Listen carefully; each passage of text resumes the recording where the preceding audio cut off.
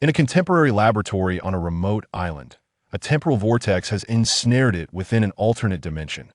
All experimental creatures such as the Komodo dragon, the green anaconda, the golden eagle, and the great white shark alongside ancient ferocious beast models like Taotie and Qiongqi have undergone a horrific transformation into savage, spiritual beasts due to the energies of time and space, scattering throughout this new world to prey upon others. The protagonist, Wang Lin, finds his consciousness trapped on the island, yet he possesses the extraordinary ability to fragment his will and inhabit the bodies of these monstros. Beasts, witnessing the grand clash of myriad races. Chapter 1, Prologue. The lightning crackled densely, as if the very heavens were being rent asunder. Is a storm approaching? Wang Lin glanced skyward, unable to restrain a curse. Those damn slackers have all gone on holiday, leaving me stranded on this desolate island. Cursing aside, he quickened his pace. He was acutely aware that the experimental subjects were no trifling matter creatures like the Komodo dragon, green anaconda, and golden eagle were capable of lethality, and should they escape, the consequences will be dire. Not to mention, there were several species of extinct animals resurrected through cloning technology. It was precisely because such affairs were best kept in shadows that the authorities had chosen to establish the laboratory on this isolated isle. With the storm looming ever closer, he had to ensure that the experimental subjects were securely contained. Just as he approached the beast cage area with urgency, a vast array of lightning descended, enveloping the entire island. Dark clouds churned above, coalescing into a colossal vortex that lifted the island from its foundations and drew it inexorably into its depths. A tremendous force tore at Wang Ling's body, leaving him with the sensation that both his corporeal form and soul were being sliced apart, piece by agonizing piece. What tormented him further was the clarity of his consciousness. Amid such suffering, he felt every pang of pain with excruciating lucidity. He could swear that no torture could even begin to compare to this torment. He screamed until his voice was hoarse, until his lungs felt as though they would burst, and in the end, only one thought remained: let me die. Alas, even death had become a distant luxury, and the desire for release was utterly unattainable. This agonizing ordeal seemed to stretch on for what felt like an eternity, perhaps even millions of years. At last, the tearing force began to wane. Wang Ling could scarcely believe that this torment had truly come to an end. He could no longer sense his body, not even the ability to move a single finger. All that remained was his consciousness. He felt as if he had transformed into a wandering spirit, stripped of the ability to see or hear, yet, paradoxically, everything around him was vividly clear. Remarkably, he could extend his awareness outward, feeling the once invisible surroundings with astonishing clarity. In that moment, the surrounding waters had vanished, and the solitary island floated like a mirage in the darkness. Beyond it lay an expanse of utter void, devoid of any tangible existence. Space and time seemed to have lost all significance. Such research ultimately defies the natural order. This must be divine retribution. Wang Ling mused, trapped in this limbo, powerless to act, even incapable of ending his own life. In truth, he no longer knew whether he was alive or dead. His emotions began to unravel, soon spiraling into madness, and ultimately, he lost all consciousness. It is unclear how long it has been since he last regained consciousness, enduring relentless torment, only to succumb to despair, madness, unconsciousness, and awakening in a perpetual cycle. Ultimately, he became increasingly numb. He lost track of how long he had been imprisoned, perhaps tens of thousands of years, perhaps hundreds of millions, or even longer. All he knew was that he had endured countless physical and psychological tortures. As the long passage of time wore on, at a certain moment, a profound and resonant hum suddenly echoed through the void, striking against Wang Ling's will with an overwhelming force. Soon after, the isolated island radiated a dazzling brilliance, illuminating everything with a crystalline clarity. Countless beams of light erupted from the island, dispersing in every direction, each one encapsulating myriad enigmatic scenes, as if seizing a fleeting moment from the river of Ti, solidifying it for eternity. The radiant glow enveloped the experimental subjects on the island, bathing them in divine light, causing their forms to become ethereal, then to twist, aberrate, and be reshaped. This transformation was not limited to living beings. Even the ancient ferocious beast models stored there underwent the same metamorphosis. Subsequently, these illusory bodies surged forth from the island, each stepping onto a luminous pathway. The spectacle was enough to render one faint with terror. Yet Wang Lin had grown so numb that he felt little emotional upheaval. He quietly observed this extraordinary scene and suddenly realized a crucial truth. They are about to leave this place. He attempted to project strands of his will, attaching them to these fierce beasts as they scattered in all directions. Although Wang Lin remained unable to escape, he could perceive the world beyond through those tenuous strands of will. This was a magnificent epic beyond imagination. The escaped beasts inhabit their respective corners, ceaselessly exploring and preying upon their surroundings. Vast ancient lands are being cultivated, hidden realms unearthed, and treacherous territories conquered.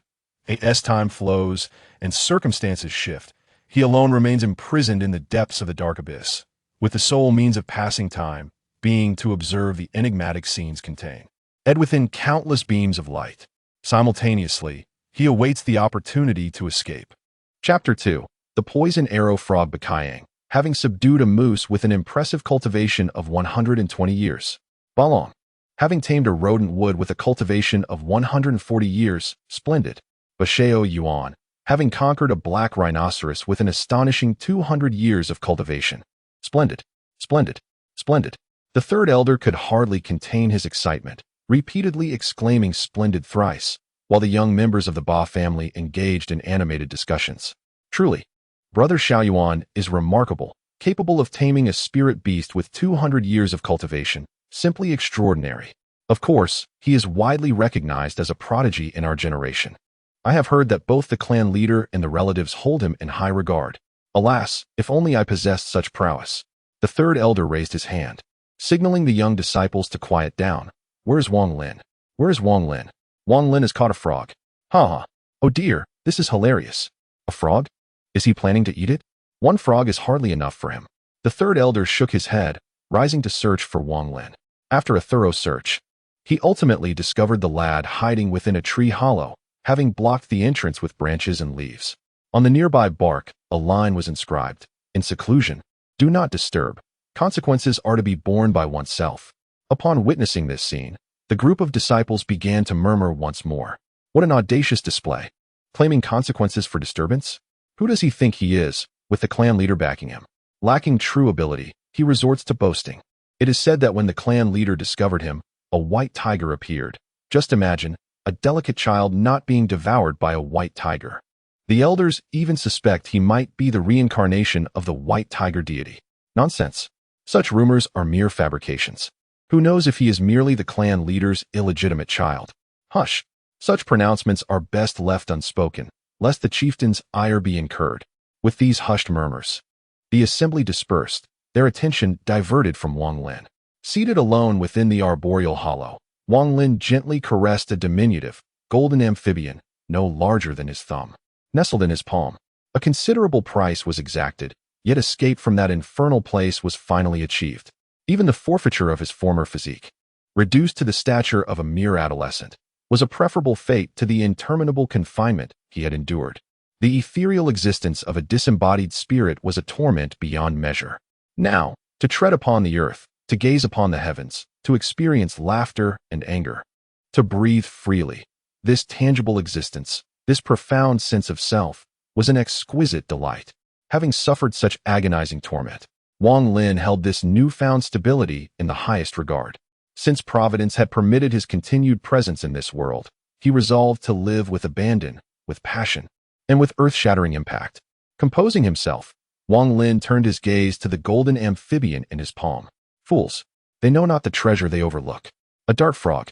This seemingly innocuous golden amphibian was the very dart frog that Wang Lin had brought with him, an anomaly in this world, perhaps unique in all creation. When the experimental subjects escaped, Wang Lin had imbued them with a fragment of his will, enabling him to perceive the external world and comprehend its rules. In this realm, plants and beasts that survived for a century or more attained enlightenment, developing sentience, and evolving into spiritual entities. These entities, known as spiritual flora and fauna, collectively referred to as spiritual beings, possessed formidable strength and the ability to shapeshift. The cultivation of spiritual beings progresses with the passage of years and can also be augmented by consuming other spiritual entities. Thus, people establish a baseline of strength based on the cultivation typically acquired in a year. However, it is essential to note that the years of cultivation do not equate to lifespan, as one may enhance their cultivation through hunting and consumption.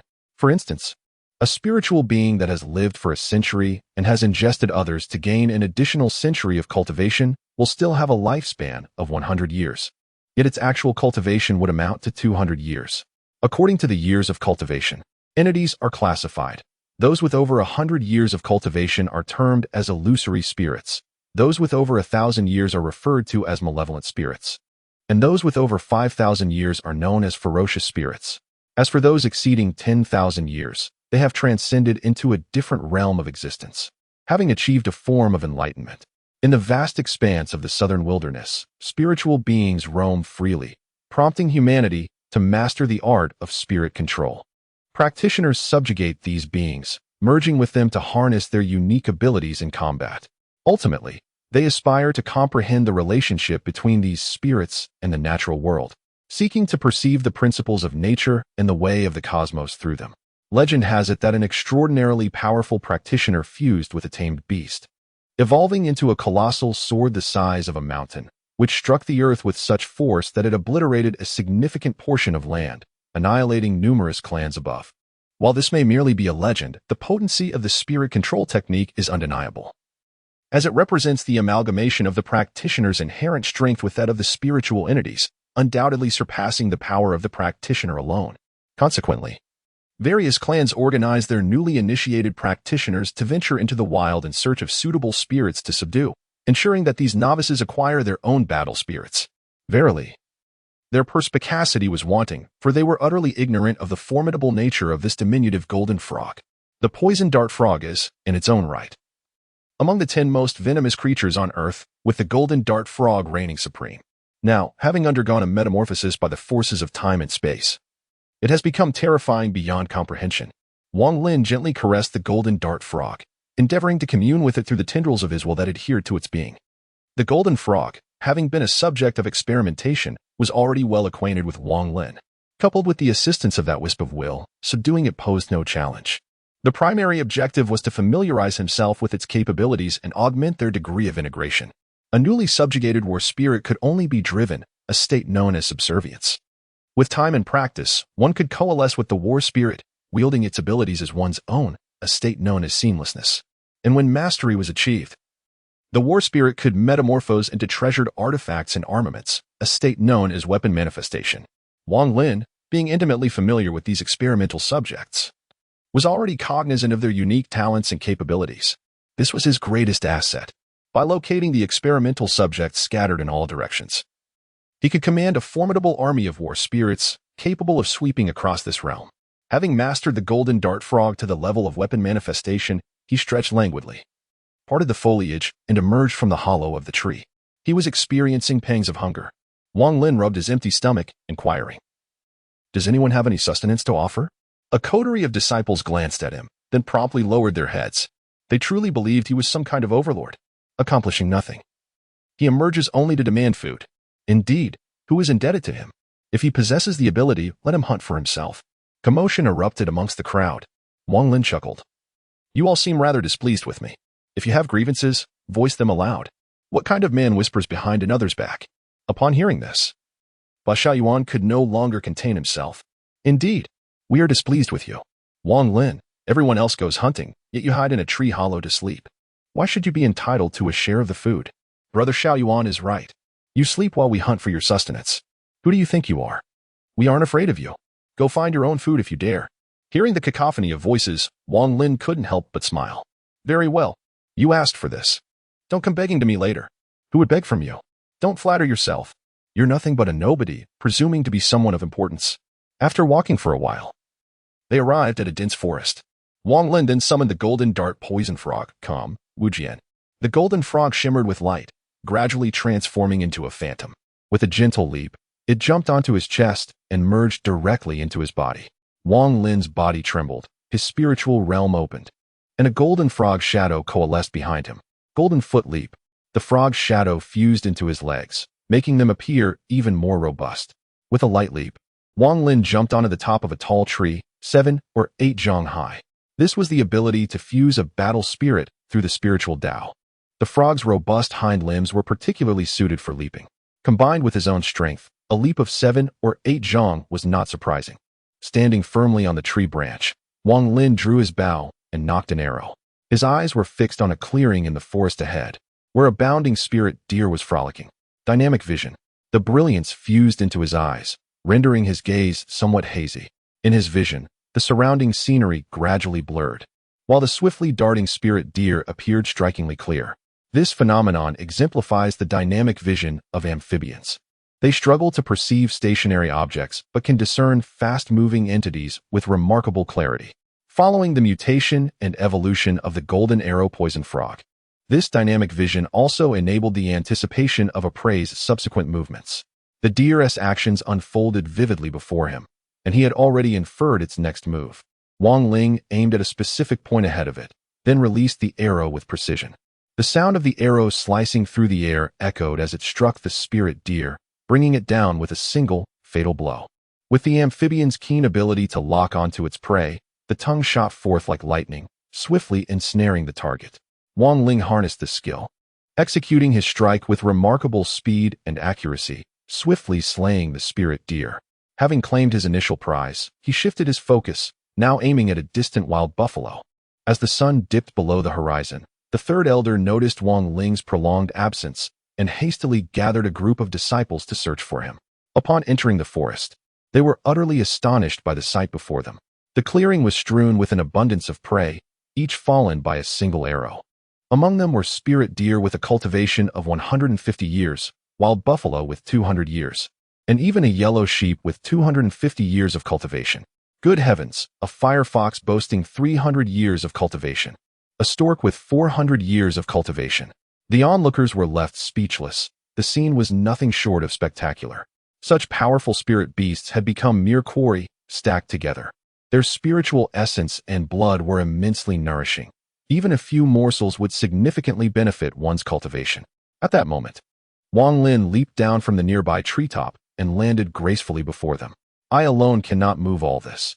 Everyone come and lend a hand. The crowd, roused from their stupor, hurriedly stepped forward to carry away the spoils. Observing their drooling expressions, Wang Lin revealed a cold smirk. Do you wish to eat? Yes, yes, they eagerly replied. Then why not call me grandfather right away? Grandfather, grandfather, grandfather. Chapter 3. The strange phenomenon deep within the dangerous realm. Compared to the impending feast, their cries of grandfather were utterly insignificant. Wang Lin proceeded to dissect the white stork, which had accumulated 400 years of cultivation, extracting its vital essence, and added, "Roast this stork for me. No one is permitted to touch it. The rest is yours to enjoy." Of course, of course. The crowd quickly smiled ingratiatingly. You should choose first. Wang Lin nodded in satisfaction, and then slipped back into the tree hollow, covering the entrance with branches and leaves. For the children outside, the prospect of becoming cultivators and acquiring battle spirits was exhilarating, but to Wang Lin, it was hardly a cause for celebration. It merely represented the first step on an endless journey. Thus, he found no inclination to frolic with a bunch of aimless youths. He would rather devote that time to solitary cultivation. This vast land of great cultivators practiced the spirit path, which comprised 3 main components: self-cultivation, nurturing life, and refining consciousness. Self-cultivation involves tempering the body. Nurturing life pertains to nourishing qi and blood, while refining consciousness is about honing the sea of consciousness and opening the realm of awareness. These 3 are intertwined, inseparable from one another. Physical constitution is the foundation. Without a robust physique, one cannot sustain formidable power. Vital energy is the underpinning. The various skills of spiritual entities are conveyed through vital energy to all parts of the body and manifested by relying on vital energy. And the realm of consciousness is the nexus. Cultivators subdue spiritual entities through the power of will contained within the realm of consciousness, establish connections with spiritual entities, and issue various commands. Even in later stages, It is through the realm of consciousness that one comprehends the natural principles mastered by spiritual entities, thereby gaining insight into the great Tao of heaven and earth. Therefore, the system of spirit control Tao determines the level of cultivation based on the strength of the realm of consciousness. Because the strength of the realm of consciousness directly determines how much power can be unleashed. Although the body ultimately needs to bear it and vital energy needs to sustain it, if not much power can be unleashed, then being able to sustain more is just an empty vessel. Of course, unleashing power also requires sufficient support to be exerted. So physical constitution and vital energy are also important, hence the saying that the three are inseparable, but the realm of consciousness is the fundamental. The so-called refining consciousness and opening the realm of consciousness is to open up a space within the sea of consciousness, and then continuously refine and expand it, allowing the space to become larger and evolve into various different scenes and forms. In the end, it can even be refined into a world, a heaven and earth, which is the so-called realm of consciousness. The strength of the realm of consciousness from low to high is respectively called ascending the hall, forging the palace, opening the mansion, for directions, 6 harmonies, 8 desolations, cleaving the land, and opening the territory, which are the names of the various cultivation realms. Having successfully cultivated a space within his sea of consciousness, an ordinary individual ascends to the rank of a formal cultivator, thereby attaining the threshold of cultivation. Wang Lin, along with his cohort of disciples, has achieved precisely this milestone, having recently inaugurated their realms of consciousness and become threshold cultivators. Consequently, they are led by the third elder to subdue their respective battle spirits. He settled into a cross-legged posture, composing himself entirely. With his palm resting upon the golden dart frog, he endeavored to establish a connection through his will. The dart frog possesses a myriad of abilities, some of which Wang Lin had previously discerned and deployed. Now, he sought to comprehend an additional, esoteric faculty. Ordinarily, the dart frog exhibits a predilection for remaining stationary, a manifestation of its communion with nature. Its seemingly indolent repose belies the subtle undulations of its abdomen and the rhythmic opening and closing of its mouth. With each exhalation and inhalation, it ceaselessly assimilates the essence of heaven and earth, employing it to refine its being. Each undulation resonates with the principles governing the flow of vital energy, while each opening and closing harmonizes with the rhythms of nature. The intricacies therein represent the culmination of millennia of evolution, an enigma largely impenetrable to the uninitiated. At this juncture, Wang Lin's objective was to comprehend the arcane nature of this method, transmuting it into a cultivation technique tailored to his constitution. He diligently strove to decipher its underlying principles, meticulously extrapolate its practical applications, and assiduously rectify its imperfections. Gradually, a comprehensive cultivation method crystallized, henceforth known as the Golden Frog's nascent breath technique. Having meticulously fortified his consciousness realm repeatedly, Wang Lin was acutely aware of the imperative to establish an unshakable foundation. Neglecting this could lead to imperfections that, while initially inconsequential, would later manifest as debilitating flaws when attempting to transcend into higher realms, potentially impeding advancement or even resulting in stagnation. After 3 days, Wang Lin successfully solidified his consciousness realm, thereby ascending to the intermediate stage of the Hall entry realm, thanks to the formidable cultivation technique, Golden Toad Breath Control. Upon opening his eyes, he beckoned to the poisoned dart frog, which transformed into a spectral projection and leaped into his forehead, disappearing from view. Within the confines of his consciousness realm, a diminutive golden toad now resided, resting serenely. This exemplified another utility of the consciousness realm. It allowed battle spirits to exist in ethereal form, nurtured by the power of the spiritual sea. Simultaneously, the consciousness realm, attuned to its master's will, facilitated a deeper understanding of the natural order of the world, fostering mutual growth. This explains why the consciousness realm dictates the level of cultivation. A larger realm can accommodate larger and more numerous battle spirits. Having completed his cultivation, Wang Lin emerged from the tree hollow to be greeted by his fellow disciples, who eagerly offered him white stork meat, water, and a towel, demonstrating their attentiveness. Wang Lin nonchalantly sat down and devoured the white stork meat with gusto, much to the envy of the others. Noticing that many disciples had already packed their belongings, he inquired, "Are you departing?" Following the third elder's gaze. In the deepest part of the misty swamp, for crimson glows could be faintly discerned, ascending towards the firmament like four sharp swords piercing the heavens. After assailing the water for quite some time, the group of cultivators had scarcely managed to eliminate a few fish, let alone disperse them. These spectral fish proved exceedingly difficult to contend with. What was to be done? Without exterminating or banishing them, harvesting the emerald vine fruit was simply not feasible. Just as their resolve began to wane, a young man, nearing 20 years of age, stepped forth from the assembly. His consciousness abruptly expanded, and a razor-horned gray ram materialized beside him, gradually dissolving into a shadow that leaped onto his chest and melded into him. A radiant aura enveloped his form, and the spectral image of a gray ram coalesced behind him. With a forceful flourish, the young man brandished two curved blades, releasing two incomparably sharp beams of light that transmuted into the form of an immense ram's head, its keen, blade-like horns aimed directly into the water. Boom! The sheer force of the impact caused the river to erupt, sending waves soaring several meters into the air. Countless corpses of blade-mouthed fish were flung skyward, only to plummet back down, their pale bellies exposed as they floated lifelessly upon the surface. At a glance, this single strike had claimed the lives of dozens. This astonishing spectacle ignited a chorus of cheers among the crowd. How formidable! Brother Qiongqi is truly remarkable. This is the might of the mid-stage palace builder realm. Brother Qiongqi's razor-horned gray ram has been honed to the pinnacle of seamlessness. It appears that the manifestation of a phantom weapon is imminent. Indeed, securing this emerald vine fruit should facilitate his advancement to the late-stage palace builder realm, bringing the opening of his mansion within reach. The gentleman delicately wiped the perspiration from his brow, a subtle smile gracing his lips at the compliments bestowed upon him. However, his gaze, once directed towards the river, abruptly froze. Though several knife-edge fish had perished, their numbers were negligible compared to the whole. The remaining fish, undeterred, continued their circular dance. Noticing this, the others fell silent, their earlier mirth extinguished. These infernal fish possess centuries of cultivation. Eradicating or dispersing them will be no simple feat, the man muttered, his eyes fixed intently on the school, a hint of resignation in his tone.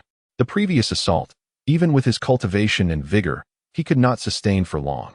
It seemed their current numbers were insufficient for the task.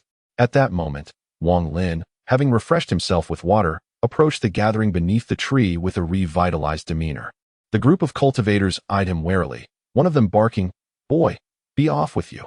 Undaunted, Wang Lin remained focused on the verdant creeper fruit, calculating its position and trajectory. Noticing his intent gaze, someone scoffed, "You desire the creeper fruit as well? You must be dreaming."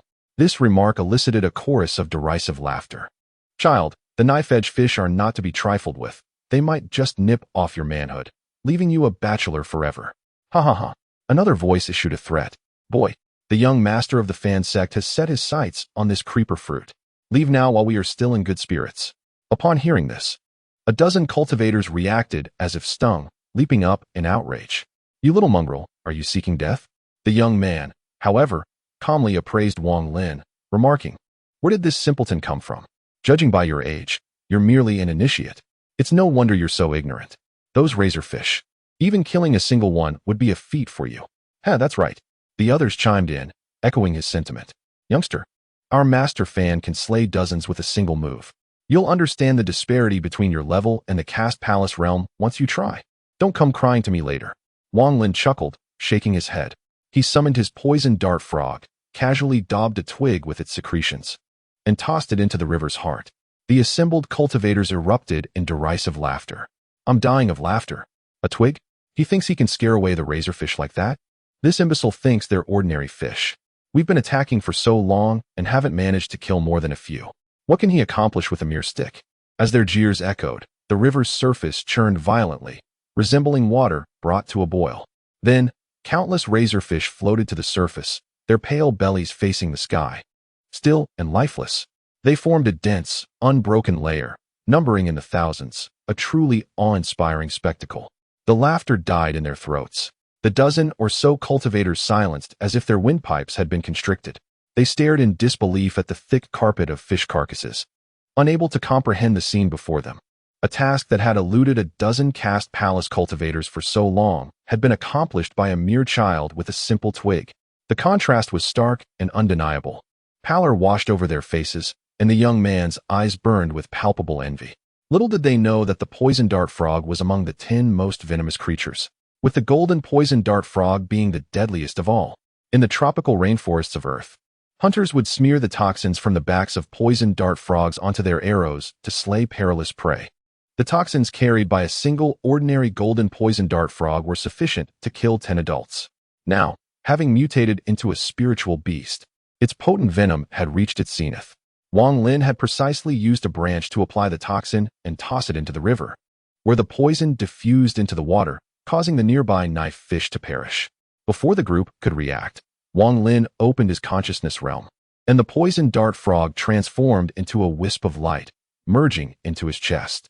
A phantom image of a venomous frog arose behind him, rapidly fusing into his legs, rendering them even more robust. Golden foot leap. He had already calculated the position and angle. At that moment, utilizing the poison dart frog's leaping ability, he soared 7 or 8 zhang in a single bound, landing directly on the tip of the vine. With lightning speed, he reached out and plucked the green creeper fruit. All of this transpired in the blink of an eye. By the time the dozen or so cultivators had reacted, Wang Lin had already landed firmly, stowing away the green creeper fruit. Now, shouldn't you address me as grandfather? The group of cultivators stared blankly at Wang Lin, taken aback for a moment. Their disbelief gradually transformed into fanaticism and avarice. That's right, he's just a mere child. Immediately, the young man stepped forward, cupping his fist towards Wang Lin with a forced smile, and said, "Young brother, you have remarkable skill.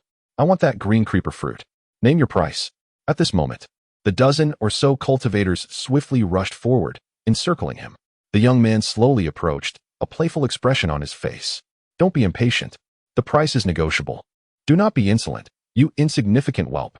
Another voice menaced. "This is Fan Chi Yin, scion of the Fan clan. Be wise, surrender the green ivy fruit, and your safety shall be guaranteed." Chapter 5. Phantasmal Armaments. Fan Chi Yin? Who is he? I have never heard of him. Wang Lin, upon hearing the name, dismissed it with a wave of his hand. I cannot be expected to recall every Tom, Dick, and Harry. Ha ha ha. The youth of today are amusing indeed. A cruel smile crept across Fan Chi Yan's lips. "Boy, you are perhaps unaware of my dreaded reputation. Many from your esteemed clans have perished by my hand. Oh dear, you have truly frightened me to death." Wang Lin gently wagged his finger. "Have you concluded your tedious prattle? My patience wanes. I shall grant you one final opportunity. Depart, or meet your demise. Then there is no other recourse." Fan Chi Yin gestured grandly. "Kill." Instantly, a dozen individuals summoned their battle spirits. Troublesome. A glint of ruthlessness flickered in Wang Lin's eyes as he casually seized his bow. With a surge of vital energy and the unveiling of his spiritual domain, Wang Lin was enveloped in golden light. The golden poison dart frog leaped forth, transforming into a spectral image that plunged into his chest, instantly coalescing into a frog-shaped silhouette upon his back. The bow in his grasp was drawn taut, and golden light condensed, forming 5 arrows arrayed in parallel. Poison-imbued golden arrows. With a release, the 5 golden, phantasmal arrows shot forth, trailing golden streamers as they hurtled towards their respective targets with lightning speed. Despite being cultivators of the palace forging stage, the Fan clan members reacted swiftly to Wang Lin's assault, dodging and merging their battle spirits as one, brandishing their weapons in an attempt to parry the attack. However, the poison dart frog was a malevolent spirit with millennia of cultivation, capable of contending even with those in the Four Directions realm. Thus, the mere casting palace realm posed no significant challenge. Instantly, 3 of the luminous arrows pierced the bodies of 3 individuals, who stared in disbelief as blood gushed forth, unable to comprehend how they could fall prey to a mere child. The 2 individuals furthest away were comparatively fortunate, having managed to evade being struck in vital areas, instead suffering hits to their arms. Yet, before they could exhale in relief, an excruciating, burning agony surged through their arms, accompanied by a chilling sensation throughout their bodies, causing cold sweat to pour forth uncontrollably and their breathing to become labored. Glancing down, they observed their wounds festering and turning black. "Poison," they managed to utter in a harrowing scream before collapsing lifelessly to the ground. Such was the terrifying potency of the poison dart frog's venom. Truly a swift killer upon entering the bloodstream. Having lost 5 individuals in an instant, The remaining cultivators from the Fan family gnashed their teeth in vehement hatred, their rage surging like a tidal wave as they swarmed forward, intending to tear Wang Lin to shreds. Kill this little bastard. Finish him off. Avenge our brothers. Various spiritual lights intermingled, converging upon Wang Lin. Unexpectedly, Wang Lin sneered disdainfully as golden light enveloped his eyes. Dynamic vision. As dynamic vision activated, the surrounding scenery blurred into a hazy expanse, while, in stark contrast, the movements of the Fan family cultivators became slow and distinct, even allowing him to predict their eventual attack trajectories. Subsequently, the golden frog's phantom enveloped his legs, golden foot leap. With nimble agility, Wang Lin bounded away a distance of 70 or 80 feet, evading the encirclement of the crowd. Once more he drew his bow, the golden toad transforming into 5 radiant arrows knocked upon the string. Envenomed golden arrows. The quintet of luminous projectiles streaked towards their respective targets, their trajectories calculated with exquisite precision.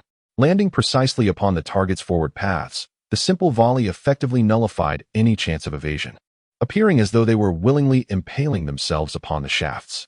The faces of the 5 men paled as they realized the futility of their attempts to dodge, leaving them with no recourse but to summon the full power of their battle spirits in a desperate bid to intercept the arrows.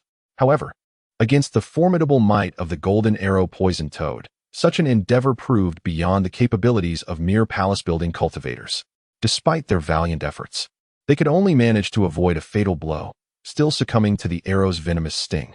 Given the mutated potency of the poison dart frog's venom, the distinction between a fatal and non-fatal strike was negligible.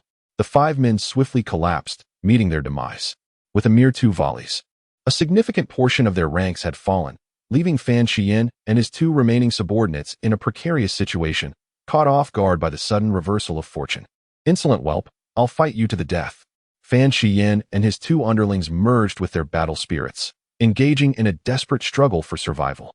Serpentine vines entwine, mountain-cleaving bite, ashen rams wrathful horns.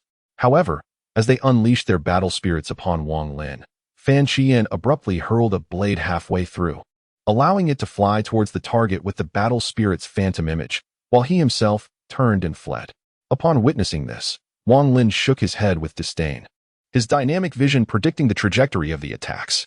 He once again employed the golden foot leap, shifting a few feet laterally. Subsequently, he drew back the bowstring, the phantom image of the poison dart frog behind him reshaping itself into the true form of the poison dart frog, which lightly leaped onto the bowstring. Phantom soldier. With a hushed utterance, Wang Lin transmuted the golden poison dart frog, its form etherealized, contorted, and remolded into a resplendent, gilded arrow poised upon the bow. A phantasmal weapon? Is that a phantasmal weapon? The 2 Fan clan cultivators shrieked in terror. Fan Qian, upon hearing their cries, trembled violently, lamenting his parents' failure to grant him additional limbs for a swifter escape. Phantasmal weapon. The initial command of a spiritual entity is termed subservience. An unspoken rapport culminating in seamless fusion is known as interconnection, and the masterful manipulation of a battle spirit to conjure forth treasures and armaments is revered as phantasmal weapon. The cultivator realm proclaims, to not attain the phantasmal weapon is to feign mastery over spirit control. While hyperbolic, this pronouncement underscores the phantasmal weapon's significance. Subservience merely harnesses the spirit's inherent power, and interconnection only melds the strength of cultivator and spirit. Only the phantasmal weapon amplifies and unleashes power to its zenith. The Fan clan cultivators never fathomed that Wang Lin had evolved the golden poison dart frog to the level of a phantasmal weapon. Had they known, they would have abstained from provoking him. Alas, it was too late. Wang Lin's lateral shift had positioned him upon an impeccable line of execution. From his vantage, the onrushing spectral forms of battle spirits, the 2 Fan clan cultivators, and Fan Qian were all aligned upon a single axis. Phantasmal execution, golden arcane arrow.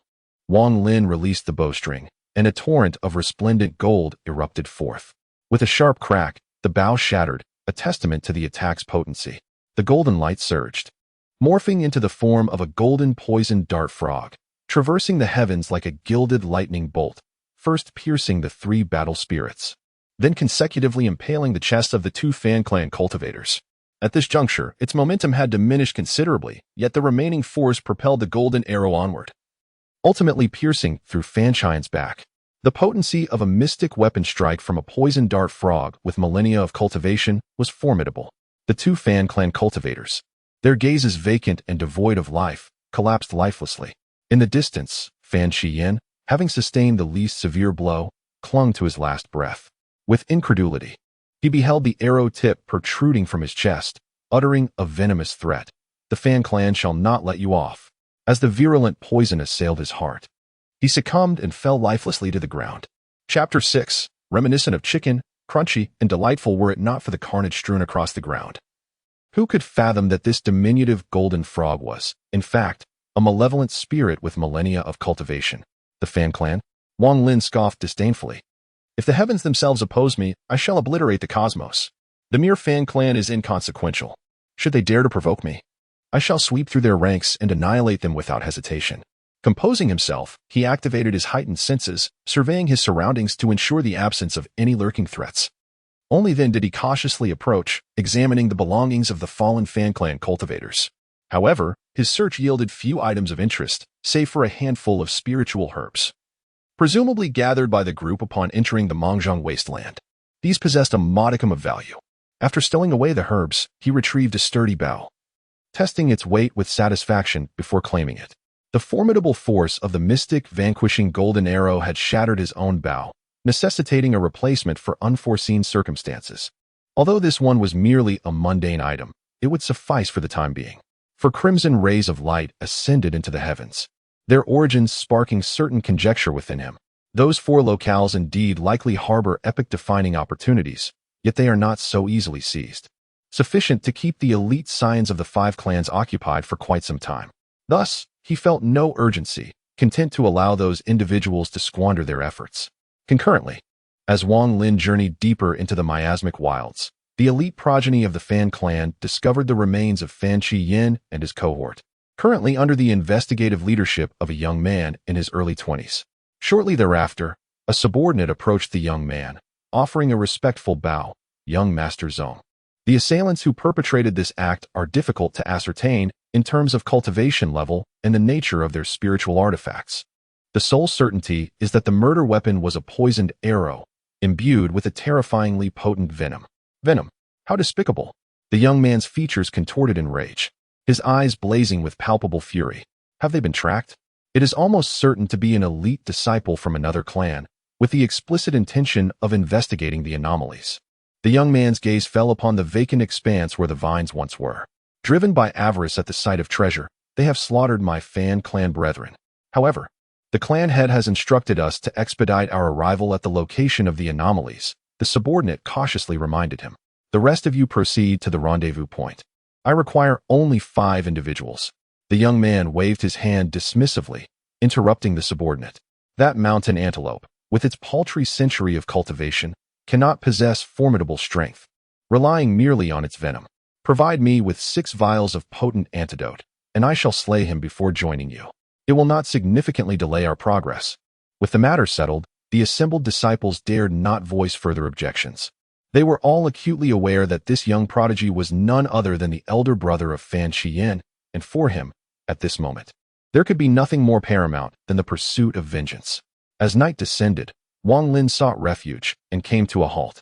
After consuming a modest meal to replenish his strength, he seated himself on the ground and retrieved the precious essence of stork blood he had previously acquired. The blood essence, a concentrated elixir derived from the vital lifeblood of spiritual beasts, lies hidden within their hearts, imbued with the potent vitality of these creatures, serving to enhance the physical prowess of cultivators. Cultivators are categorized based on their innate qualities, which differ in terms of body, fate, and consciousness, classified into 5 tiers: mortal, profound, spiritual, sovereign, and emperor, each of which is further divided into 4 grades: lower, middle, upper, and extreme. It is crucial to distinguish between innate quality and cultivation. The former serves as a vessel, while the latter represents the contents within.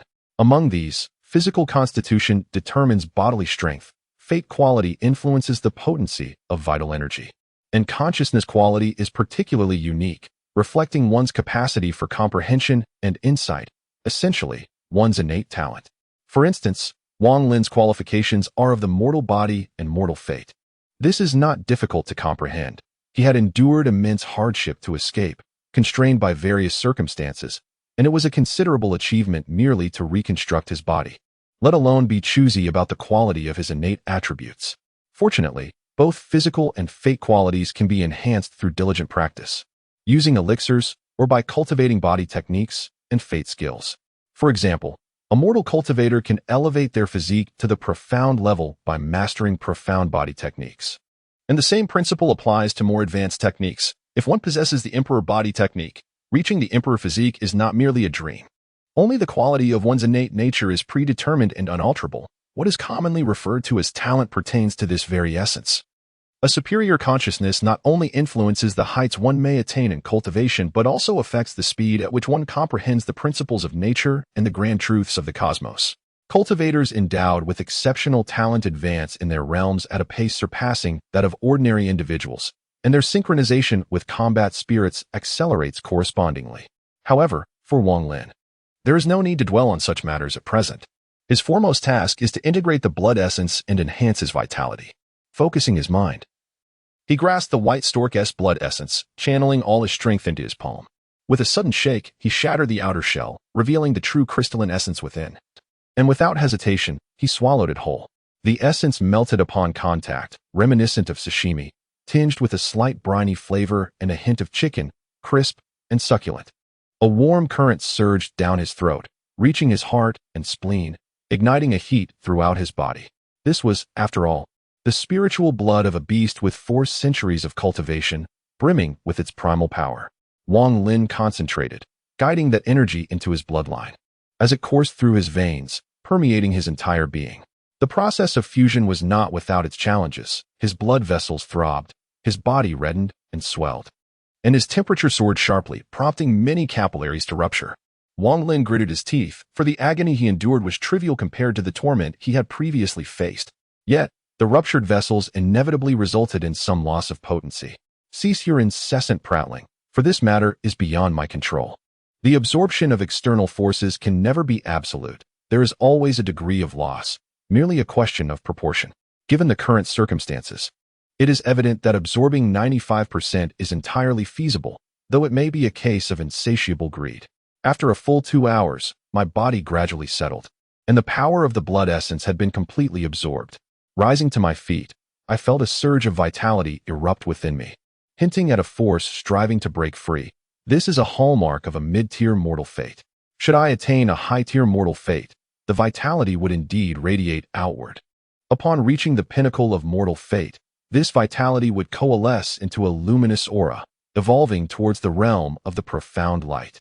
Once the profound light is achieved, it signifies an entry into the domain of the profound fate. Chapter 7. The Komodo dragon. After a brief respite and a sip of water to replenish the fluids lost to my earlier exertion, I noted that dawn was still a few hours away. I remained unhurried and retrieved a green ruoff fruit. This fruit, imbued with the essence of heaven and earth, is known to facilitate the enhancement of one's cultivation. Without hesitation, I consumed it in one swift motion. The juice flowed down my throat like ambrosia, invigorating my entire being and filling me with an extraordinary vitality, an indication that the essence of heaven and earth was beginning to affect my consciousness. With each breath, a rhythm emerged, as the vital energy continuously flowed into my being, refining my consciousness and its domain. However, the journey to elevate one's consciousness is an exceedingly protracted endeavor, and while rare spiritual herbs can aid and expedite this process, I resolved to delay no longer. At the break of dawn, I would resume my journey. He advanced steadily, cultivating his skills along the way, utilizing several spirit herbs he had seized from the cultivators of the Fan family. After several days, he finally arrived at the innermost depths of the miasma marsh, achieving a significant enhancement in his cultivation to the late stage of the ascension. Upon entering this place, the surrounding scenery began to transform. The lush greenery was replaced by a haunting crimson hue. Blood red. As far as the eye could see, everything was drenched in a shade of blood red. Fields, hills, and vegetation all bore this gory tint. Even the puddles and the flowing streams reflected the same, as though blood was perpetually coursing through them. The very heart of the miasma marsh was known as the blood wasteland. It appeared as though countless streams of blood had been spilled here. The origins of this phenomenon remained a mystery, and no one knew what lay in the depths. Only that the name Blood Wasteland was accompanied by innumerable terrifying legends. Wang Lin surveyed the surroundings, quietly sensing the faint will that lingered in the atmosphere. For centuries, no one had emerged alive from the depths of the Blood Wasteland.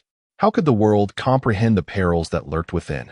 The area was unsettlingly silent, and it would be expected that the core of the miasma marsh, the Blood Wasteland, would be teeming with potent spiritual entities. Yet there was not a hint of their presence. What an ominous existence it must be, consuming all nearby spiritual entities as if they were mere delicacies. Wang Lin understood all too well what this implied, and he couldn't help but chuckle softly. Shaking his head, little did the world know that this crimson expanse was indeed stained with countless years of spilled blood. A testament to the countless corpses and the rivers of blood that had transformed the very essence of this land. How much blood must have been shed to irrevocably alter the character of this terrain? With a slight focus of his mind, Wang Lin rode his mountain goat deeper into the Blood Wasteland, sensing that faint thread of will was drawing near. After several hours of travel, a sudden commotion broke the silence ahead, a clamor of battle. Is anyone there? Wang Lin frowned slightly, pondering who among the reckless dared to venture into the Blood Wasteland and provoke that creature. He quickened his pace, and after traversing another mile, he beheld a scene upon the open field. A young female cultivator was engaged in combat with a spirit beast. The girl appeared to be around 16 or 17 years of age, clad in a fiery red outfit that accentuated her long, graceful arms and legs, revealing a healthy wheat-colored complexion.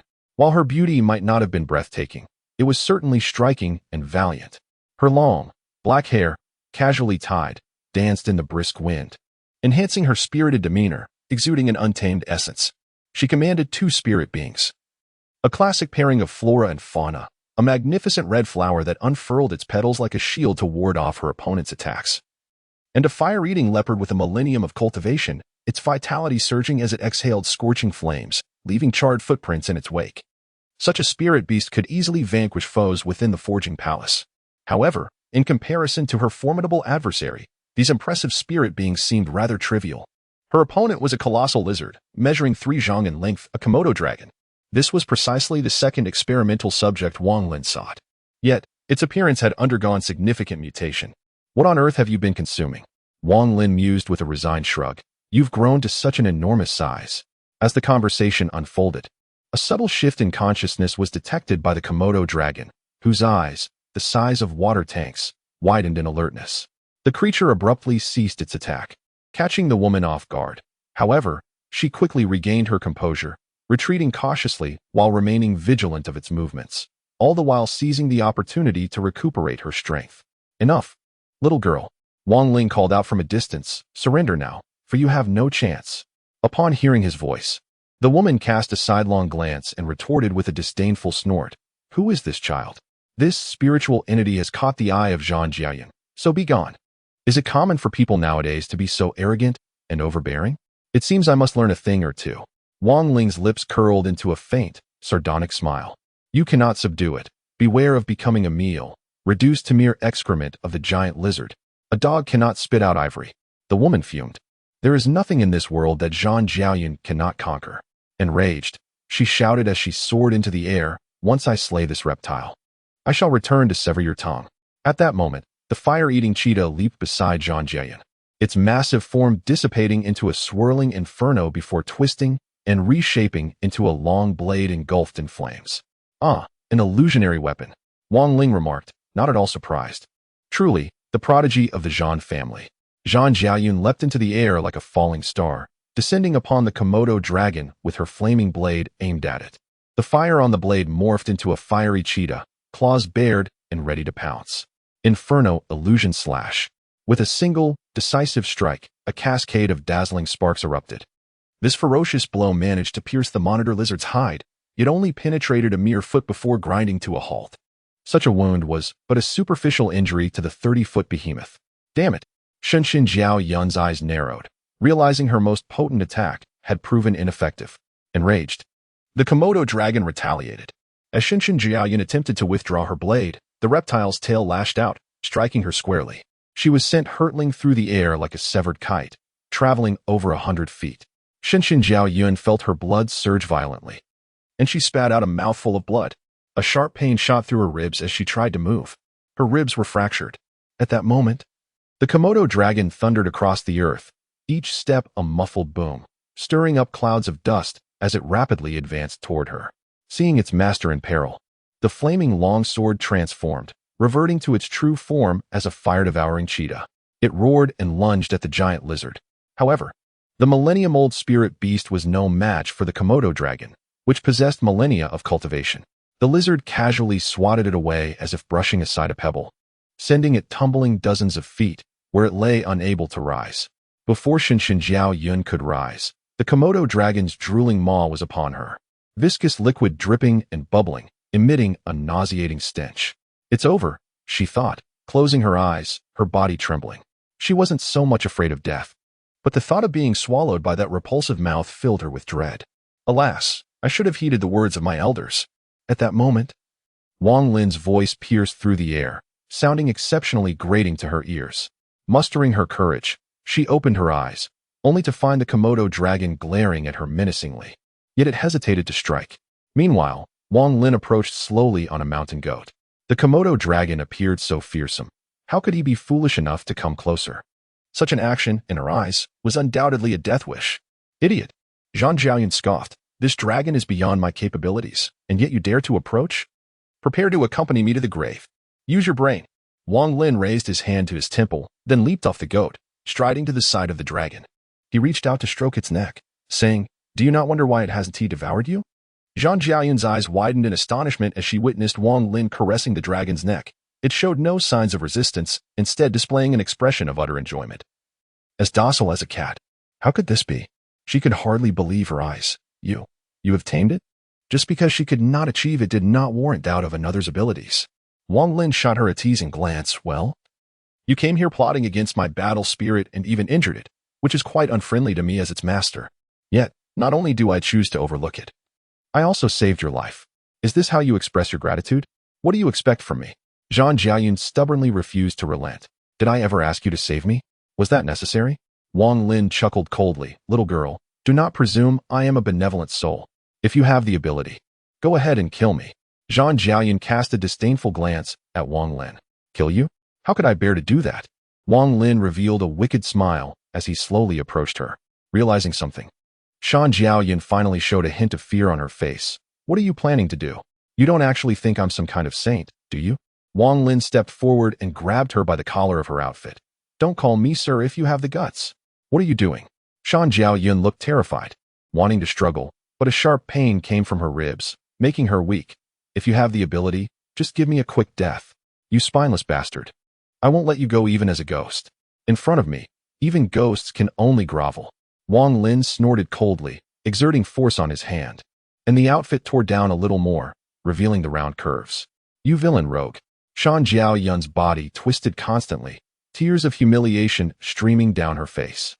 At this moment, she was finally frightened. I beg you, please let me go. Wang Lin stopped and was slightly stunned. What did you just say? I said. Zhang Jiaoyun desperately crawled backward, trying to escape the clutches. Please let me go. Wang Lin shook his head. The previous sentence. Previous? I said, you villain, rogue.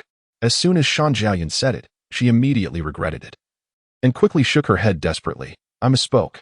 She was afraid that these words would anger Wang Lin, and quickly wanted to change her words. That's the sentence. Unexpectedly, Wang Lin nodded in satisfaction and let go. I love hearing that. That's more like it. Zhang Jiaoyun was dumbfounded. There are people in this world who actually like others calling them villains and rogues. I am a villain and a rogue. Wang Lin grinned and waved his hands. Jiaoyun, startled, let out a frightened cry and quickly stepped back. The adolescent before her exhibited such erratic moods that she found it utterly impossible to fathom his thoughts, instilling within her an inexplicable sense of dread.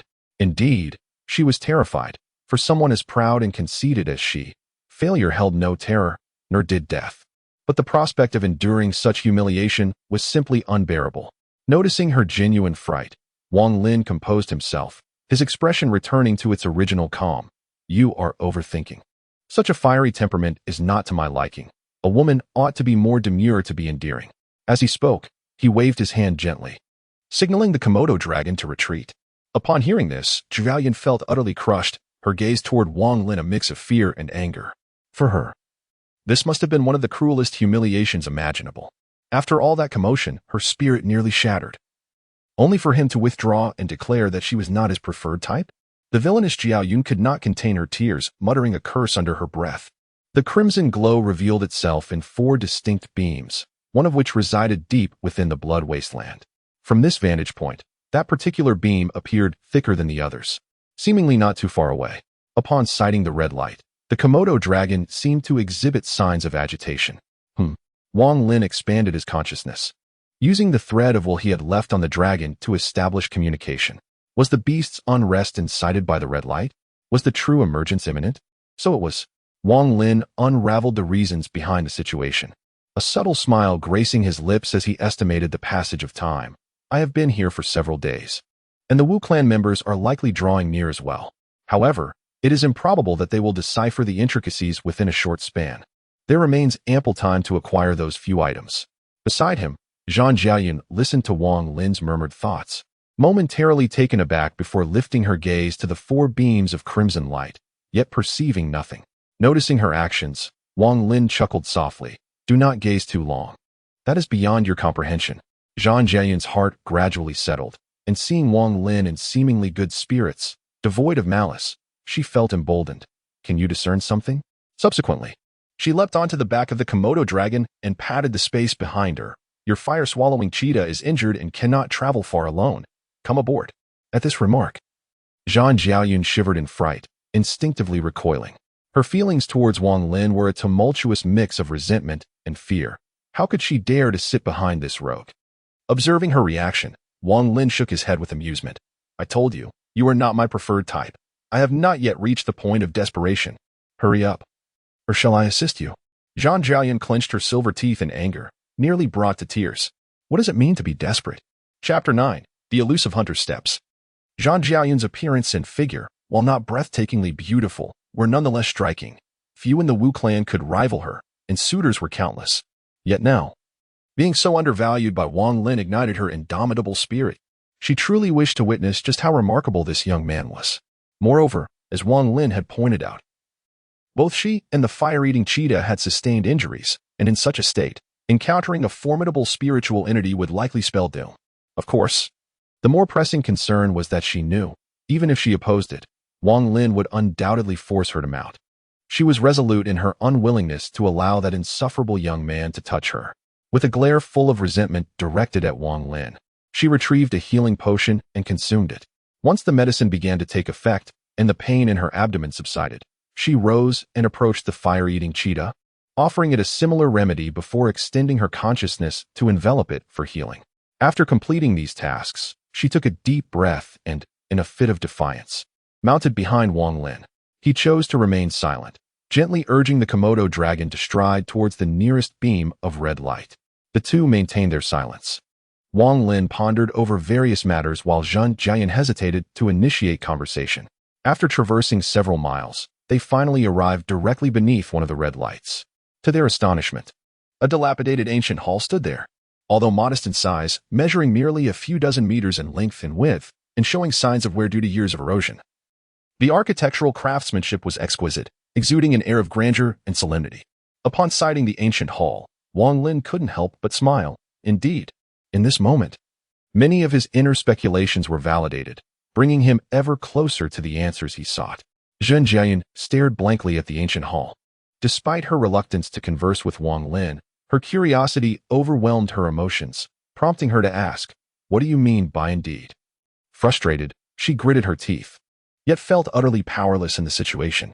Upon entering the ancient hall, the two individuals were greeted by an expansive space devoid of partitions, supported by numerous robust columns. The ground was adorned with an intricate and enigmatic design, predominantly shaped like a triangle. The sight of this design dispelled the doubts swirling in Wang Lin's mind, and he felt an immediate sense of relief. It all made sense. Without waiting for Zhang Jiayan to speak, he took it upon himself to sit down in a corner. Let us rest for 2 days before continuing. You should also take the opportunity to heal your injuries. Zhang Jiayan wished to voice her thoughts, but at that moment, Wang Lin had already closed his eyes, seemingly oblivious to everything around him. With a frustrated stomp of her foot, she settled down on the opposite side. However, With 2 of her ribs fractured, she indeed required some time for recovery. So she was not overly resistant to the idea.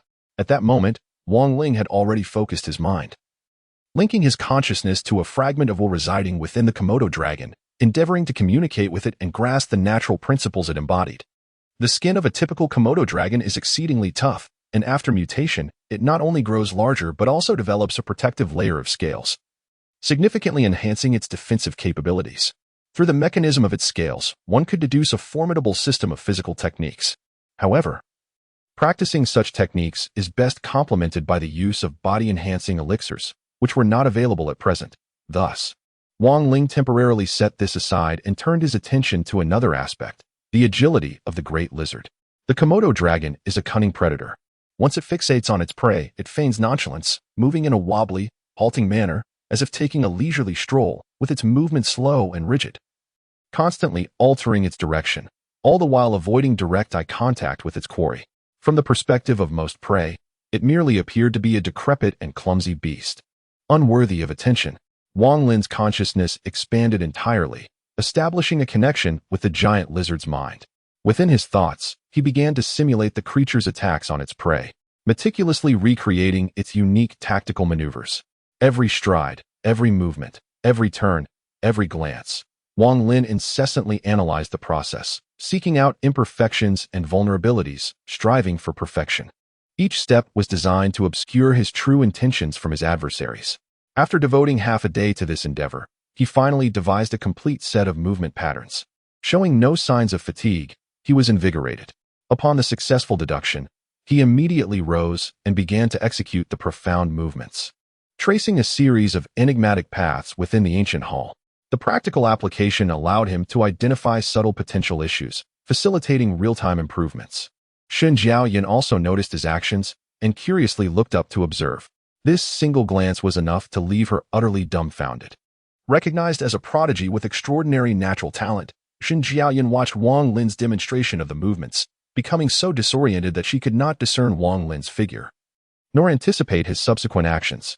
Recognizing this to be an arcane movement technique, Sun Jiaoyan calmed herself, focusing intently on Wang Lin, and mentally simulating Wang Lin as her opponent, attempting to decipher the movements. However, once he entered a certain range, he would lunge forward with the force of a thunderclap, his speed unparalleled, leaving Sun Jiaoyan unable to react. Jiang Yunin had no choice but to concede. She realized a profound truth. Had she truly been Wang Ling's equal, she would have faced countless assaults by now. After a considerable period, Wang Ling paused, gently wiping the beads of sweat from his forehead, exhaling a long breath of stagnant air. Not bad. This technique is known as the mysterious shadow hunt. While Wang Ling practiced his technique, the elite disciples of the Wu clan gathered at the Miasma Marsh. Have you heard? Bai Jingqing of the Bai clan has slain an 800-year-old spirit beast and obtained its complete blood essence. That's old news. Zheng Shan of the Zheng clan has harvested a 1,000-year-old Qinglan herb. That pales in comparison. However, Xiang Wentian encountered a 2,000-year-old spirit tree and successfully subdued it as a battle spirit. A 2,000-year-old spirit tree? Remarkable. With several prodigies flocking to the Miasma Marsh, it is truly a harvest of opportunities. Of course, fortune and peril are always intertwined, and in these past days, dismal tidings have consistently emerged. Fan Xiyan of the Fan clan, along with over a dozen elite disciples, fell victim to a massacre, and it is said that Fan Changfeng is in pursuit of the assailants. Over 20 elite disciples of the Jiang clan encountered a 3,000-year-old spirit beast, leaving no remains. Rumor has it that Jiang Yunin is also missing. A 30-member squad from the Zheng clan was completely annihilated, with even the accompanying elder unable to escape. And the manner of their demise was tragically bizarre, leaving no clarity on how they perished. Such events have been unfolding continuously in the Miasma Marsh. Chapter 10. The blood pathogen. Seeing that Wang Ling showed no intention of pursuing, allowing Fan Changfeng to escape with his severed arm, Jiang Yunin could not help but cast a puzzled glance at him. She could hardly believe that this rogue would grant Fan Changfeng a reprieve. He surely harbored some ulterior motives. As she spoke, she approached the Komodo dragon and mounted its back. Although Zhang Jiayan's injury had largely healed, the terror emanating from Wang Lin made her cautious. She obediently followed and positioned herself behind him. The giant lizard then set off with the two of them aboard. Not long into their journey, they spotted Fan Chongfeng leaning against a tree, appearing to be in excruciating pain. Zhen Jiayan gasped in shock and moved closer, noticing an empty vial beside Fan Chongfeng. His clothing was torn, and he desperately pressed against his severed arm in a futile attempt to staunch the bleeding. Yet blood continued to seep out, staining the ground a vivid red.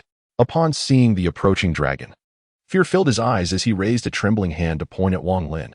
"What sorcery have you cast upon me? Why can't the hemostatic medication stop the bleeding?" Wang Lin let out a cold laugh and turned to Zhen Jiayan. "Now do you comprehend the origin of the blood disaster? A single bite from the Komodo dragon causes the blood to flow endlessly, leading to certain death.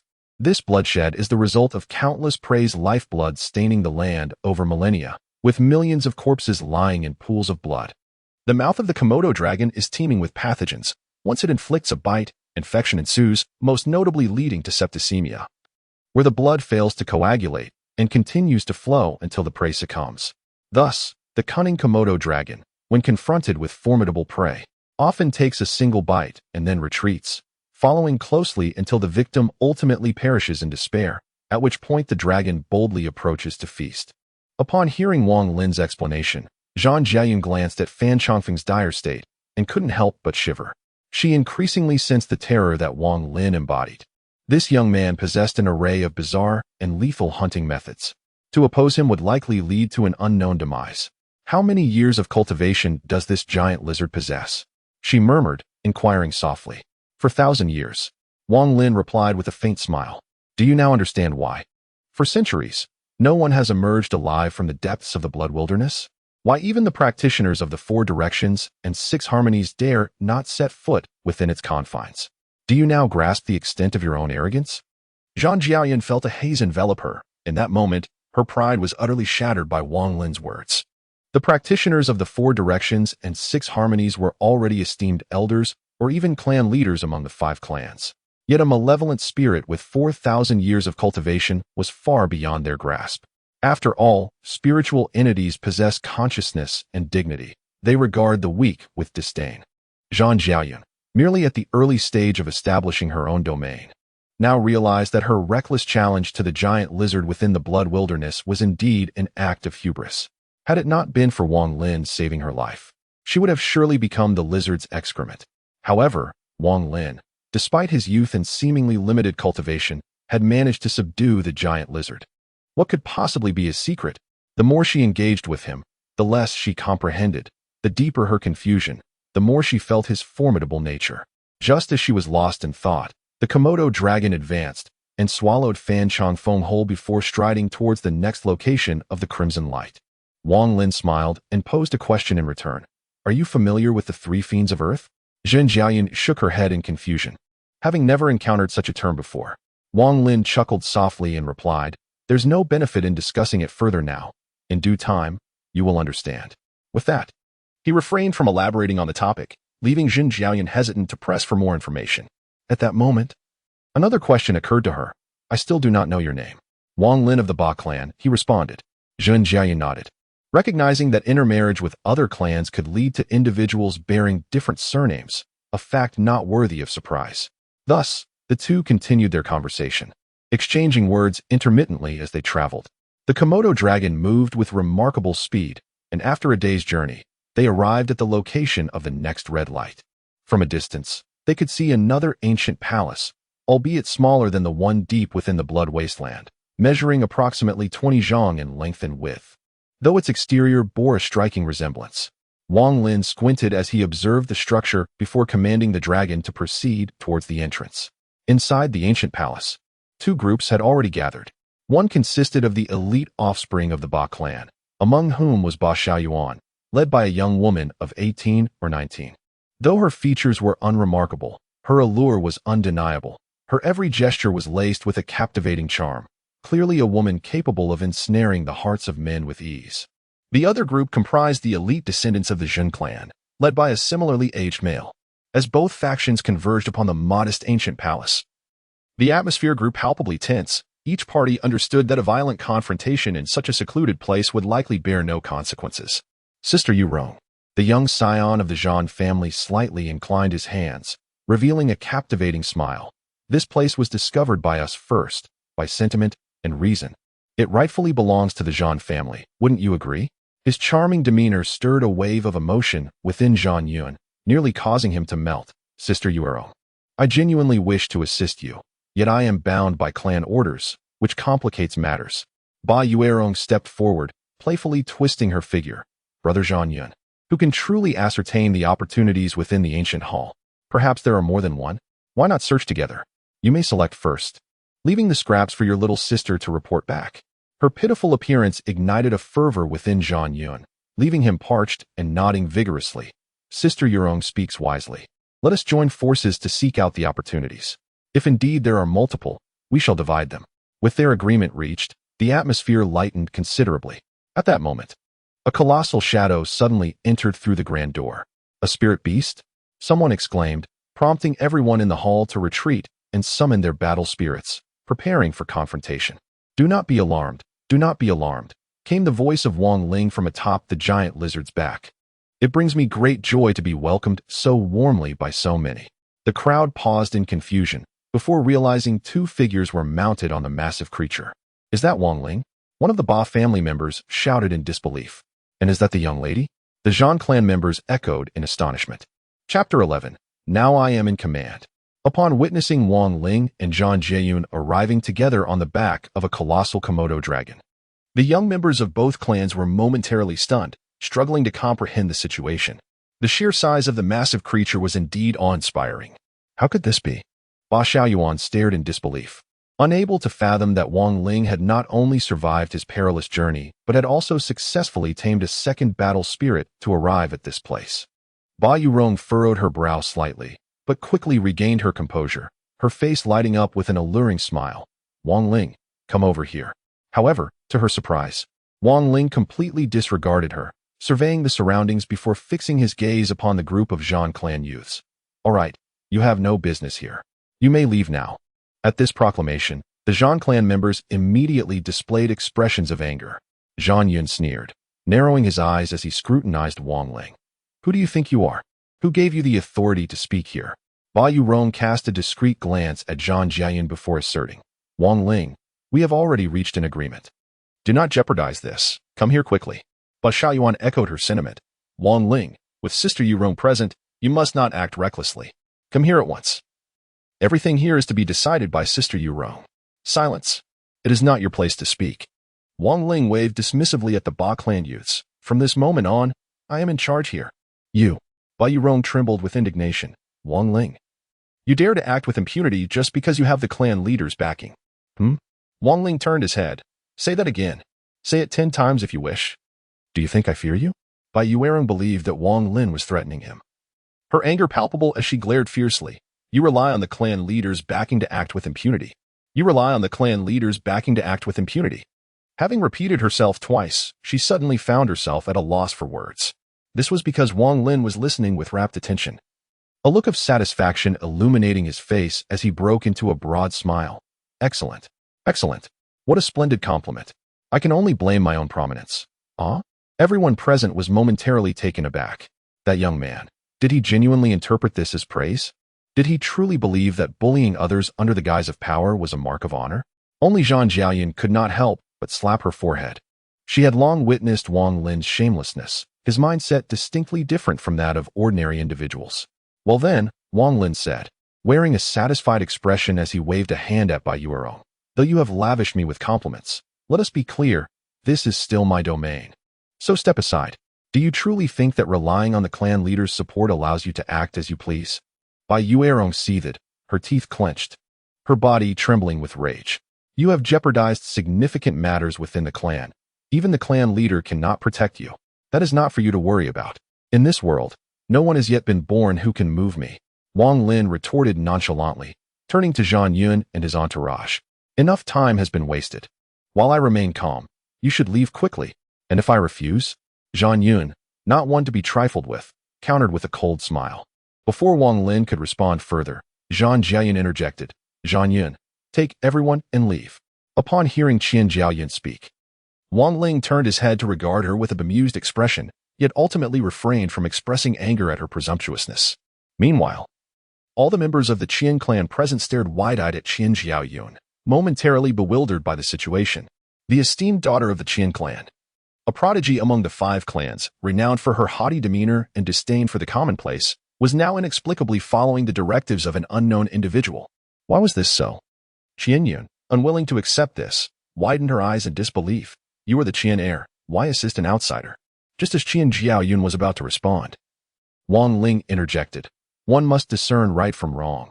She is not aiding me, but rather saving you all. Should I become enraged, none of you would leave here alive. Is that so? Qianyun exclaimed, her eyes bulging with indignation. I shall test your mettle. Impudent. Qian Jiaoyun disregarded Wang Ling's attempt to intervene, commanding fiercely, everyone, leave at once. This is an order. Those who disobey shall face the consequences of clan law. While others might underestimate Wang Ling, she was acutely aware of his formidable nature. With a mere command, the Komodo dragon could pounce, and none among the Qian heirs would survive. Wang Ling regarded Qian Jiaoyun, ultimately offering a faint smile. Do not be anxious. Enough. The Ba and Qian clans have had some historical ties. For the sake of this connection, I shall spare them today. Upon hearing such assurances, Qian Jiaoyun felt a wave of relief wash over her, and she could not help but express gratitude with a glimmer of appreciation in her eyes. Thank you. The group of Zhan family youths exchanged glances, still unable to believe the scene before them. Was this truly the same young lady they were familiar with, the proud genius who seemed to embody arrogance itself? Could this young man truly be so formidable? Particularly Zhan Yun, whose teeth were nearly ground to dust in frustration. He was, after all, one of Zhan Jiaoyun's admirers. But her haughty demeanor had always rendered him invisible in her eyes. Thus, he had devoted himself to arduous training, and now his strength ranked among the elite of the Zhan family. He believed that if he became powerful enough, one day Zhan Jiaoyun would regard him with newfound respect. Little did he know that the day he awaited would never come, and instead, a newcomer had emerged, causing Zhan Jiaoyun to submit completely. Why was this so? Seeing that everyone remained motionless, Zhan Jiaoyun's voice grew icier as she declared, I will say this one last time. Zhan Yun, take them outside. Zhan Yun's expression twisted in anguish as he cast a venomous glare at Wang Ling, ultimately begrudgingly stepping forward to exit. Everyone follow me. With his lead, the other youths dared not defy Zhan Jiaoyun's wishes any longer and promptly followed Zhan Yun out of the ancient hall. This scene was keenly observed by all the Ba family youths, who were equally astonished. It was important to note that these Zhan family youths were formidable, and Zhan Yun was particularly fearsome. Ba Yueran recognized her inability to contend with them, thus opting to yield and showcase her charm in hopes of securing a collaborative opportunity. Just as she had finally captivated Zhan Yun, Wang Ling had abruptly intervened, leading Ba Yueran to feel that her prospects had been ruined, inciting her ire. Unexpectedly, Wang Lin actually expelled Jin Yun and his group, not only averting disaster but also steering the situation in a manner most advantageous for the Ba family, an outcome that could not have been more favorable. At this moment, she calmed her mind, dismissing the displeasure caused by Wang Lin's retort, and spoke with a sultry voice. Wang Lin, you truly surprise me, bringing me great joy. You celebrate far too soon.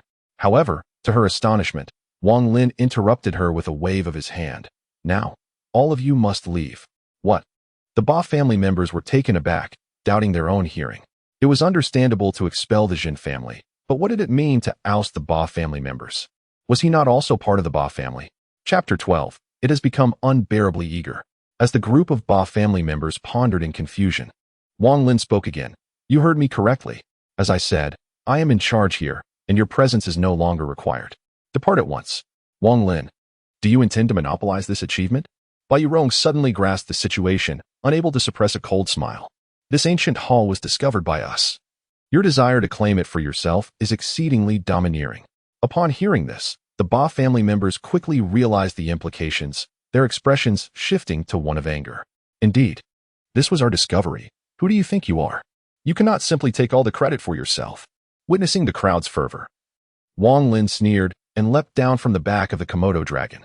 Observing this, Zhan Jiaoyun understood his intentions, but as she was not a member of the Ba family, it was not her place to intervene. Thus, she could only follow suit, silently mourning for the Ba family members.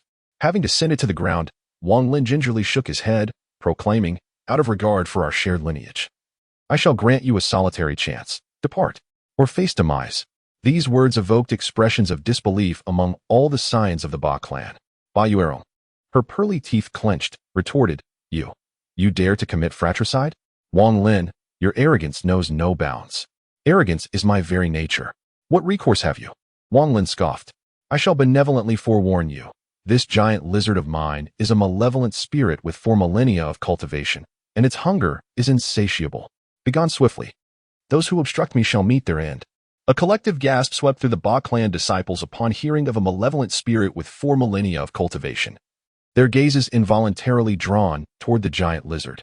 Indeed, its sheer size was enough to suggest that this lizard was far from benign. The enigma that perplexed them was how Wang Lin had managed to subdue such a formidable entity. Ba Yuerong stared blankly at the giant lizard, her eyes ablaze with envy. Yet she remained helpless. She was acutely aware that should such a malevolent spirit pounce upon them, it would inevitably result in a massacre, and her contingent stood no chance. In that moment, she could only stomp her foot in resentment. Wang Lin, do not revel prematurely, for I shall report this matter to the elders, who shall decide your fate. Having spoken, she led the Ba clan disciples away from the ancient hall. Without further ado, the group vanished beyond the entrance. Once assured that no extraneous individuals remained, Wang Lin advanced a few steps, his gaze fixed upon the center of the ground. There, at the heart of the ancient hall's floor, lay an arcane pattern, nearly identical to the one he had witnessed in the ancient hall deep within the Blood Wastelands, albeit considerably smaller in scale. Step aside, Wang Lin casually instructed Zhang Jiaoyun, and then proceeded along the edge of the ancient hall, meticulously examining each pillar. Without a word of protest, Zhang Jiaoyun stepped aside, discreetly observing Wang Lin's actions. As Wang Lin scrutinized the pillars, fragments of memories surfaced in his mind, derived from the will of various experimental subjects. He could faintly sense the adventures and predicaments they had encountered in their quests for sustenance. Let us give it a try. I cannot be mistaken. Resolute, Wang Lin approached a cylindrical pillar and suddenly struck it with his hand. A deep rumble echoed, as if a mechanism had been triggered. The pillar began to rotate and shift, producing a cacophony of sound and a cloud of dust. Wang Lin quickly stepped back, intently watching the pillar's movement, prepared to flee if necessary. The ancient Hall of the Three Fiends must surely harbor mechanisms. If not activated correctly, it could unleash attacks. Zhang Jiaoyun, witnessing the spectacle, was rendered speechless. She had spent 2 days in the depths of the Blood Wilderness, attempting to study the hall, but had found nothing of significance, merely an empty structure. She had even doubted whether the Crimson Light was merely a spectacle devoid of genuine opportunity. Yet, Wang Lin's activation of the mechanism undoubtedly dispelled her doubts. Meanwhile, under Wang Lin's watchful gaze, the first pillar shifted aside, while another pillar moved in the opposite direction. The 2 pillars exchanged positions and eventually came to a halt. Wang Lin lifted his gaze and observed that the pillar he had struck had now aligned perfectly with one corner of the triangular pattern. Indeed, he couldn't help but nod in satisfaction. The 3 evil spirits stabilize the earth, the 3 harmonies unite as one, and the essence of the 3 returns to the source, revealing the heavenly origin. The 3 evil spirits must align with the 3 directions, and there exists but a singular correct method. Yet, what did those nonsensical words mean? She could not refrain from inquiring. What do the 3 evil spirits stabilizing the earth and the 3 harmonies imply? You will understand in due time. Wang Lin chuckled lightly, stepping aside to strike the second pillar. Once again, a resounding boom echoed as the pillar shifted to align with one of the corners.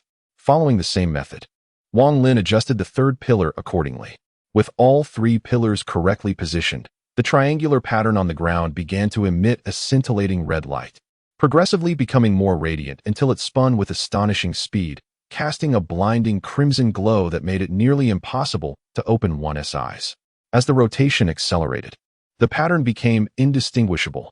At that moment, the originally depicted design on the ground astonishingly leapt into the air, continuing its spin while conjuring a vortex of red light. From within the vortex, an object emerged. As it appeared, the pattern's rotation gradually slowed, and the red light diminished until, ultimately, the design settled back onto the ground, restoring its original triangular form, with the red light dissipating entirely. At that moment, a stone platform had risen from the ground's center, upon which rested a black, elongated object, approximately 3 inches long, seemingly crafted from metal. Wang Lin remained silent, stepping forward to seize the metallic bar and secure it. Chapter 13. Inquiring the heavens. Jiao Yun stood by, observing Wang Lin's actions, yet she dared not entertain any thoughts of her own. Her curiosity was piqued, however. What could that metallic object truly be? Sensing her bewilderment, Wang Lin chuckled lightly. Do not ponder too much. This is no extraordinary treasure. Far from it. Far from it. Zhao Yun furrowed her brow, contemplating the implications of his words.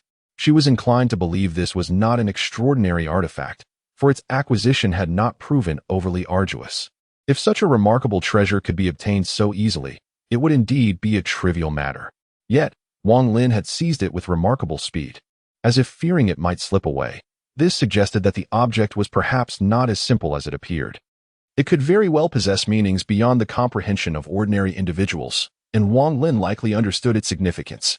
Naturally, he was reluctant to divulge this knowledge, and she did not dare to press further. She was acutely aware that knowing too much about certain matters might not be advantageous. With the object secured, Wang Lin surveyed the surroundings before beckoning the Komodo dragon over. Let us proceed to the next location. The two mounted the giant lizard and departed the ancient palace, heading toward the next source of crimson radiance. The red lights were indeed spaced quite apart. However, the Komodo dragon was the most formidable creature in the vast marshlands.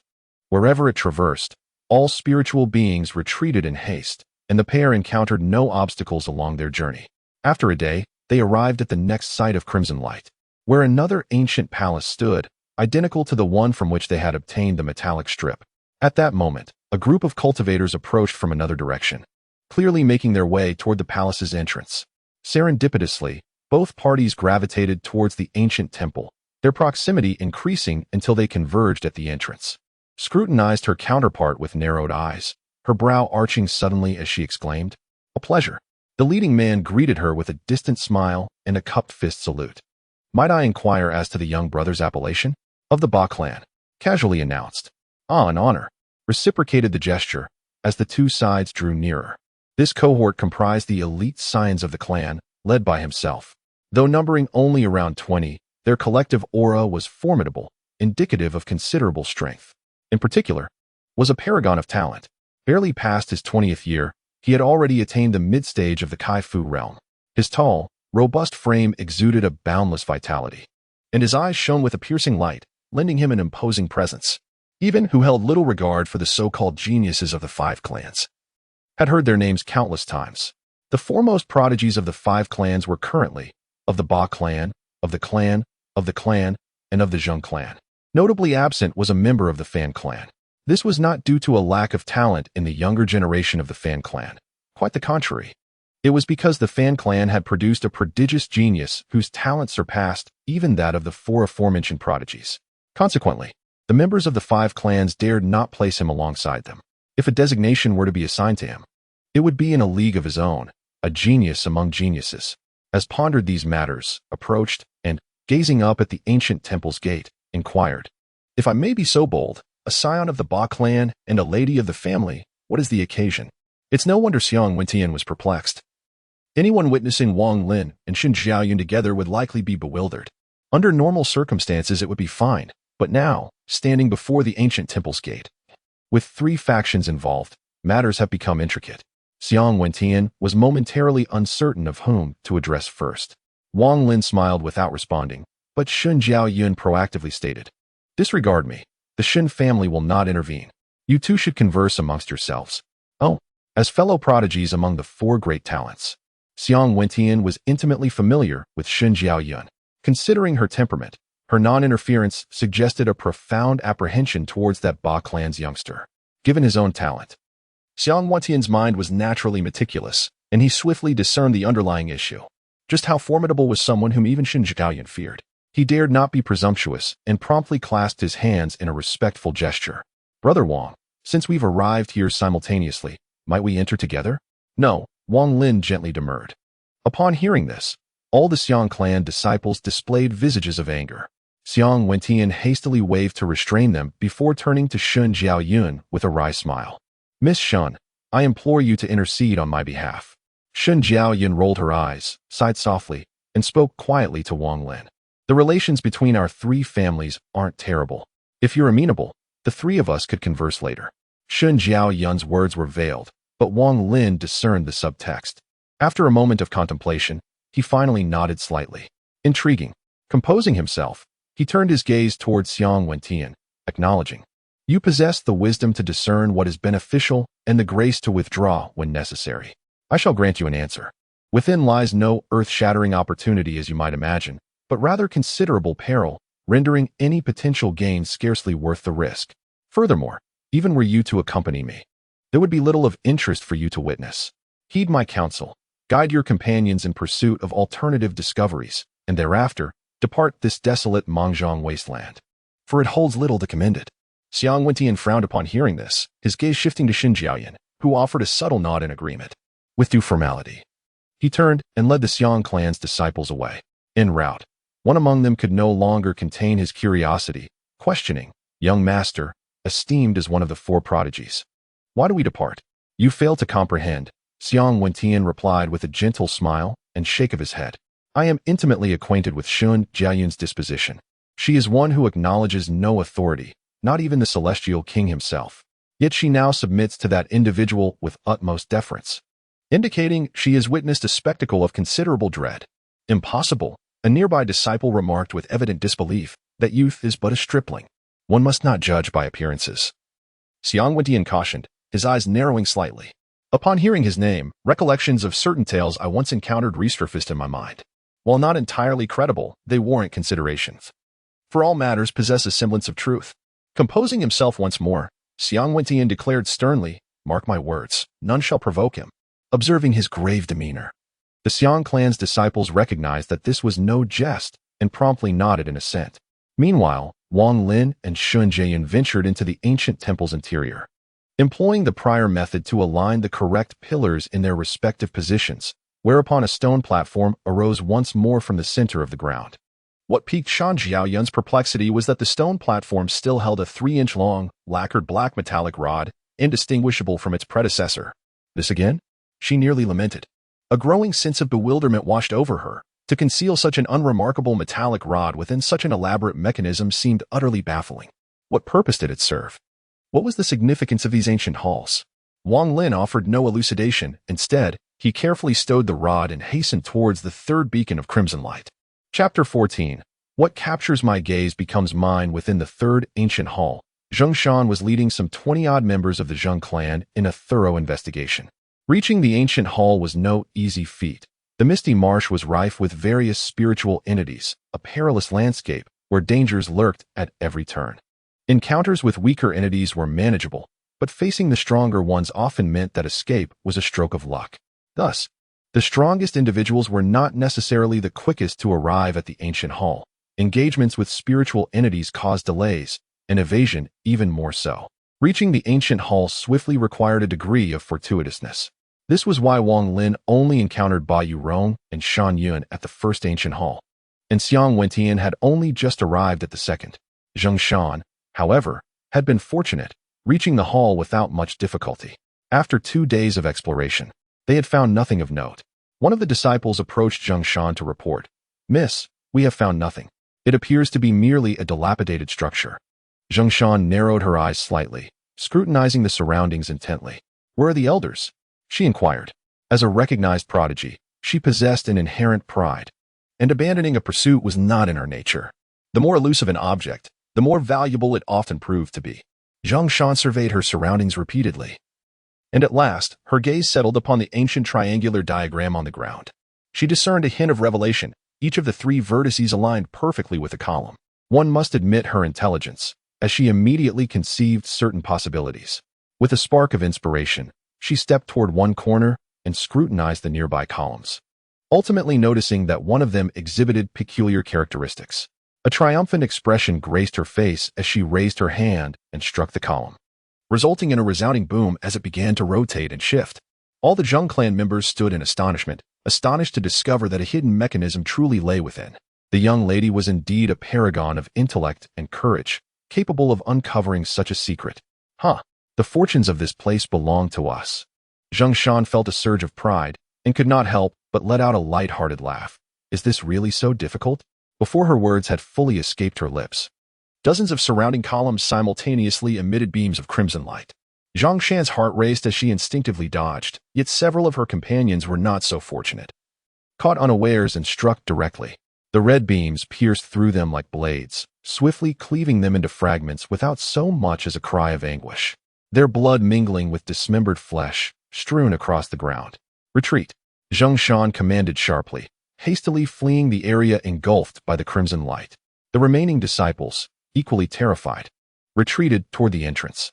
However, at that moment, the red light vanished without a trace, as if it had never existed. Had it not been for the scattered remnants of blood and flesh, it would have been hard to fathom that this dilapidated ancient hall harbored such a terrifying mechanism.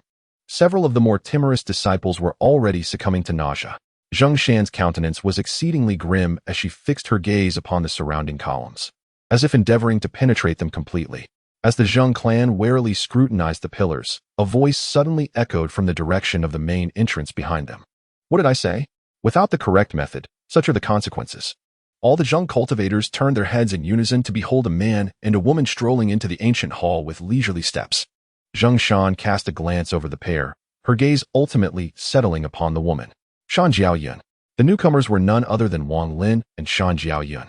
At this moment, Shan Jiaoyun glanced at the scattered remnants of limbs and flesh upon the ground before turning her gaze towards Wang Lin. Having experienced so many days alongside this young man, she had gradually become convinced of his abilities. In so many ways, this young man was simply too uncanny. Shan Jiaoyun. Zheng Shan did not deign to look directly at Wang Lin, her gaze remaining fixed upon Shan Jiaoyun. I arrived at this ancient hall first. Surely, there is a matter of precedence. Unexpectedly, Shan Jiaoyun did not reply. Instead, it was the nameless nobody who spoke. Precedence is indeed a factor, but the issue at hand is that you cannot decipher this. I advise you to relinquish your efforts. Who are you? Zheng Shan's brow furrowed, and her anger immediately surged to the forefront. By what authority do you assert that I am incapable of deciphering it? Who I am is inconsequential. Wang Lin smiled nonchalantly. If you believe you can decipher it, then by all means, proceed. Zheng Shan's eyes narrowed to mere slits, emitting a sharp, blade-like glint. To put it plainly, the three angles correspond to three pillars, resulting in a total of 6 possible arrangements, of which only one is correct. The remaining 5 will trigger a red light attack. Just now, she had been fortunate enough to escape, but to continue testing her luck was a venture she lacked the confidence for. Who knows what further transformations that red light might possess, or what other mechanisms could be lurking within this ancient temple. It is quite plausible that with each misstep, the attacks might intensify. Seeing her hesitation, Wang Lin couldn't help but chuckle. How wise of you. Since you cannot decipher it, allow me to take over. With that, he stepped forward, prompting Zheng Shan to feel a stir of unease. Could it be that this young man truly understood how to unravel the puzzle? Resolute in her decision, she swiftly blocked his path. Hold on. We arrived first. Everything here belongs to us, and you may leave. Is that so? Wang Ling replied with a faint smile. What I desire becomes mine. What audacity! Zheng Shan scoffed. No one has dared to speak to me in such a manner.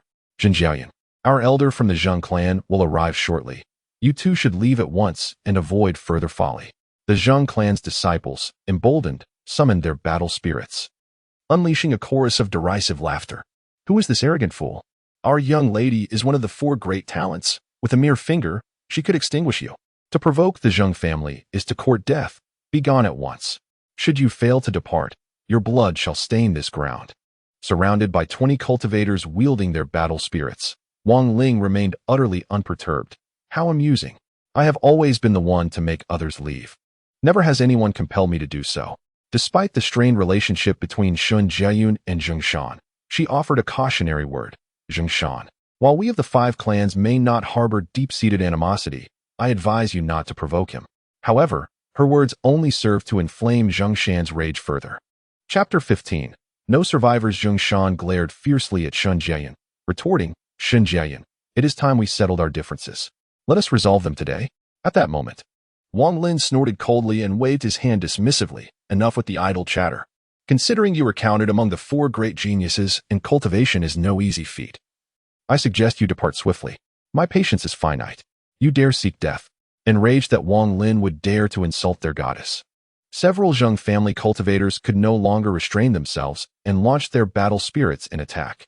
Wang Lin's gaze turned icy as his consciousness expanded, and the colossal form of a Komodo dragon materialized before him. The attacks of the Zheng clan cultivators landed harmlessly upon the giant lizard. As it deflected the assault, the Komodo dragon's tail lashed out with tremendous force. Bang, bang, bang.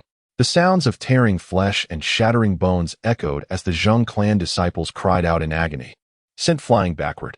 Their battle spirits were no match for the Komodo dragon's might. Kill. Despite the Komodo dragon's fearsome display, the elite Zheng clan disciples possessed unwavering resolve and a palpable bloodlust. They immediately maneuvered to encircle the giant lizard, attempting to restrain it through sheer numbers. Meanwhile, several others intercepted Xin Jiaoyun, buying time for Zheng Shan. Insignificant wretch, today you shall pay the price for your arrogance. Zheng Shan revealed a cruel smile, swiftly advancing toward Wang Lin. With a mere extension of her hand, an age-old, venomous vine, cultivated over 8 centuries, shot forth, aiming to ensnare Wang Lin, while simultaneously a formidable Azura ghost wolf, imbued with a millennium's worth of cultivation, materialized at her side, moving to encircle Wang Lin. Xin Jiaoyun's strength was beyond question, and the colossal lizard was equally fearsome, yet Wang Lin was merely at the threshold of mastery. She deemed him the easiest target to eliminate. By resolving one adversary first, matters would become significantly more manageable. Perhaps, upon Wang Lin's demise, the formidable lizard, bereft of a master, could be subdued, providing an unparalleled advantage. With such a spiritual entity aiding her, she would be as a tiger with wings, potentially surpassing the other 3 prodigies. Her calculations were ambitious, yet she overlooked a crucial aspect. If Wang Lin could subdue the giant lizard and command Xin Jiaoyun's obedience, how could he be considered weak? Observing her aggressive advance, Wang Lin remained composed, a subtle curve gracing his lips as he summoned the poison dart frog. Interval. With the poison dart frog's integration, a phantom emerged behind him. Dynamic vision. The poison dart frog's phantom transformed into a golden radiance, merging into his eyes, causing the surroundings to blur, save for Zheng Shan and her battle spirit, whose every action was rendered with utmost clarity, even predicting their attack trajectories. Subsequently, the frog's shadow melded into his legs. Golden foot leap. With a single, effortless bound, he traversed over 70 feet, causing the enemy's attacks to fall completely short. Her attack having missed its mark, Zheng Shan, incensed with humiliation, pivoted and glared intently at Wang Lin. You shall soon comprehend the dire consequences of provoking my ire. The game concludes, illusionary weapon. As she spoke, the Azura ghost wolf instantaneously transmuted into a long blade, its surface bristling with sharp teeth. She was, after all, a prodigy on par with Xin Jiaoyun, having refined the millennium-cultivated ghost wolf to the level of an illusionary weapon. Upon witnessing this, Wang Lin remained unfazed, merely shaking his head with a smile. It seems I am still too benevolent. Even as they seek to end my life, I hesitate to act decisively. Subsequently, his gaze hardened, an unsuppressible intent to kill emanating forth. Leave none alive. Make haste. Previously, Wang Lin had indeed refrained from lethal action. He held a certain admiration for Zheng Shan's natural endowments and contemplated whether he could bring her under his command, as he had done with Xin Jiaoyun. However, he now discarded this hopeful notion entirely. Zheng Shan was truly unlike Xin Jiaoyun, who was merely arrogant, whereas Zheng Shan was utterly intolerant of others. Since she would not tolerate him, then death would be her fate, without exception. Upon receiving the command, the Komodo dragon ceased holding back and immediately displayed its true power. With a single lash of its tail, several members of the Zheng clan were sent flying backward, vomiting blood. With each opening and closing of its massive jaws, several more Zheng clan members were torn apart and devoured. Zheng Shan gnashed her teeth as she watched, all her hatred directed towards Wang Lin. You shall die? At your behest? Wang Lin chuckled with ease, seamless integration. The Komodo dragon abandoned its assault on the remaining prey and rapidly charged forward, transforming into a spectral image that merged into Wang Lin's body. As for the few surviving individuals, septicemia had already taken hold, and their blood flowed uncontrollably. Death was merely a matter of time. Disregarding those on the verge of death, Wang Lin focused his thoughts, and the dragon's spectral form integrated into his being. Mystic tracking gate. He cast his gaze aside, utterly ignoring Zheng Shan's presence, and then initiated an uncanny gait, his body moving with an erratic and unpredictable rhythm. Seemingly tottering precariously, on the verge of collapse, he adroitly evaded the encroaching venomous vines with a nimble sidestep, subsequently whirling around and fleeing. causing the scythe conjured by the Azura hellhound to cleave only empty air. What was that? Nevertheless, she discerned it to be a rather exquisite footwork technique. A mere clandestine maneuver. She was not so easily intimidated, and with a flick of her wrist, she unleashed Death Spiral. With a surge of power from her wrist, the venomous vines began to gyrate rapidly, coiling upon themselves to form a vortex, descending upon Wang Lin like a tempest, enveloping him entirely before commencing to constrict. A few centuries of spiritual flora, daring to present such a paltry display. Wang Lin scoffed disdainfully as the specter of the giant lizard melded into his hands, strangling claws. Imbued with the might of the giant lizard's claws, his fingers emitted a sharp, ethereal radiance, akin to dawning bladed gauntlets, as his gaze fixated upon the encroaching venomous vines. Dynamic vision. Golden light suffused his eyes, allowing him to precisely discern the trajectory of the venomous vines as his claws extended with lightning speed, unerringly seizing them. The venomous vines, akin to a viper ensnared, emitted a series of hisses, writhing desperately to break free, but Wang Lin's hands held them in an iron grip, rendering escape an impossibility. At that moment, seizing the opportunity of Wang Lin's momentary immobility, Zhang Shan's figure blurred, leaving a trail of afterimages, as her blade unleashed a sharp, resplendent arc, conjuring a ferocious, snarling hellhound. Perish. Azura hellhound fawn. The hellhound lunged forward, its razor-sharp fangs piercing the air with a chilling aura, accompanied by the wails of tormented spirits. Useless trinket, then be destroyed. With a surge of strength, Wang Lin tore apart the poisonous vines, a mournful shriek emanating from them. As they succumbed, the vines writhed momentarily before falling still. Wang Lin, with his hands, swiftly shredded them, discarding the remains.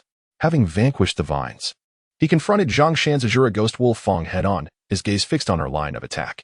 With lightning speed, he reached out, intending to meet the deadly technique with his bare hands. Chapter 16. Dare to threaten me? The Azura Ghost Wolf is a malignant spirit beast, born from ordinary wolves that, in dire straits, resorted to feeding on carrion. Over centuries of evolution and mutation, they transformed into these spectral predators, similar to Komodo dragons. Their teeth and claws are rife with decay. Victims of their attacks suffer rapidly festering wounds, ultimately succumbing to necrosis and becoming another morsel of rotting flesh. The older an Azura Ghost Wolf, the more potent its aura of decay. Legend has it that, in time, this aura evolves into an essence of death, withering all life it touches. Of course, Zhang Shan's Azura Ghost Wolf, with only a millennium of cultivation, has not yet reached that stage. Nevertheless, Wang Lin's decision to meet the Azura Ghost Wolf Fong with his bare hands seemed utterly foolish, as even the slightest scratch would lead to swift and irreversible decay. A cruel smile crept across Zhang Shan's face. A fool courting death, become rotten flesh. Yet, to her surprise, the blade struck empty air. The menacing phantom of the ghost wolf hurtled forward, crashing into the ancient temple wall, leaving a gaping hole, a testament to the force of the blow. At that juncture, Zhang Shan's smile dissipated.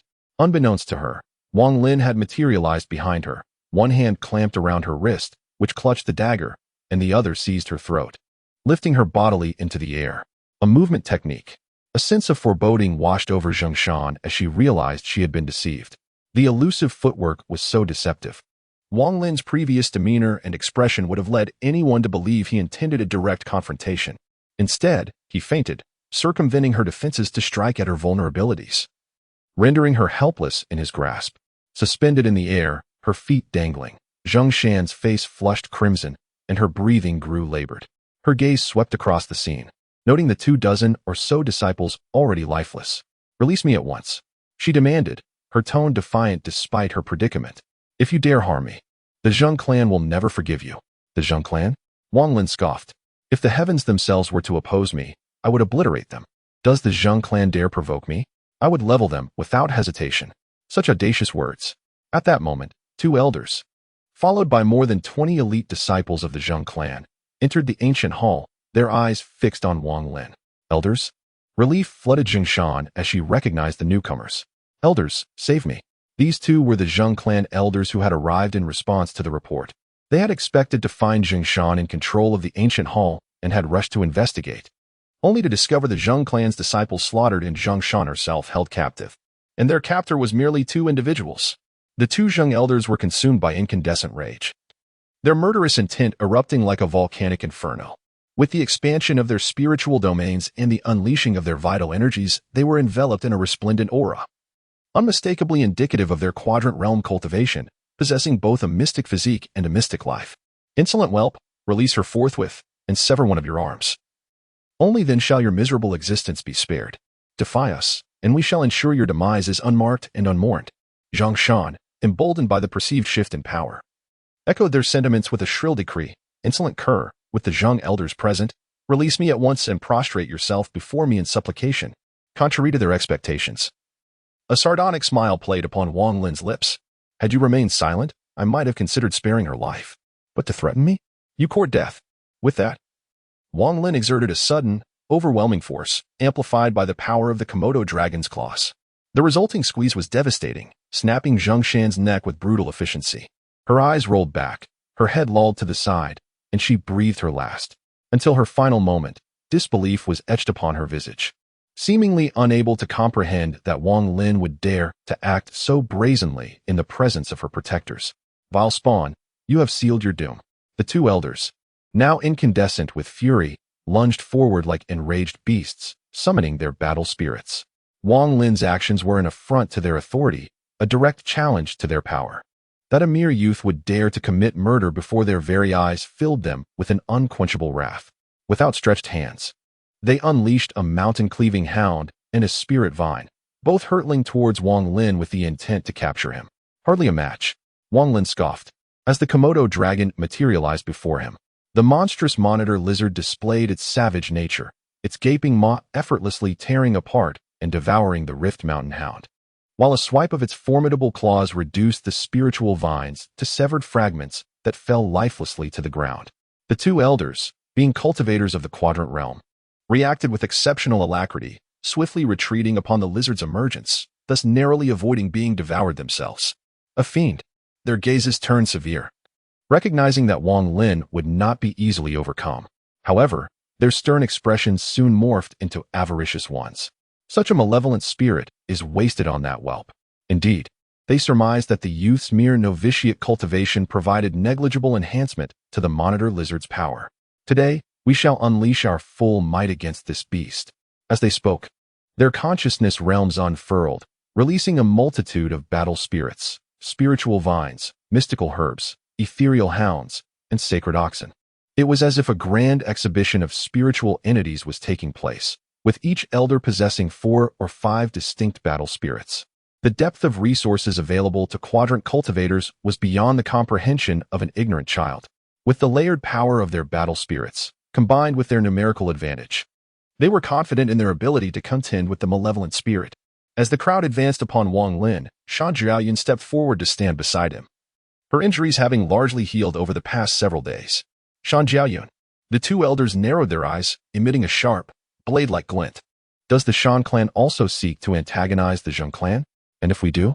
Shan Jiaoyun retorted, showing no fear. In any case, the Shan clan maintains a more amicable relationship with the Ba clan. Do you truly believe we would fear the two of you? Very well. The two elders wore visages of ferocity, declaring, to slay one is to slay two is but the same. Wang Lin cast a fleeting glance at Shan Jiaoyun, a faint smile gracing his lips. Leave those insignificant whelps to you. I shall deal with the two old ones. With that, he spurred the Komodo monitor lizard onward, launching an assault upon the two elders. The Zheng clan's disciples present sought to aid, yet Shan Jiaoyun would not permit such ease. She summoned the flame-devouring cheetah, forcing them into disarray, struggling to maintain their own safety. The two elders gnashed their teeth in resentment, yet were helpless to intervene. They could only command their various war spirits, relying on numerical advantage to entangle the giant lizard. However, the giant lizard was, after all, an evil spirit with 4 millennia of cultivation. Such a disparity could not be overcome by mere numbers. The two elders' 9 war spirits were forced into precarious situations, and at this rate, they would inevitably be annihilated. This will not do, one of them said to the other. This beast is exceedingly troublesome. Let us unleash our full power. Very well, the other nodded fiercely. Chapter 17. Little ancestor, I implore you. Cease your voice. The crowd spoke volubly, as if Wang Lin were a universal foe. Enough. Seeing that they would not cease, The clan leader was compelled to interrupt the discourse. His tone, though not loud, was exceedingly grave. His words carried an aura that brooked no defiance, and his entire being exuded an imposing presence. The crowd was immediately subdued, and silence fell upon the scene.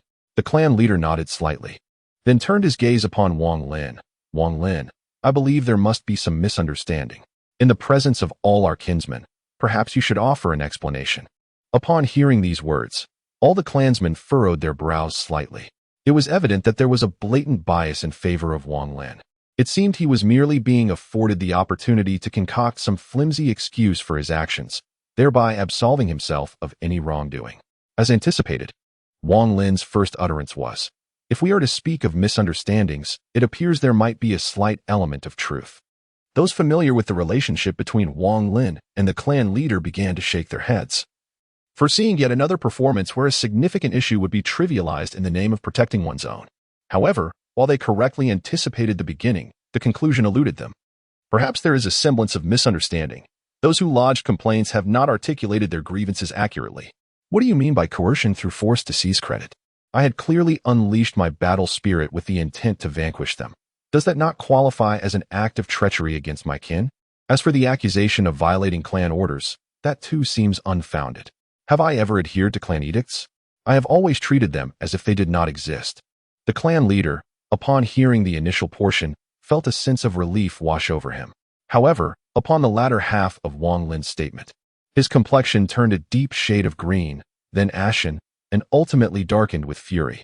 The other clansmen, who had been shaking their heads in dismay during the first part, were rendered utterly speechless by the latter half, gazing at Wang Lin with expressions of bewilderment, feeling somewhat intellectually inadequate. A profound silence enveloped the gathering. One could hear a pin drop. Meanwhile, Wang Lin appeared at ease, a mischievous grin adorning his face, relishing in his audacious defiance. What is there to deny? I concede. Who could possibly hold me accountable? Such arrogance, such insolence, such shamelessness. The second elder, finding himself at a loss for words, exclaimed, "Chieftain, fratricide and violation of clan mandates are heinous offenses that warrant the immediate apprehension of this insolent scoundrel. Indeed, seize him and subject him to the clan's disciplinary measures." Echoed the kinsfolk in agreement. "Afraid of you lot, am I?" retorted Wang Lin, nonchalantly swinging his legs as if courting trouble. "Anyone with a death wish is welcome to try their luck and see how I'll teach them a lesson. Ignorant whelp." The second elder, incandescent with rage, could no longer restrain himself. He unleashed his perceptive domain, his life force surging forth, poised to seize Wang Lin. "Am I to be disregarded, then?" boomed the chieftain, his voice quelling the clamor of the kinsfolk. "Chieftain," the second elder began, eager to add more. "Be seated," the chieftain commanded, his tone leaving no room for dissent. Crestfallen, the second elder reluctantly resumed his seat. Wang Lin, however, remained unfazed, wearing an expression of smug defiance. "Ah, it's advantageous to have influential backing. And you, hold your tongue." The chieftain snapped, his countenance ashen. To the astonishment of all present, the chieftain's visage crumpled, his voice laced with supplication as he implored, "My dear progenitor, I beseech you. Cease your prattle. Is there not already sufficient turmoil?" The assembly was dumbfounded. Wang Lin merely rolled his eyes and shrugged. "You paint such a pitiful picture. One might think I am the villain. Very well, I shall grant you, the chieftain, some semblance of dignity. I shall remain silent. Proceed." The chieftain visibly relaxed, as if a great weight had been lifted from his shoulders. However, witnessing this unconventional display, the kinsfolk could no longer contain their discontent. Indeed, his long-standing arrogance and domineering behavior had long been a source of resentment among the clan's younger generation. Indeed, murmurs of the chieftain's excessive indulgence resonated among the assembly, with even the venerable second elder venturing to inquire, "Chieftain, there are whispers suggesting that Wang Lin is, in truth, your progeny from a dalliance abroad." "Preposterous," the chieftain exclaimed, his countenance flushed with indignation as he slammed his hand upon the table. "Which scoundrel dares to spread such calumnies?" His dignity having suffered a considerable blow, and sensing the imminent unraveling of his authority, he cast a resolute gaze upon Wang Lin, inquiring, "May it be disclosed?" Wang Lin, comprehending the unspoken query, gestured with a subtle invitation. With Wang Lin's assent, the chieftain, emboldened, motioned for silence. "Do you genuinely seek the underlying reason?" he inquired. The assembly fixed their gaze upon the chieftain, their unspoken desire for a credible explanation palpable. The chieftain nodded, his tone hardening. The elders shall remain, the rest shall depart. A collective exchange of glances ensued, before the eldest elder interjected, esteemed kin, pray withdraw. I trust the chieftain shall furnish the elders with a satisfactory account. The assembled kin, discerning the gravity of the matter and the imperative of discretion, recognized their exclusion from the forthcoming revelation. Consequently, they dispersed from the ancestral hall, leaving only the 6 elders in attendance. Secure the doors. The chieftain commanded with utmost caution. Draw the curtains. The grand elder personally advanced to secure the door, then drew down the soundproof curtain. The 8 individuals found themselves enveloped in a completely sealed space. It was only then that the clan leader let out a soft sigh and spoke in a measured tone. I am aware of your persistent curiosity regarding the origins of Wang Lin. There are numerous rumors circulating outside, but none of them convey the truth. The reality is that Wang Lin is an extraordinarily formidable entity that was fortuitously entrusted to my care. An extraordinarily formidable entity? The elders furrowed their brows in unison. Do not delve too deeply. Some matters are forbidden. The clan leader waved his hand emphatically. You must understand that this is an existence we must never provoke. With but a single thought, he could obliterate the Ba clan. Upon hearing this, everyone was taken aback, their eyes widening in astonishment. By sheer coincidence, this being had encountered me while carrying an unconscious child. The clan leader continued his narrative. For reasons unknown, he entrusted the child to me, instructing me to care for him diligently, and bestowed upon me a fortuitous opportunity. This opportunity has proven beneficial throughout my life. Since I have received such favor, I must honor my promise. Do you now comprehend? Chapter 18. 3 strands of hair. Upon hearing the clan leader's explanation, the elders present grasped the essence of the matter. However, certain aspects remained shrouded in ambiguity, igniting their curiosity. The grand elder could not help but inquire, Clan leader, what opportunity did that being bestow upon you? Do not ask. The clan leader interjected, raising his hand to halt further questioning. I can say no more. Indeed, Wang Lin interjected, offering a more elaborate explanation. Those are the trump cards reserved for you. The potency of a trump card lies in its concealment, and understanding this principle is sufficient. The elders exchanged glances, their expressions a mixture of belief and skepticism, as the explanation seemed excessively esoteric. The clan leader, refraining from further elaboration, turned his gaze back to Wang Lin. In truth, when that being entrusted you to my care, several items were left behind. I have kept them close, and now is the time to pass them on to you. With these words, he retrieved a small wooden box from his bosom, advanced a few steps, and reverently presented it to Wang Lin. All eyes widened, fixated on the wooden box, which appeared to be nothing more than an ordinary container. Yet, the clan leader's demeanor suggested that it held some peerless treasure. Wang Lin casually accepted the box and opened it. Instantly, an immense and formidable aura erupted forth, as if a celestial being had descended, causing the clan leader and elders to tremble and involuntarily prostrate themselves on the ground. Wang Lin, unaffected, raised his eyes and saw 3 silver threads and a piece of white jade within the box. Stirred by an impulse, he lifted the white jade to his eyes, and with a hum, a divine light enveloped him. Countless arcane patterns and runes swirled around him, merging into his forehead one after another. Wang Lin felt as if everything around him had ceased to exist, as if he were suspended in a void. Myriad patterns and characters flashed before his eyes, each one imprinting itself upon his mind, becoming a part of his memory. The chieftain and several elders were naturally oblivious to all of this. All they perceived was Wang Lin bathed in divine light, exuding an aura that instilled trepidation, compelling them to kneel motionless. After an extended period, the divine light, along with the patterned runes, gradually dissipated and normalcy returned to the surroundings. To think he left behind such a thing, Wang Lin murmured with a sigh. Old Bai, you were truly meticulous. Just what is it? The chieftain inquired cautiously, swallowing hard. The other elders craned their necks, their faces etched with anticipation. 3 strands of hair?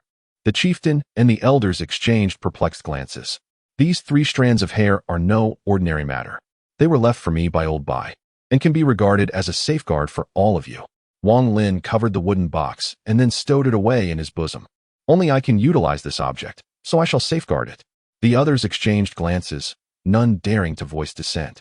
The divine might from earlier had been too terrifying, causing them to involuntarily harbor a sense of awe towards Wang Lin.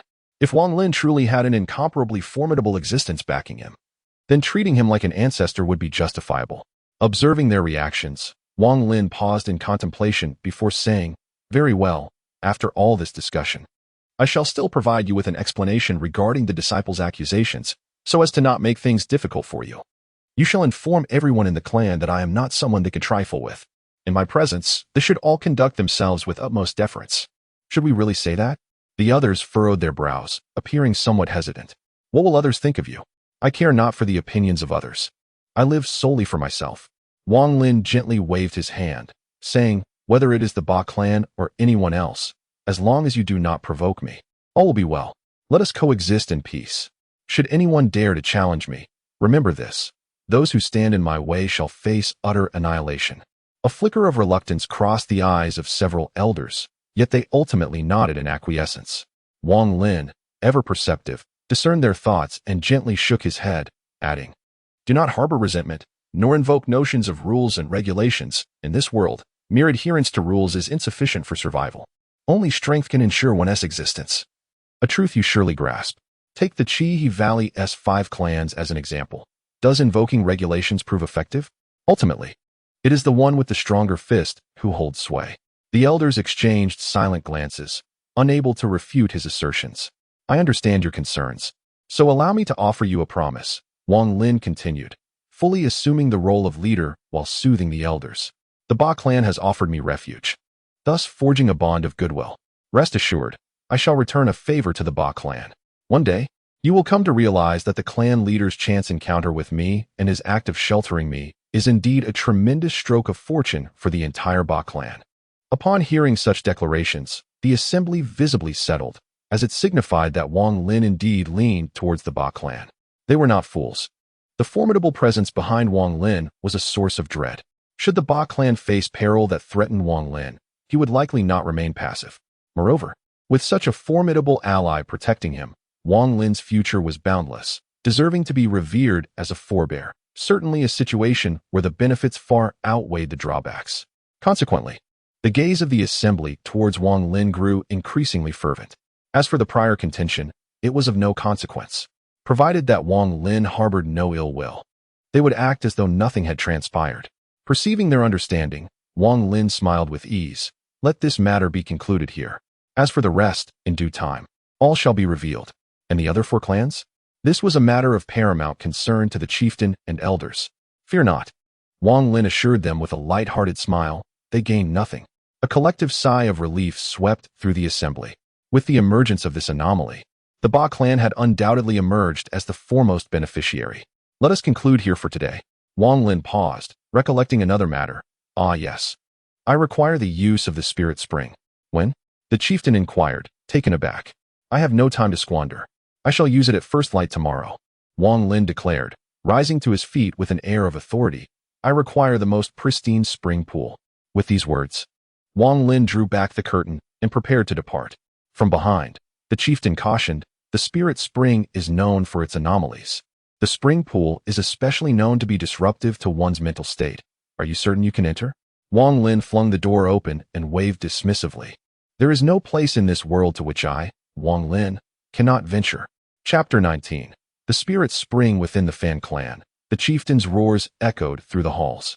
Fan Qiyin, Fan Qiongqi, 2 prodigies of our Fan family, along with nearly 20 disciples, have been slain. Investigate. Uncover the identity of the perpetrator. Meanwhile, within the Zheng clan, a chorus of lamentations resounded from top to bottom. "My cherished daughter, your demise was truly tragic."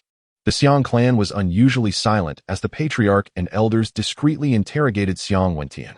"Is this Wang Lin truly as formidable as you claim?" The faces of those present betrayed their disbelief. "Wentian, you are the foremost prodigy of our Xiong clan. You have never been so timid."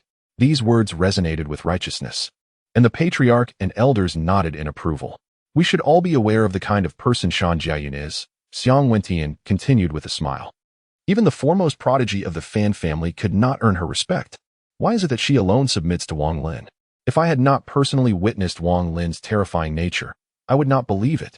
Indeed, Shan Jiayun is fearless, and coercion is impossible.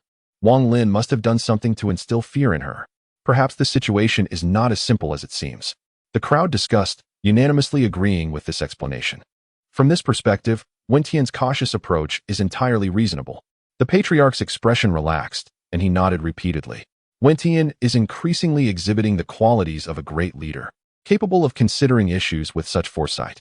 Patriarch, esteemed elders, Xiong Wen Tian, now more confident, stepped forward and declared, I wish to explore the depths of this Wang Lin. I request permission to engage with him. The assembly exchanged glances, and none opposed the proposition. The patriarch gently waved his hand, granting his approval. Simultaneously, a similar discussion was unfolding within the Shan clan. However, the great elder's tone was rather unfriendly. Miss, while had already seized control of the ancient hall. You aided the Ba clan in ousting them. This course of action seems incongruous with your position. This tone made the clan leader somewhat uneasy. He waved his hand towards the great elder and then gently asked, Yun'er, what exactly transpired? Tell us about it. Miss, those words are somewhat alarmist. The great elder's expression was rather displeased, was personally trained by me. Moreover, with you by his side, do you too truly fear a mere child? Are you implying that I am deceiving you? Anger flared, and her tone turned icy. He snapped Zheng Shan's throat and effortlessly killed 2 elders of the Zheng clan. Do you believe that, whom you personally trained, could withstand even a few of his moves?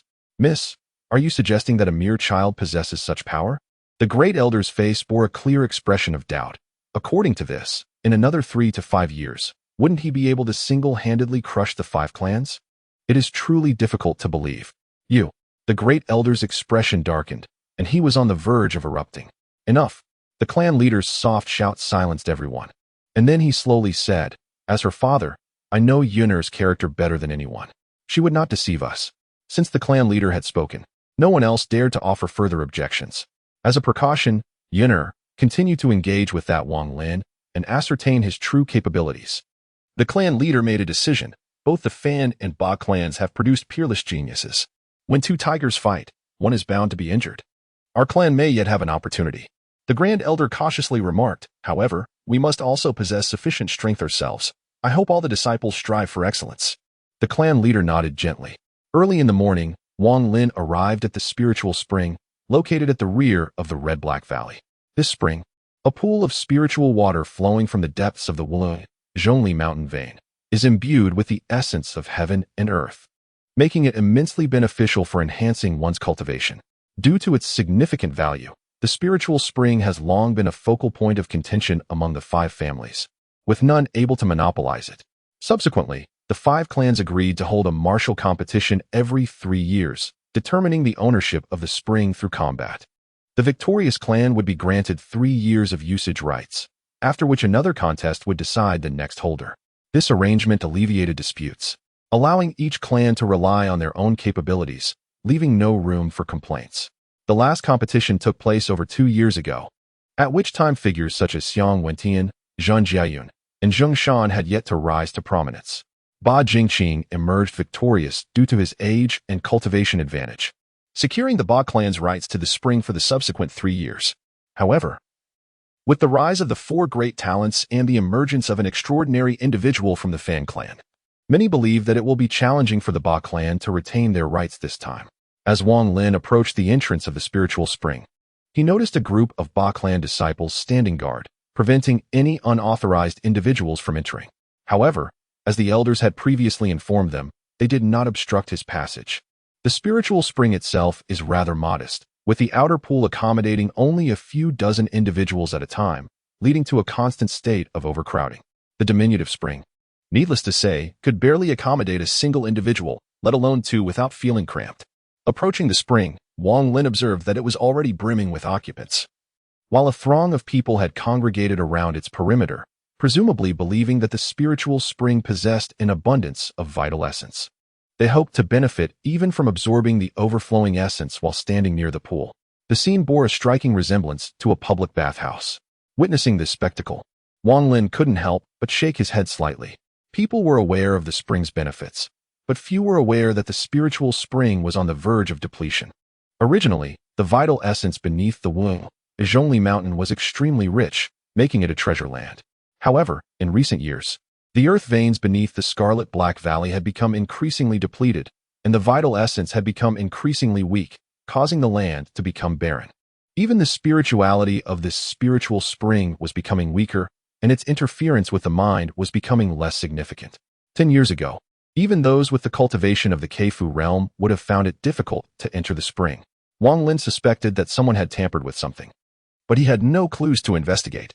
However, he was aware that if this continued, the Scarlet Black Valley would be finished in less than a year or two. This was the enormous and fatal hidden danger that existed at present. However, apart from a few high-level figures, ordinary people were completely ignorant of this. And everyone was living carefree, believing that they could live in this Scarlet Black Valley for thousands of years. Chapter 20. Ba Jingqing Ba Xiaoyuan was also by the pool, hoping to absorb some of the overflowing essence. When he saw Wang Lin, his eyelids twitched wildly. I am at a loss as to why. But each time Wang Lin comes into view, a sensation akin to swallowing a fly arises within him, prompting a subdued murmur. What brings him here? Surely he doesn't intend to enter the pool? A newly inducted disciple entering the pool? Preposterous. A senior disciple scoffed. The spiritual spring can only accommodate a few dozen individuals. Even the elite disciples struggle to secure a turn. There's no chance for him. One can never be certain. Another retorted with a sneer. Everyone knows the clan leader favors that boy. Should he desire to immerse himself in the spiritual spring, a special dispensation might be granted. A special dispensation? He must first demonstrate the ability to enter. The senior disciple dismissively shook his head. The spiritual spring exhibits anomalies. Even elite disciples risk having their minds disturbed. A mere newly inducted disciple would likely be scared to death within. Amidst the collective discussion, Wang Lin also shook his head, casting aside extraneous thoughts. The affairs of the Crimson Black Valley were of little concern to him for the moment, resolving his own issues to precedence. Composing himself, he removed his upper garment, leaving only a pair of shorts, and proceeded toward the pool's edge. Witnessing this, all eyes converged upon him. Ba Xiaoyuan, startled, blurted out involuntarily, He's actually going to enter. Has he obtained permission? The newly inducted disciples outside the pool exchanged perplexed glances. Only the clan leader and elders determine who may enter the pool. Unauthorized entry constitutes a grave offense. The clan leader favors him. If he wishes to enter, the clan leader would likely permit it, some speculated. Audacious and reckless. The senior disciples, however, revealed expressions of schadenfreude. It is understandable for a newcomer to covet the spiritual spring, but one must recognize their own limitations. It appears another individual is destined for a humiliating rebuff. Amidst the murmurs of the crowd, Wang Lin resolutely stepped into the pool, immediately enveloped by the rising mist and spiritual energy. A searing, stinging sensation arose from beneath his feet, as if he had plunged into a cauldron of boiling water, threatening to cook him alive. To make matters worse, the temperature escalated rapidly, and soon, the entire pool erupted into a raging inferno, transforming Wang Lin into a human torch. He could even hear the crackling of his skin as it burned. Such were the manifestations of the spiritual essence within the spring, conjuring illusions and distortions to confound those who entered its waters. Those lacking unwavering resolve would succumb to these phantasms, mistaking them for reality, and would be easily driven out in a panic. However, Wang Lin, having endured years of confinement and unimaginable psychological and physical torment, possessed an unyielding will that few could rival. These mere illusions posed no threat to him. These paltry phantasms, what power do they hold over me? He scoffed inwardly, pressing forward without hesitation. Observing his unperturbed demeanor, the onlookers couldn't help but express their astonishment. He's not intimidated? Most people would have their minds easily swayed and instinctively retreat. Humph, the boy has some mettle, but the deeper he goes, the more challenging it becomes. Let's see how far he can venture. Indeed, even the most elite disciples can only immerse themselves in the outer reaches. Those who can penetrate a mere 3 feet into the pool are considered prodigious talents. How far do you reckon he can go? No more than 5 steps. You're giving him too much credit. I'd say surpassing 3 steps would be a remarkable feat for him. Disregarding the murmurs of the crowd, Wang Lin waded forward without hesitation, taking 1 step, then 2, then 3. Everyone gasped in astonishment, their eyes wide with disbelief, the atmosphere suddenly thick with an eerie silence. Ba Xiaoyuan's voice trembled as he spoke, his expression one of sheer terror, akin to encountering a specter. He has reached the deepest part of the outer pool. The individual who had previously boasted that Wang Lin would not take more than 3 steps felt a burning shame wash over his face. This fellow must have stumbled upon some extraordinary fortune. Perhaps he fortuitously encountered a phenomenon that is not as severe as it seems. Others began to discern the gravity of the situation. Wait, he stopped. Could it be that he intends to reach the spring eye pool? This revelation startled everyone. It appeared he truly aimed for the spring eye pool. Nestled within the outer pool, the spring eye pool encircled the most vital source of the spiritual spring, renowned for its superior water quality and abundant essence. The pool itself was quite diminutive, barely accommodating one person, and two would be crammed together. Yet, at this very moment, two individuals were already soaking within the spring eye pool, Ba Jingqi and Ba Yurong. No one could contest this. After all, he had seized the rights to the spiritual spring, and without him, it would not be available for the Ba clan's descendants to enjoy. It was hardly unreasonable for him to possess a certain privilege. As for Ba Yurong's presence, it bore an additional significance. Ba Jingqing's affection for Ba Yurong was no secret. With his handsome visage and the reputation of being the clan's foremost genius, he swiftly won her heart. Rumors even suggested that it would not be long before the two would wed. Therefore, as long as Ba Jingqing occupied the spring eye pool, Ba Yurong was the sole individual permitted to share in his immersion. At that moment, the two were seated together in the confined hot spring pool, nestled closely against one another, enveloped in a veil of mist, akin to ethereal beings untouched by the mundane world, evoking envy among onlookers, particularly among the female disciples. Many harbored feelings of jealousy. How can one possess such alluring charm? You cannot compare. Brother Qing is exceptional. If one must marry, it ought to be a man of his caliber. I shall strive diligently. One day, he will regard me with newfound admiration. Suddenly, a voice broke through the reverie. It was Wang Lin, declaring his intent. Beijingking, I wish to use the hot spring pool. His voice, though not loud, rendered the crowd speechless, plunging the scene into an eerie silence, save for the gentle sound of flowing water. After a brief moment, someone finally reacted, murmuring, "Is he provoking Beijingking? This fellow is audacious. Even if he wishes to use it, he ought to wait respectfully until Beijingking is finished. Does he not understand the rules?" A female disciple muttered a curse under her breath. Where did this wild boy come from, daring to speak to Brother Qing in such a manner? Amidst the whispers, Beijingking and Beiyuring opened their eyes to gaze at Wang Lin. Having spoken, Beijingking closed his eyes again. To his surprise, Wang Lin's expression remained impassive as he simply uttered, "No." Upon these words, the entire assembly was taken aback. Chapter 21. Do not speak, hold me tight. Beijingking held the privilege of the hot spring pool, and given the respect accorded to him, it was customary for others to wait until he had finished before using it. Beijingking accepted this special treatment without hesitation. However, this approach proved ineffective in the presence of Wang Lin. "No," Wang Lin firmly rejected, his tone brusque. "You may use it when no one is around. But now that I need it, you ought to step aside." Ba Jingqing reopened his eyes, his expression tinged with displeasure. "Is this your first visit, unfamiliar with the rules? Even if I permitted you to use it, you would have to wait until I am finished. Your rules hold no weight with me," Wang Lin retorted coldly, fixing a dispassionate gaze upon him. "Now that I am here, I shall dictate the rules." The audacity of his claim elicited a wave of astonishment. Who did this young man think he was, to assert such authority? How brazen! Was this his first encounter with him? He relied on the clan leader's backing, having been arrogant from the very beginning. Engaging in bravado with others is one thing, but provoking Ba Jingqing is akin to courting disaster. Ba Xiaoyuan felt a surge of frustration. The more audacious Wang Lin became, the more irked he felt, prompting him to exclaim, "Wang Lin, who do you think you are? My brother and sister Yurong need to use it, and no one dares to utter a word against that." Ba Yurong displayed a charming smile and softly remarked, "Brother Jingqing, it seems he has received special permission from the clan leader to use it. Otherwise, let him be. I truly cannot bear to see you face the clan leader's wrath." Her words were laced with subtle malice, fanning the flames of discord with deft precision. Indeed, the spirit of defiance surged within Ba Jingqing. "I could overlook it for myself, but now that you are here, if I cannot safeguard your interests, what kind of man would I be?" This declaration elicited cheers from several young women. How touching! If Brother Jingqing were to speak such words to me, I would be overwhelmed with happiness. Such was the essence of a man's responsibility, exuding unparalleled charisma, bathed in amorous sentiment. Ba Yurong's captivating eyes reflected her gratitude. "Esteemed Brother Jingqing, your benevolence towards me is boundless. How shall I ever reciprocate such kindness?" With a magnanimous wave, Ba Jingqing dismissed her concerns. his gaze hardening as he fixed it upon Wang Lin. Considering your youth and ignorance, I shall permit you to depart unscathed. Do not compel me to offer you a less palatable alternative.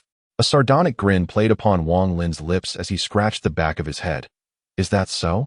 I dare you to refrain from addressing me as sir. With that, he plunged his foot into the spring pool. The instant his foot breached the surface, his vision swam, and he felt as though he were plummeting into an unfathomable abyss. The surrounding waters surged, threatening to engulf him entirely, his lungs constricting with a growing sense of suffocation. The spring pool, notorious for its ability to disrupt one's mental equilibrium, manifested its power with conspicuous intensity.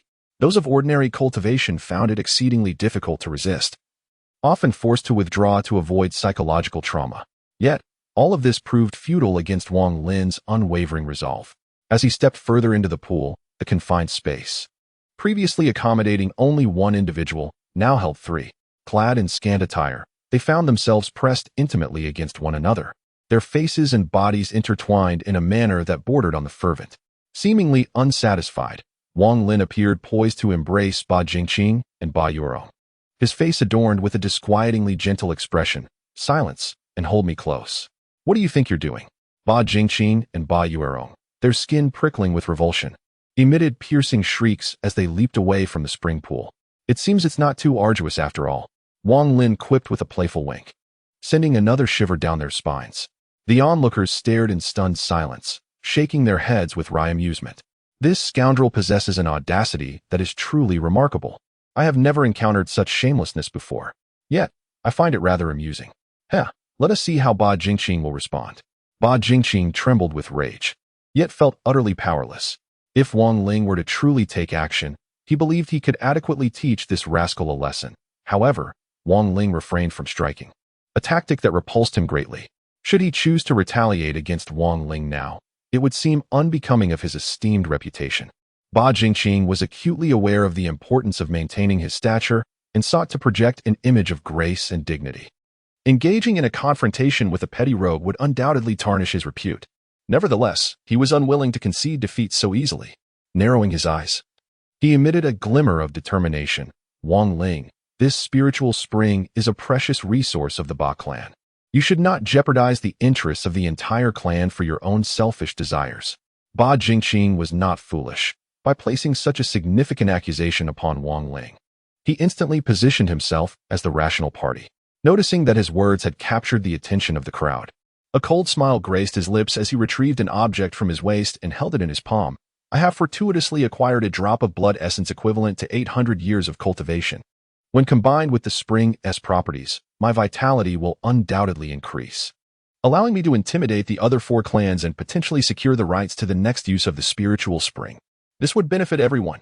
He then turned his gaze towards Wang Lin, questioning, what can you achieve by utilizing the spring? Even with it, your strength will struggle to surpass the talents of the other clans. Is this not a waste of resources? Indeed, Ba Jingqi's words were venomous, instantly resonating with the crowd. That's right. Who will be responsible if you delay Jingqi's cultivation, potentially causing him to lose his right to use the spiritual spring? Someone exclaimed. Exactly. A newly ascended disciple. I truly fail to comprehend why the clan leader permitted him to use the spring pool. It's a sheer waste. The female disciples, in particular, found Wang Lin increasingly objectionable. That odious brat, you are far inferior to Qiongqi. You should just hurry up and get out. Another one shouted. He should take a good look at himself. He actually aspires to use the spring pool.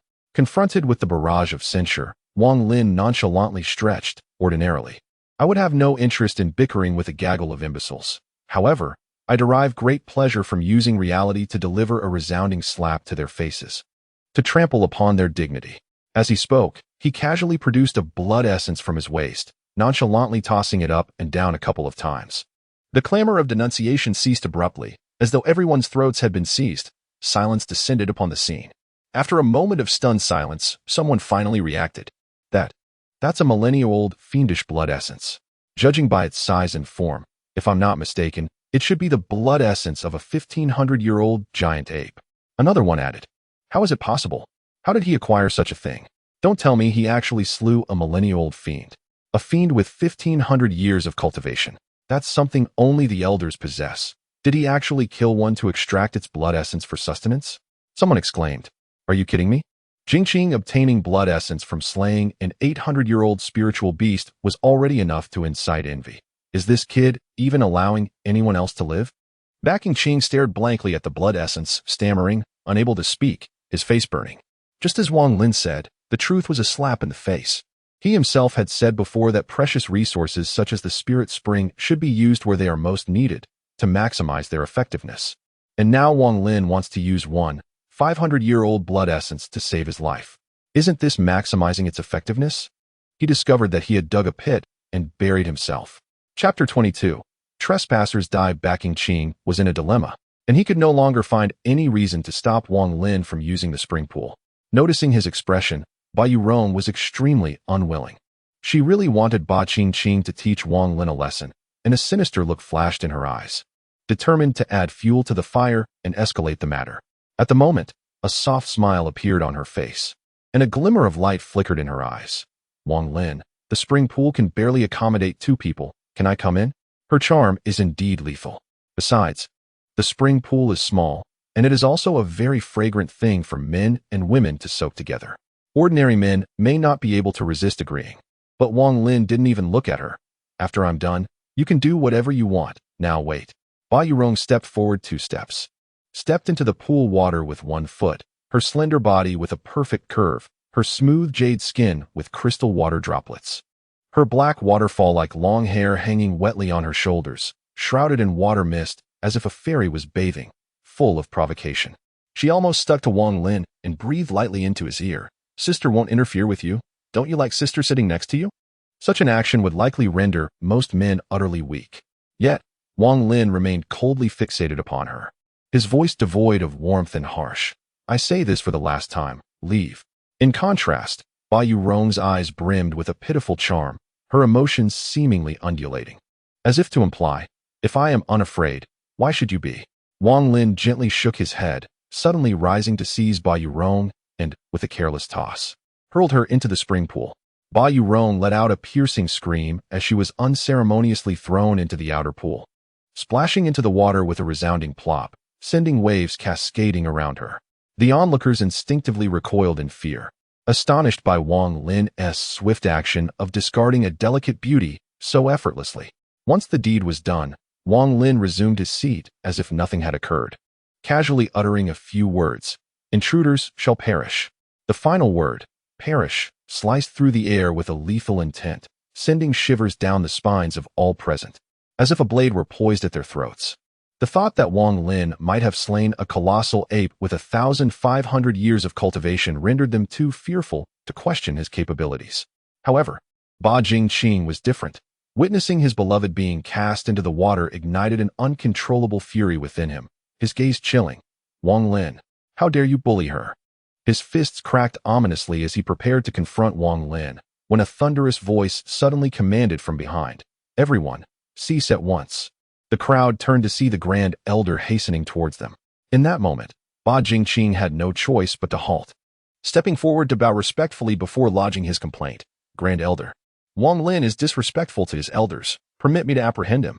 Yurong also emerged from the water, disheveled and shrieking like a banshee. This impudent whelp has gone too far. She was incensed that her most potent weapon had failed. Enough. The elder waved his hand, his stern gaze sweeping across the assembly. The clan has decreed that Wang Lin shall have exclusive use of the spring pool in the coming days. Any who transgress shall be disciplined according to clan law. The elder was perturbed upon granting Wang Lin access to the spring pool.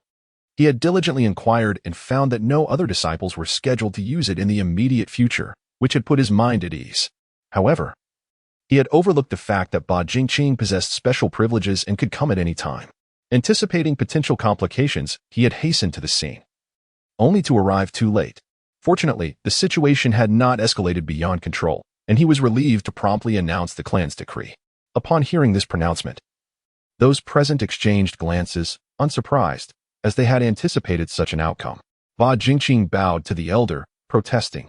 Elder, I have no objection to Wang Lin's use of the spring pool, but his disrespect for elders is a grave violation of clan law. The elder sighed softly, lowering his voice. There are many things you do not comprehend.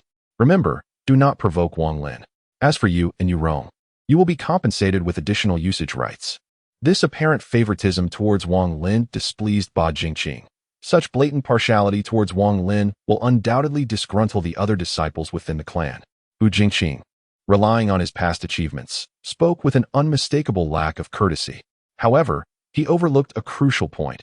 While having great merit is commendable, boasting about one's accomplishments to the detriment of the leader is a grave taboo in the hearts of any chieftain, unless one possesses the overwhelming authority of Wang Lin, which eclipses that of the clan. The expression on the Grand Elder's face darkened significantly, and his tone turned unfriendly. Do you imply that I have acted unjustly? Your audacity. This phrase is indeed a taboo. It might be permissible in private, but for Bu Jingqing to utter it publicly was a direct affront to the clan leader's reputation. The Grand Elder roared, delivering a resounding slap to Bu Jingqing's face. I give you my final warning, and I caution all of you. Whoever dares to speak such slander will have their tongues severed and be cast out from the clan. His words were severe, sending a shiver through everyone present, causing them to bow their heads in silence. Bu Jingqing too lowered his gaze, his eyes filled with resentment. His voice trembling slightly, Jingqing acknowledges his fault. The Grand Elder's anger subsided somewhat as he cast a glance at Wang Lin, gently shaking his head with a sigh before turning to leave. Bu Jingqing and Ba Yurong, having lost face, had no choice but to depart with Ba Xiaoyuan. The others, though shaken, remained mere spectators, choosing to remain silent and focus on their cultivation. Thus, the tempest subsided, while Wang Lin, one of the parties involved, remained unaffected, effortlessly smiling as he calmed his mind and settled by the spring. The essence of the spiritual spring was immensely beneficial for nurturing the body, sustaining life, and refining one's consciousness. Wang Lin sought the spring waters precisely for the purpose of fortifying his physique. He activated his consciousness, communicating with the Komodo dragon through its residual will. The Komodo dragon's hide was exceptionally tough, and after mutation, it developed a body of scales, making its defenses even more formidable. Through this mechanism, a powerful physical technique could be deduced. He used his will to communicate with the giant lizard, comprehending the growth process of its skin and scales, analyzing the composition of each part, and examining the principles of how it functioned when subjected to external attacks, attempting to create a physical technique that could be cultivated. Eventually, the meridians gradually became clear, and an overbearing physical technique began to take shape. It would be called Dark Scale Physique. Chapter 23. Dark Scale Physique. With the naming complete, Wang Lin relaxed his body, every pore expanding to allow the spiritual spring to thoroughly permeate his skin, ensuring the most complete absorption of essence. Subsequently, he circulated the Dark Scale Physique incantation, gradually refining his physique. It is best to cultivate physical techniques with body-enhancing medicine. Previously, in the Mangjiang Plains, this condition was not available, so Wang Lin was not in a hurry. Now that this spiritual spring had the same effect as body-enhancing medicine, he would cultivate the physical technique here. Physical arts are divided into 5 grades: mortal, profound, spirit, royal, and emperor, each divided into 4 ranks: lower, middle, upper, and supreme. As the cultivation progresses, the physique also improves, but this process is best done gradually. Otherwise, if the physical technique is too strong and the physique is too weak, the body is easily unable to bear it, and there is a risk of cultivation deviation or even bodily explosion. This dark scale physique was too overbearing. As the cultivation deepened, the tyrannical force tore open cuts in the muscles all over his body, and fresh blood began to flow. At this juncture, the efficacy of the spirit spring became manifest. Hemostasis occurred almost instantaneously for all wounds, while the tepid waters concurrently forestalled further deterioration. The intrinsic essence permeated his physique with celerity, thereby expediting the fortification of his constitution. To onlookers, the scene was profoundly alarming. Wang Lin's epidermis incessantly ruptured, his body appearing as if lacerated by invisible blades, leaving a trail of ghastly wounds. It was solely due to the spirit spring that he managed to barely suppress the damage. An involuntary shudder ran through the observers as they reflexively touched their own bodies. The mere sight of it was excruciating, and one could only imagine the magnitude of agony Wang Lin, as the subject, was enduring. His frame incessantly trembled. His forehead beaded with copious perspiration, and his lips were tightly pursed, evincing a strenuous suppression of the acute pain. This lacerating agony was indeed unbearable for ordinary individuals, but in contrast to the torments suffered during his confinement, it seemed almost inconsequential. Moreover, The severity of the physical damage was, paradoxically, a testament to the formidable nature of the dark-scale physique. With this realization, enduring such suffering became worthwhile. However, the others were oblivious to these factors and were even uncertain as to what Wang Lin was undertaking. What is he doing? It's terrifying. His body is undergoing drastic changes. Is he perhaps cultivating a martial art? What martial art could be so dreadful? It's as if he's being torn asunder. Finally, a compassionate disciple could no longer bear to witness the scene. This will prove fatal. Quickly, inform the elders. With that, he dashed out of the pool and hastened to deliver the report. After a brief interval, not only did several elders arrive, but even the clan leader himself came in person. Upon hearing the report, they were taken aback and promptly hastened to investigate. Observing Wang Lin's condition, a wave of unease washed over them. The third elder, having interacted with Wang Lin the most, felt particularly anxious. What kind of body technique is he cultivating? It is utterly astonishing. The grand elder furrowed his brow. Given this posture, it is likely not merely a spiritual body, but rather an advanced form within the realm of the mysterious body. In truth, the elders themselves practiced the mysterious body and lacked a precise understanding of the higher realms of the spiritual body. Thus, they could only make judgments based on their own experiences. The clan leader, possessing broader insights, fixed his gaze intently on Wang Lin, remaining silent while his mind churned intensely. Unlike the other elders, he had encountered advanced body techniques by chance, and witnessing Wang Lin's current state led him to a terrifying conjecture, though he hesitated to confirm it, requiring further observation. Since Wang Lin was brought by that esteemed individual, it should not be a problem for him to cultivate advanced body techniques. The clan leader felt slightly reassured and instructed the elders. Third elder, keep a close watch on him. The rest of you may disperse, as your presence here is of little aid. The others nodded in agreement. Aside from the third elder who remained to guard Wang Lin, the rest departed.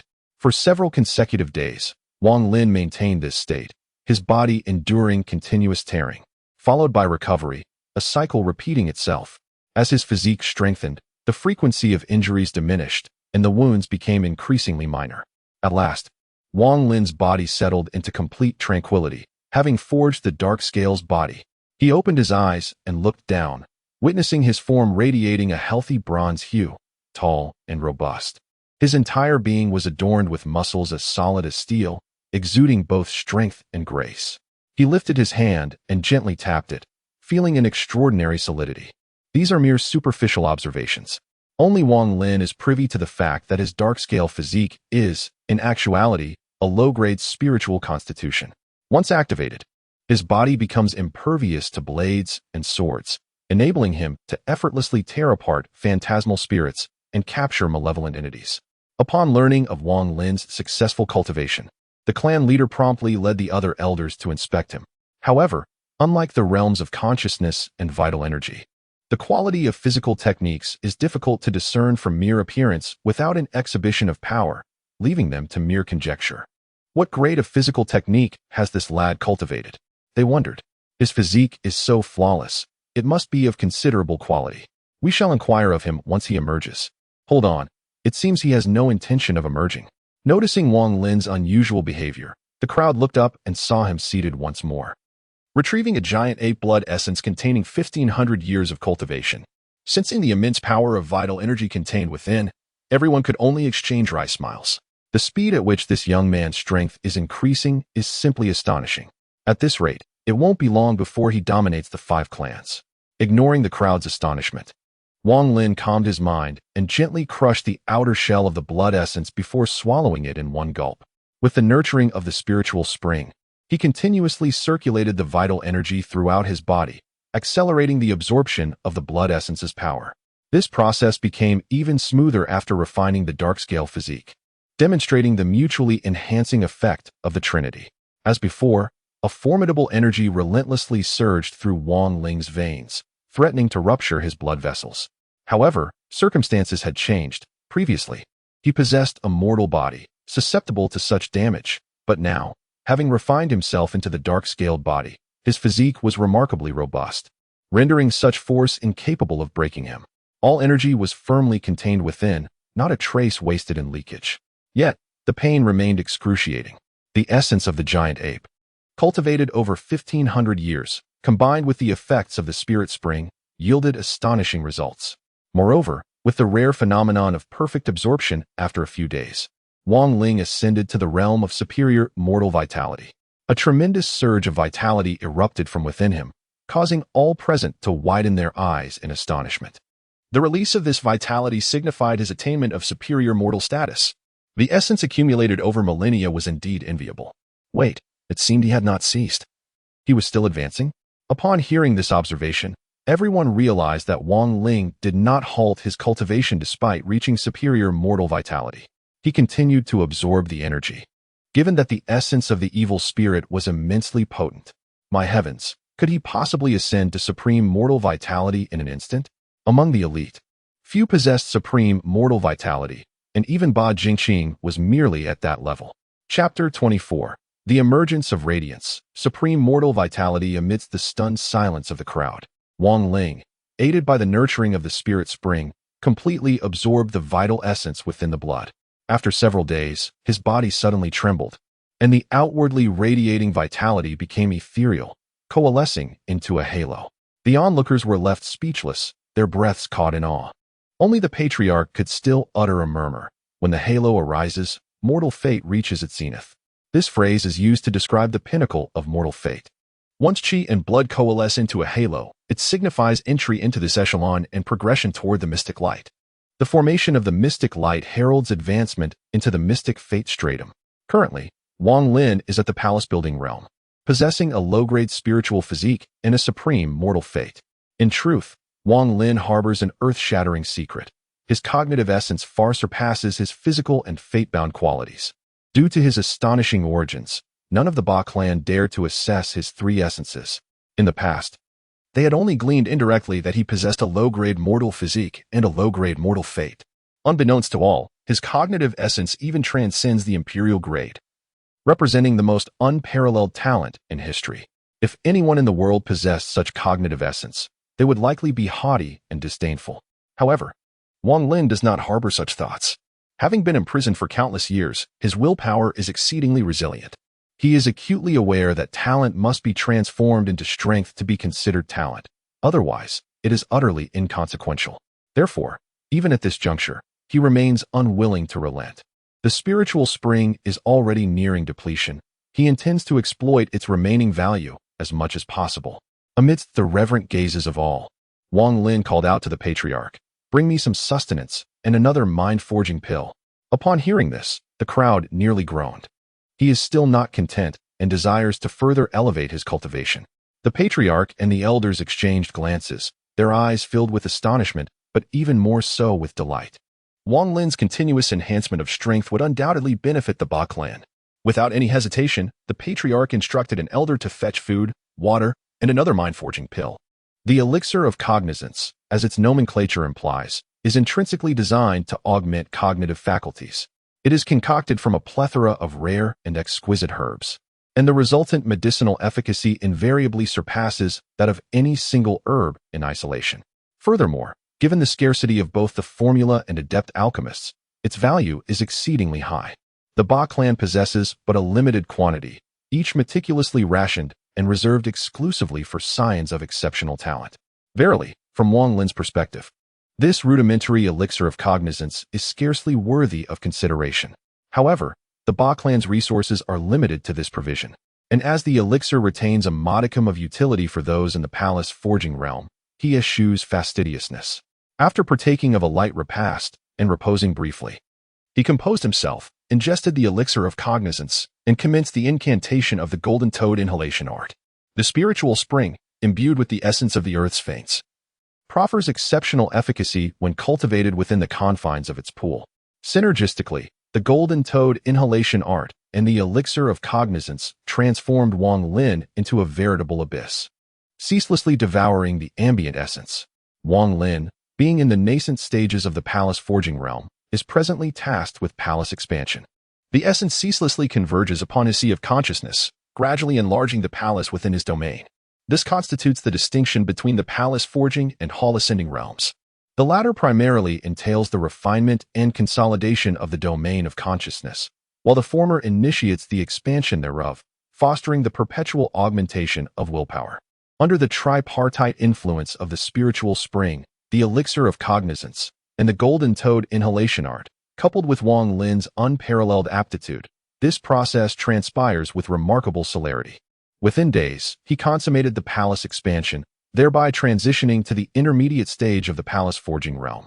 At this juncture, his domain of consciousness had undergone considerable enlargement, the palace therein exuding an aura of grandeur. Even a 3-zhang-long giant lizard would appear diminutive within, attesting to its immensity. Having exhausted the medicinal efficacy of the soul-forging elixir and recognizing the need for a period of consolidation, he deferred further immediate advancement, languidly opening his eyes. Elevated to this echelon of power, his stamina vastly exceeded the ordinary, and despite the passage of days, he felt neither hunger nor fatigue, remaining remarkably invigorated. Prompted by a thought, he unfurled his spiritual domain, liberating the Azura ghost wolf. The sudden manifestation of the spectral wolf startled the assembly. Most were unaware of the extent of Wang Lin's battle spirits.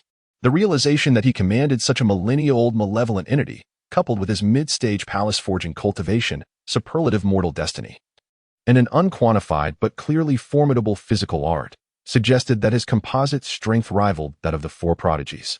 Observers assessed his capabilities through conventional metrics, yet they remained oblivious to the true extent of Wang Lin's power, which far surpassed their estimations. Had they been privy to his prior slaying of 2 Zheng clan elders, they would likely have been petrified with terror, questioning whether Wang Lin intended to leave them alive, given his comparative youth and imminent surpassing of the four prodigies. It appears our Ba clan is poised to produce an individual comparable to that person from the Fan clan. Some exclaimed. The crowd exhibited a spectrum of emotions: envy, elation for the Ba clan's prospects, jealousy, and the machinations of hidden agendas. Wang Lin, indifferent to the gazes of others, utilized the remaining time to refine the Azura ghost wolf to a state of seamless integration. Given that the spirit was not a subject of his experimentation and their affinity was low, achieving the level of a phantom weapon would require considerable time. So he temporarily abandoned the endeavor. In any case, his subjugation of the Azura ghost wolf was solely for the purpose of gauging his speed and refining native battle spirits. And he harbored no further aspirations. In the heat of battle, it is still those experimental subjects who excel with ease. After a night's rest, early the next morning, a disciple arrived to inform that both Qiongqi and Zhang Jiaoyun were visiting simultaneously. With the official matters already settled, Wang Lin instructed the disciple to escort the guests inside, as he would not personally greet them at the entrance. This was a matter of status, a distinction in identity. Of course, one might argue it was merely a display of arrogance, but that could not be dismissed entirely. At this moment, a considerable number of Ba family disciples had gathered at the entrance, eager to witness the 2 prodigies. The male disciples were, naturally, there to catch a glimpse of Zhang Jiaoyun's beauty. Zhang Jiaoyun was the object of my dreams, and regrettably, I had only been able to admire her from afar before. Today, I would finally have the opportunity to behold her up close. Indeed, she was known alongside Zheng Shan as the twin wonders of the Wu family, though I had heard that Zheng Shan had tragically perished in the Miasma Plains. As for the female disciples, they were certainly there to see Qiongqi. It was said that he possessed an elegance surpassing even that of Jing Qing, and one could hardly believe he had come to the Ba family clan. Don't be infatuated, he would never be interested in you. Don't speak so definitively. Who can truly predict matters of the heart? While the crowd whispered among themselves, Qiongqi and Zhang Jun finally stepped through the gates of the Ba family clan. Chapter 25. The Sovereign. The two were indeed the epitome of contemporary genius. Qiongqi strode forth with an air of grandeur, his every gesture exuding charisma, while Zhang Jiaoyun glided gracefully, her striking figure radiating an innate pride. Such demeanor and presence are attributes that cannot be possessed without reaching a certain level of cultivation. Ordinary individuals could never emulate it, inevitably drawing the admiration and praise of those around them. Verily, a paragon of humanity. Such should be the conduct of a person. Indeed, 100-fold repetition of hearsay pales in comparison to the stark reality witnessed firsthand. One cannot but concede. Furthermore, certain infatuated female disciples could not restrain their exclamations. At that moment, Ba Jingqing emerged from the rear of the throng, swiftly approaching the pair and offering a slight bow of respect. Worthy brother Xiong, maiden Shun, your esteemed presence graces the Ba clan. Would it not have behooved you to apprise your brother beforehand? Ba Jingqing shared renown with these two individuals, and his arrival to welcome them was deemed fitting, as few other disciples possessed the requisite stature. "Brother Ba, you are too kind." Xiong Wentian responded with a faint smile and a reciprocal bow, a casual visit to a friend in moments of leisure, purely a personal endeavor, requiring no grand reception. Shun Jieyun, in turn, offered a slight curtsy in acknowledgement, remaining silent. "Now that you have arrived, there is no reason not to extend hospitality," Ba Jingqing declared magnanimously, gesturing with a wave of his hand. "Come, let us retire to my humble abode for discourse." Subsequently, his gaze became fixated upon Shun Jieyun. "Maiden Shun, many days have elapsed since our last encounter, and your splendor has only intensified. Today, we must indulge in convivial libations." Ba Yuerong had captured his attention earlier than Shun Jieyun, swiftly progressing to the point of inseparable companionship. However, with the subsequent rise of Shun Jieyun, who rivaled him among the four great geniuses, he took note of the extraordinary beauty within the five clans, and a desire arose within him. In his estimation, their talents and cultivation were comparable, rendering them a well-matched pair. As for Ba Yuerong, her initial allure as a vixen had captivated him, but with prolonged association, a sense of weariness gradually set in. Yet, contrary to his solicitous advances, Shun Jieyun remained taciturn, scarcely deigning to cast a glance in his direction, instead proceeding forward. Seeing Ba Jingqing's awkwardness, Xiong Wentian, with a commendable demeanor, took the initiative to divert the conversation. "Brother Ba, we have only met Wang Lin once, and our visit today is rather inconvenient. Perhaps we should arrange another meeting.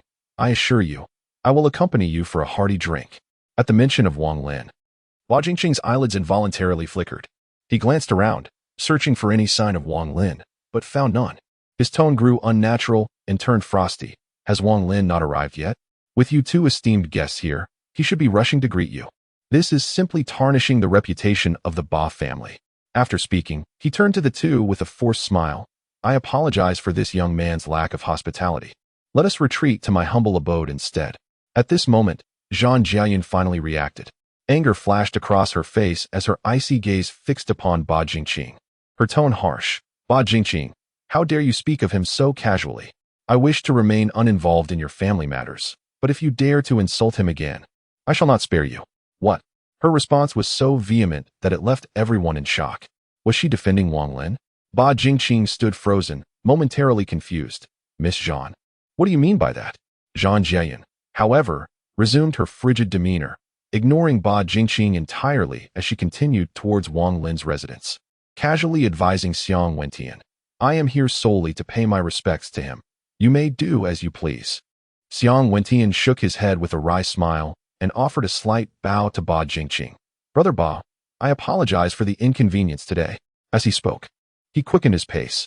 The smile on Ba Jingqing's face froze, gradually contorting into a ghastly grimace. Witnessing this scene, everyone felt a tumult of emotions within. What could possibly provoke these two prodigies to disregard all decorum and defend Ba Jingqing, solely to pay a visit to Wang Ling? Filled with curiosity, the crowd hastened to Wang Ling's residence, eager to discover the extraordinary charm that compelled these two geniuses to hold him in such high esteem. Before long, Xiong Wentian and Zhan Jieyun arrived at Wang Ling's door. They exchanged glances, and ultimately, it was Zhan Jieyun who stepped forward and knocked on the door. "Your Majesty, Zhan Jieyun and Xiong Wentian have come to pay their respects." At these words, the entire gathering was taken aback. "Your Majesty? She refers to Wang Ling as Your Majesty? Is this some sort of jest? One of the four great prodigies serving under that young man? Someone pinch me, for I must be dreaming." Amidst the stunned silence, a languid voice emerged from within. "Come in." With the invitation granted, Zhan Jieyun and Xiong Wentian entered, casually closing the door behind them. The onlookers were left agape. Jaws dropped in disbelief. My goodness, what does it mean to flaunt authority? This is what it truly means. I am utterly in awe. Two of the four prodigies coming to pay their respects, yet not even a proper greeting was extended, only a knock to gain entry. What kind of extraordinary being is this young man? I feel utterly bewildered. Meanwhile, Ba Jingqing's expression darkened ominously, his eyes brimming with an uncontrollable murderous intent. He could not fathom why, despite being equally gifted and technically his senior, he held a profound admiration for Zhan Jieyun, who, in turn, regarded him with disdain. Yet, inexplicably, Zhang Jiaoyun placed significant value on Wang Lin, even willing to serve as his subordinate. With her inherently proud disposition, what kind of enchantment had Wang Lin cast upon her to elicit such unwavering compliance? Why was it all so unjust? Of course, Wang Lin was oblivious to this inner turmoil.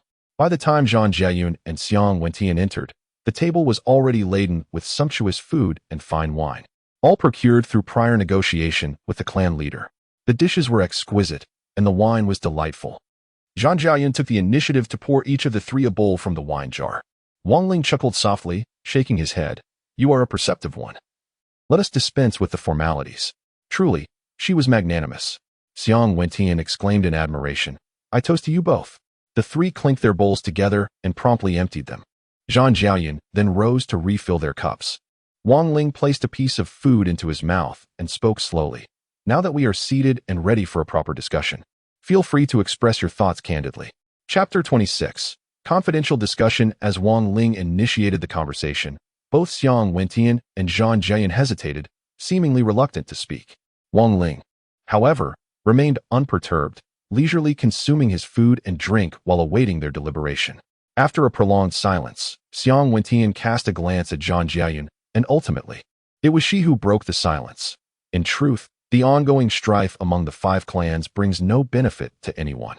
Wang Lin regarded her statement with neutrality. Continue. Zhang Jiaoyun gritted her teeth and suddenly raised her head, exclaiming, the Wu family is facing a dire crisis. If it is not addressed with urgency, a catastrophic disaster will inevitably befall us.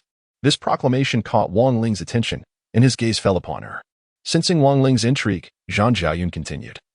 The spiritual spring is nearly depleted, and the essence of heaven and earth in the Qiha Valley is becoming increasingly scarce. I suspect that the earth's veins have been affected.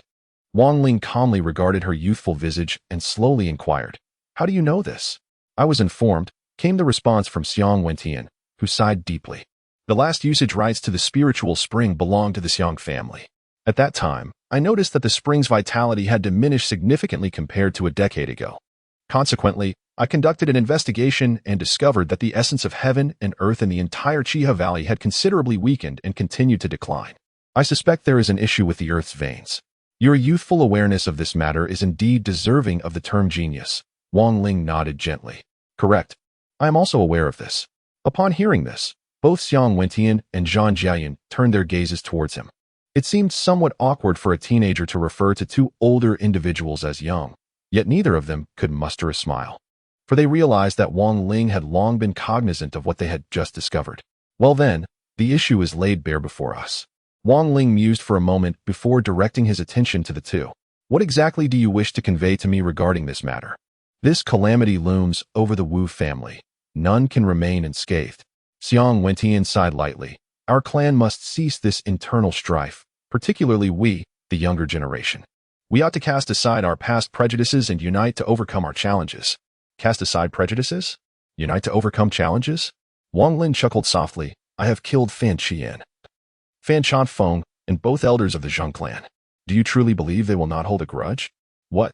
Xiang Wentian's eyes widened in disbelief as he gazed at Wang Lin as though he were a monster. You killed them all? Zhao Yun, standing nearby, could only manage a bitter smile. Xiang Wentian exerted considerable effort to regain his composure, but as he looked at Wang Lin, his gaze was now tinged with trepidation.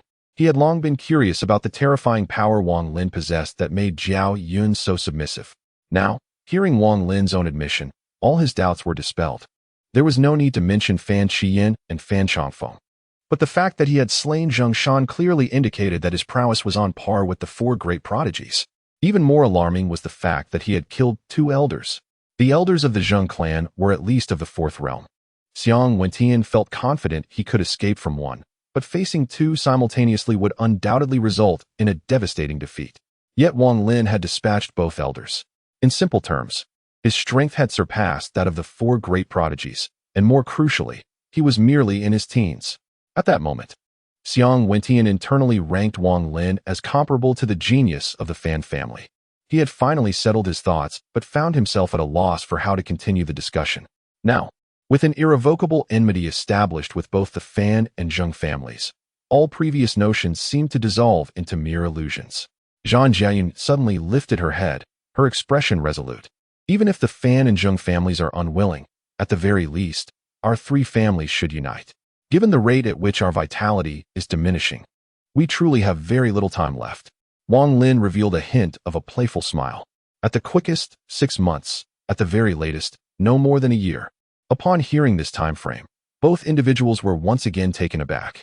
They recognized the gravity of the situation, yet had not anticipated their earlier optimism. Based on their assessments, Qiongqi Valley should have had several years remaining, but little did they know that even a year was now a luxury. With a faint smile lingering at the corners of his mouth, Wang Lin allowed Xiang Wentian and Zhang Jiayun to fret in a state of anxiety, appearing as an outsider unconcerned by the impending crisis. Noticing his demeanor, Zhang Jiayun furrowed her brow slightly, a startling premonition surfacing in her subconscious, prompting her to exclaim, "Do you have a solution?" The words reverberated like thunder, and Xiang Wentian widened his eyes, turning to Wang Lin. Just then, a series of urgent bells rang out, echoing through the entire Ba clan. A battle alarm? Wang Lin raised an eyebrow slightly, rising to push open the door and swiftly heading towards the entrance. Xiang Wentian and Zhang Jiayun exchanged a glance before hastily following suit. At that moment, all three were filled with confusion. The sounding of such a battle alarm indicated a large-scale enemy assault. Yet, after living in Qiongqi Valley for so many years, who could possibly attack the Ba clan? As Wang Lin walked, he pondered and began to contemplate certain possibilities. They soon arrived at the entrance, where the clan leader and elders were already positioned at the forefront. Everyone appeared as if they were facing a formidable adversary, their expressions charged with palpable agitation. The clan leader was bellowing towards those beyond the wall, leaders Fan and Zheng. "Is it your intention to assault the Ba family with such a multitude of disciples?" Outside the wall stood the disciples of the Fan and Zheng clans, led by their respective leaders and elders, all of whom had summoned their battle spirits, poised for an imminent attack. Upon hearing the call from the Ba clan leader, Zheng clan leader stepped forward, his eyes aflame with fury. "Leader Ba, your disciple Wang Lin has slain my daughter and harmed 2 of my elders. Surrender the murderer at once, so that I may offer his head as a tribute to the spirits of my daughter and elders." Indeed, Leader Fan advanced a few paces, aligning himself with Leader Zhang, signaling their united front. "Wang Lin has killed my disciples Fan Qiyin and Fan Chanfeng. Anyone who dares to shield the murderer today shall be counted as our enemy." Preposterous. Leader Ba erupted in anger. Wang Lin is merely a boy of tender years, with cultivation barely reaching the threshold. How could he possibly vanquish the prodigies of your clans? As for the death of your elders, that is even more absurd. If you wish to accuse him, at least provide a plausible reason. My daughter Zheng Shan's primary battle spirit is the 1,000-year-old Azura ghost wolf, known to all within the 5 clans. Now, this Azura ghost wolf has fallen into Wang Lin's possession. This is irrefutable evidence. If not him, then who? The Zheng clan leader's eyes glinted with a chilling, murderous intent. If you claim this is mere coincidence, then consider that countless Azura ghost wolves roam the world, and anyone could possess one. Very well. The primary battle spirit of Zheng clan's 6th elder is a 1,500-year-old giant ape, and Wang Lin just so happens to possess the blood essence of the giant ape. It is indeed a remarkable coincidence that both items now rest in his possession. Such serendipity is hard to fathom. With irrefutable evidence at hand, what more is there to discuss? The patriarch of the Fan clan bellowed through gritted teeth, demanding the immediate surrender of Wang Lin, or else he would annihilate the Ba clan today. Chapter 27. Defeating the enemy with one hand. Upon hearing the roar, the patriarch of the Ba clan and several elders were taken aback. Previously, when they witnessed Wang Lin reveal his blood essence and the Shura ghost wolf, they had not contemplated the implications deeply. After all, how could a mere child, barely in his teens, possibly slay one of the 4 great talents, Zhang Shan, let alone 2 elders? Furthermore, the patriarch and the elders had long felt uncertain about Wang Lin's true capabilities. They could not ascertain the extent of his strength. If he were indeed sheltered by a powerful entity, granting him opportunities beyond the reach of ordinary mortals, it would seem entirely reasonable for him to surpass his peers in prowess.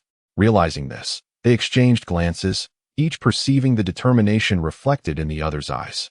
If Wang Lin could already eliminate 2 elders, what could he achieve in the future? His strength was utterly unpredictable. Yet, one thing was certain. If he continued to grow at this rapid pace, within 3 to 5 years, the Wu clan would stand no chance against him. With Wang Lin among them, the Ba clan would command the Wu clan, and who would dare to defy?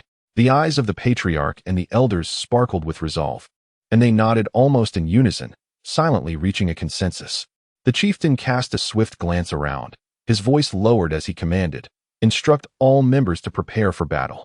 The eldest will remain here with me to command, while the second and third will proceed to the ancestral hall to activate the guardian totem. The fourth will keep a close watch on Wang Lin, and the fifth and sixth." Here, his eyes flashed with murderous intent. The fact that Wang Lin possesses both the Azura ghost wolf and the giant ape blood essence is known only within our clan. Fifth and sixth, uncover the traitor. Whoever divulged this information will be executed without mercy. Wang Lin, the chieftain exclaimed in surprise, hastily attempting to restrain him. Unexpectedly, Wang Lin gently waved his hand, approaching the wall with no fear whatsoever. His serene demeanor caused the chieftain to feel a moment of bewilderment. Is this truly a child in his teens? Such composure is absent in many adults. The appearance of Wang Lin caused an immediate commotion among the outsiders. The countenances of the Fan and Zheng clan leaders were twisted with rage, their eyes practically spitting fire. Wang Lin. They spat out the name through gritted teeth. What an imposing display. Wang Lin calmly surveyed the two opposing forces, showing no sign of fear. However, you are merely a rabble of insignificant fools. Subsequently, he announced in a clear, resonant voice, "What if I killed those people? Your only recourse is to cower and behave yourselves. Begone at once. Otherwise, today will mark the complete annihilation of both your clans. You vile whelp, prepare to meet your end." Upon hearing these words, the Zheng clan leader could no longer contain himself. He propelled forward with explosive force, surging towards Wang Lin like a thunderbolt, his entire being bathed in mystical light. A two-headed serpent, a spirit beast with 2,000 years of cultivation, emerged before him. Phantom soldier. With a sweeping gesture, the two-headed serpent transformed into a somber, ebony-hued bident, descending into his grasp as he lunged toward Wang Lin's position. Impelled by wrath, he initiated the assault with a phantasmal weapon strike, determined to slay Wang Lin on the spot. However, the Ba clan's patriarch, ever vigilant, met his advance with a derisive snort. Surging with sanguine vigor, he unleashed a three-eyed tiger from his consciousness, which promptly materialized into a halberd, intercepting the bident.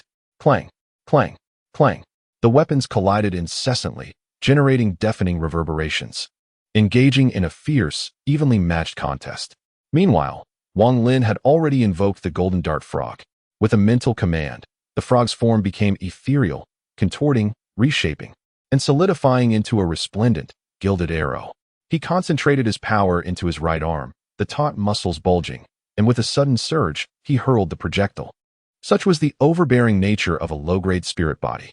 Relying solely on the strength of his arm, the golden arrow shot forth like lightning, a piercing beam of golden light cleaving the firmament. Engaged by the Ba clan's patriarch, and with Wang Lin having locked onto his trajectory using dynamic vision, the Zheng clan's patriarch realized that the arrow had sealed off his retreat, making evasion nigh impossible. However, dismissing the attack from a mere adolescent, he chose to stand his ground, extending his left hand. A diminutive, two-headed snake morphed into a forearm-length trident, which he casually flicked toward Wang Lin like a bolt of lightning. A mother-son serpent? The Ba clan's patriarch frowned, hastily warning Wang Lin, "Beware." To the astonishment of all, the patriarch of the Zheng clan had an ace up his sleeve. His two-headed serpent was, in fact, a parent-child pair. Although the juvenile serpent possessed only a millennium of cultivation, the deployment of an illusory weapon strike by a master of the Six Harmonies realm placed Wang Lin in dire straits. A cruel smile spread across the Zheng clan leader's face as he seemingly foresaw Wang Lin's imminent demise. But in an instant, his smile froze. With a sharp, piercing sound, a golden arrow collided with the short fork, cleaving it asunder.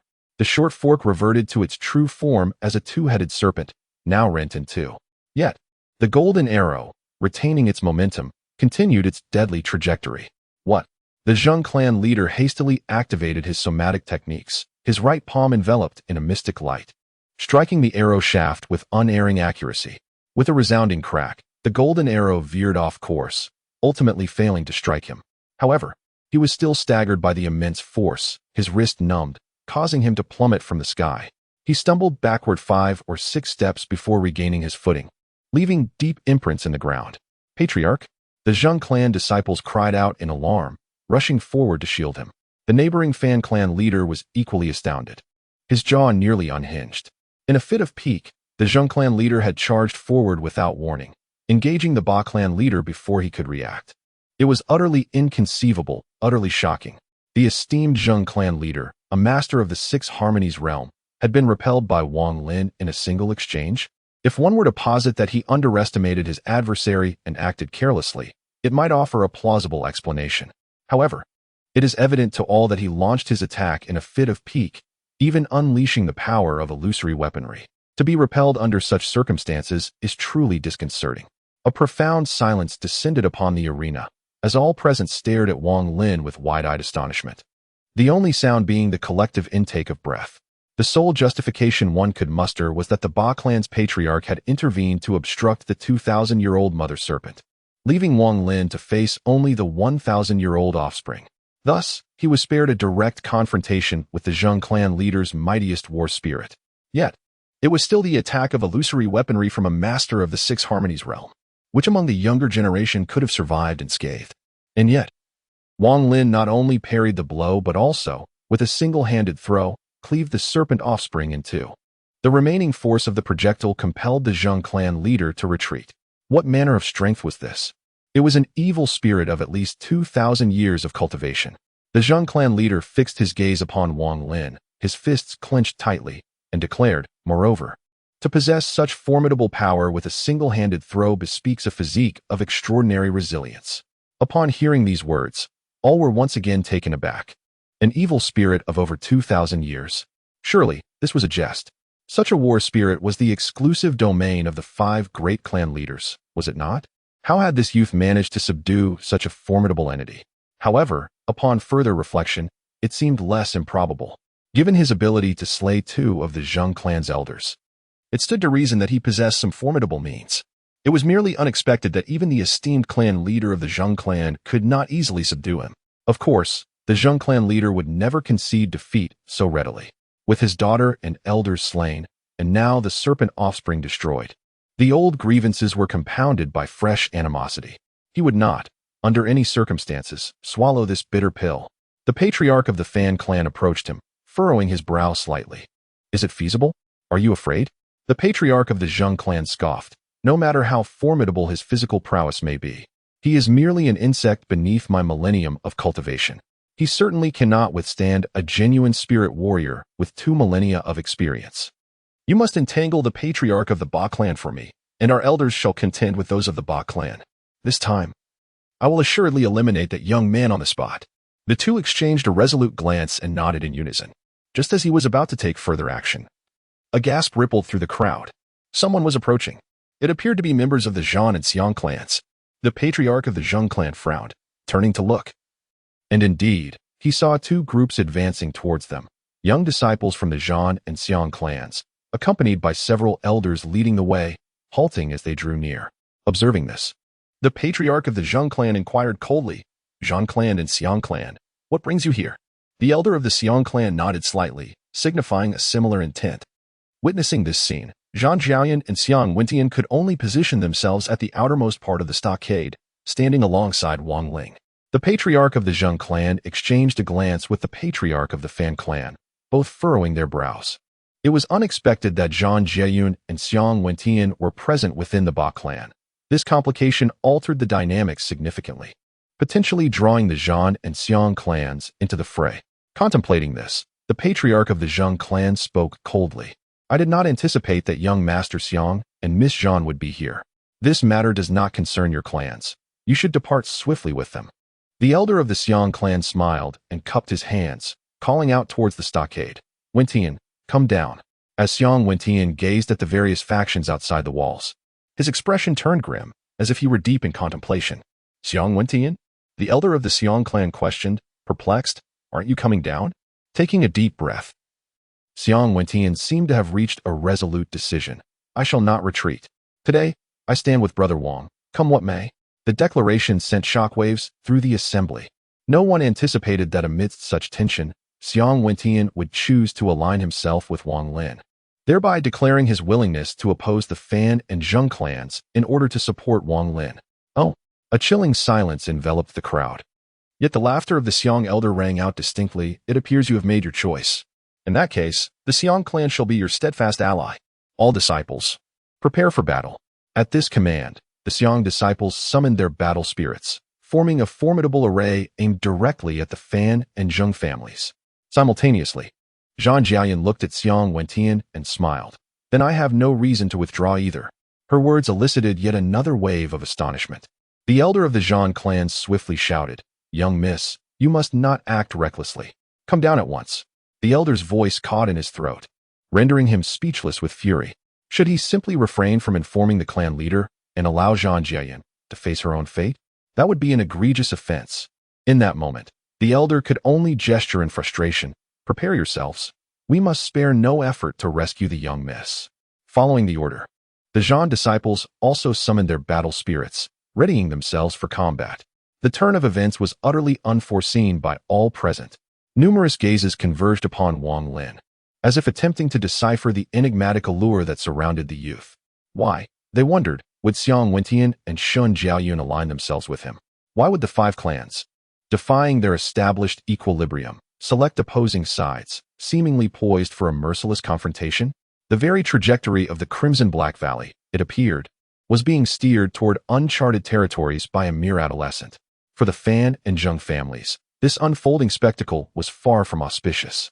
They had arrived brimming with confidence, assured that a two-clan coercion against one would yield a swift victory, leaving the Ba clan with no recourse but to surrender their quarry. Yet, not only did the Ba clan exhibit an unyielding resolve, prepared to fight to the bitter end, but the Shun and Xiong clans had also thrown their support behind them. Now, with a 3-against-2 disparity, the tables had dramatically turned. What was to be done? The Fan clan's patriarch hesitated, his countenance etched with uncertainty. The Zheng clan's patriarch, his teeth clenched to the point of fracturing, seethed with resentment. He was loath to concede, but the unfavorable circumstances threatened the very survival of the Fan and Zheng families. As the clan's leader, he bore the responsibility for their continued existence and could not afford to act rashly, driven by mere impulse. "Curse it," he hissed, his fists clenched in impotent rage. "If only my esteemed nephew, Fan, were not in seclusion, we would have no cause to fear them." The esteemed nephew to whom he referred was none other than the prodigious talent of the Fan clan, currently absent due to his secluded cultivation. Indeed, the patriarch of the Fan clan also sighed softly, remarking that this seclusion was of paramount importance and should not be disturbed. Just as they found themselves in this precarious situation, a contingent of individuals suddenly intruded upon the entrance of Crimson Shadow Valley.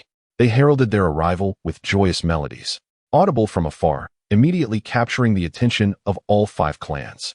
They bore aloft a large azure banner, and those with keen eyesight swiftly discerned the prominent character for wizard emblazoned upon it, fluttering in the wind, eliciting cries of astonishment. Wizard Tyrant Marquis. They are emissaries from the Wizard Tyrant Marquis. Chapter 29. Fan Yuan. The members of the five clans proceeded on their journey, each mounted upon their respective spirit beasts, save for a scant few who lacked suitable steeds and were thus obliged to share mounts with their kin. Though segregated into 5 distinct contingents according to their clan affiliations, they maintained close proximity to one another, presenting a formidable spectacle from afar. Somewhat disconcertingly, Wang Lin brazenly rode the Azura ghost wolf, seemingly oblivious to the almost murderous gazes directed at him by the Fan and Zheng clans.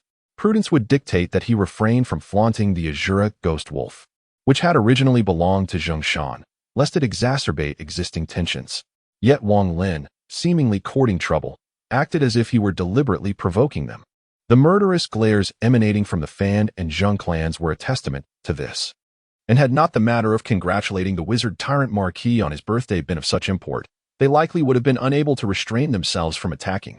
In truth, Wang Lin was not motivated by a desire to antagonize them. Regardless of his flamboyance, he was not so frivolous as to engage in such petty provocations. Although the battle spirit can dwell within the realm of consciousness for nurturing, its intimacy increases at a sluggish pace.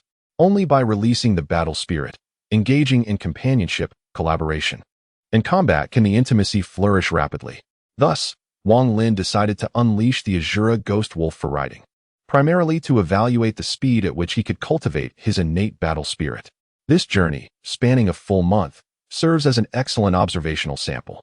However, those around him remain oblivious to his intentions, The disciples of the Fan and Zheng families can only maintain their distance, preferring to keep their eyes untroubled.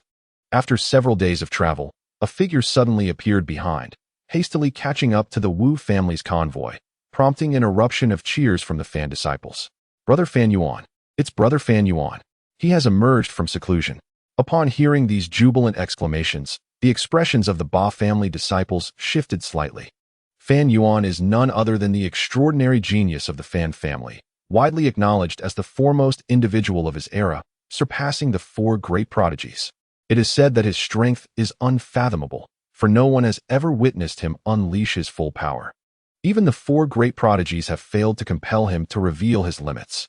Now that he has re-emerged from seclusion, none can fathom the extent of his newfound prowess. Consequently, the Ba family disciples felt an overwhelming pressure.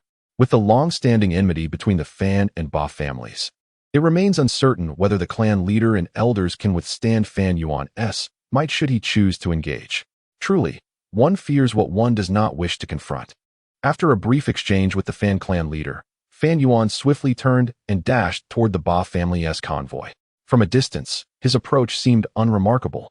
Yet as he drew nearer, the palpable intensity of his presence became unmistakable. He was astride a magnificent thunder lion, easily 10 feet in length. Its form crackling with arcs of electricity. Its respiration echoed like distant thunder, each exhalation punctuated by sharp, snapping sounds. Its eyes, like enormous bronze bells, glowed with an eerie, frigid light, causing a tremor in any who met its gaze. The man himself was robust and commanding, radiating an aura of formidable menace. Clearly a veteran of numerous life-or-death struggles, far surpassing the common man. Most striking was his hair, standing on end like a formidable spire, lending him an air of imposing authority. The Ba clan's disciples watched him with palpable tension, instinctively adopting a defensive posture, overwhelmed by the sheer presence of the man. In the distance, the Zheng clan watched with undisguised glee. The Zheng clan leader wore a sinister smile, thinking, now that Fan Yuan has emerged from seclusion, knowing you murdered members of his clan, he will undoubtedly seek retribution. You are doomed. Many shared this sentiment. However, Fan Yuan appeared remarkably composed, his gaze sweeping across the assembly before settling upon Wang Lin. You must be Wang Lin? Might we have a word in private? This proposition was unexpected. Everyone had anticipated a vengeful confrontation, yet he displayed no animosity, instead courteously inviting Wang Lin to converse. What was the meaning of this charade? Wang Lin smiled faintly, nonchalantly riding his Azura ghost wolf to meet him, appearing equally unperturbed. I'm here. Speak your mind. Fan Yuan nodded slightly, regarding Wang Lin with composure. Calamity is imminent. Are you aware? Fan Yuan continued. What will you do? Wang Lin countered. What course of action do you suggest? Fan Yuan fell into a momentary silence before proposing. How about we join forces? Wang Lin responded with a hint of playful amusement. Or perhaps, you might consider joining me? Fan Yuan narrowed his eyes, his piercing gaze fixed intently upon Wang Lin, as if attempting to see through him entirely. Wang Lin, unfazed, remained nonchalant, seemingly relishing the attention. After a brief pause, Fan Yuan sighed softly. Perhaps it's best to contemplate this further. With that, he turned and strode away towards the Fan clan's ranks. Wang Lin called out to his retreating figure. Indeed, it is a pity. You should truly ponder it. Witnessing this exchange, everyone stood in stunned silence, their minds grappling with the absurdity of it all. The head of the Zheng clan nearly dropped his jaw to the ground, utterly bewildered. Was that it? Was this all they were going to witness? Confusion reigned as the spectators struggled to decipher the meaning behind their dialogue. Was this some sort of covert signal? Moreover, what was Fan Yuan truly up to? One could only hope he would act with a semblance of normalcy and pursue his vengeance as intended, rather than engaging in nonsensical chatter with Wang Lin before departing. How could such a prodigious talent swallow such indignity? Yet, regardless of their thoughts, the matter had unfolded as it did, and it was evident that Fan Yuan and Wang Lin had no intention of clashing, allowing each to continue on their respective paths. The clan leader of the Ba and the third elder stealthily approached Wang Lin, lowering their voices to inquire, "What are your thoughts on Fan Yuan?" Wang Lin replied with a relaxed smile, "A dangerous individual." Seeing the confusion on their faces, Wang Lin elaborated, "If he were to confront us directly seeking vengeance, it would merely indicate he is a mindless brute, and I would not hold him in high regard. With his capabilities, he should not be able to swallow his pride. Yet he refrains from retaliation. It is the individuals who operate in the shadows, devoid of any discernible pattern, who pose the greatest threat. It suggests he is concocting something sinister. The clan leader exchanged glances with the third elder and cautiously inquired, "What do you mean by your conversation?" Upon hearing this explanation, the clan leader and the third elder's eyes widened in astonishment, their minds swirling in turmoil. They could scarcely fathom that the seemingly nonsensical chatter between the two young individuals contained such profound intricacies. Chapter 30. The Feast of the Poisonous Frog and the Giant Lizard. Unbeknownst to others, while the two appeared to be engaging in aimless banter, they were, in fact, subtly probing and even attempting to forge an alliance through their seemingly cordial exchange, which had already morphed into an invisible duel. The clan leader and the third elder were almost overwhelmed. Was it truly possible that a young man in his 20s and a mere child in his teens possessed such depth of cunning that even those who had weathered numerous storms over the decades could not see through their facade? Noticing the expressions of the clan leader and the third elder, Wang Lin couldn't help but chuckle. "So, you now comprehend that he is not an ordinary individual, do you? Thus, you realize how perilous he truly is, correct?" At the same moment, Fan Yuan uttered a similar sentiment to clan leader Fan, who cautiously asked, "Does your dialogue indeed harbor such complexities?" Conversing with an intelligent individual is indeed effortless. He embodies such wisdom, capable of conveying profound meanings in merely a few succinct sentences. A cold smirk played at the corners of Fan Yuan's mouth. Qi Yin, Changfeng, Zheng Shan, and the elder of the Zheng clan. These individuals fell victim to him. And it is no injustice. Chief, do not be foolish any longer.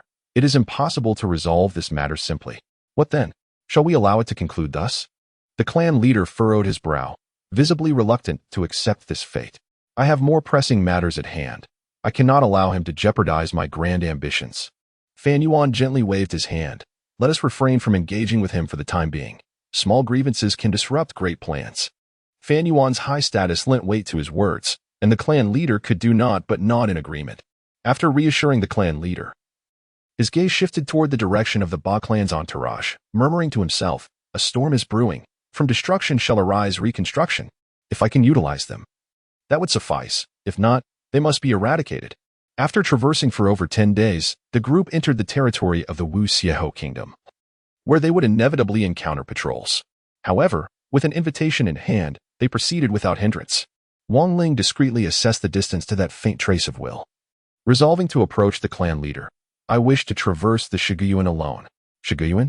Upon hearing this name, the clan leader was taken aback. That place is as perilous as the Mengzhangyuan, overgrown with wild grass, riddled with swamps, teeming with spiritual creatures, and swarming with deadly insects. It is far too dangerous for you to go alone. I shall only traverse the outskirts. I will not venture into the core area," Wang Lin resolutely declared. "You continue onward. I shall traverse the periphery of the bone-eating plain and rendezvous with you before the city of witchcraft. Fear not, for I tread upon any dangerous ground as if it were a mere promenade." Observing his unwavering determination, the clan leader recognized the futility of dissuasion and could only sigh. "Then take care." With a light-hearted smile, Wang Lin quietly turned and departed. Although the others noted his solitary departure towards another direction, none pondered the matter further. Assuming he had personal needs to attend to, only Fan Yuan gazed at his retreating figure, a slight frown creasing his brow. That direction leads to the bone-eating plain. Is he truly venturing there alone? What could he possibly seek? However, having just emerged from seclusion, Fan Yuan was disinclined to engage in conflict within perilous terrain and, after considerable contemplation, ultimately chose not to follow. Wang Lin encountered no obstacles as he rode the Shura ghost wolf into the bone-eating plain. A desolate wilderness seldom trodden by human feet, rife with marshy wetlands that could ensnare the unwary. Yet, the Shura ghost wolf, an astute creature, was adept at detecting such hazards in advance and steering clear of them, thus rendering the situation manageable. The true peril of the bone-eating plain lay in its myriad spiritual creatures, particularly the insectoid variety. While individual insects might be feeble, easily crushed between two fingers, their horrifying reproductive capabilities allowed them to emerge in swarms, darkening the skies above. When millions congregated, their collective buzzing was enough to instill dread. Upon spotting prey, they would surge forth in a frenzied rush, a sight that could send shivers down one's spine. Whether cultivators or spiritual entities, when overwhelmed by such swarms, nothing would remain unscathed. Therefore, even formidable cultivators at the pinnacle of the 6 harmonies and 8 desolations realms dare not venture too deep. For should they encounter a formidable swarm of insects, escape would prove nigh impossible, and they would be reduced to naught but a heap of withered bones. Not long after Wang Lin set forth, he bore witness to such a scene. A ravenous horde of unidentifiable flying insects descended upon him with savage intent, like a vast net ensnaring him within its grasp. Yet, undaunted, he nonchalantly summoned forth the golden dart poison toad. Upon its arrival, the toad immediately detected the swarm. Emitting a joyous croak, its eyes gleaming with anticipation. As amphibians, toads harbor an insatiable appetite for insects, and this realm, a veritable haven for such creatures, was no less than paradise for the golden dart poison toad. With gleeful gulps, it devoured the insects, leaping and bounding beneath the swarm, its every flick of the tongue claiming several victims. Having undergone a metamorphosis through the power of space-time, the toad had evolved into a malevolent spirit with over 2 millennia of cultivation, its speed truly unparalleled. In the blink of an eye, it had consumed the majority of the swarm. "Indulge yourself, little one," Wang Lin chuckled, shaking his head as he casually swatted away the few stray insects that drew near. The insects inhabiting the fringes of the bone erosion plains were rather weak, posing no real challenge. Only by venturing deep into the heartland and encountering formidable insects would one face true peril. As expected, the swarm was swiftly dispatched by the poison toad. The toad had long been starved, having never had the opportunity to gorge itself since Wang Lin's subjugation. Arriving at the bone erosion plains was akin to a famished ghost finding sustenance. Devouring one swarm, it eagerly pounced upon the next, clearing a path before Wang Lin with voracious efficiency. One could only marvel at its internal anatomy, for how could such a diminutive creature, no larger than a thumb, possibly accommodate such a vast quantity? However, with only a single poison dart frog, it was impossible to devour all the insects. Thus, Wang Lin summoned the Komodo dragon. This formidable creature, a tyrant of its domain, could traverse even the heart of the bone-corroding wasteland with impunity. Its arrival heralded a wholesale devastation. A sweep of its tail would obliterate swathes, and a swipe of its claws would crush multitudes. Insects were not the dragon's sustenance, and thus were eradicated without exception, with only larger spiritual beasts being consumed. This sojourn into the bone-corroding wasteland was akin to a gluttonous feast for the poison dart frog and the Komodo dragon. While for the indigenous species, the invasion of these 2 fearsome foreign entities was nothing short of a calamity. Wang Lin, astride his Azura hell wolf, advanced along the path cleared by the poison dart frog and the Komodo dragon. He could sense that the faint wisp of will was drawing near. As he progressed, a crisp cry echoed from above, and he looked up to see 3 wind-chasing black eagles soaring past, casting 3 dark shadows upon the ground. Simultaneously, a subtle medicinal fragrance wafted in the wind, causing the nearby flying insects to flee far away. Chapter 31. Exquisite. Looking up at the 3 black eagles, Wang Lin raised an eyebrow. The Duchy of Wuxia is not the preferred habitat for black eagles. These must be outsiders. As he pondered this, the 3 wind-chasing eagles unexpectedly veered around and glided towards him, soon landing steadily in front of him. Upon closer inspection, the 2 eagles in front each carried 2 riders, while the one in the rear carried only 1. At this moment, a person dismounted from the black eagle on the left in the front and strode up to him. Bowing slightly, "Young brother, seeing that your battle spirit is the nemesis of insects, how about we journey together?" As he spoke, Wang Lin detected a peculiar fragrance of medicine emanating from the other party. Noticing Wang Lin's gaze directed towards the fleeing insects, the individual chuckled. "As you can see, we possess an insect-repelling elixir, and your battle spirit is the nemesis of these pests. Our collaboration should prove considerably more advantageous. Wouldn't you agree?" The words were indeed appealing. Wang Lin turned to the 3-headed black eagle, pointing towards one of them. "However, let her speak." Upon the back of that eagle sat a solitary figure, a woman clad in blue. Upon hearing Wang Lin's request, the expression of the man before him shifted dramatically. The warmth vanished, replaced by a menacing aura. "You seek death. I do not appreciate being ordered around from above." Wang Lin remained unperturbed, a faint smile gracing his lips. "If we are to converse, let the one in charge do so face to face. Should you deem me unworthy of such discourse, we can forego it entirely." After a brief pause, a hint of mockery appeared on Wang Lin's face. "If you believe I am courting death, Feel free to give it a try. You. The man was about to erupt in fury when the woman in blue called out from a distance, Ba Qian, step back. The man shot Wang Lin a fierce glare before begrudgingly retreating to the side. The blue-clad woman gracefully dismounted from the eagle, her movements fluid and ethereal, exuding an extraordinary grace. She approached Wang Lin with measured steps, seemingly gliding across the ground until she stood before him. Then, with a slight nod, she said, "My subordinate has been rude. Please do not take offense, young master." Upon meticulous observation, Wang Lin discerned that the maiden was approximately 18 years of age, possessing an ethereal beauty akin to a secluded orchid. Her captivating eyes resembled limpid pools of emerald water, profound yet translucent, as if capable of perceiving the very essence of existence. A gentle smile graced her rosy cheeks, exuding an air of refined elegance, eclipsing the splendor of the natural world.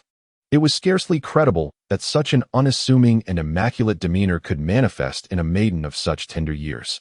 Her four subordinates glared menacingly at Wang Lin, their animosity palpable, yet the maiden, with a delicate wave of her hand, bestowed upon Wang Lin a gentle smile, remarking, "Your praises are excessive, esteemed sir." That captivating smile possessed the power to enthrall any man of sound mind. Yet Wang Lin's resolve had been forged through the crucible of intense hardship, rendering his composure far superior to that of ordinary individuals. Strictly speaking, the maiden before him possessed the qualities to stir his affections, yet his disposition remained placid. Such equanimity piqued the maiden's curiosity, as countless men had faltered in her presence, yet this adolescent remained composed, as if burdened by a wealth of experience. Amidst the maiden's contemplation, Wang Lin's gaze shifted towards the three sable eagles, remarking, "These are wind-chasing eagles, creatures absent from the realm of the Marquis of Sorcery. If my conjecture is accurate, they originate from the western slopes of Mount Wu Luo Zhongli. But alas, such matters are beyond my concern. Your perspicacity is remarkable, esteemed sir." The maiden affirmed with a nod. "We possess medicinal compounds to repel insects, yet such remedies are not infallible. While your battle spirits are formidable adversaries to insects, their numbers are finite. Thus, our companionship would prove mutually beneficial. What are your thoughts, esteemed sir?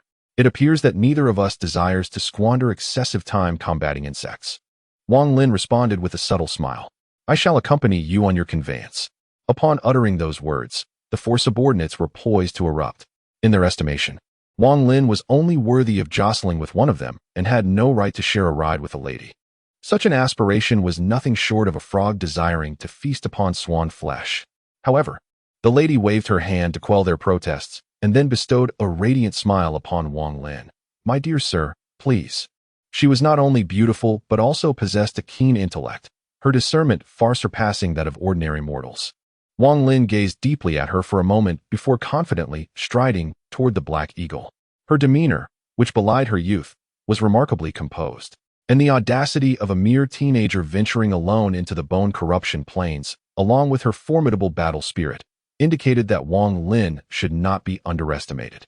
Naturally, Wang Lin was aware of the lady's thoughts and judgments. As she had articulated, both parties possessed their own means to contend with the insect swarm. Thus, their cooperation was undoubtedly mutually beneficial, and neither party resisted the other. The collaboration between two astute individuals unfolded with remarkable ease and grace. Wang Lin mounted the Black Eagle, taking a position toward the rear, leaving the front for the lady. Once they were settled, she gently gestured, and the three Black Eagles took flight, soaring deeper into the bone corruption plains.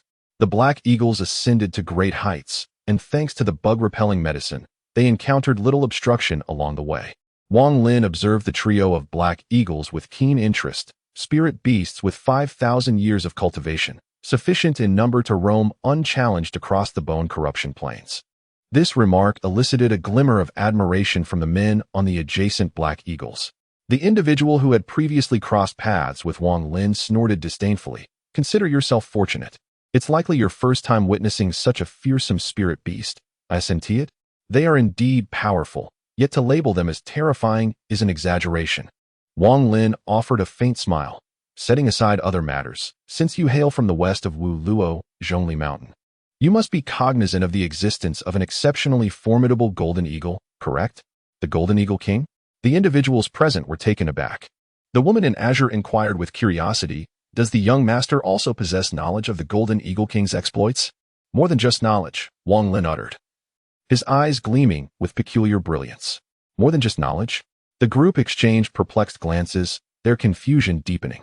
This youth, barely into his teens, conducted himself with such profound gravity, as if the entirety of the world lay within his grasp.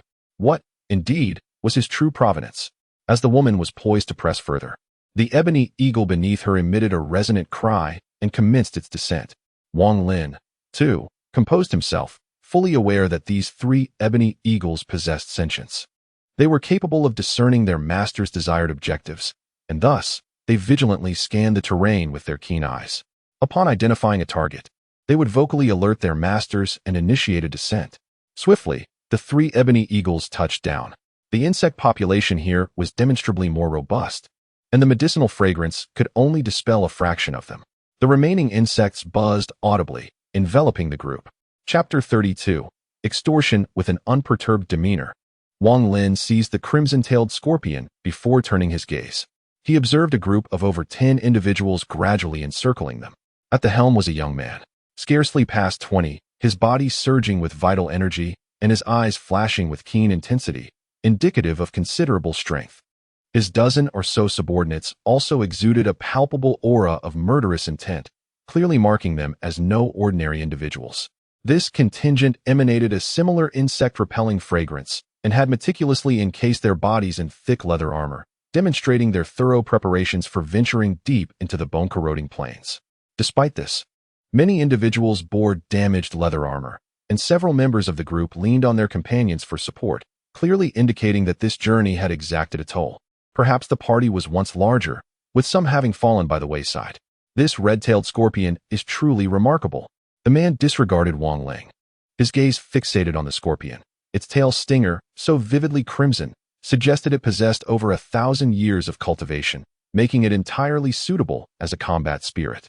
As he spoke, a dozen subordinates silently encircled Wang Lin, relieved now that their prey was ensnared. At that moment, one of the men beside him shouted, "Hey! Our young master has taken a liking to this red-tailed scorpion. Quickly present it."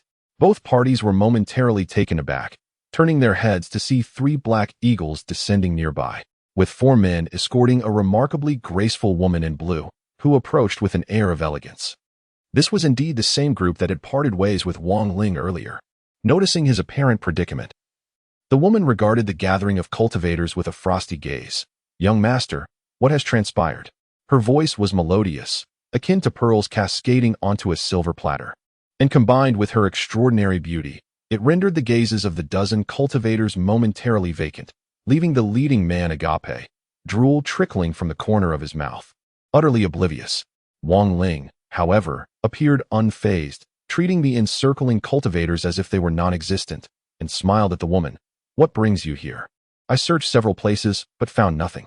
The woman sighed softly. "I traveled this way in hopes of finding something, and unexpectedly encountered you." "What a delightful coincidence," he replied. Wang Lin, with a mirthful countenance, raised his hand, proclaiming, "I have stumbled upon an unforeseen discovery." "Indeed?" The woman and her four subordinates exclaimed in unison, their disbelief palpable, as their gazes fixated upon the crimson-tailed scorpion in Wang Lin's possession, their countenances betraying an unconcealable elation. Evidently, the woman harbored a necessity for the vermilion-tailed scorpion, Wang Lin merely having chanced upon it in an unexpected manner. Does this insignificant creature dare aspire to ingratiate itself with such pulchritude? A man mused, his tone laced with derision. Is this not akin to a toad yearning for the flesh of a swan? Such an opportunity should rightfully be mine. What if I were to acquire the scorpion and subsequently bestow it upon the woman as a gift? He pondered. What a romantic stratagem that would be. Surely, the lady's heart would be irrevocably moved. Subsequently, the man's visage was adorned with an amicable smile as he addressed Wang Lin. "Young brother, I had set my sights upon this scorpion prior to your arrival. Surely, the principle of first come, first served should be upheld, should it not? Allow me to proffer 100 spirit coins in exchange for the creature. What say you? I must express my regrets, but this scorpion holds equal significance to myself." Wang Lin responded. The man's smile exuded an air of utmost sincerity as he proclaimed, "Given that the scorpion is the esteemed possession of this young brother, it behooves us to employ our utmost sincerity to sway him. does it not? Upon hearing these words, the woman and her four subordinates furrowed their brows ever so slightly, while Wang Lin, in turn, cast a questioning glance upon the man, inwardly conjecturing his intentions. Surely, this fellow does not intend to genuinely acquire the scorpion, he mused. What devious scheme is he concocting? However, as matters stood, the man's words appeared ostensibly reasonable, and the azure-clad woman was disinclined to forcibly seize Wang Lin's belongings. Consequently, she could only resignedly instruct her subordinates to retrieve all of their spirit coins. After a brief inventory, she emitted a melancholic sigh, lamenting, "My lord, due to the haste of our departure, we possess a mere 130 spirit coins in total. I am willing to relinquish them all." The woman hesitated, contemplating whether to offer the precious item to her beloved, yet she found herself lacking in more Lingbai stones. The man's reasoning seemed sufficiently compelling, prompting her to entertain thoughts of concession. However, the astute Wang Lin instantly discerned the man's true intentions upon hearing his words. This fellow coveted the stunning beauty of the woman clad in blue, seizing the opportunity presented by her desire for the rare red-tailed scorpion. He feigned the notion of gifting it to his beloved, willing to pay a hefty sum, only to present it to her with sweet nothings. "You are the one I cherish, and I purchased it for you. How dare he use my possessions to curry favor?" Faced with such folly, how could I not extract a hefty price from him today? Clearing his throat, a sly smile crept across Wang Lin's face. "I must say, this young lady displays remarkable sincerity. Perhaps I should consider her offer." Upon hearing this, the woman beamed with delight, while the man's expression darkened. "What? Don't misunderstand. I have offered 200 Lingbai. Such words cannot be uttered." Wang Lin shook his head, speaking earnestly. "This young lady has laid bare all her Lingbai, willing to sacrifice everything to acquire the red-tailed scorpion. Does that not signify her sincerity? Is it my fault that I possess ample funds?" The man glared at Wang Lin, his eyes reflecting malice. "Then why don't you propose a price?" Wang Lin chuckled. "The enchanting smile of that lady is worth a fortune, thus. Why not casually offer 1,000 Lingbai? I might reluctantly accept that. What kind of absurdity is this?" Upon hearing this, the man leaped up as if a cat whose tail had been trod upon, exclaiming, 1,000 spirit jades? That's sufficient to procure a malevolent spirit with 3 millennia of cultivation. A malevolent spirit of a little over a millennium would, at most, fetch 200 or 300 spirit jades. In that case, never mind. Wang Lin waved dismissively. For 200 or 300 spirit jades, I might as well endeavor to elicit a smile from that maiden. "You." The man glared intently at Wang Lin, so consumed by rage that he wished to devour him alive. Yet, he was loath to relinquish this golden opportunity. The crux of the matter was no longer the monetary worth of the crimson-tailed scorpion. If it could secure the lady's favor, any expense seemed justifiable. After all, he could afford 1,000 spirit jades. At that moment, he cast a profound look at Wang Lin, retrieved a pouch containing spirit jades, and tossed it over, saying, "Count them. Generous indeed." Wang Lin chuckled as he reached out to receive it. He opened the pouch, glanced inside, and then stowed it away. Subsequently, he handed the crimson-tailed scorpion to the man. Chapter 33. Needle of Avarice. The man reached out to receive the crimson-tailed scorpion, a sardonic smile playing on his lips as he mused, "Let this little trinket bring you momentary elation. Once I've won over that beauty, I'll ensure you disgorge every last bone." With these thoughts, he refrained from immediate action. Now that the crimson-tailed scorpion was in his possession, his immediate priority was to proceed with the next phase of his scheme. His mind conjured up delightful visions. He would present the crimson-tailed scorpion to the woman with a tender smile, uttering in a gentle tone, "I purchased this crimson-tailed scorpion as a gift for you. The beloved maiden I spoke of is none other than yourself." The enchanting lady was profoundly touched, lowering her head in modesty. "Young master, such a precious gift. How could a humble girl like me dare to accept it?" Seizing the moment, he grasped her hand. "Your happiness is of utmost importance to me." It was utterly perfect. This display left all present in stunned silence. The young man's eyes widened in disbelief, his mind reeling. This was not how he had envisioned it. Wasn't he supposed to purchase a treasure to win the lady's affection? How could this fellow possess one as well? Was he toying with him? After spending 1,000 spirit stones to arrive at such a conclusion? Allowing this little imp to extort him, while he himself was left with nothing but the overpriced red-tailed scorpion.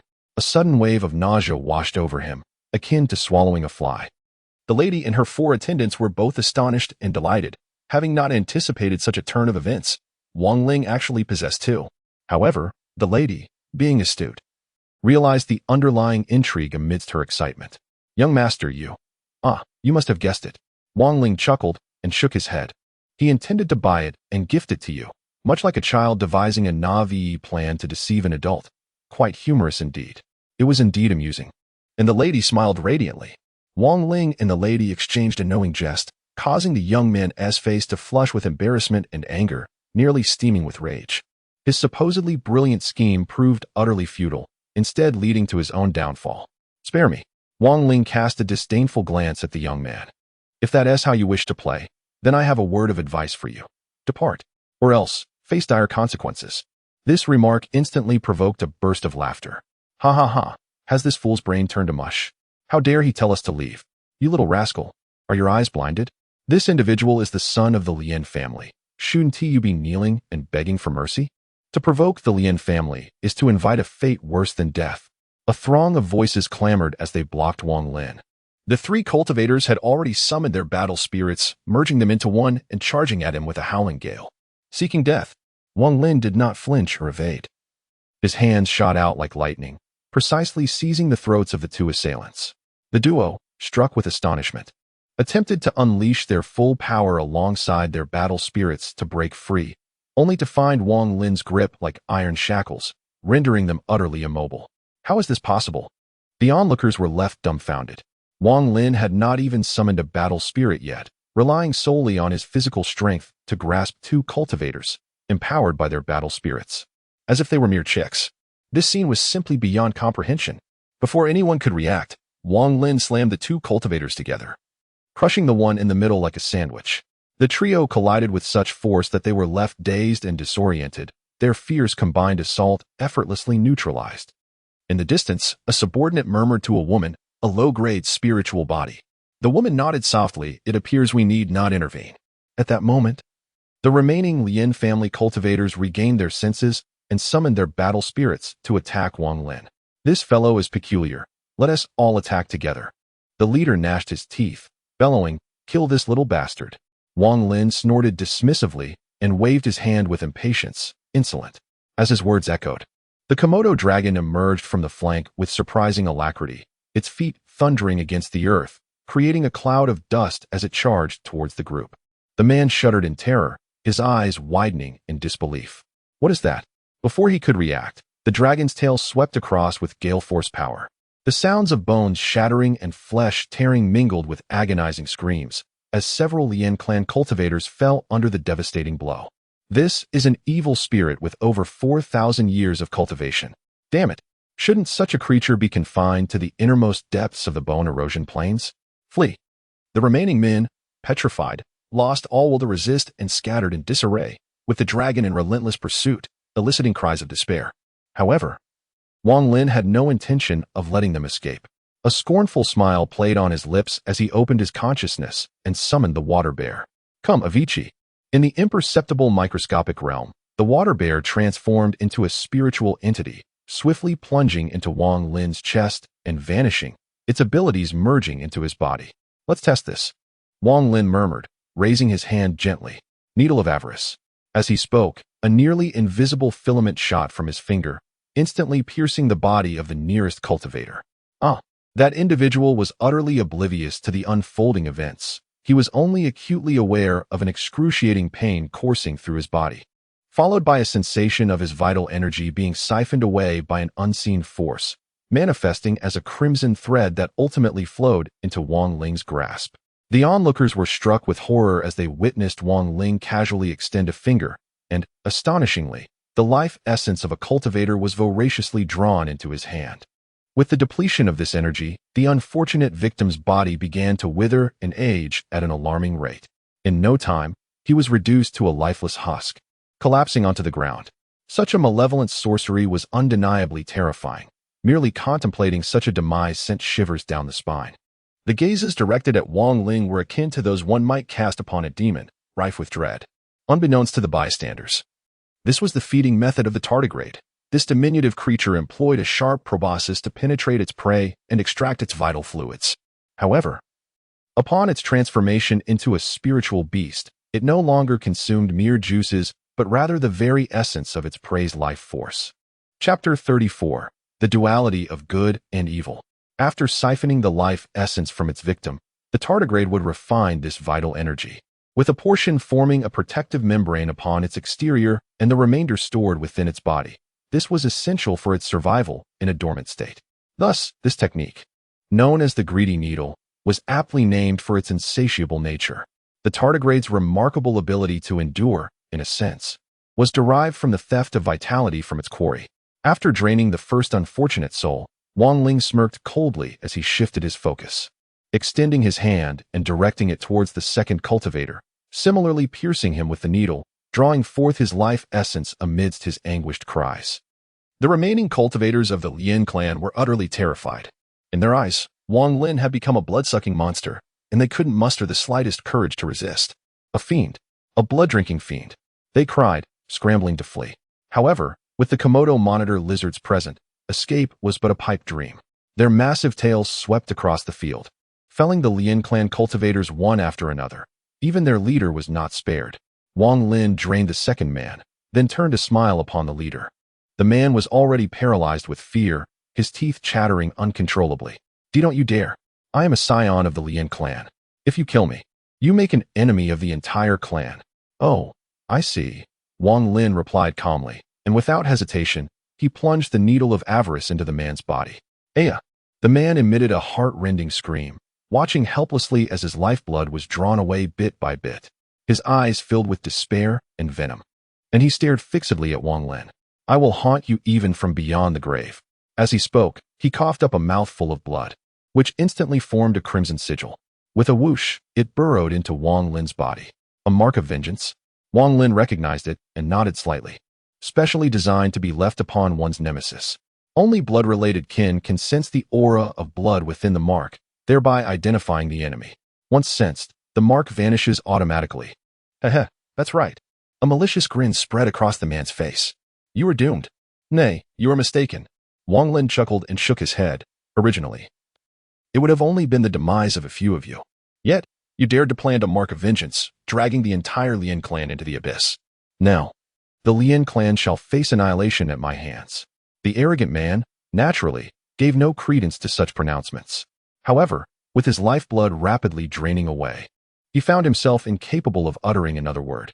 Having drained the man's essence, Wang Lin replicated the process, extracting the vitality from the remaining individuals until they were utterly desiccated. The accumulated power of qi and blood in his grasp coalesced into a massive orb, swirling ominously in midair, sending shivers down the spine. Come, gluttonous refinement.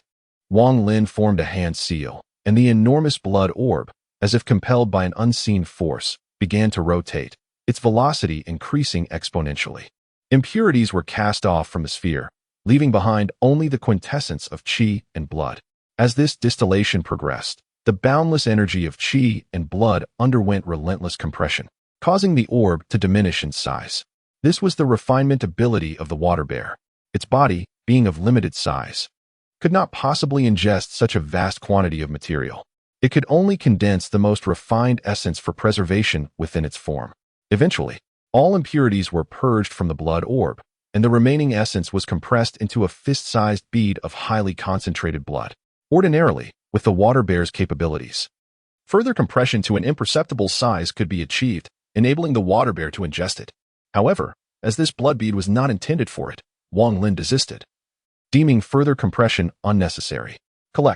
Perceiving that the process was nearing completion, Wang Lin ceased his efforts, seized the blood bead, and flung it towards the Komodo dragon. This one is for you. The refined essence of qi and blood from a dozen or so cultivators should suffice to elevate your cultivation by several centuries. Roar. The giant lizard consumed the blood orb and transformed into a spiritual entity, swiftly penetrating Wang Lin's consciousness realm.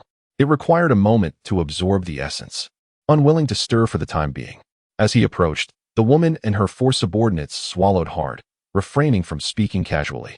Though they possessed considerable strength and had encountered countless masters, individuals as ruthless as Wang Lin were indeed rare. His malevolent methods were profoundly terrifying, evoking a shiver down their spines. Wang Lin, however, remained unfazed, smiling as he presented a red-tailed scorpion, saying, "Here, For you. The woman lowered her gaze, hesitant to meet his eyes.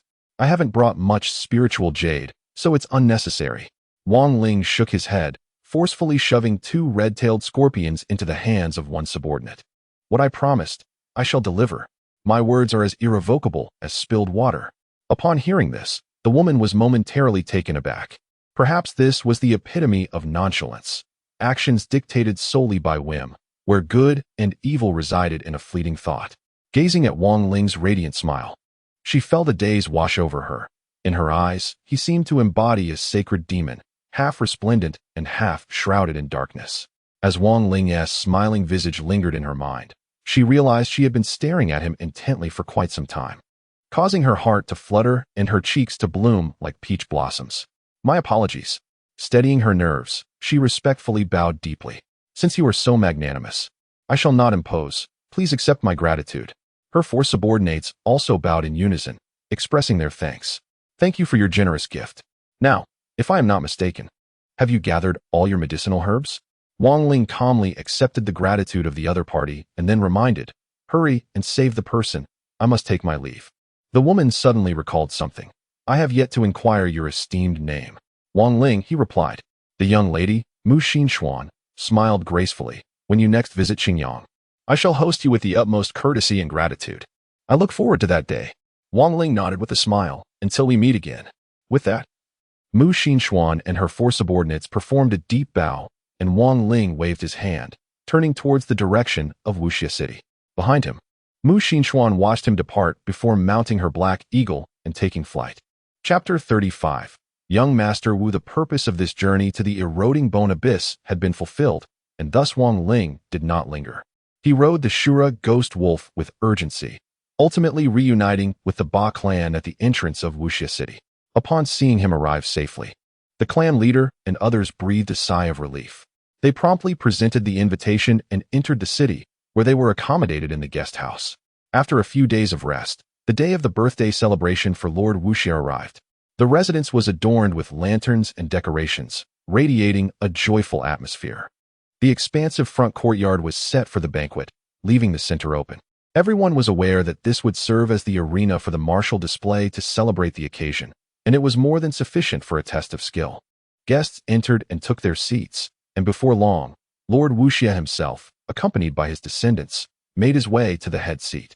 Though he had reached the age of 80, his hair remained a youthful gray with little sign of white, and he exhibited remarkable vitality. His bright, piercing eyes sparkled with life, betraying no hint of frailty. The cultivator, through the refinement of one's character and the nurturing of life, inevitably experiences an extension of lifespan. It is not uncommon for individuals of such stature to live for over 200 years, and when it comes to expanding territories and claiming kingship, living for 500 years is hardly remarkable. Moreover, his descendants are equally formidable, and as all the guests rise to offer their congratulations, they cannot help but feel a twinge of envy and admiration. Truly, this family is filled with heroes. When will their own clan achieve such greatness? Observing the gazes of the crowd, Lord Wuxia felt immensely gratified. He raised his wine cup and laughed heartily, proclaiming, "Esteemed guests, your presence brings me great honor. Now, let us raise our first cup to heaven, in gratitude for the bountiful blessings of favorable winds and abundant rains." As one, the guests lifted their cups, spilling wine towards the heavens before placing them down for the servants to refill. For the second cup, let us toast to the earth, in appreciation for the fertile lands we inhabit. Again, they raised their cups, bowing respectfully to the ground and pouring wine onto the soil beneath their feet. For our third cup, we honor humanity, to the wise governance of King Miao, and to the unity of everyone present. The guests collectively raised their goblets in salute, proclaiming, "Long live King Miao for countless generations, and may our Lord enjoy boundless longevity." With everyone drinking heartily and observing proper etiquette, Lord Wuxia then invited all to indulge in the feast. The atmosphere became vibrant with clinking cups and joyful laughter, creating a scene of extraordinary merriment. Meanwhile, Wang Lin sat with Xiong Wentian and Zhao Yun, casually enjoying the festivities. At that moment, he suddenly sensed someone's gaze upon him, and concurrently, the mark of vengeance on his body faded away. Is there someone from the Lin clan present? Have they already discovered the mark of vengeance? Instantly comprehending the situation, Wang Lin turned his head without trepidation. He observed a group of individuals seated diagonally across from him, their gazes filled with resentment. The young man in his 20s at the center of the group harbored an undisguised and intense animosity.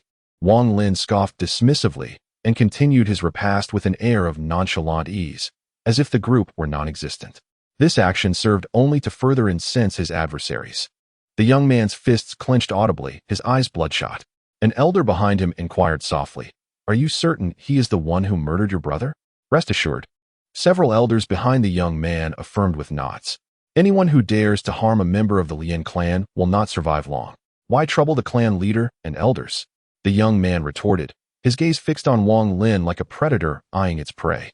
"During the martial arts demonstration at the birthday celebration, I will challenge him and personally dismantle his bones, one by one." Oblivious to the animosity of the Lin clan, Wang Lin was enjoying his meal when a young man approached with several subordinates. This individual, approximately 25 or 26 years of age, possessed a tall, robust physique and an air of unbridled arrogance. His flowing white robes accentuated his dashing and spirited demeanor. Most striking were his phoenix eyes, which lent him an aura of effeminate and uncanny allure. Upon his arrival, the Ba clan rose in unison, exclaiming, "Young Master Wu." The newcomer was none other than Wu Xuanya, the eldest grandson of Marquis Wu Xia. In response to the effusive greetings, Wu Xuanya nodded perfunctorily and raised his wine cup. "On behalf of my grandfather, I offer a toast to the 5 clans of the Crimson Black Valley. Young Master Wu, you are too kind." The members of the Wu clan raised their cups in return, promptly downing their drinks. With the formalities observed, Wu Xuanya cast a glance at Zhang Jiayan before turning his attention to Ba Yurong. "Esteemed ladies, your beauty is indeed exceptional. I would like to extend an invitation for you both to join me at the main table, to share in the merriment and toasting. Would that not be splendid?" At this declaration, a wave of surprise coursed through the hearts of the Wu clan members. Those seated nearby also took notice, murmuring amongst themselves. It appeared that young Master Wu had a penchant for beauty. Yet, one could not overlook his esteemed position. Countless talented individuals, renowned for their allure, sought to draw near to him. His invitation to the women of the Chihei Valley was a testament to his regard for them, and they ought to feel immensely honored. However, given that he was not lacking in female companionship, why did he specifically favor the women of Chihei Valley? Perhaps it was that one of them exuded an untamed spirit, while the other radiated seductive charm. Young Master Wu, accustomed to lavish feasts, might yearn for a taste of the wild. Would they accept such an offer? There was no choice in the matter. To refuse would invite the wrath of the Wu Xia, a consequence no clan could withstand. Under the scrutiny of all, Zhang Jiayun displayed no signs of panic. With an easy smile, her air of aloofness captivated many. "Thank you, young Master Wu, for your kind invitation, but I must respectfully decline and remain with my lord." At her words, astonishment spread across the faces of the onlookers. How could she dare to reject young Master Wu? Was she unaware of the potential repercussions? So young and yet so oblivious to the nuances of propriety. Chihei Valley was in for a tumultuous time. Wu Xuanya's expression darkened, a rare occurrence for someone who had never faced rejection before. Anger surged within him, and he narrowed his eyes, fixating on Yan Jiayun. His gaze then shifted to Wang Ling, as an air of tension enveloped the atmosphere, leaving everyone on edge. In stark contrast, Wang Ling appeared utterly unfazed, indulging in his meal as though nothing had transpired, a demeanor that left the onlookers exchanging puzzled glances. Was this young man oblivious to the formidable nature of the Wu Xiaohou kingdom, or was he merely feigning composure? After a brief pause, Wu Xiaohou emitted a disdainful snort. "Your Majesty?" "Humph." He then turned his attention to Ba Yurong, inquiring, "And what of this young lady?" Ba Yurong was taken aback, realizing that, logically, she should decline, yet the imposing presence of Wu Xuanya left her paralyzed with indecision. This was the first time she had encountered such a breathtaking genius, her heart racing like a startled doe. Ba Zhujiang furrowed his brow, casting a cold glare in her direction. Chapter 36. The fury of Ba Jingqing deep within Ba Zhujiang's heart. He was not particularly fearful of any retaliation from the Wu Xiaohou kingdom. If necessary, he could readily intervene to extricate Ba Yurong from her predicament. However, at that moment, he chose to test her character, to witness how she would navigate this challenge, gauging her loyalty to the Ba clan. With her head bowed, Ba Yurong dared not meet Wu Xuanya's gaze, for each stolen glance ignited a blush upon her cheeks. Having encountered countless women, Wu Xuanya discerned her feelings with ease and flashed a charming smile. My dear lady, you wouldn't truly have the heart to reject me, would you? A prodigy's gentle approach is devastatingly effective. Ba Yuerong, unable to resist, nodded with a flushed face. Thank you for your kind words, young Master Wu. I shall accept your offer with pleasure. She then stepped forward to Wu Xuanya.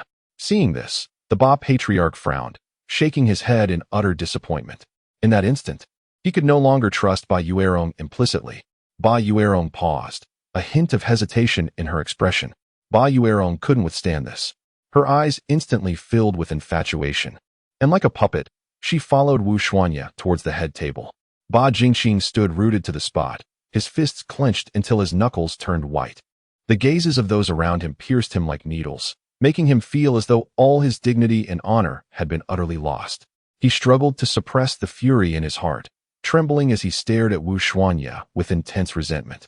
At that moment, as everyone was well into their drinks, the main event was about to begin. Many clan geniuses were eager to make their move, either to settle old scores or to make a name for themselves.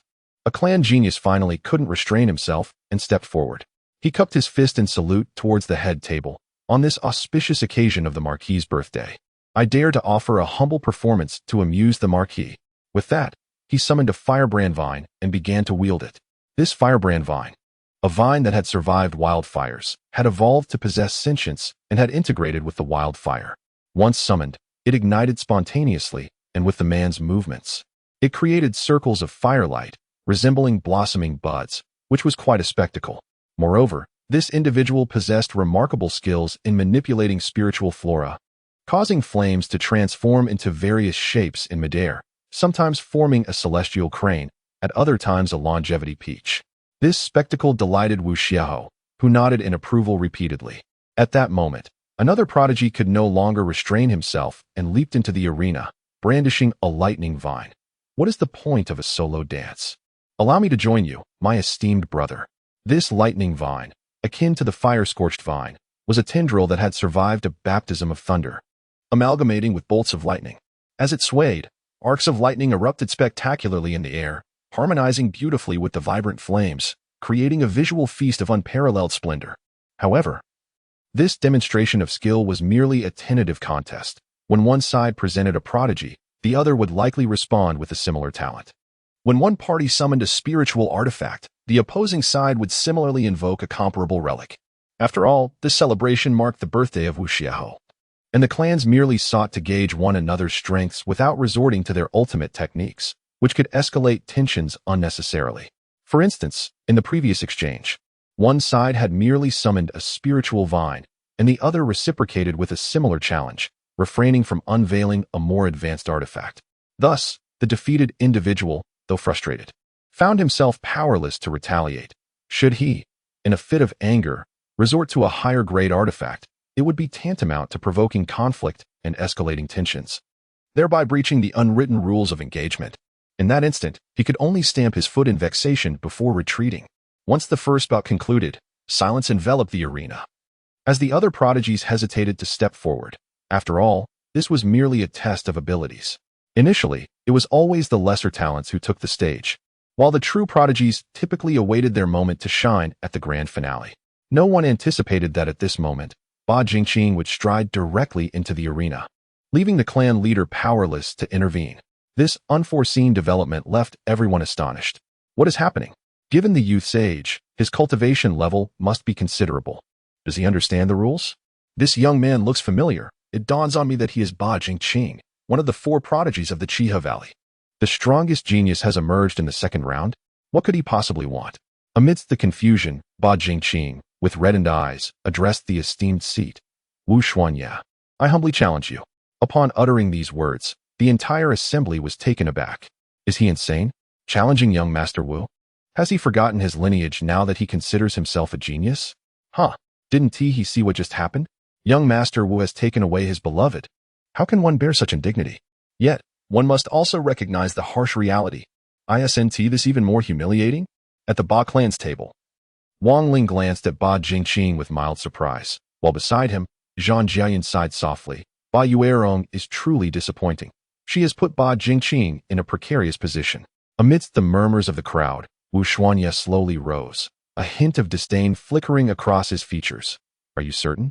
Wu Xuanye, unreserved, stepped into the arena. Let us do it this way. I will only use 3 moves. If you can still stand after those 3 moves, I shall concede defeat. This proclamation sent a wave of astonishment throughout the audience. Undoubtedly, he is the grandson of the infamous Wu Xiaoho, and his confidence is palpable. However, he is not being overly arrogant. As a formidable figure in the late stage of the Four Directions realm, defeating that lad in 3 moves would be a trivial task. Overwhelmed with both mortification and indignation, Ba Jingqi felt profoundly disrespected by Wu Xuanye's words. He roared in response, summoning a 1,000-year knife-handed throat-severing jackal. Wu Xuanye cast a dismissive glance, remarking, "You may commence your attack." The fact that Wu Xuanye didn't summon his battle spirit was a slight that Ba Jingqi had never before encountered. His eyes burned with fury. "Very well. You shall rue this day." With these words, he initiated the unimpeded state, integrating the power of the knife-handed throat-severing jackal as he launched his assault. Chapter 37. Fan Yuan's Principles. Ba Jingqi, possessing a cultivation base at the mid-stage of the Kai-Fu realm, channeled the might of the knife-handed throat-severing jackal, causing 10 sharp, radiant beams to erupt from his fingertips. These resembled a pair of bladed claws, and their movements caused a stinging sensation on the skin. Alas, Wu Xuanye was at the late stage of the Four Directions realm, and possessed a superior grade Xian physique and Xian life.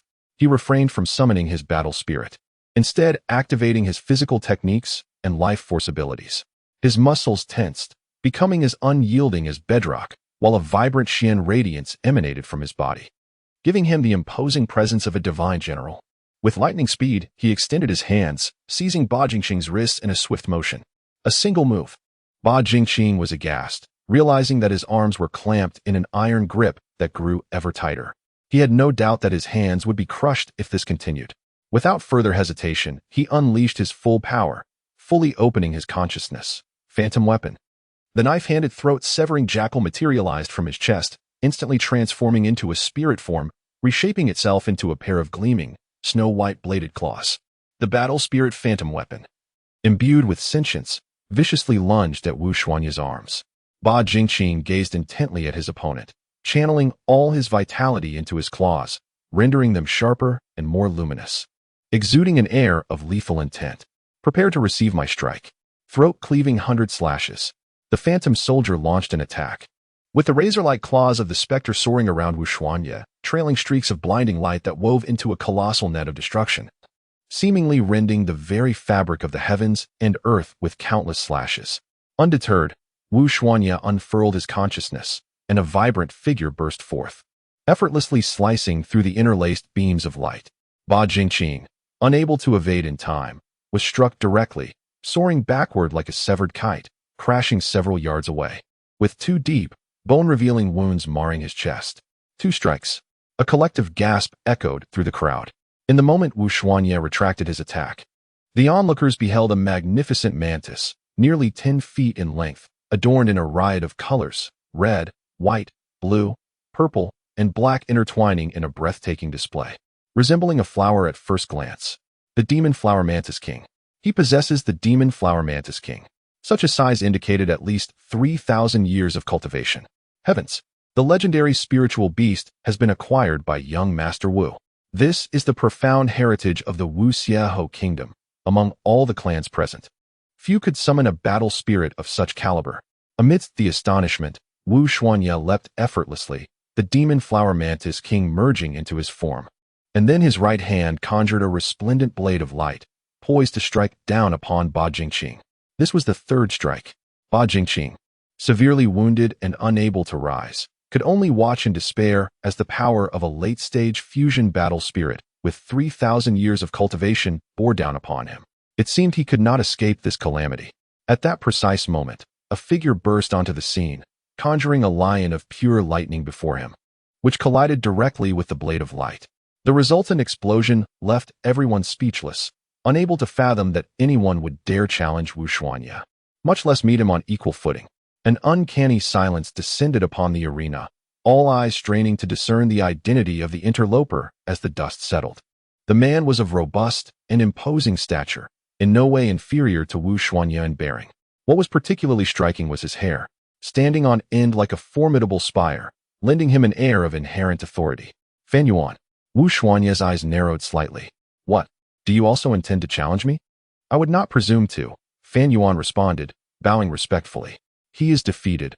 I implore you, young Master Wu, to show leniency. Wu Xuanye cast another glance at Fan Yuan before turning and heading towards the upper seats. I had no intention of killing him in the first place. Today is my grandfather's birthday. It is not fitting that lives should be taken. My gratitude, young Master Wu. Fan Yuan offered another bow. At this juncture, several members of the Ba clan hastened to support Ba Jingqing, assisting him off the stage. The clan leader and several elders produced restorative elixirs for him and offered words of comfort, lest his spirit be irreparably damaged. Wang Lin, as if a mere spectator, remained seated, his gaze fixed upon Fan Yuan. Noticing the direction of his attention, Shun Jieyun and Xiang Wentian leaned in with curiosity. What do you make of his strength? Upon hearing this assessment, Shun Jieyun and Xiang Wentian exchanged knowing glances, simultaneously shaking their heads. They had always been aware of Fan Yuan's prowess, but had not realized its extent. He was barely in his 20s. Given a few more years, none among the 5 clans would be able to rival him. Certainly. Except for that peculiar creature, Wang Lin. While the two individuals were apprehensive about Fan Yuan's prowess, Wang Ling's thoughts drifted to another matter.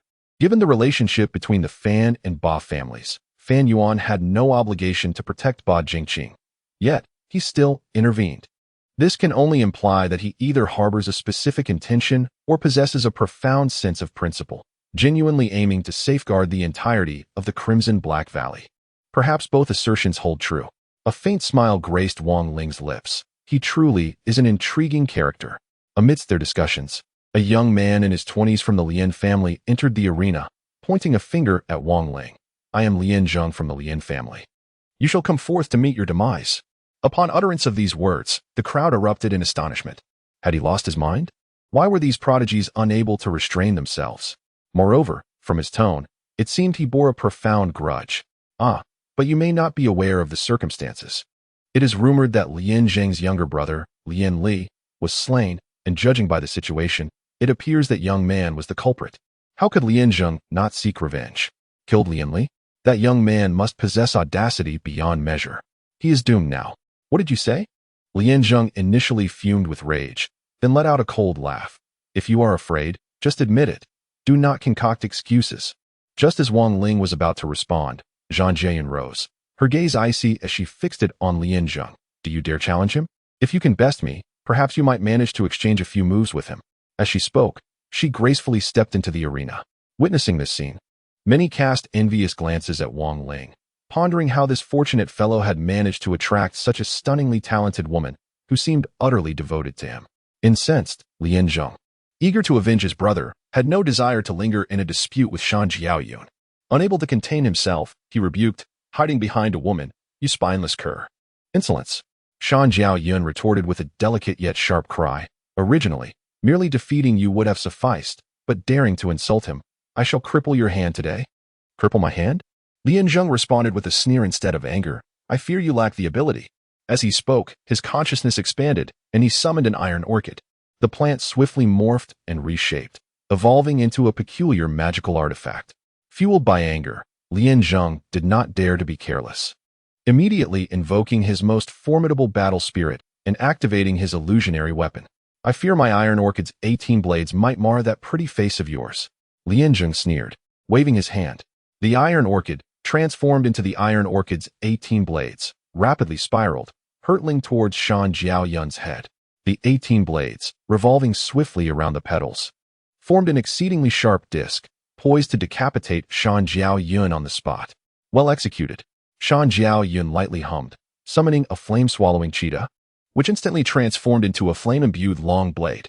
She grasped it firmly, accurately piercing the flower petal at the center of the flying disc. Naive. Thinking you can halt my iron orchid's 18 blades? Lin Zheng sneered, clenching his right fist abruptly. Reap.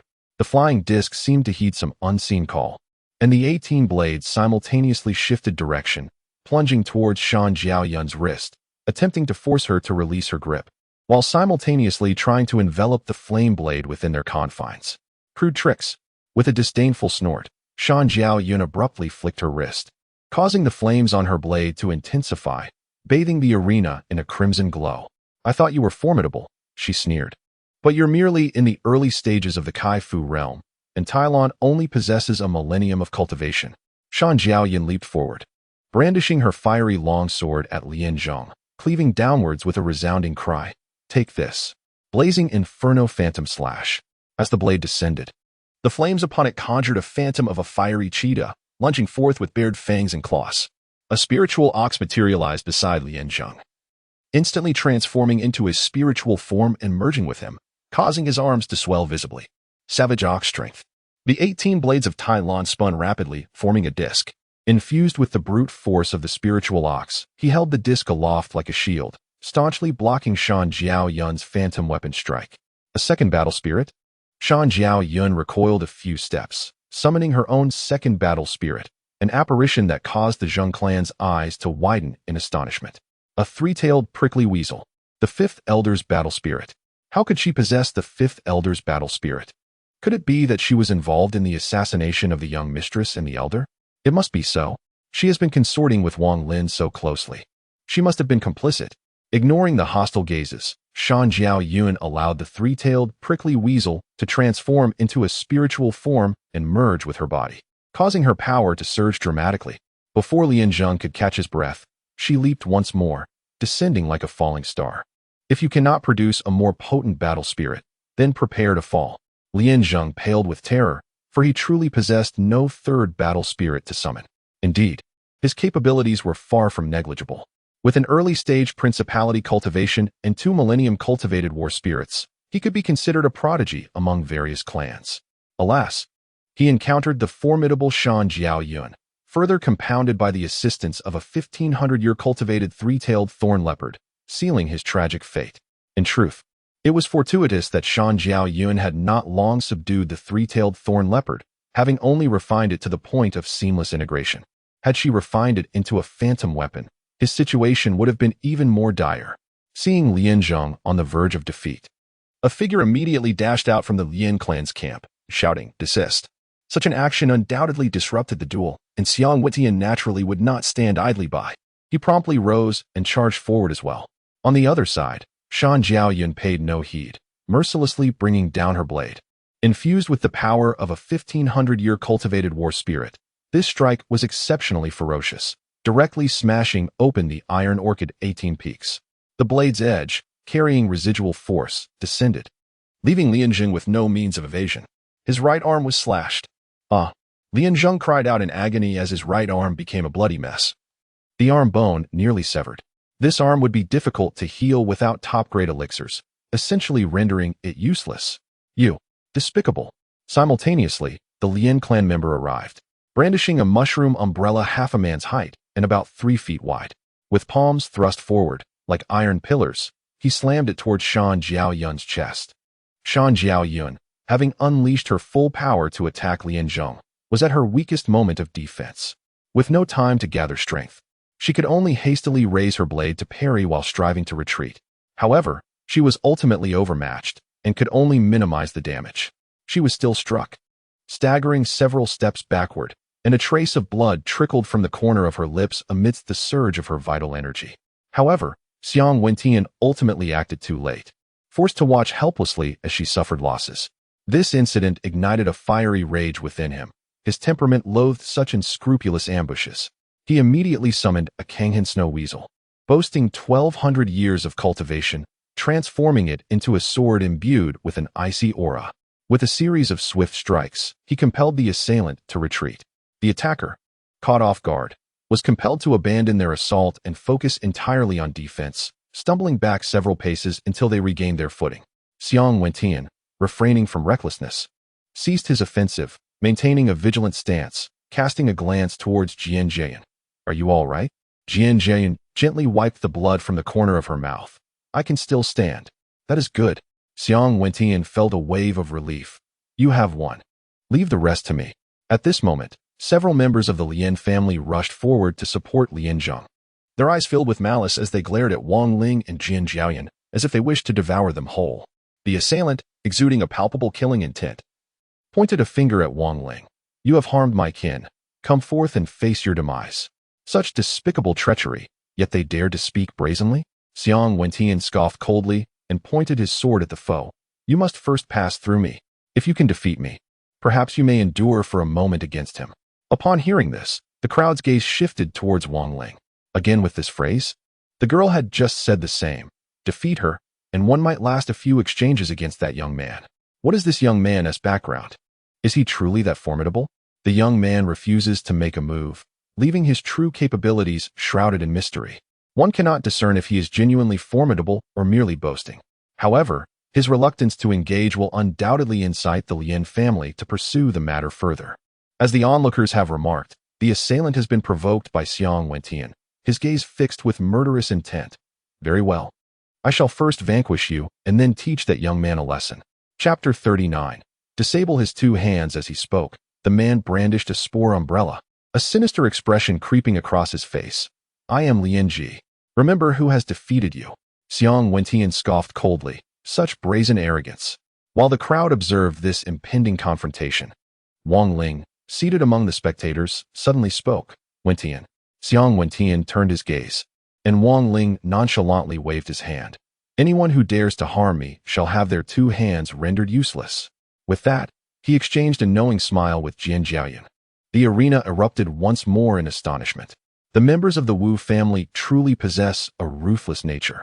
Just previously, that girl had already incapacitated Lin Zheng's hand. How blind the Lin family must be. The Wu family is not to be trifled with. Did one not witness the stalemate between Fan Yuan and young Master Wu?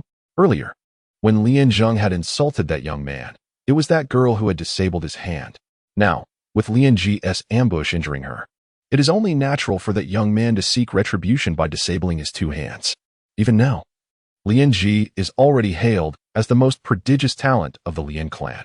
Should he fail to secure victory, the reputation of the entire clan would suffer a devastating blow. This is hardly surprising, considering Lin Li's demise and Lin Zheng's maiming. To now cripple Qiongqi, they aim to decimate the most illustrious talents of the Lin clan. However, not only Wang Lin, but even Qiongqi regards him as inconsequential, turning his head to reveal a disdainful sneer. Since he insists, there's nothing to be done. I shall grant you an opportunity. Unveil your battle spirits, lest you find yourself without a chance later. Very well. Qiongqi nearly ground his teeth to dust. Instantly, he opened his spiritual realm, and two more battle spirits materialized before him. A spirit herb with a millennium of cultivation and a ladybug with a millennium of cultivation. Each battle spirit transformed into a spiritual body, merging into his physique, augmented by the mycelial umbrella in his hand, boasting 1,300 years of cultivation.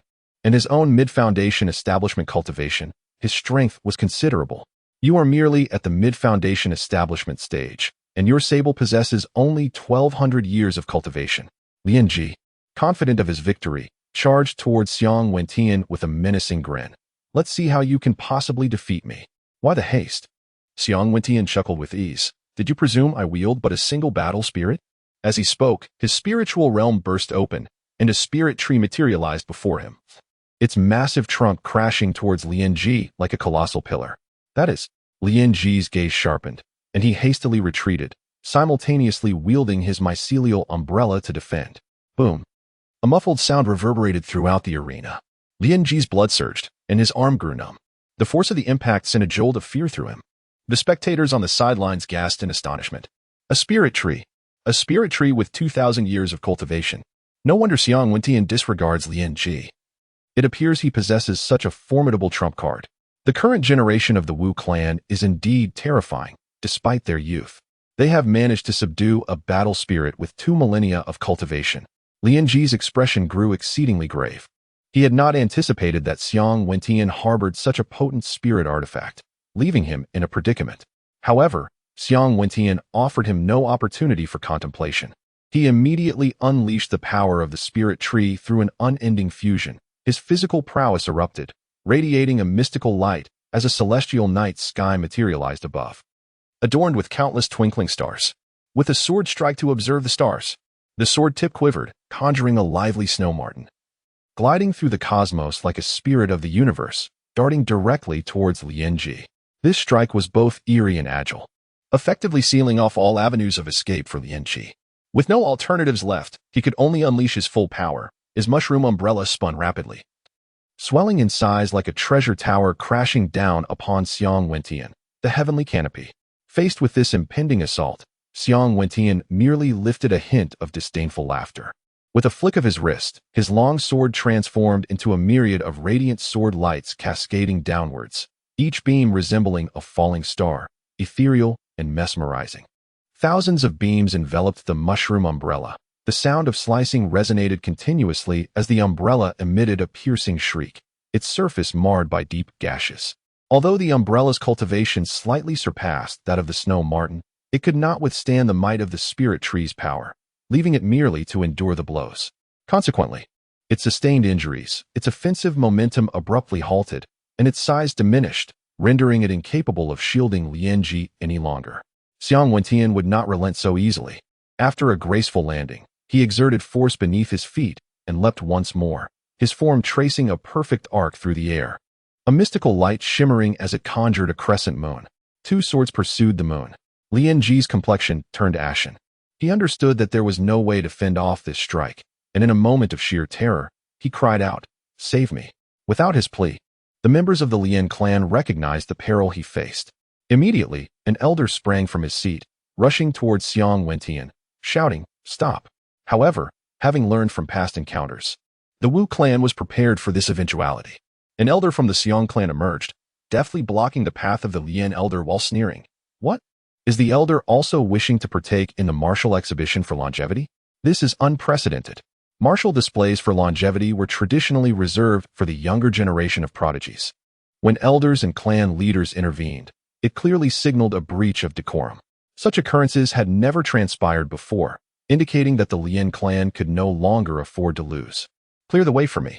The Lin elder, burning with urgency, attempted to force his way through, but the Xiong elder proved to be no pushover, thwarting his attempts resolutely. At that critical moment, Xiong Wentian's sword had already struck Lianji's arm. Lianji staggered back, blood pouring from his wounded arms, ultimately losing his balance and collapsing to the ground. The psychological blow he suffered paled in comparison to the severity of his injuries, should they remain untreated.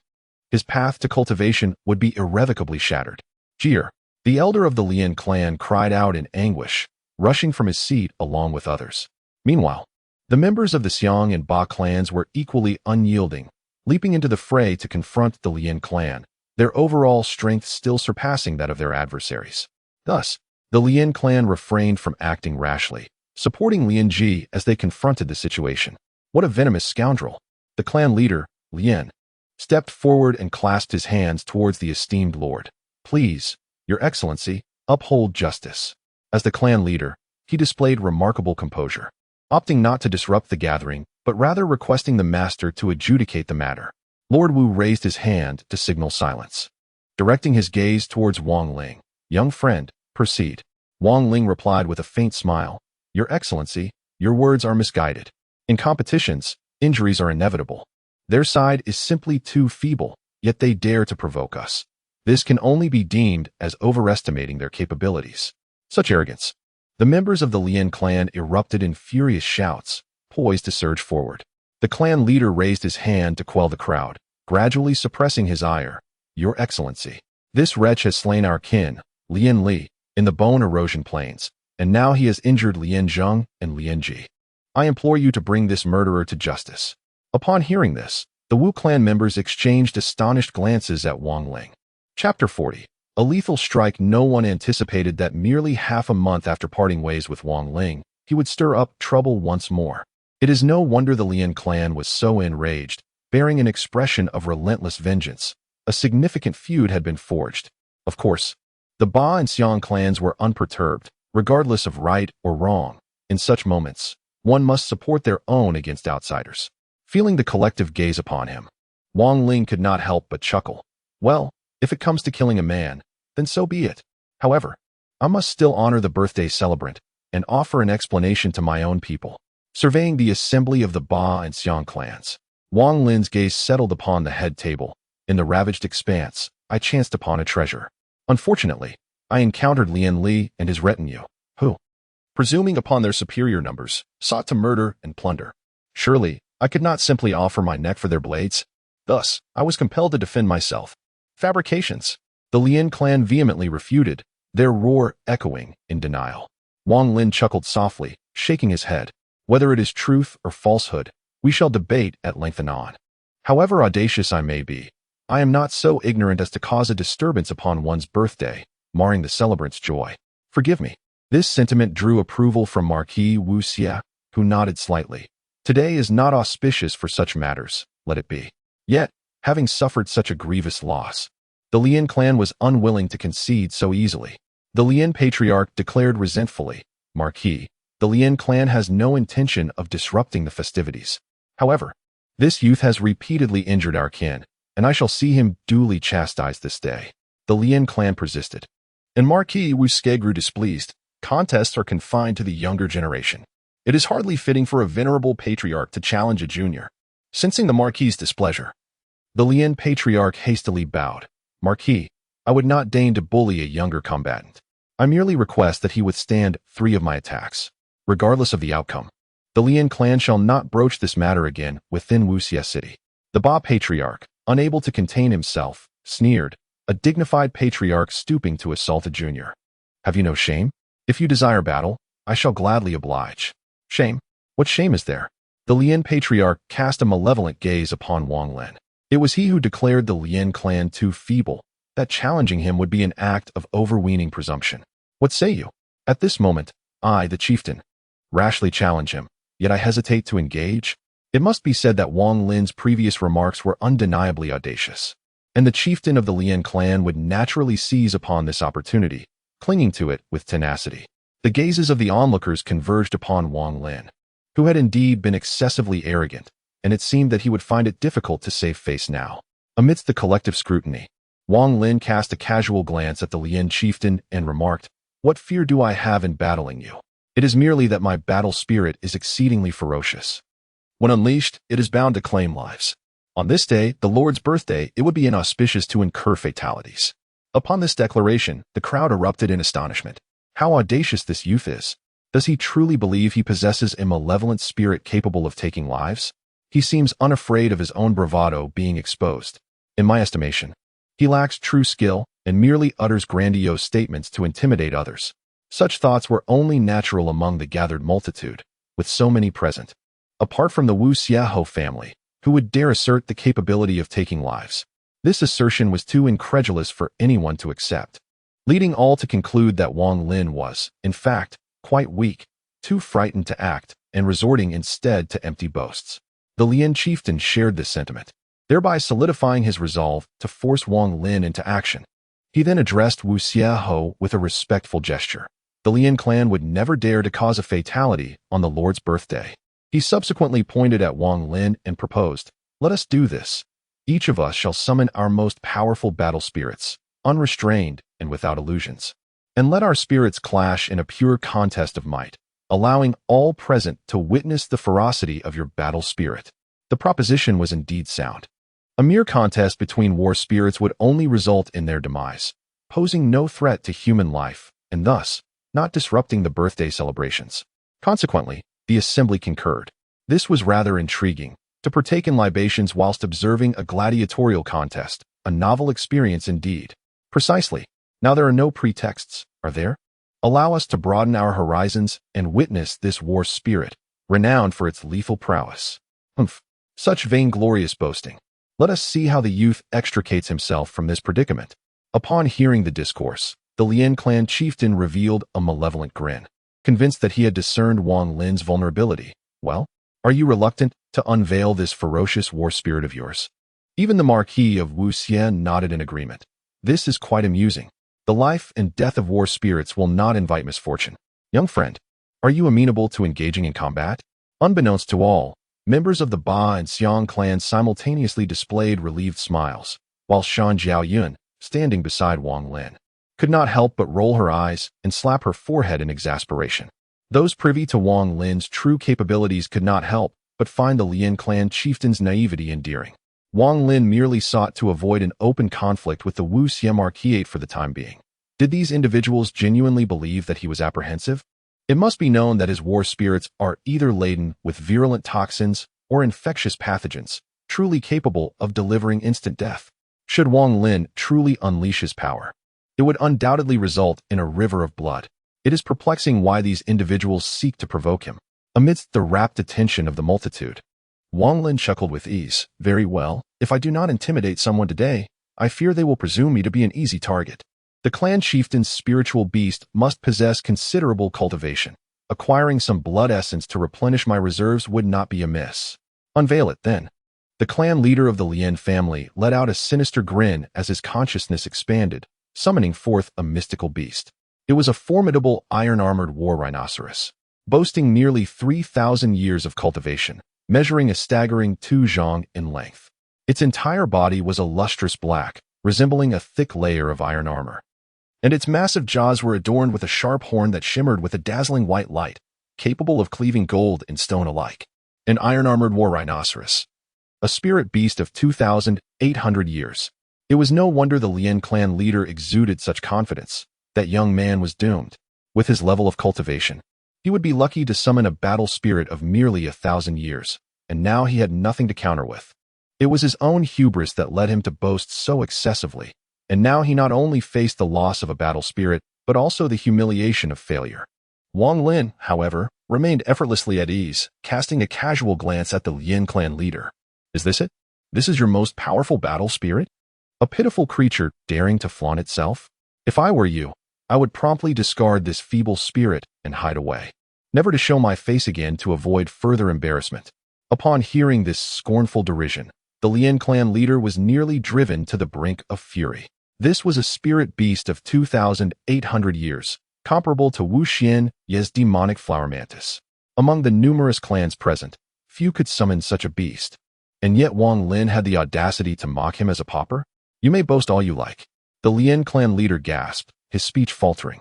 Now it is your turn. As he spoke, his consciousness expanded once more, and a colossal shadow leaped into the arena. Chapter 41. The Hunt of the Giant Lizard. As Wang Lin's spirit beast made its entrance, the Lin clan leader's iron-armored war rhinoceros instinctively took several steps back. Its entire body tensed, emitting a deep, resonant warning growl, poised as if facing a formidable adversary. The assembly was simultaneously taken aback. What a prodigious physique! Larger than an armored rhinoceros, what manner of mystical beast could this be? Unfamiliar, it bore a resemblance to a lizard, yet its magnitude suggested a terrestrial dragon. Or perhaps, an ancient lizard? Even an ancient lizard was not of such immensity. Judging by its form, its cultivation was likely considerable. Amidst the murmurings of the crowd, the gargantuan lizard stirred, though not in a direct assault upon the armored rhinoceros. Instead, it ambled about the center of the arena in a somewhat unsteady manner, casting glances hither and thither, as if a newborn, intrigued by all it beheld. The armored rhinoceros, far from remiss, sensed an undercurrent of peril, an instinctual response. Yet, the lizard's actions confounded it. Could this seemingly formidable creature be merely a doltish giant? Unable to ascertain its true nature, the armored rhinoceros resolved to probe. It fixed its gaze upon the lizard, cautiously advancing. The lizard remained impassive, seemingly oblivious to the other's presence, continuing its intermittent stroll. Pausing now and then to emit a sonorous exhalation, its gaze remarkably vacant, an embodiment of decrepitude. Emboldened, the armored rhinoceros hastened its pace, attempting to startle its adversary. Its ponderous steps impacting the earth, leaving behind a trail of deep impressions. Contrary to expectations, the seemingly redoubtable lizard was seized by such terror that it retreated with precipitous haste, losing its footing and tumbling head over heels, presenting a spectacle of utter discomfiture. The arena erupted in a cacophony of laughter. Ha ha ha. This thing is all show and no substance. It has grown so large, subsisting on grass, perhaps? Its timidity is astounding. Indeed, some observers maintained a more reasoned perspective, cautioning patience and suggesting the possibility of a ruse. Within the arena, the monitor lizard scrambled clumsily to the far end, distancing itself from the armored rhino.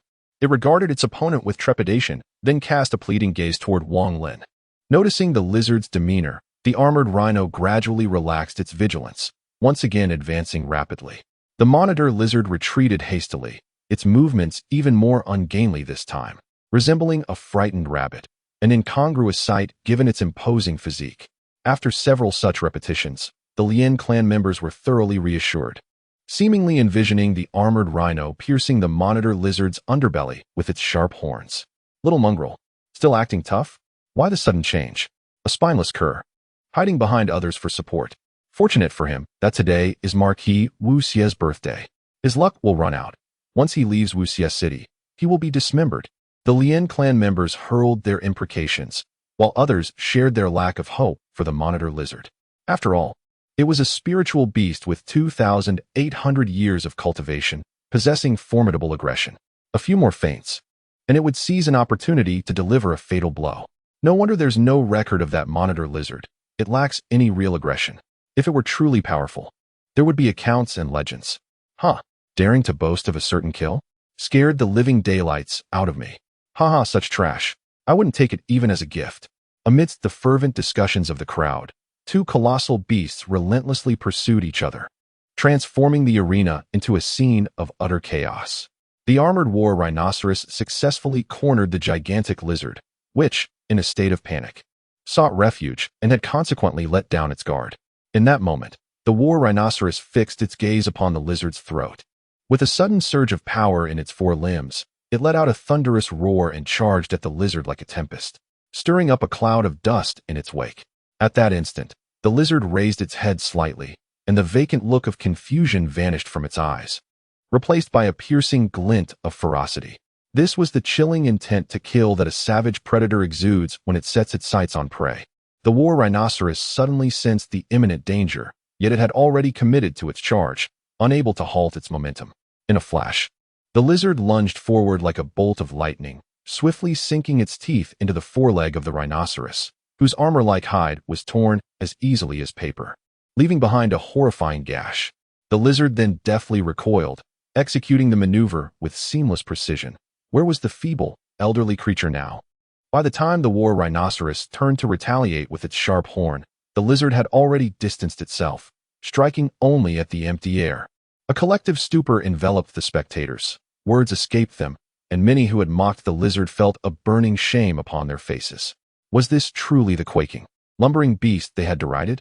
The earlier display of clumsiness had clearly been a ruse to deceive its quarry, and it was laughable that so many cultivators present had fallen for the ruse. When one's vision is shrouded by prejudice, their intellect pales in comparison to that of a mere beast. How lamentable and absurd. On the other hand, the armored battle rhinoceros, filled with both alarm and rage, yearned to charge forth in vengeance. Yet the earlier blow had instilled a profound fear, rendering it hesitant to advance. In the midst of this turmoil, the battle rhinoceros suddenly recognized a grave issue. The wound on its foreleg continued to bleed profusely, showing no signs of coagulation or cessation. Bowing its head, it licked the injury, emitting a series of terrified roars, but to no avail. What was even more infuriating was that the colossal lizard showed no haste to attack. It maintained a distant gaze, clearly waiting for the battle rhinoceros to succumb to its own blood loss before feasting upon it. The rhinoceros began to weaken, and any attempt to fight back seemed futile. All it could do was emit a chorus of despairing cries, each more anguished than the last.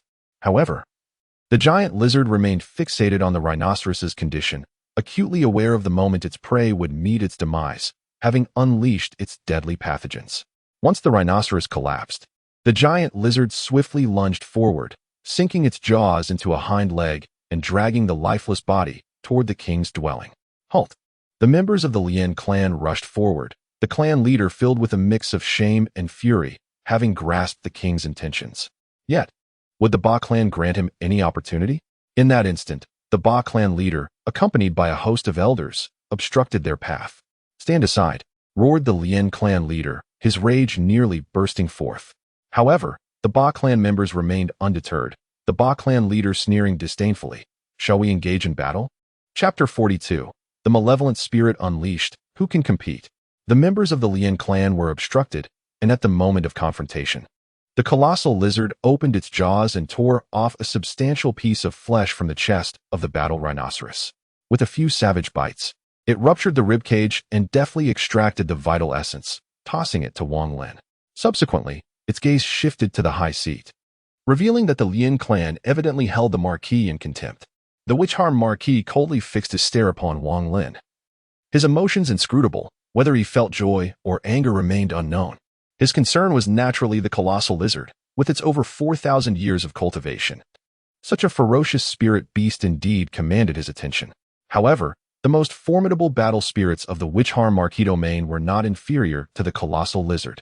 Thus, he was not driven to the point of coveting it outright. Even if he were to seize it, he would not do so brazenly. At this juncture, Wu Xuanya leaned closer, whispering softly, "Grandfather, that colossal lizard is extraordinary." "I am aware," the Marquis replied with a slight nod. "It is merely a top-tier malevolent spirit, not a cause for concern. After all, the Red-Black Valley has little time left. There is no need to rush at this moment." Finally, the Marquis directed his attention towards the group from the Lin clan. Speaking with measured calmness, Clan Leader Lin, "Today's matters shall conclude here." The Lin clan members glared at Wang Lin with venomous resentment, yet found themselves utterly powerless. Setting aside the fact that a reckless assault would provoke the displeasure of the Witch-Harm Marquis, the critical issue was that even if the Marquis chose not to pursue the matter, they were currently unable to contend with the Ba clan. Observing their ire, Wang Lin seemed to delight in provoking their fury, chuckling as he remarked, "Ah, I relish seeing you in such a state, exasperated yet utterly helpless against me." Upon hearing these words, the members of the Lin clan felt their faces turn ashen, nearly choking on their fury. As the scene gradually regained its composure, the sound of the giant lizard gnawing on bones became strikingly pronounced. Observing it tear away large chunks of flesh with its ferocious predatory demeanor sent chills down the spines of all present, their gazes involuntarily tinged with fear. A spirit beast with over 4,000 years of cultivation, should one find themselves within such proximity in the wild, it would surely spell doom. Moreover, a bite that could not staunch the bleeding was indeed a lethal strike. It was utterly terrifying. Furthermore, if I am not mistaken, the earlier frantic evasion was, in fact, a manifestation of an exquisite footwork technique. The hunting prowess demonstrated was simply awe-inspiring. With such a formidable spirit at his disposal, who could possibly rival him? Naturally, the possession of such a powerful spirit beast by Wang Lin attracted considerable envy and resentment. That young man must have stumbled upon some extraordinary fortune to have tamed such a battle spirit. Humph. It is merely due to his spirit beast that he dares to be so arrogant. Otherwise, I could easily extinguish him with a single hand. What a pity to waste such a formidable battle spirit, unable to unleash its fullest potential in his hands.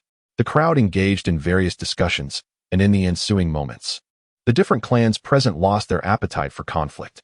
With someone as dominant as Wang Lin making an appearance, it seemed futile for the rest to attempt to overshadow his presence. Why invite unnecessary humiliation in such circumstances? This birthday celebration concluded with the 5 clans showcasing their prowess and the Ba clan stealing the limelight, an outcome that surely took everyone by surprise. Thus, this farcical affair came to an abrupt end. Late into the night, Wang Lin remained wide awake. Recently, he has found little time to delve into the study of several battle spirits. Seizing a brief moment of respite, he intends to embark on some simple experiments. Wang Lin plans to undertake a pioneering endeavor. He aims to master the concepts of control, interconnection, and illusionary weapons. After that, he will proceed to enlightenment. By comprehending the survival path of spiritual entities, he seeks to grasp the essence of nature, ultimately leading to an understanding of the grand principles of the universe. Though this notion is easily articulated, the execution is exceedingly arduous. The initial 3 levels are naturally attained. Subduing battle spirits allows one to achieve control, while familiarity and synergy lead to interconnection. Even with illusionary weapons, given sufficient time, one can reach that level. The essence of these 3 stages lies in the spiritual entities themselves. A practitioner merely needs to master the intricacies of their essence. However, enlightenment is distinct, relying solely on the practitioner's will and insight, demanding personal comprehension. At this level, none among the 5 clans of the Qiongqi Valley have succeeded, nor has anyone from the Witch Evil Ho Kingdom, and indeed, it is rare to find an individual across the entire southern wilderness who has attained such a state. Thus, it can be said that Wang Lin has no reference to draw upon. All must be discovered through his own exploration. He summoned the golden arrow poison frog, intending to begin with this seemingly simple creature. He expanded his consciousness, striving to merge with the essence of the poison frog through a thread of will, attempting to immerse himself in its awareness. From the information he has gathered, the first step in understanding the path of spiritual entities is to embody the role of the entity itself, to experience its every movement intimately, uncovering the subtleties within, mastering its mysteries, and analyzing the underlying principles. As Wang Lin's consciousness intertwined with that of the poison frog, he gradually entered a state of transcendence, at which point it seemed he was no longer himself. He was the poison frog, and the poison frog was he. His perceptions, what he saw, heard, touched, and felt, were no longer those of Wang Lin, but rather those of the poison dart frog. In a sense, he was possessing the amphibian. However, he was not usurping its soul. The frog remained itself, its actions under its own control. Wang Lin was merely a disembodied spirit attached to it, a mere observer. Various insects flitting about outside piqued the frog's interest. It hopped forth with its stout hind legs, leaping out of the room and into the open air. Its keen eyes locked onto a target, and it shot out its crimson tongue, ensnaring a fly and devouring it. The frog shook its head, still not entirely satisfied. With its level of cultivation, ordinary insects were no longer of interest. It hopped and bounded through the night, seeking out more formidable prey. During this process, Wang Lin meticulously studied its movement patterns, striving to comprehend its connection to the natural world. Observing the world through the frog's senses evoked a peculiar and wondrous sensation. At that moment, the frog keenly detected something and swiftly hopped in a certain direction. Chapter 43. Eavesdropping. The interior of the Marquis's residence was heavily guarded, with patrolling sentries visible everywhere. At crucial locations, formidable experts were stationed. Yet, everyone overlooked the poison dart frogs that traversed the shadows. As such small creatures were commonly found in the courtyard, and no one paid them any heed. In Wang Lin's consciousness, it was as if he were personally traversing the vast Marquis's residence, a sensation both real and illusory. He endeavored to perceive the frog's relationship with nature, but such things were profoundly mysterious. Even with his unparalleled intellect, it was difficult to grasp in such a short time. At that moment, the poison frog arrived in the backyard where the family members resided. The security was significantly tighter, with guardian totems placed throughout, and the strength of the guards was noticeably greater, making the poison frog's movements considerably more challenging. Fortunately, the poison frog, being a malevolent spirit with over 2 millennia of cultivation, found it relatively easy to evade the ordinary guards. It merely needed to be cautious of the experts stationed in the shadows and avoid touching the guardian totems to remain undetected. After some effort, the poison frog finally reached a room, slipping inside through the crack in the door. Through the poison frog's senses, Wang Lin observed that it was an elegant bedchamber, with all sorts of furniture and utensils of extreme value, highlighting the owner's noble status. However, the poison frog paid no attention to these things. At this moment, it was searching for the object that had drawn it here. Soon, its attention was fixed on a cabinet against the wall. Having located what it sought, the poison frog leaped over swiftly. Even Wang Lin could sense the joy in its heart. The cabinet door was ajar, and given the poison frog's size, it easily squeezed through the gap. Inside the cabinet were some spiritual pills and medicines, apparently for the owner's occasional needs. Of course, their grade was not very high. Truly precious elixirs would not be placed so casually. The poison frog completely ignored these, jumping directly to the top layer, which was empty except for a small jade bottle. Its lid secured. With a gentle leap, the poison frog knocked over the jade bottle, causing the lid to loosen and roll to the side. The poison frog jumped to face the mouth of the bottle, ready to hunt, its eyes fixed intently on the opening, its body tense and motionless. Wang Lin, intrigued, peered into the bottle, but the dim light rendered it impossible to discern its contents. However, the mystery was soon unveiled. Moments later, 3 glossy, ebony-hued larvae emerged slowly from the neck of the bottle. Their bodies shimmered like jade, devoid of the usual repulsiveness associated with common insects, and instead appeared remarkably endearing.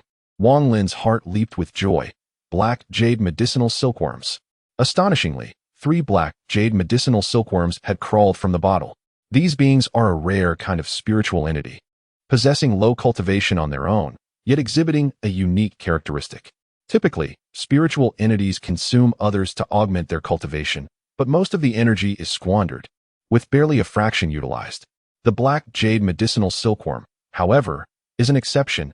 It condenses its energy into essence stored within its body. If consumed by another spiritual entity, the resulting cultivation boost is substantial, potentially reaching 50% of the silkworm's own cultivation level. Thus, affluent cultivators often nourish these silkworms with medicinal substances to rapidly enhance their cultivation before allowing battle spirits to consume them, effectively transforming them into medicinal insects. It is no wonder that the cabinet contained numerous medicinal pills, presumably intended for the sustenance of the black jade medicinal silkworms. The three before him had evidently been nurtured to perfection, each boasting 500 to 600 years of cultivation, sufficient to elevate a battle spirit's cultivation by nearly 1,000 years. The poison frog had fortuitously detected the presence of these beings and had tracked them here. Now, with its prey in sight, it paid no heed to anything else, swiftly extending its tongue in a gust of wind, swallowing all three black jade medicinal silkworms whole. Sated, it let out a contented belch. Having achieved its purpose, the poison frog intended to depart, but suddenly, voices from two individuals outside the cabinet could be heard, drawing ever closer. Upon discerning the voices of the two individuals, Wang Lin was enveloped in a sense of perplexity. Wu Xianyi and Fan Yuan. What could possibly bring them together at such a late hour? The poison frog remained motionless within the cabinet, cautiously concealing its presence. As Wang Lin yearned to uncover the nature of their discourse, he then heard Wu Xianyi, tinged with a hint of dissatisfaction, inquire, "Why did you take action today?" "Oh," Wu Xianyi scoffed lightly. "Could it merely be a desire to protect the Wu clan?" "What is your perspective, young Master Wu?" Fan Yuan calmly retorted. After a brief silence, Wu Xianyi's tone settled into a composed demeanor. "In any case, do not forget that our Wu family can support you. Yet if you defy us, we can just as easily abandon you in favor of others. That seal was laid down personally by the Miao King. We dare not act without authorization." Wu Xianyi replied with a dismissive snort. "You must understand, the Wu clan has little time remaining. The Miao King could extinguish the Wu clan with utmost ease. The only flicker of hope now resides in your hands. Handle it wisely." Fan Yuan sighed softly. "The contest for the spiritual spring is set for next month. I shall leverage this opportunity to propose a merger of the Wu clan. The Zheng clan will align with me, and there are members of the Shun clan who lean in my direction. Once the armies of the Wu Xia arrive, the Wu clan will have no choice but to comply." "Very well." Wu Xianyi chuckled lightly. "Moreover, the fact that Wang Lin possesses a battle spirit with over 4,000 years of cultivation, do you not find this rather intriguing?" With a cold scoff, Wu Xianyi added, "You had better resolve this. Be wary of Xian Tian and Shun Jiao Yun growing too close to him. Things may take an unexpected turn." At that juncture, their voices approached the cabinet door. Wang Lin furrowed his brow and promptly instructed the poisoned toad to prepare for action. As Wu Xuanye conversed with Fan Yuan, he casually pulled open the cabinet door. A golden flash streaked past his vision, vanishing instantly at the entrance. Caught off guard, he failed to intercept the poisoned toad's escape. A jolt of awareness coursed through him, and he immediately assumed a defensive stance. A fleeting glance revealed an overturned jade vial on the top shelf and its lid askew beside it. Black jade medicinal silkworm? A volcanic eruption of fury surged within him. "Damn it, this is bad." Fan Yuan, in that instant, comprehended another dire consequence. The battle spirit is fused with its master's will. "Young Master Wu, there is a perilous risk that our conversation has been compromised." Chapter 44. Unbridled even without Fan Yuan's prompting, Wu Xuanye recognized the gravity of the situation. He stormed out of the bedchamber, bellowing, "Guards!" The nearby guards hastened to his side. Wu Xuanye roared, "What in blazes are you doing? An outsider's spirit infiltrated my bedchamber and devoured my black jade medicinal silkworm." The assembled guards widened their eyes, cold sweat beading on their foreheads. "We have failed in our duty, young master. We implore you to punish us." Wu Xuanye maintained his composure, realizing that this was not the time for recriminations. The paramount task was to apprehend the master of the golden battle spirit. The theft of the black jade medicinal silkworm paled in comparison to the potential ramifications of their compromised conversation. In the fleeting moment, neither Wu Xuanye nor Fan Yuan had discerned the spirit's form, only a golden flash. Consequently, their pursuit was limited to those possessing golden battle spirits. Fortunately, the myriad forms and appearances of battle spirits in the world are so diverse that there should not be too many guests possessing golden battle spirits. At that moment, suppressing his fury, Wu Xuanye gestured emphatically and commanded, "Surround the front courtyard. Investigate each tribe one by one. Detain anyone found to possess a golden battle spirit." Upon receiving the order, a large contingent of guards surged forward, encircling the guest rooms of each tribe. This sudden disruption roused the tribesmen, who emerged from their rooms to investigate. They found Wu Xuanye, accompanied by a multitude of guards, besieging the area and conducting a thorough search.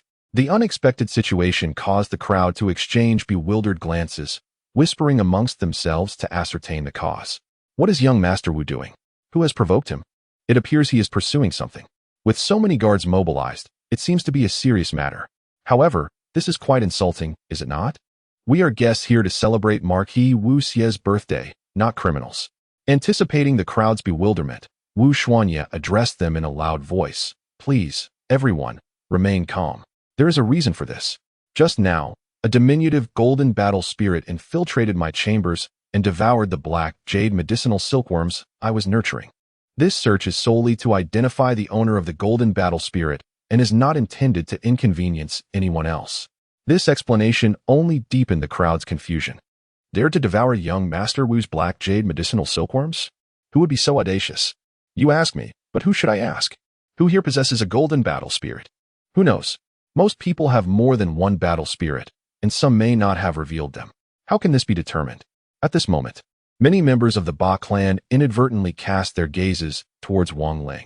Many had witnessed Wang Lin's golden arrow poison frog, and when Wu Xuanye mentioned a diminutive golden battle spirit, they instinctively thought of him. Moreover, this young man had a penchant for trouble. The likelihood of his poison frog having devoured Wu Xuanye's black jade medicinal silkworm seemed quite credible. Noticing the expressions of the crowd, the clan leader of the Ba clan also grasped this implication. His heart tightened, and he swiftly glared fiercely at the onlookers. However, these young disciples, lacking in guile, could not conceal their palpable anxiety. Had Wu Xuanye taken a closer look, he would have discerned the anomaly, but at that moment, an unforeseen event seized his full attention. A proud clan leader, unwilling to endure such humiliation, brazenly declared, "Guests are to be treated as guests. Unless young Master Wu can provide irrefutable evidence that it was we who committed this act, my clan shall not suffer such indignity." This outspoken individual drew all eyes upon him, and Wu Xuanye's gaze sharpened. That is not for you to decide. Understanding the unspoken intent, the guards surged forward, fierce and menacing, to forcibly apprehend the clan member. The enraged clan leader, unable to contain his fury, summoned his battle spirit in a burst of energy. As the leader of a clan, his strength was considerable. With a few swift moves, he repelled the guards and rescued his kin. Unbeknownst to him, just then, a shadow lunged from the side, silently and swiftly attacking him like a phantom. Under attack, the patriarch had no time to evade and could only muster all his strength to withstand the blow. As their techniques collided, a searing pain shot through his arm, accompanied by a tingling numbness. He stumbled back several paces, glancing down to discover a tiny puncture on his palm. With the surrounding flesh already turning a sinister shade of bluish-black, the blood oozing forth equally dark. A paralyzing wasp. He fixated on the shadow before him, an overwhelming dread consuming him. The shadow remained motionless, a venomous wasp perched upon its palm, its slender stinger glimmering with a malevolent hue. This dosage will not be fatal. You should consider yourself fortunate that today marks the birthday of the Lord, a day unsuitable for taking life. Otherwise, your plight would be far worse than mere paralysis. The guards surged forward once more, capturing all members of the clan. The patriarch, rendered helpless by the wasp's venom, still possessed a spirit of defiance. Refusing to bow even in captivity, is there no reason to be discussed? Surely, the Duchy of Wuxia is being excessively oppressive. Wu Xuanye scoffed. Reason? In the Duchy of Wuxia, the Wu family embodies reason itself. What of your grievances? If anyone else has objections, step forth and let me see. His gaze swept across the room, and all those caught in his stare hastily averted their eyes, unwilling to meet his gaze. The figure that had emerged from the shadows was a formidable force indeed, a master of the sixth realm. Moreover, such individuals were certainly not singular in number. The shadows concealed numerous skilled fighters. The foundation of the Duchy of Wuxia far surpassed that of ordinary clans, particularly with the backing of the Miao Kingdom, an entity far beyond the capabilities of these clans to provoke. One must endure when necessary. The effect of Wu Xuanye's display was unmistakable, as the clans present dared not voice further objections. Meanwhile, Wang Lin remained remarkably composed, observing the unfolding events with an air of detached amusement, his calm demeanor casting no suspicion upon him. Yet internally, he fixated on the members of the Wu clan, secretly anticipating that someone might betray him. In moments of life and death, the true nature of allies and adversaries becomes starkly apparent. The current situation bore the weight of desperation, and it was inevitable that someone would deem betrayal of Wang Lin as their only means of survival. Who among them would falter and reveal themselves? Wang Lin awaited this spectacle with keen interest. However, this anticipated scene ultimately failed to materialize. As Wu Xuanya's commotion attracted the attention of the Wu Xie Marquis, who promptly dispatched his son, Wu Xuanya's father, to ascertain the situation. In contrast to the seasoned vigor of Wu Xie Marquis and the impetuousness of Wu Xuanya, Wu Tu exuded the commanding presence of a practitioner. He was tall and robust, his body a testament to sinewy strength, with brows like swords and eyes that burned with intensity. A mere glance from him could instill pain in the hearts of those around him. Chapter 45. A humiliating situation. Wu Xuanya, feeling helpless, recounted the events in their entirety. Upon hearing the account, Wu Tu could not suppress a mocking laugh. You allowed a spiritual entity to infiltrate your own chamber, and yet you failed to stop it? And here you are, conducting such a grand inquiry? Truly shameful. Wu Xuanya's face flushed crimson as he clasped his hands in respect, replying, Father, your reprimand is well taken. Your son has learned a valuable lesson. However, the seal of the Miao King carries the risk of leakage, Father. What shall we do now? What of the leakage? They are merely a collection of feeble tribes, insignificant in the grand scheme. Wu Tu dismissively waved his hand, stating, However, matters cannot be handled in such a manner. With so many present and numerous battle spirits yet to reveal themselves, do you truly believe you can uncover the truth this way? Wu Xinyi nodded, compelled to concede this point. Among the dozens, if not hundreds, of tribes present, there were thousands of individuals, many possessing 3 to 5 battle spirits, some of which had never been shown, perhaps even unseen by their own kin. The likelihood of discerning anything through individual scrutiny was exceedingly slim. With a sigh, Wu Xinyi implored, Then, please elucidate, Father. Pay close attention. Wu Tu chuckled softly, stepping forward to address the assembly with a commanding voice. I trust you are all aware that one among you has allowed their battle spirit to infiltrate my son's chambers, devouring the black jade silkworm he nurtured. This is a blatant affront to the Wu Xieho state, and we must uncover the truth. I now extend to you an opportunity, if you are the one responsible. Step forward and take accountability, so that others may not suffer the consequences. Should anyone possess knowledge of the perpetrator, I urge you to reveal it.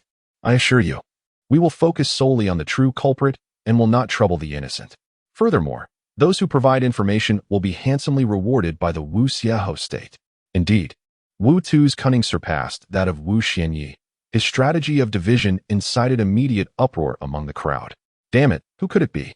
Step forward and admit it. Do not drag us down with you.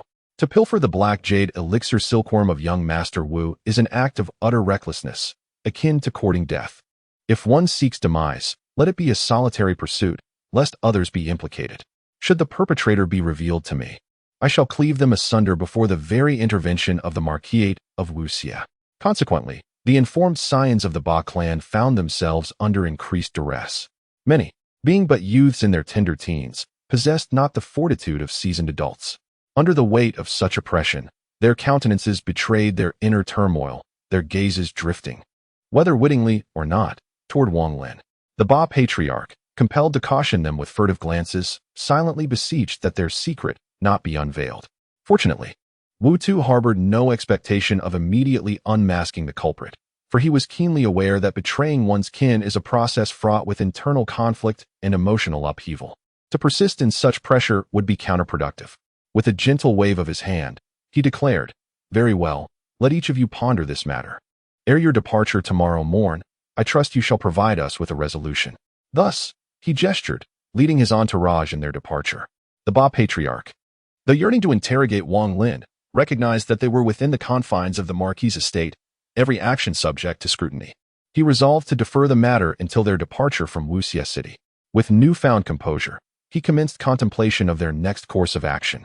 The root cause of the Red-Black Valley's depleted ley lines had been unearthed, attributed to a seal erected by the king of Yumiao. However, this revelation birthed new quandaries. What motive drove him to such an act? Were his aim merely to annex or obliterate the 5 clans of the Red-Black Valley?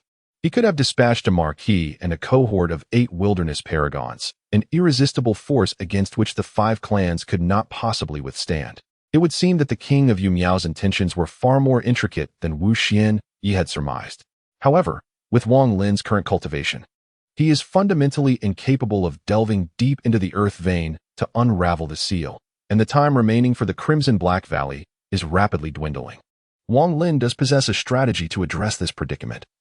Yet the most crucial question at present revolves around the potential reactions of the 5 clans upon discovering the true cause of the Earth Vein's depletion. Will they pledge allegiance to Fan Yuan and the King of Youmiao, or will they align themselves with Wang Lin?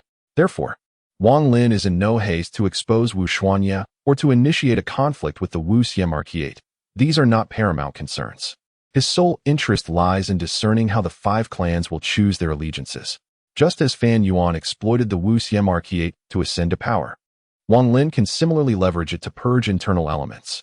Only when faced with a life-or-death decision will the true loyalties of individuals become apparent. After a night's respite, the various tribal members packed up and departed in succession early the following morning. The majority remained oblivious to the identity of the perpetrator behind the previous night's events, merely bystanders. The Wu Xiemarquiate did not impede their departure, seemingly undergoing a sudden transformation into a more reasonable entity, refraining from arbitrarily making things difficult for the masses without concrete evidence. As the 5 clans departed, Wu Xuanye materialized at the city gate, ostensibly not to bid farewell to the clans, but rather to engage in affectionate exchanges with Ba Yuerong, displaying an ostentatious intimacy. Upon witnessing this spectacle, those with even a modicum of integrity shook their heads in disapproval. The Ba clan leader's gaze was filled with disappointment as he muttered under his breath, "A disgraceful spectacle. Utterly disappointing." Ba Jingqing, on the other hand, stared intently at the scene, his fists clenched to the point of drawing blood. Recognizing the futility of further observation, the members of the 5 clans disregarded Ba Yuerong, exited Wu Xie City, and embarked on their homeward journey. On the side of Ba Yuerong, she found it difficult to part ways. In the brief span of a single day, she had become utterly captivated by Wu Xianyi. However, being a member of the Ba clan, she could not shamelessly cling to him without justification. Moreover, after years of living within the clan, the sense of belonging was not something that could be easily erased. At that moment, she smiled alluringly and said, "Young Master Wu, I must take my leave." Wu Xianyi remained expressionless, his countenance tinged with slight dissatisfaction. "Could I not persuade you to stay?" he asked. Ba Yuerong, with an expression of delicate vulnerability, replied, "I am, after all, betrothed to Ba Jingqing." Wu Xianyi scoffed dismissively, "And what of that? That could indeed work in my favor." A faint smile finally graced his lips. "Go then, but do not keep me waiting too long." Ba Yuerong revealed a charming smile, turning to depart. But at that moment, she suddenly paused. Wu Xianyi was taken aback. Ba Yuerong bit her lip, hesitating for a moment before ultimately saying, "Until we meet again." With that, she turned and walked away, yet the trace of hesitation did not escape Wu Xianyi's keen perception. Chapter 46. Betrayal. Wu Xianyi stood frozen in place, coldly observing Ba Yuerong's retreating figure. Noticing his demeanor, a subordinate curiously inquired, "Young master, shall we keep her?" "Not so fast." Wu Xianyi furrowed his brow. She hesitated, as if she is contemplating something. "Gather a few people to accompany me. If I am not mistaken, she will reveal something to me once she has made up her mind." The subordinate promptly selected several attendants and, together with Wu Xuanye, set off in pursuit of the Ba clan. Wang Lin glanced at him, a meaningful smile playing on his lips. The depletion of the Earth's veins is due to a seal laid by the Miao King. The Ba clan leader was no fool. Upon hearing this, he comprehended everything at once, an expression of astonishment crossing his face. At this juncture, Wang Lin's golden dart frog devouring the black jade silkworm was of little consequence. What mattered was that, regardless of the reason, the Youmiao dynasty had targeted Qiongqi, and it seemed the 5 clans were incapable of resolving this crisis. With this in mind, the Ba clan leader's brow furrowed, his eyes flashing with anxiety. Calamity looms. A great calamity. We must swiftly convene the 5 clans to deliberate on countermeasures, for when the nest is overturned, what egg remains unbroken? Some may not see it that way.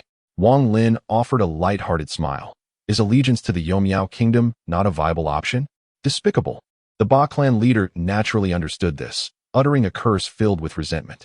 In his indignation, he recalled the terrifying presence behind Wang Lin, carefully choosing his words as he cautiously inquired, "Now that the 5 clans face utter annihilation, might we implore that person to intervene?"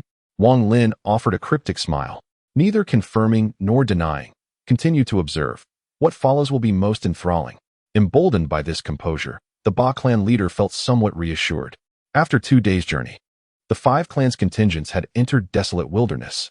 At night, they each halted to set up camp and rest, awaiting the break of dawn to continue their trek. As Ba Yuerong was about to retire for the night, she suddenly heard a peculiar cry emanating from outside her tent. Her heart tightened, and she once again found herself beset by conflicting emotions. For the past few days, she had been in such a quandary. Given her antipathy towards Wang Lin, she was tempted to betray Wang Lin to Wu Xuanya. However, such a matter was of great consequence. If she did so, would the Ba clan regard her as a traitor? How would the Ba clan leader deal with her? Therefore, she had been unable to make up her mind, and the words had reached her lips but were never uttered. However, in recent days, Wu Xuanya's figure had lingered in her mind, and coupled with her animosity towards Wang Lin, the notion of denunciation had gradually gained the upper hand.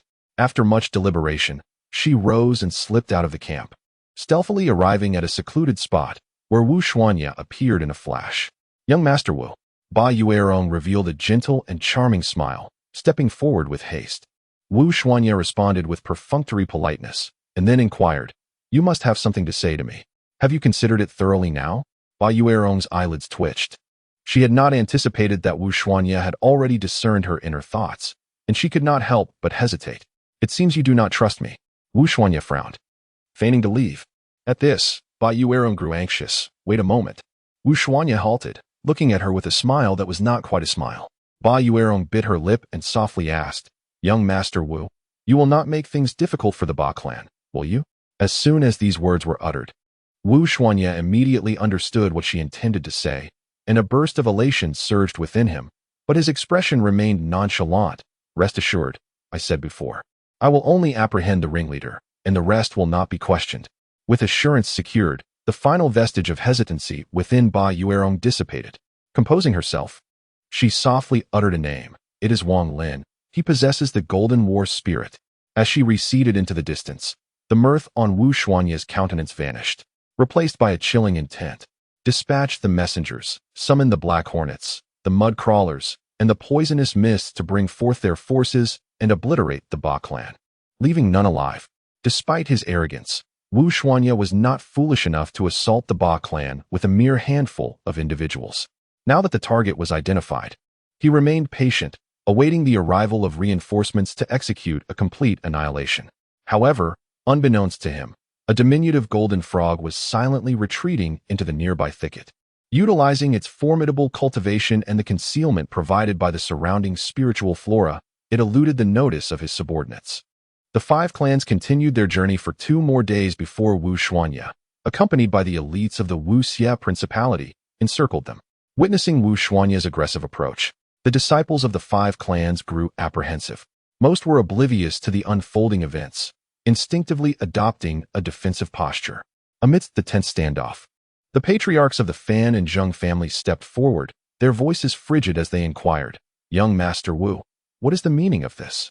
"The meaning?" Wu Xuanya scoffed. "I have ascertained that the possessor of the Golden War spirit resides within the Ba clan. This matter concerns neither of your houses. Depart hence with haste." Upon hearing these words, a murmur rippled through the ranks of the 5 clans, and many eyes turned towards Wang Lin. The chieftain of the Ba clan exhibited a marked change in countenance, clearly taken aback that Wu Xuanya had uncovered their machinations. After assessing the strength of their adversaries, a sense of unease washed over him. However, upon turning his gaze towards Wang Lin, he was met with an unexpected sight. The young man stood there, unfazed, a gentle smile gracing his lips, as if the unfolding events were of no consequence to him. The Ba chieftain furtively surveyed their surroundings, postulating whether Wang Lin's benefactor was lurking nearby, for how else could he maintain such composure in the face of such a predicament? The chieftains of the Fan and Zheng clans, on the other hand, wore expressions of undisguised schadenfreude. They exchanged knowing glances before offering a perfunctory bow to Wu Xuanya. Since young Master Wu has already ascertained the truth, they declared, there is no further need for our presence. Farewell. With that, they led their respective clans away, unhindered by Wu Xuanya's men. Once the 2 clans were at a safe distance, Wu Xuanya cast his gaze upon the Shun and Xiong clans. "Shun and Xiong," he pronounced, "this matter does not concern you. Depart hence." The chieftains of the Xiong and Shun clans exchanged glances, each divining the other's thoughts. Was Wu Xuanya's motive for bringing such a large contingent solely to apprehend the culprit? The forces assembled here were more than sufficient to obliterate the Ba clan entirely. Chapter 47. Insignificant. The chieftains of the Shun and Xiong clans were not fools. They were well aware of the principle of a shared plight. The combined strength of the three clans barely amounted to a few dozen individuals, while the guards of the Wuxia Marquisate numbered in the hundreds. Given such a disparity in power, if the Ba clan were to meet its demise, would the Wuxia Marquisate truly spare them?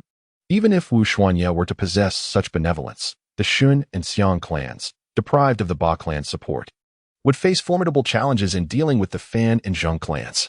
A sense of unease enveloped the gathering as the patriarch of the Shi clan slightly inclined his hands and proclaimed in a resonant voice, "The esteemed young master Wu has spoken.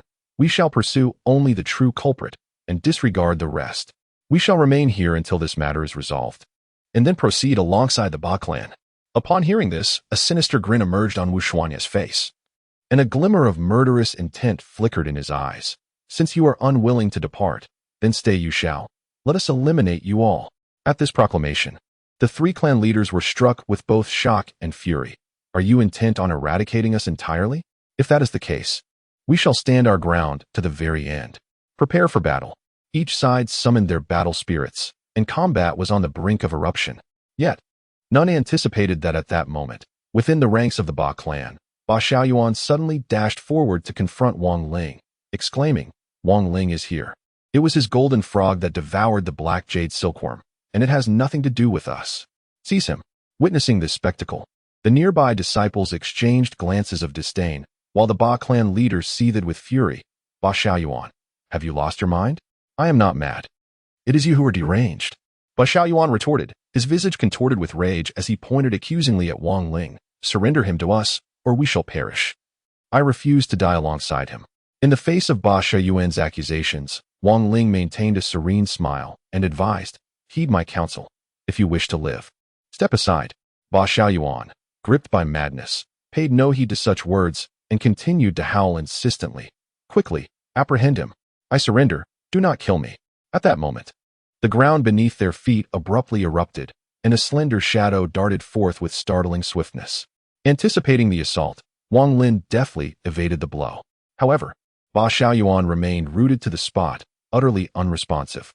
The shadowy figure pierced his chest like a swift arrow, vanishing without a trace.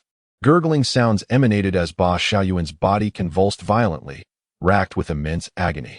His throat writhed, desperately attempting to vocalize. Yet his gullet bulged and contorted as if some creature were crawling within, a spectacle that sent shivers down the spine. "Sister, save me," he finally managed to utter. His final words in this world. Suddenly, Ba Xiaoyuan's body exploded, scattering flesh and blood in all directions. From the carnage emerged a dark shape, swiftly burrowing into the earth and disappearing.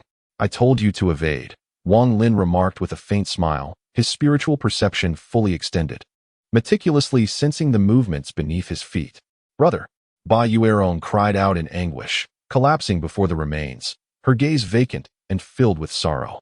At this moment, hundreds of guards surged forward.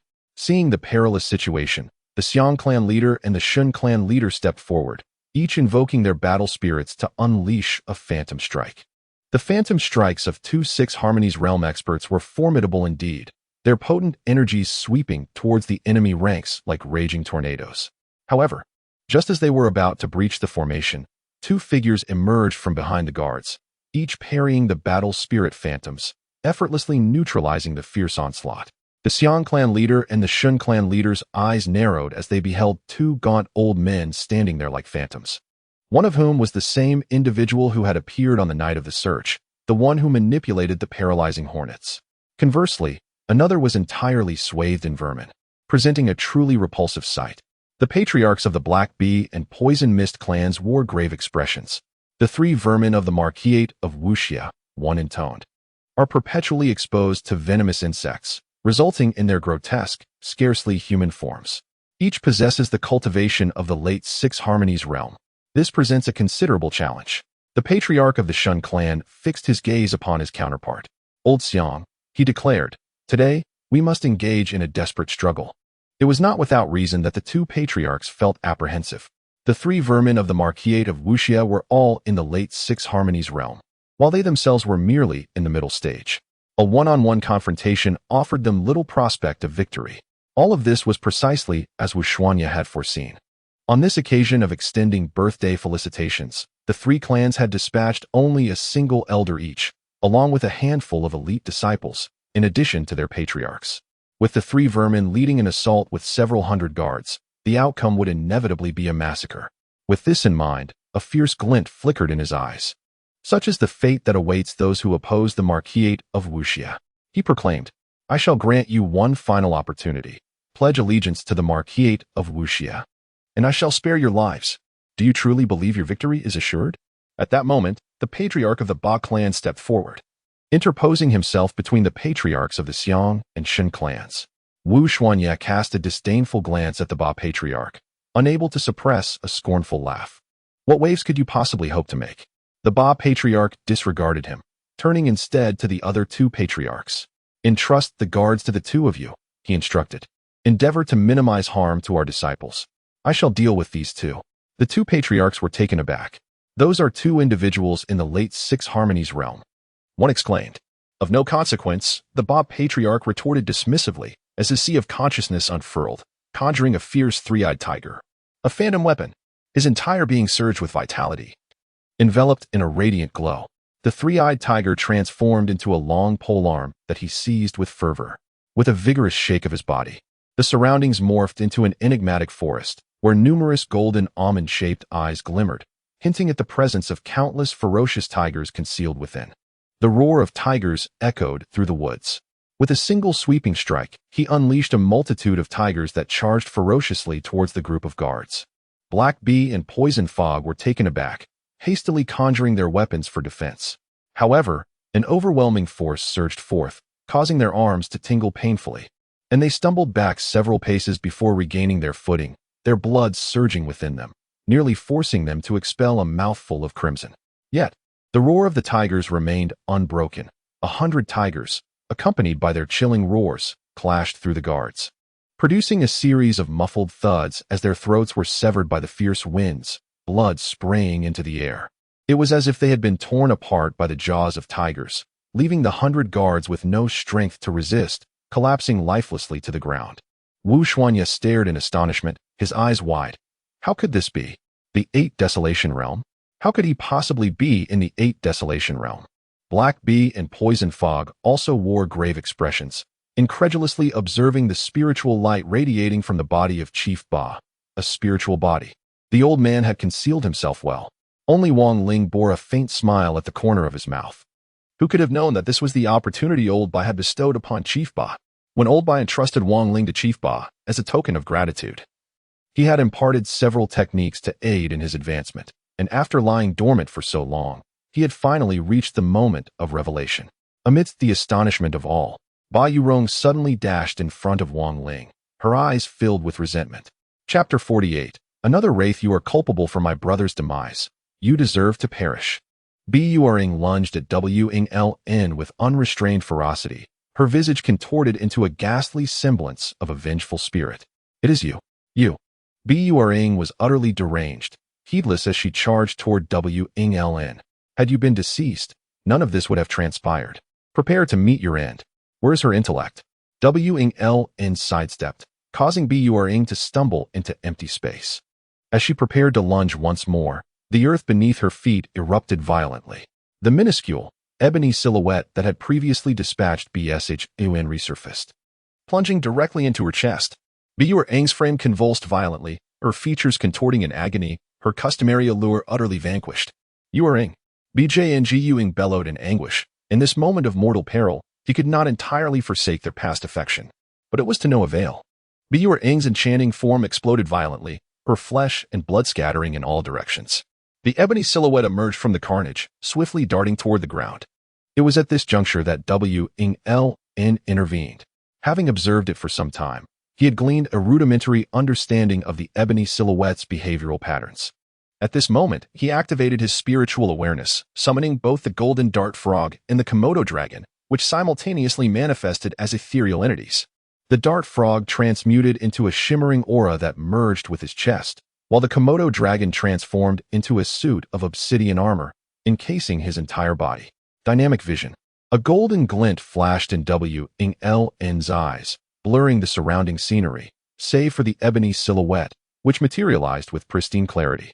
Every minute movement was vividly discernible, and even its forthcoming trajectory was predictable. Strangling claws. With a lightning-fast motion, his right hand shot out, grasping the shadow with a claw-like grip, revealing a gray worm approximately 3 inches long.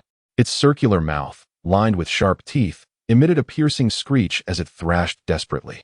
This was a mire worm, adept at burrowing into the earth.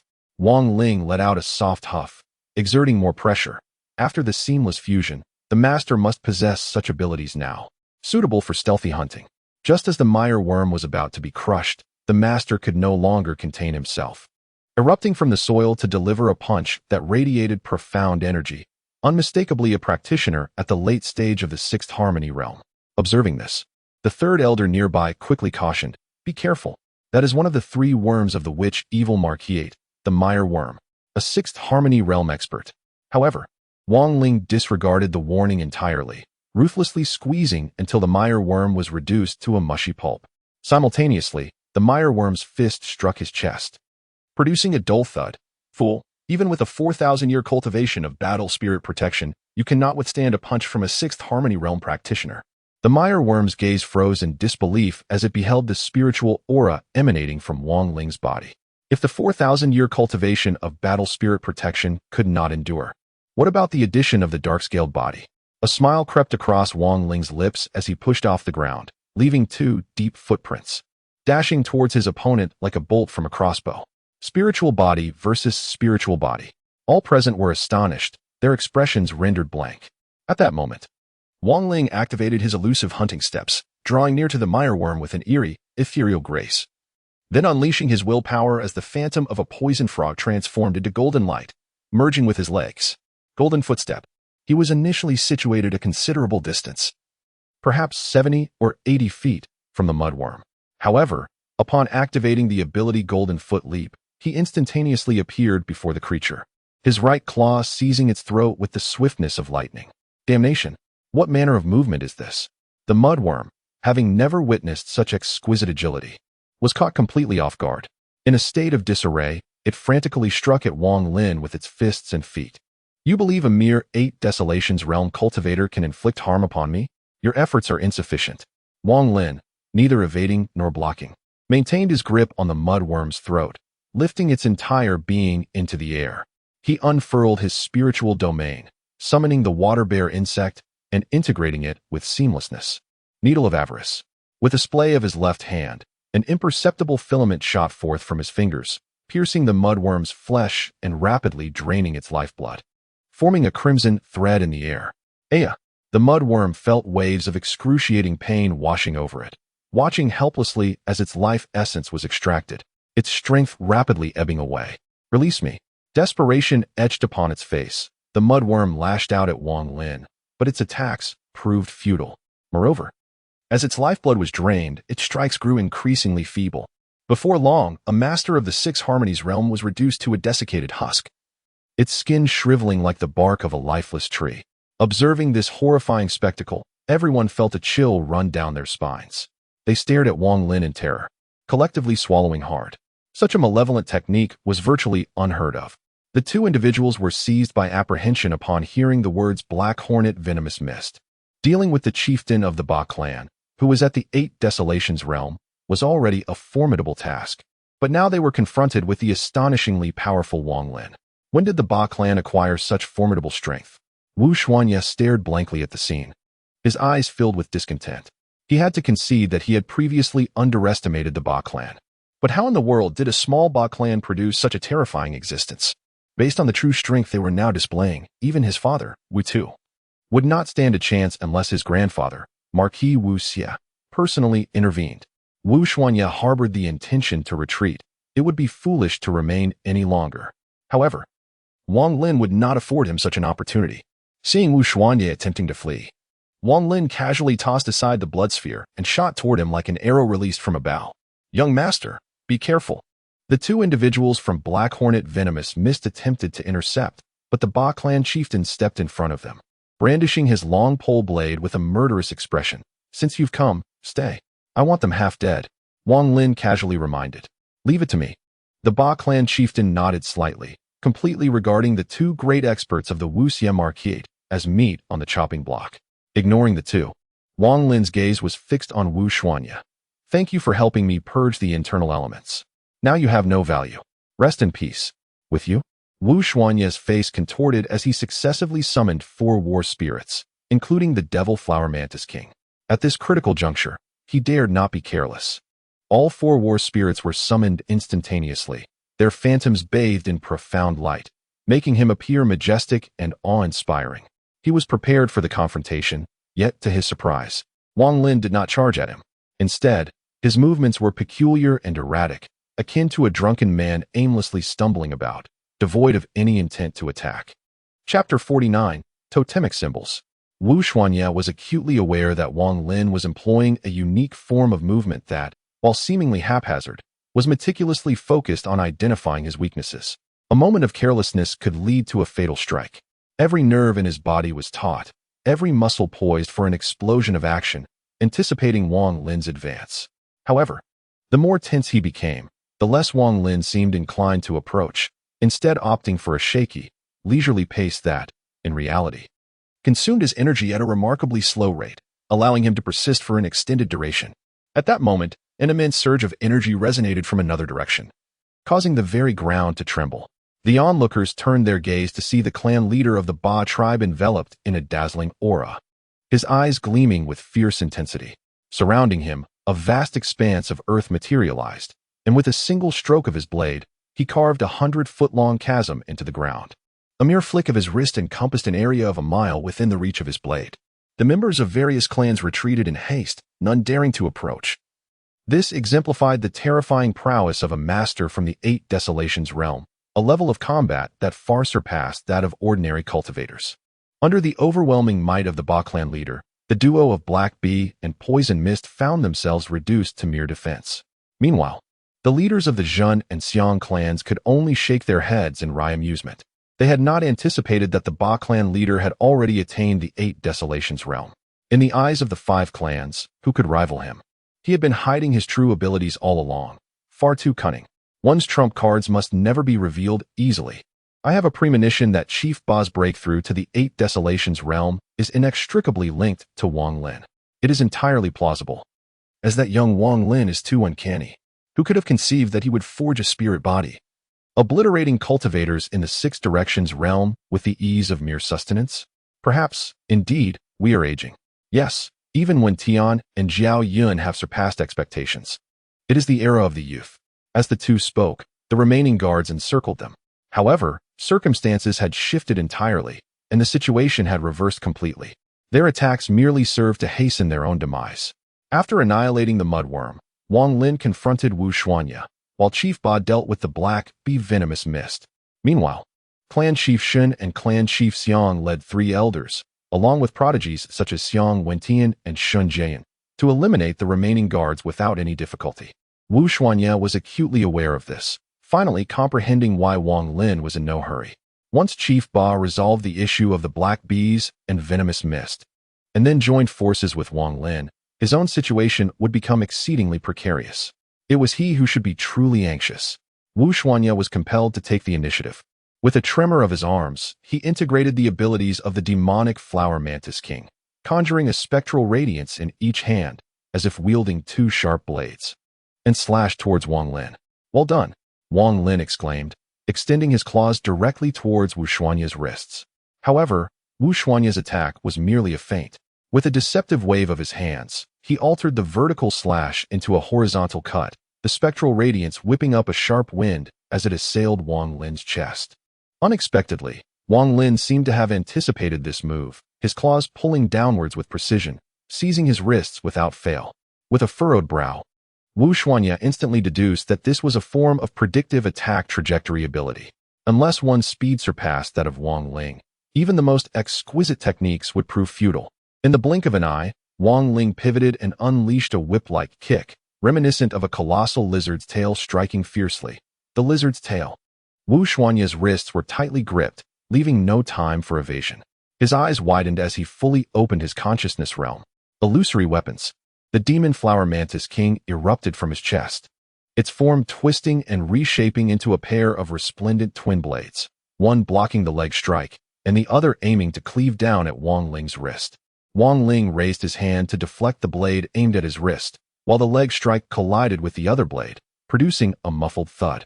Wu Xuanya staggered back several paces, his expression betraying alarm. Impossible. Wu Xuanya fixed his gaze on Wang Ling. Incredulous, a spirit beast with 4,000 years of cultivation could not possibly be this formidable. There must be another battle spirit. I forgot to mention.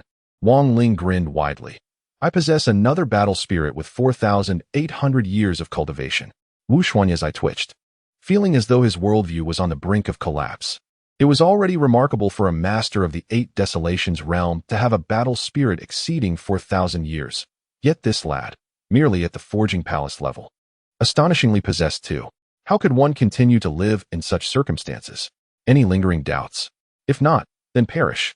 Wang Ling paid no heed to Wu Xuanya's shock, closing in once more, his claws darting up and down as if the very air were being torn asunder. Wu Xuanya had completely lost his will to fight. He no longer wished to entangle himself with such a prodigy. He swiftly retrieved a jade stone inscribed with intricate patterns, channeling his blood energy into it at a rapid pace. In an instant, the jade stone radiated a dazzling brilliance, shattering with a sharp crack, as an enigmatic pattern floated forth, transforming into the phantom of a monstrous beast that lunged menacingly towards Wang Ling. The totem symbol. Wang Ling recognized the object and promptly retreated. After all, he was facing the son of the witch and evil Marquis, undoubtedly in possession of life-saving treasures. Wang Ling raised his arms defensively, merging the power of 3 battle spirits in a tremendous surge as the beast's phantom collided violently against him. Boom! The impact triggered a cataclysmic explosion, unleashing a fierce storm that engulfed a radius of over a mile, with dust and debris soaring to great heights. Wang Ling? All present were solely concerned for his safety, neglecting the fleeing Wu Xuanya. Yet, amidst the swirling dust, Wang Ling's voice emerged. Wu Xuanya, oh Wu Xuanya. Have you not been searching for that golden battle spirit? Allow me to reveal to you what that golden spirit truly is. Illusory soldier. As he spoke, a beam of golden light pierced through the haze, swiftly overtaking the demon flower mantis king. What? Wu Xuanya was struck with astonishment. He could hardly have anticipated that the golden battle spirit would manifest as a lethal arrow, pursuing him with such ease. However, it was too late for words. The golden arrow, the toxic frog, had consumed 3 black jade medicinal silkworms, its cultivation skyrocketing beyond 3,000, easily surpassing the demon flower mantis king. With such a formidable illusory soldier, the mantis king stood no chance against the impending strike.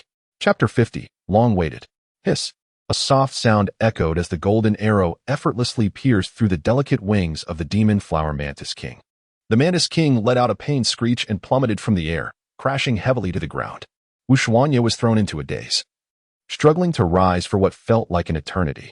As the dust gradually settled, everyone focused their gaze, revealing that the once flat wasteland had been transformed into a massive pit over a mile wide by the strike of the totem symbol. The might of a master from the 8 Desolations realm unleashed in full force was indeed formidable. Amidst the chaos, Wang Lin emerged from the depths of the colossal pit, his dark armor slightly damaged and a trickle of blood escaping the corner of his mouth, indicating he had sustained injuries from the attack. However, his composed demeanor suggested that the wounds were not severe. Witnessing this scene, a collective sigh of relief escaped the onlookers. They had, perhaps unknowingly, come to regard Wang Lin as their cornerstone. The thought of his demise left them uncertain of their next steps. As Wang Lin stepped out of the pit, he casually wiped the blood from his lips and approached Wu Xuanya, remarking, after all, it was a full-force strike from the 8 Desolations realm. Combining the strength of a spirit body with the power of 2 battle spirits, each with 4,000 years of cultivation. Is it merely a superficial wound? Or has my cultivation waned? At this statement, the corners of everyone's eyes twitched in disbelief. He was still not satisfied. That was an all-out strike from the 8 Desolations realm, capable of effortlessly slaying hundreds of cultivators in the Casting Palace realm.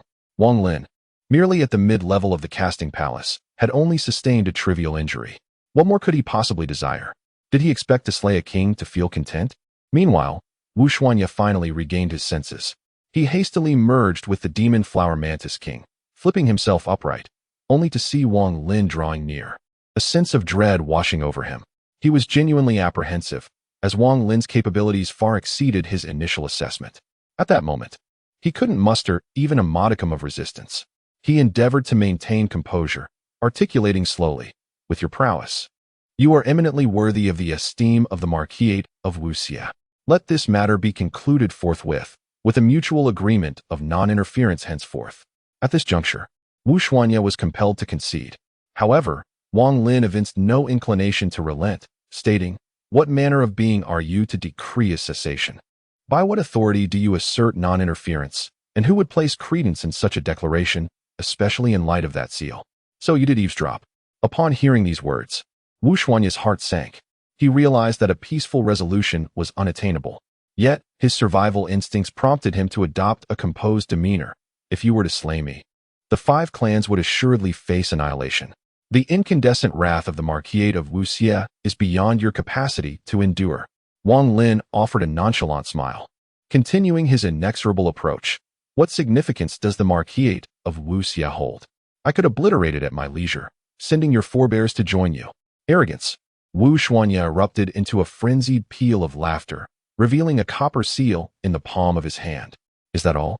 Wang Lin scrutinized his adversary with amusement. Betraying no hint of trepidation, "Unveil all your trump cards for self-preservation. Once this artifact is activated, you shall all meet your demise." Wu Xuanya's visage contorted with ferocity. His eyes suffused with crimson. "Allow me to depart, or face mutual annihilation. I am intrigued to know what in this world could possibly extinguish me." Wang Lin pressed forward. "Come, do not hesitate." Upon witnessing this scene, Wu Xuanya realized that Wang Lin was resolute. No amount of threats would sway him. Resolutely, he channeled his vital energy into the bronze seal. "Foolish child." Wu Xuanya cackled maniacally, tossing the bronze seal into the air. "You have no idea how fearsome this object is. It was forged by my grandfather himself, sealing his power within. Although it only unleashes 10% of its might, even that fraction of a Marquis-level strength is beyond the capabilities of the 8 Desolations realm to withstand." 10% of a Marquis strength? While others might not grasp the magnitude of this threat, the tribal leader Ba was acutely aware. He bellowed urgently, "Wang Lin, flee now." However, Wang Lin exhibited no intention of retreat. He licked his lips, his gaze brimming with anticipation. "At last, I have encountered something so formidable. I have awaited this moment for long." In fact, he even relinquished his illusory armor, the heavy plating of the Komodo dragon cascading from his form, transforming back into the colossal lizard that burrowed into his chest.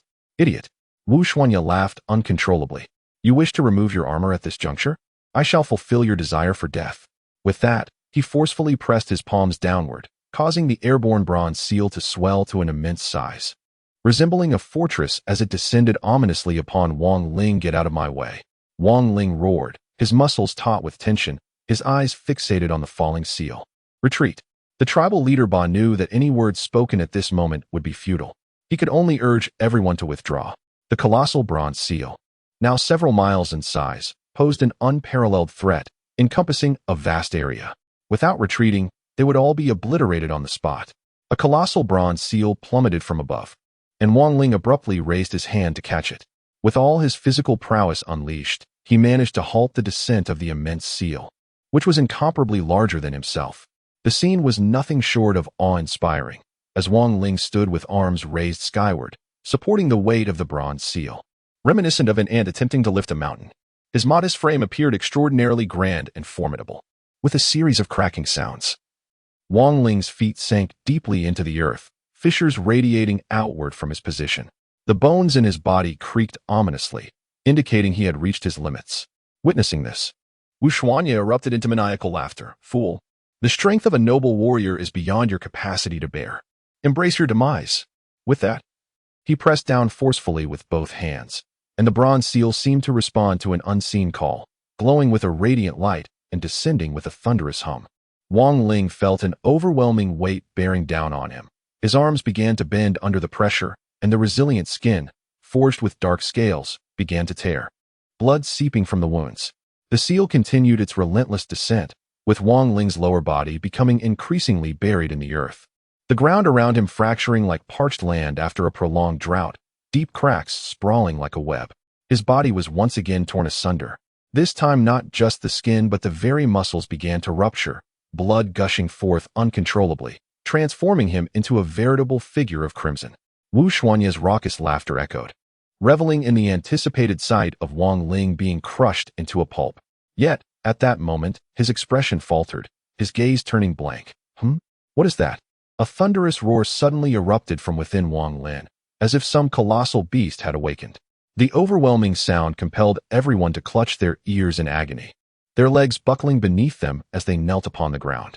Following this, a dazzling radiance surged forth from Wang Lin, so resplendent that it blinded onlookers, while a divine might ascended toward the heavens, sending chills through the crowd, causing them to tremble uncontrollably in reverence. Chapter 51. The White Tiger Deity. Lord Lin. All present found themselves instinctively prostrating on the ground, shivering in fear, including Wu Xuanyi. None could fathom the nature of the events unfolding, nor did anyone dare to contemplate them. They were simply compelled to venerate that overwhelming divine presence. At that moment, as the brilliant light diminished slightly, the crowd subconsciously raised their heads to observe, only to behold a spectral image of a white tiger materializing in the air. Its body, resplendent and interspersed with black spots, faced the heavens with a regal roar, its eyes radiant as the sun. The tiger's wings unfurled, stirring the winds and summoning a vortex of clouds, igniting a tempest across the 9 heavens. Its colossal form defied any conventional measure, the vast expanse of the wasteland, the entire Wuxiehou kingdom. Even the entirety of the southern wilderness lay enveloped beneath its shadow. Mountains as grand as the Wu Luozheng Lishan appeared as mere pebbles in its presence. The tiger's silhouette flickered, and the power contained within the copper seal was utterly obliterated. The might of the Wuxiehou was rendered insignificant, akin to that of mere ants before it. Fortunately, it was merely an apparition, and even more fortuitously, this phantom existed for but a few fleeting breaths before vanishing from sight. Had it lingered any longer, the sheer force of that divine presence would have been sufficient to cause the annihilation of all living beings across the southern wilderness. The white tiger vanished, revealing Wang Lin's figure, and at that moment, his demeanor was entirely transformed. He appeared to be bathed in radiant light, as if a deity had descended. The chieftain of the Ba tribe, possessing the highest cultivation, instantly sensed the anomaly. Profound light coalescing, profound fate materializing. He had condensed profound light, a low-grade profound fate? Upon hearing this, everyone finally noticed that, surrounding Wang Lin's body, in addition to the luminous aura emanating from his spirit, there was also a circle of profound light. Indeed, I recall he was merely of the supreme, mundane fate before. Now he has ascended to profound fate. Could it be that the earlier white tiger was responsible for this? The divine beast, the white tiger. Could it be that Wang Lin is truly the reincarnation of the white tiger deity? Whispers filled the air. None dared to openly discuss Wang Lin any longer. In their hearts, they had already solidified the belief that Wang Lin was the reincarnation of the white tiger deity. Otherwise, how could an ordinary individual manifest such a divine beast's ethereal form? Wu Xuanye also gazed at Wang Lin, his eyes glazed over. At this juncture, he found himself utterly speechless, overcome by profound fear. Often, the human psyche operates in such a manner. When faced with a slightly stronger adversary, one might feel compelled to challenge them. When confronted with an invincible foe, feelings of hatred and rejection arise. But when an adversary surpasses the limits of comprehension, all that remains is fear. Wu Xuanye suddenly recalled Wang Lin's earlier words, "When I find the time, I shall annihilate the Wu Xiamarquiate." At that time, he had considered it boastful, yet now he believed wholeheartedly. A divine beast, with but a breath, could reduce the Wu Xiamarquiate to ashes, rendering any claims of nobility utterly trivial in the presence of such a divine being. At this moment, Wang Lin slowly approached him, extending his hand with deliberate grace.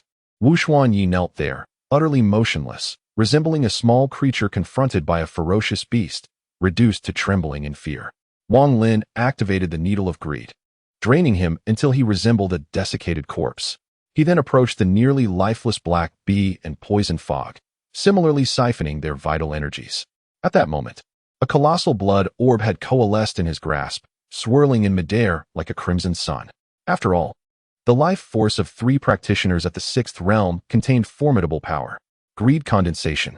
Rise.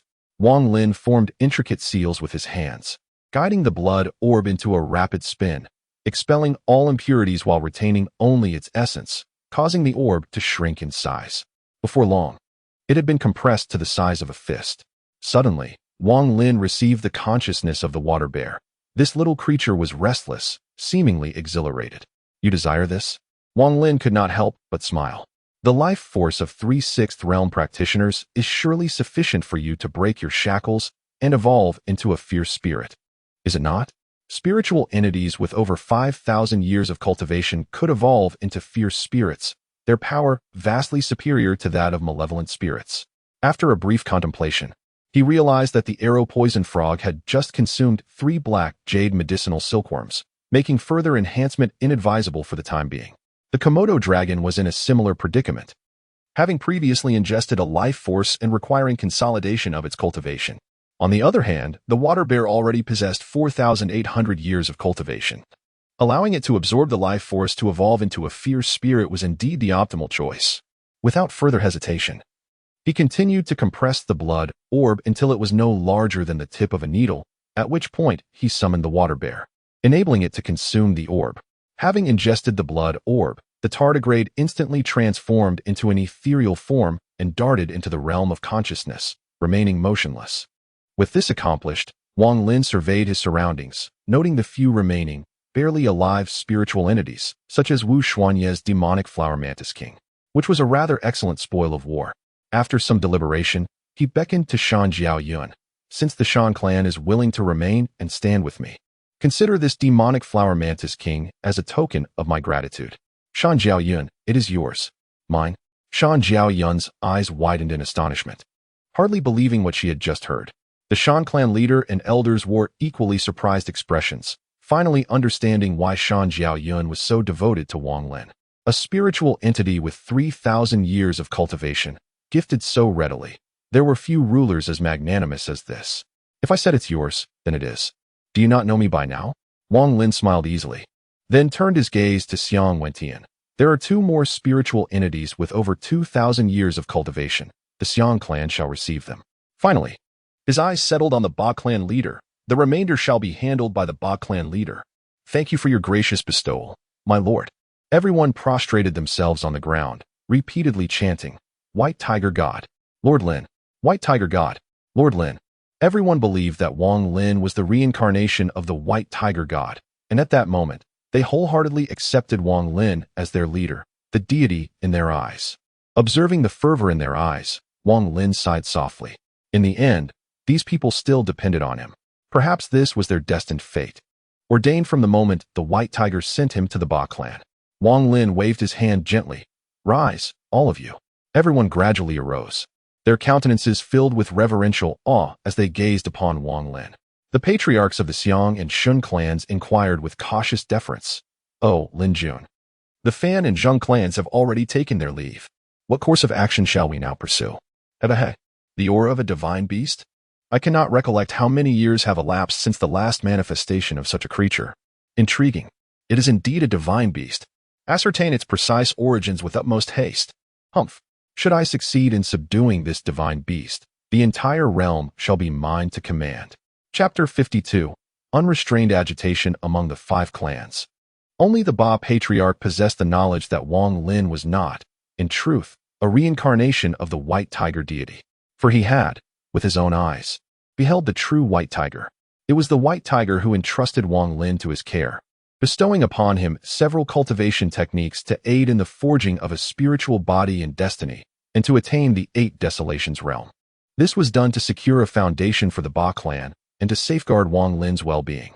Similarly, the wooden box that was left behind contained 3 strands of White Tiger fur and the Tiger Fury Slaughter Array formation, provisions for Wang Lin.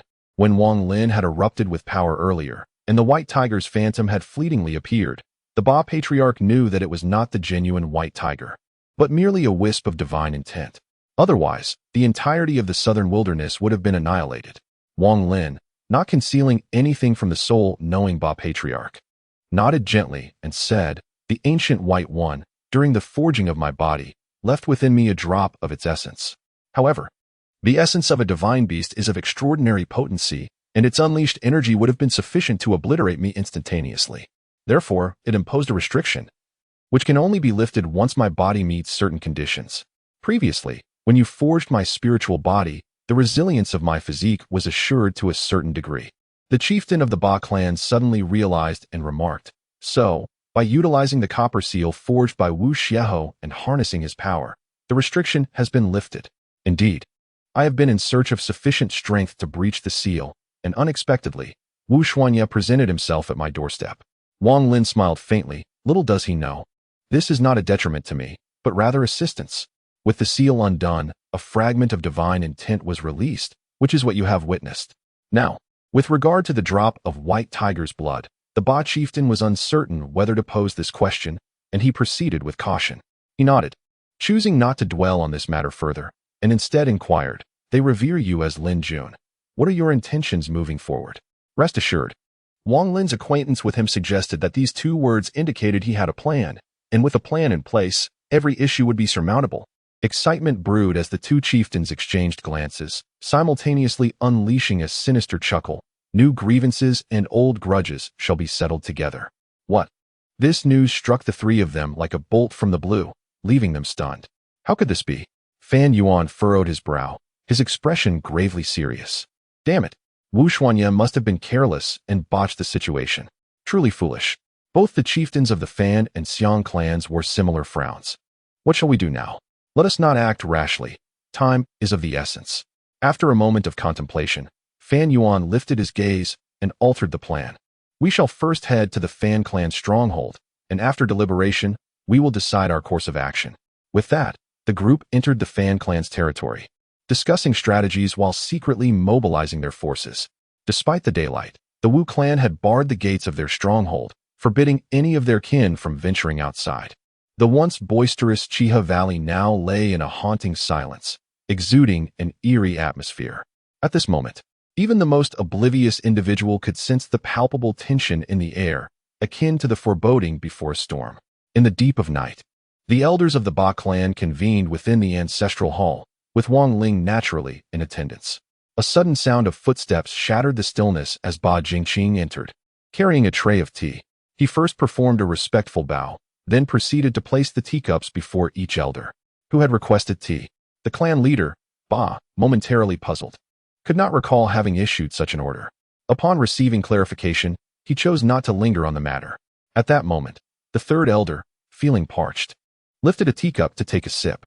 Just then, Wang Lin casually raised a hand and cast a disinterested glance at the third elder, warning, "If you wish to live, do not drink." The words sent a shockwave through the assembly. In that instant, Ba Jingqi suddenly unleashed his lethal technique, transforming his hand into a deadly claw, and charged swiftly toward the sixth elder, infusing his strikes with potent vitality, rendering them sharp and deadly, radiating an aura of bloodlust. However, the sixth elder was not unprepared. He swiftly summoned his battle spirit, conjuring an illusionary weapon. The two forces collided with a resounding thud, shattering the table before the sixth elder into splinters. Ultimately, Ba Jingqi was no match for the elders. He let out a grunt as he was sent hurtling back, crashing heavily against the wall. As he attempted to rise, the sixth and fifth elders swiftly approached, each seizing him by the throat, rendering him immobile. Ba Jingqi struggled desperately but was unable to break free. At that moment, several elite disciples escorted an individual into the ancestral hall. Upon recognizing the person, he immediately deflated like a punctured balloon. Exposed by Wang Lin, Ba Jingqi remained silent, turning his head aside. "You wretched being, speak." The sixth elder, infuriated by his seemingly lifeless demeanor, struck him across the face twice. "Did you choose to attack me because you thought I was the weakest?" The clan leader and several elders could not help but roll their eyes. Of all times, why dwell on such trivial matters? It was abundantly clear that the sixth elder, being the weakest, was the target of Ba Jingqi's betrayal. Realizing his exposure, Ba Jingqi's only option was to drag someone down with him. Would he target the strongest instead of the weakest? Chapter 53. Betrayal. The clan leader of the Ba family lifted his teacup, inhaled its aroma, then gradually set it down. His body trembled, and sorrow glimmered in his eyes. "It was you who leaked the information regarding Wang Lin's possession of the Ashura ghost wolf and the blood essence of the giant ape to the Fan and Zheng families, was it not?" The Ba clan leader had grown weary of preaching lofty principles. He merely wished to understand the magnitude of the temptation that compelled this once revered prodigy to choose betrayal. Give me a reason. Ba Jingqing let out a sinister laugh, baring his teeth. You can kill or maim me at your leisure. Why all the unnecessary words? The sixth elder, unable to restrain himself, struck him once more. Wretched being, dare you to act so insolently? This blow was particularly fierce, knocking out one of Ba Jingqing's teeth, blood trickling slowly from the corner of his mouth. Wang Lin gently waved his hand and calmly stated, in truth, there is nothing to inquire about. This is simply human nature. Previously, among the Ba clan, he was the most esteemed descendant. However, since my arrival, everything has changed. The clan leader and elders now favor me, causing him to feel his status undermined. The dissatisfaction within him has accumulated gradually, culminating in an eventual outburst. Indeed, I am indignant. By what right do you claim superiority? As Wang Lin laid bare his inner thoughts, Ba Jingqing erupted in a fit of rage, exclaiming, I am the foremost genius of the Ba clan, having achieved countless merits. Why should the finest resources be bestowed upon you? Is it solely because you are the white tiger deity? The Grand Elder interjected with a furious reprimand. Yet he shall safeguard our Ba clan for generations to come. What white tiger deity? Ba Jingqing seethed, gritting his teeth. When Wu Xuanya abducted you wrong. You all possessed such formidable strength, yet not a single one of you stepped forward to assist me. Ultimately, it was Fan Yuan who rescued me. It is truly laughable. You proclaim kinship, yet you are no better than an outsider. Ah, is this the rationale that grants you peace of mind? The clan leader shook his head in anguish. It is my fault. I have taught you the art of cultivation, but neglected to instill in you the principles of humanity. Ha ha ha, spare me your insincere sentiments. Ba Jingqing sneered maliciously. The Fan and Zheng clans are about to launch an assault. No one will escape. Seeing you so brimming with confidence, I cannot help but want to dampen your spirits. Wang Lin chuckled softly, shaking his head. Have you not noticed how eerily quiet it is outside? What? Upon hearing these words, Ba Jingqing also detected an anomaly, and an ominous premonition arose in his heart. Could it be that Fan Yuan's petty tricks can deceive others, but not me? Wang Lin shrugged his shoulders and cast his gaze toward the Ba patriarch. Time is of the essence. Let's resolve this swiftly. With a pained nod, the Ba patriarch emitted a protracted sigh. Ba Jingqing and other descendants of the Ba clan have betrayed their clan, deceived their ancestors, colluded with external enemies, and harmed their own kin. The evidence is irrefutable, and their crimes are heinous and unpardonable. They shall be executed immediately as a warning to others. As soon as the decision was made, the fifth elder and sixth elder immediately led men to escort the traitors away. At the same time, within the Shin clan, the Grand Elder led a group of confidants to seize control of the ancestral hall. The Shun clan leader, Shun Jiaoyun, and the remaining elders were all subdued. The Shun clan leader looked at the opposing party in disbelief, both anxious and enraged. Grand Elder, are you staging a rebellion? Clan leader, do not level such a grave accusation against me.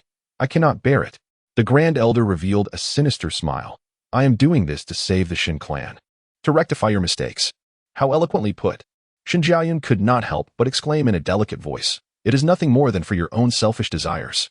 What does a young girl like you understand? The Grand Elder glared fiercely at Shun Jiaoyun. Clan affairs are not to be trifled with. Wang Lin makes enemies on all sides, provoking the Wu Xie without realizing it. And being so close to the Ba clan will only lead the Shin clan to utter destruction. So, you choose to rely on the Fan clan and submit to the Wu Xie? The Shin clan leader sneered. And by the way, allow yourself to ascend to the position of clan leader, correct?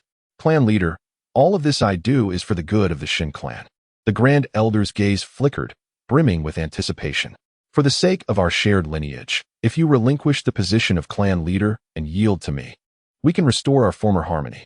At that moment, Shan Yun interjected, Master, do not forget what I mentioned.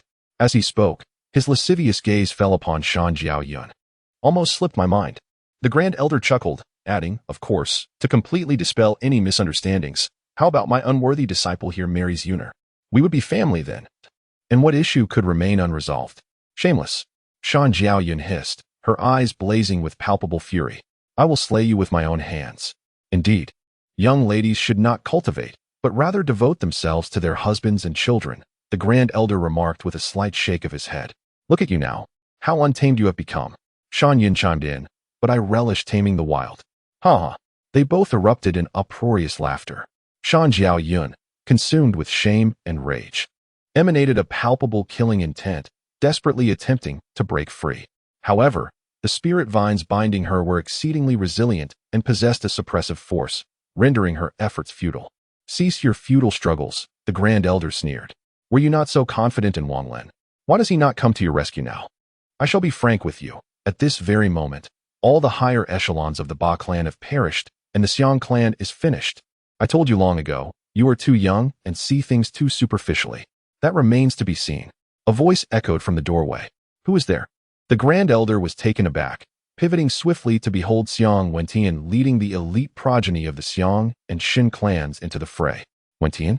Xin Jiayan exclaimed, her voice a blend of surprise and elation, her gaze darting about in search of another. "Where's Wang Lin? That old codger incapacitated us with a soporific fragrance." Xin Jiayan spat with resentment. "Otherwise, my father could have crushed him with a mere finger. Thus, in this regard, we are all inferior to Wang Lin." Xiong Wentian chuckled. "He seems to be able to discern friend from foe, and it was he who informed me of your Grand Elder's impending betrayal." As Xiong Wentian spoke, the Grand Elder surged forward with sudden acceleration, attempting to catch him off guard. However, a figure unexpectedly emerged from the flank. A relentless onslaught forcing the Grand Elder into disarray, leaving him vulnerable. Upon recognizing his assailant, his countenance grew grave. "Clan leader Xiong, you two are at the Hexad realm." The Xiong clan leader approached with a sardonic grin. "You've concealed this for quite some time, haven't you?" "Humph." Aware of the perilous situation, the Grand Elder's smile vanished completely. His desire for further conversation extinguished. He directly invoked his war spirit, launching an assault upon his adversary. Chapter 54. Devoid of acquiescence. Very well. There's no use dwelling on this. After his mirth subsided, Fan Yuan grew tranquil. The seal beneath the earth vein cannot be breached for the time being. If the 5 clans wish to avoid annihilation, what recourse do they have other than to endure humiliation? I respect you, but I do not acquiesce to your views. I require no acquiescence. Wang Lin gently shook his head. Nor do you.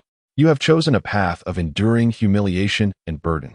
Thus you must prepare to bear the stigma of betrayal, without seeking validation from anyone. Indeed. Fan Yuan nodded, his gaze gradually growing colder. Those who tread divergent paths shall not conspire together. In the end, it will merely culminate in a contest of superiority. As the two unleashed their vital energy, the atmosphere in the arena became palpably tense, and the practitioners on both sides summoned their battle spirits, bracing themselves for combat. However, Fan Yuan and Wang Ling remained motionless, while the patriarchs of the Fan and Zheng clans took the initiative to strike at Wang Ling. With Fan Yuan's plan unraveling, despair began to seep into their hearts. At this juncture, they could no longer afford to ponder, fixated solely on the desire to eliminate Wang Ling, little beast. Prepare to pay with your life. The two exuded a radiant aura, manifesting the image of the 6 harmonies and the earth, surging towards Wang Ling like a tempest. Yet, before they could draw near, their assault was abruptly halted as Patriarch Ba leaped into the fray, intercepting them midair. With a commanding gesture, Patriarch Ba summoned a 3-eyed ferocious tiger that transformed into a long-handled blade, grasped firmly in his hand. "My friends, do not panic. I shall exchange a few moves with you." The spirit body of the 8 Desolations realm, upon witnessing the luminous energy emanating from Patriarch Ba and the manifestation of the realm, felt a simultaneous heaviness in their hearts. Meanwhile, Wang Ling rose slowly. Casting aside his chair, "Fan Yuan, come forth." A smirk played upon Fan Yuan's lips as he urged his Thunder Lion to leap powerfully, enveloped in dazzling lightning, charging towards Wang Ling in the blink of an eye. Wang Ling neither dodged nor evaded, refraining even from summoning his battle spirit, instead activating his dark scales, enveloping himself in spiritual radiance to counter the oncoming assault. The dazzling lightning crackled against the stockade walls, leaving scorch marks on the ground. Wang Lin, however, remained unfazed, enduring the barrage with his physical form as his hands moved with the swiftness of a gale, reaching for his adversary. "A spirit," Fan Yuan exclaimed, not daring to be presumptuous. He leaped gracefully from the back of the Thunder Lion, which transformed into his spiritual form and swiftly merged into his chest. Activating the seamless fusion with the Thunder Lion's power, Fan Yuan was enveloped in a radiant aura, interspersed with streaks of lightning that danced around him like ethereal serpents. lending him an imposing presence akin to a thunder god's descent. Not content with this alone, he summoned 3 more battle spirits, integrating them into his being, further amplifying his indomitable spirit. An exceptional mystic physique, an exceptional mystic life, the 6 harmonies realm at its intermediate stage, and a thunder lion with 3 millennia of cultivation. Wang Lin acknowledged, nodding in recognition. Fan Yuan's strength surpassed that of Wu Xuanya. Without hesitation, he summoned all 3 of his battle spirits, initiating their seamless integration into his own form. Excellent. Finally, an opponent worthy of my mettle. Fan Yuan's eyes burned with ardent battle intent as he extended his hands, crackling with lightning, and unleashed a fierce attack. Thunderous rend.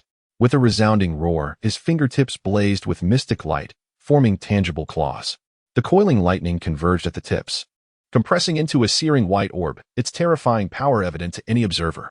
Undeterred, Wang Lin channeled the abilities of the water bear throughout his body, causing his spiritual light to contract and condense abruptly. Imperishable concealment. A luminous barrier of spiritual light and vital energy enveloped his body, resembling the water bear's protective film. Simultaneously, his form became ephemeral, fluctuating in size, at times appearing to shrink to the verge of imperceptibility. This is the remarkable capability of the tardigrade, nature's most resilient defender. In a state of cryptobiosis, tardigrades can survive in the most extreme environments, be it the depths of the ocean, the peaks of snow-capped mountains, or even in conditions of freezing, boiling, desiccation, vacuum, and radiation. The thunderous claws of the lightning beast screeched against the luminous barrier, producing a sound akin to a blade slicing through glass, and inevitably, the barrier halted its advance. Subsequently, the thunderball erupted, sharp bolts of lightning cleaving through the barrier, creating ripples in its wake. As the lightning dissipated and the barrier retracted, Wang Lin's ethereal form suddenly expanded, returning to its original state, completely unscathed. With a fierce strike, Wang Lin unleashed a claw attack, conjuring 10 radiant beams of light at his fingertips, as if the very fabric of space were being rent asunder. Fan Yuan, lacking such formidable defensive capabilities, dared not face it head-on. He swiftly withdrew, simultaneously summoning his realm, from which the thunder lion erupted from his chest, its form contorting and reshaping into a cerulean spear entwined with electric energy. The illusory weapon, the Thunder Lion's spear. With a thrust, the dazzling lightning formed a cage, enveloping Wang Lin within, as the spear's tip, like a bolt, pierced through the air, aimed directly at his throat. Having previously experienced the tardigrade's defensive prowess, Wang Lin was no longer inclined to endure passive assaults. The Komodo dragon sprang forth from his chest, contorting and reshaping into a suit of obsidian armor. Clang, clang, clang. The resounding metallic chimes echoed as layers of heavy armor enveloped him. The massive maw, adorned with razor-sharp teeth, seemed to roar defiantly. In the next moment, both claws extended. One grasped the spear's tip, while the other tore through the electrified cage that sought to ensnare him. As arcane radiance coalesced, Fan Yuan's hair stood on end, and the lightning enveloping him intensified, seeming to emanate even from his eyes. It has been an age since I last employed the techniques of illusory weaponry. Prepare yourself. With a surge of power, Fan Yuan propelled himself towards Wang Lin like a bolt of lightning, unleashing thunderous howl.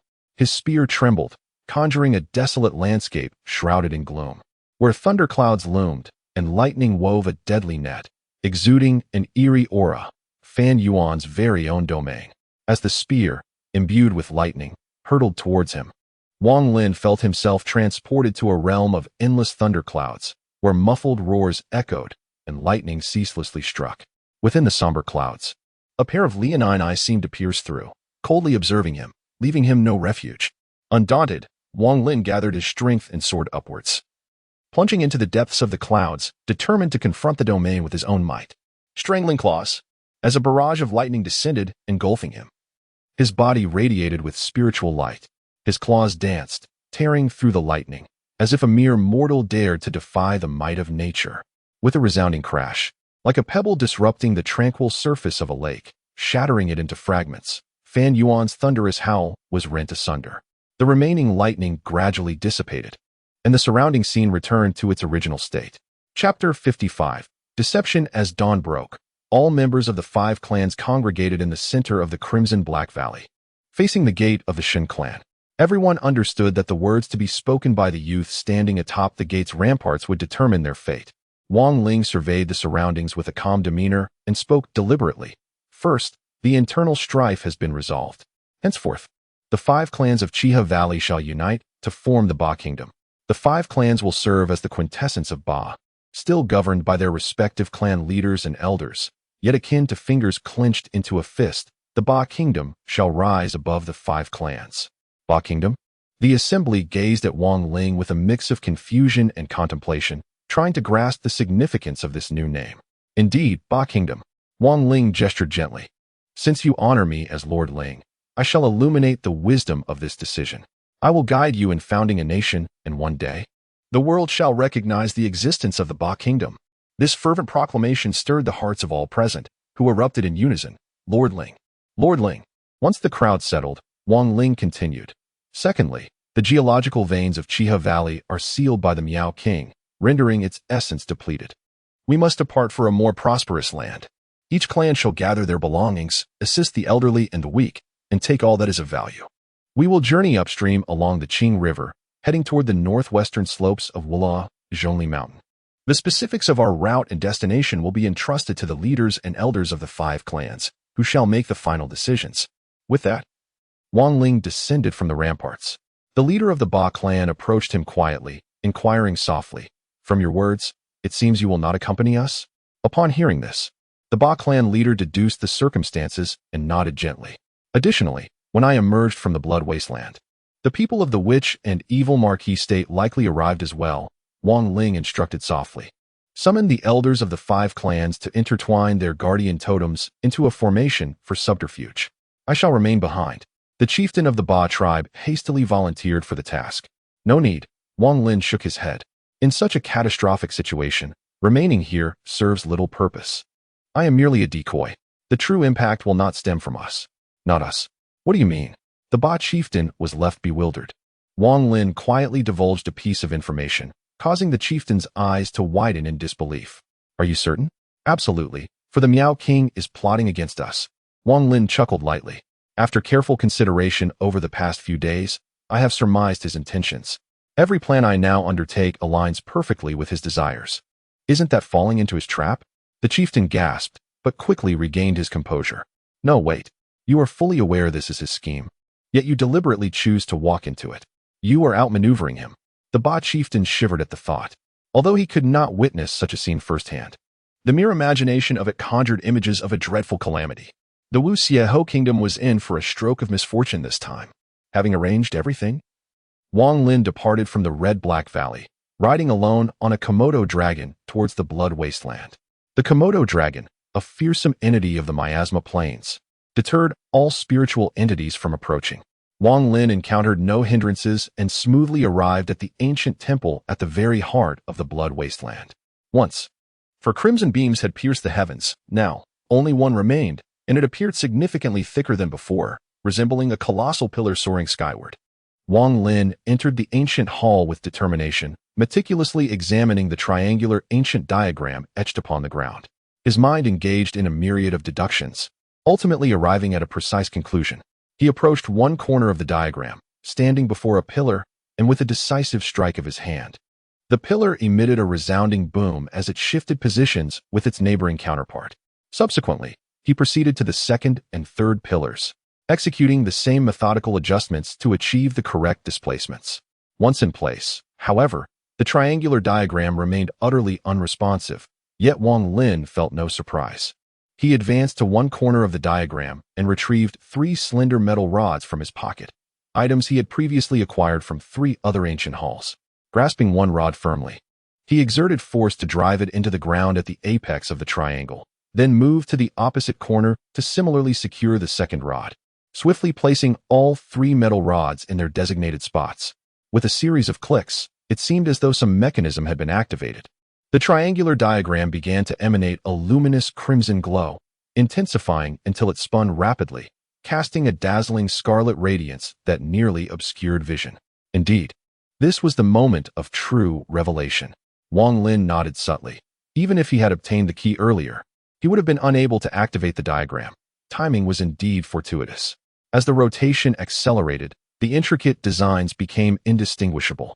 In an astonishing turn of events, the ancient diagram, initially inscribed upon the ground, leapt into the air, continuing its rapid rotation and forming a swirling vortex of crimson light. An object surfaced from within the vortex. As it emerged, the rotation of the patterns decelerated, and the crimson light gradually diminished. Eventually, the pattern settled onto the ground, reverting to its original triangular form. The red radiance fully dissipated. At this juncture, a stone platform ascended from the center of the triangular ancient diagram, upon which floated a piece of corroded metal.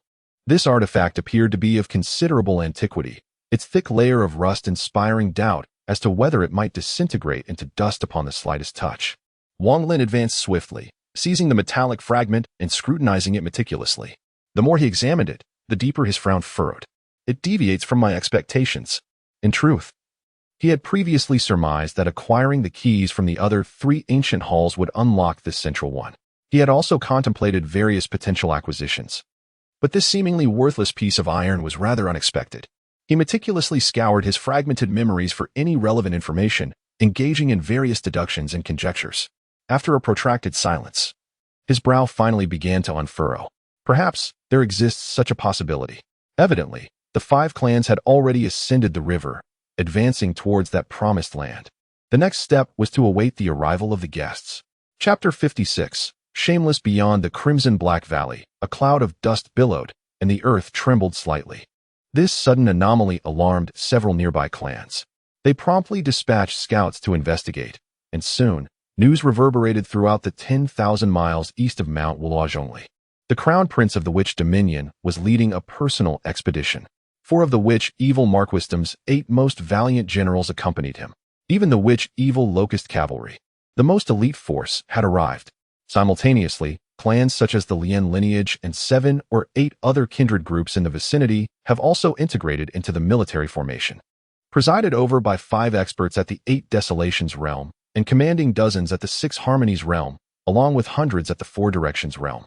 Such a formidable array is sufficient to obliterate all the clans, large and small, to the east of Mount Qiongqi. In that moment, the entire principal range of Mount Qiongqi was fraught with unease, with all discussing the matter.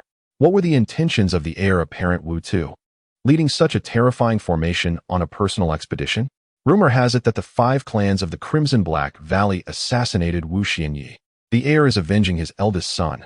Did the 5 clans of the Crimson Black Valley possess the audacity to slay Wu Qiongqi? They are doomed. Upon learning of Wu Tu's expedition, 7 or 8 nearby clans hastily joined, particularly the Lien clan and others with grudges against the 5 clans, intending to demonstrate their loyalty and seize some advantages. During the Marquis Wu Xie's birthday celebration, the Ba clan revealed a spiritual beast with over 4,000 years of cultivation, inciting envy. Their lack of discretion has drawn the attention of those clans who seek to benefit from their treasure. Nevertheless, the nation of Marquis Wu Xie is not benevolent. Across vast lands, countless individuals are observing the unfolding situation. At this juncture, the army of Marquis Wu Xie has finally arrived before the Crimson Black Valley. Wu Tu squinted. The deep valley entrance resembling the maw of a colossal beast, poised to devour all who enter. Though a naturally fortified location, it is ultimately inconsequential.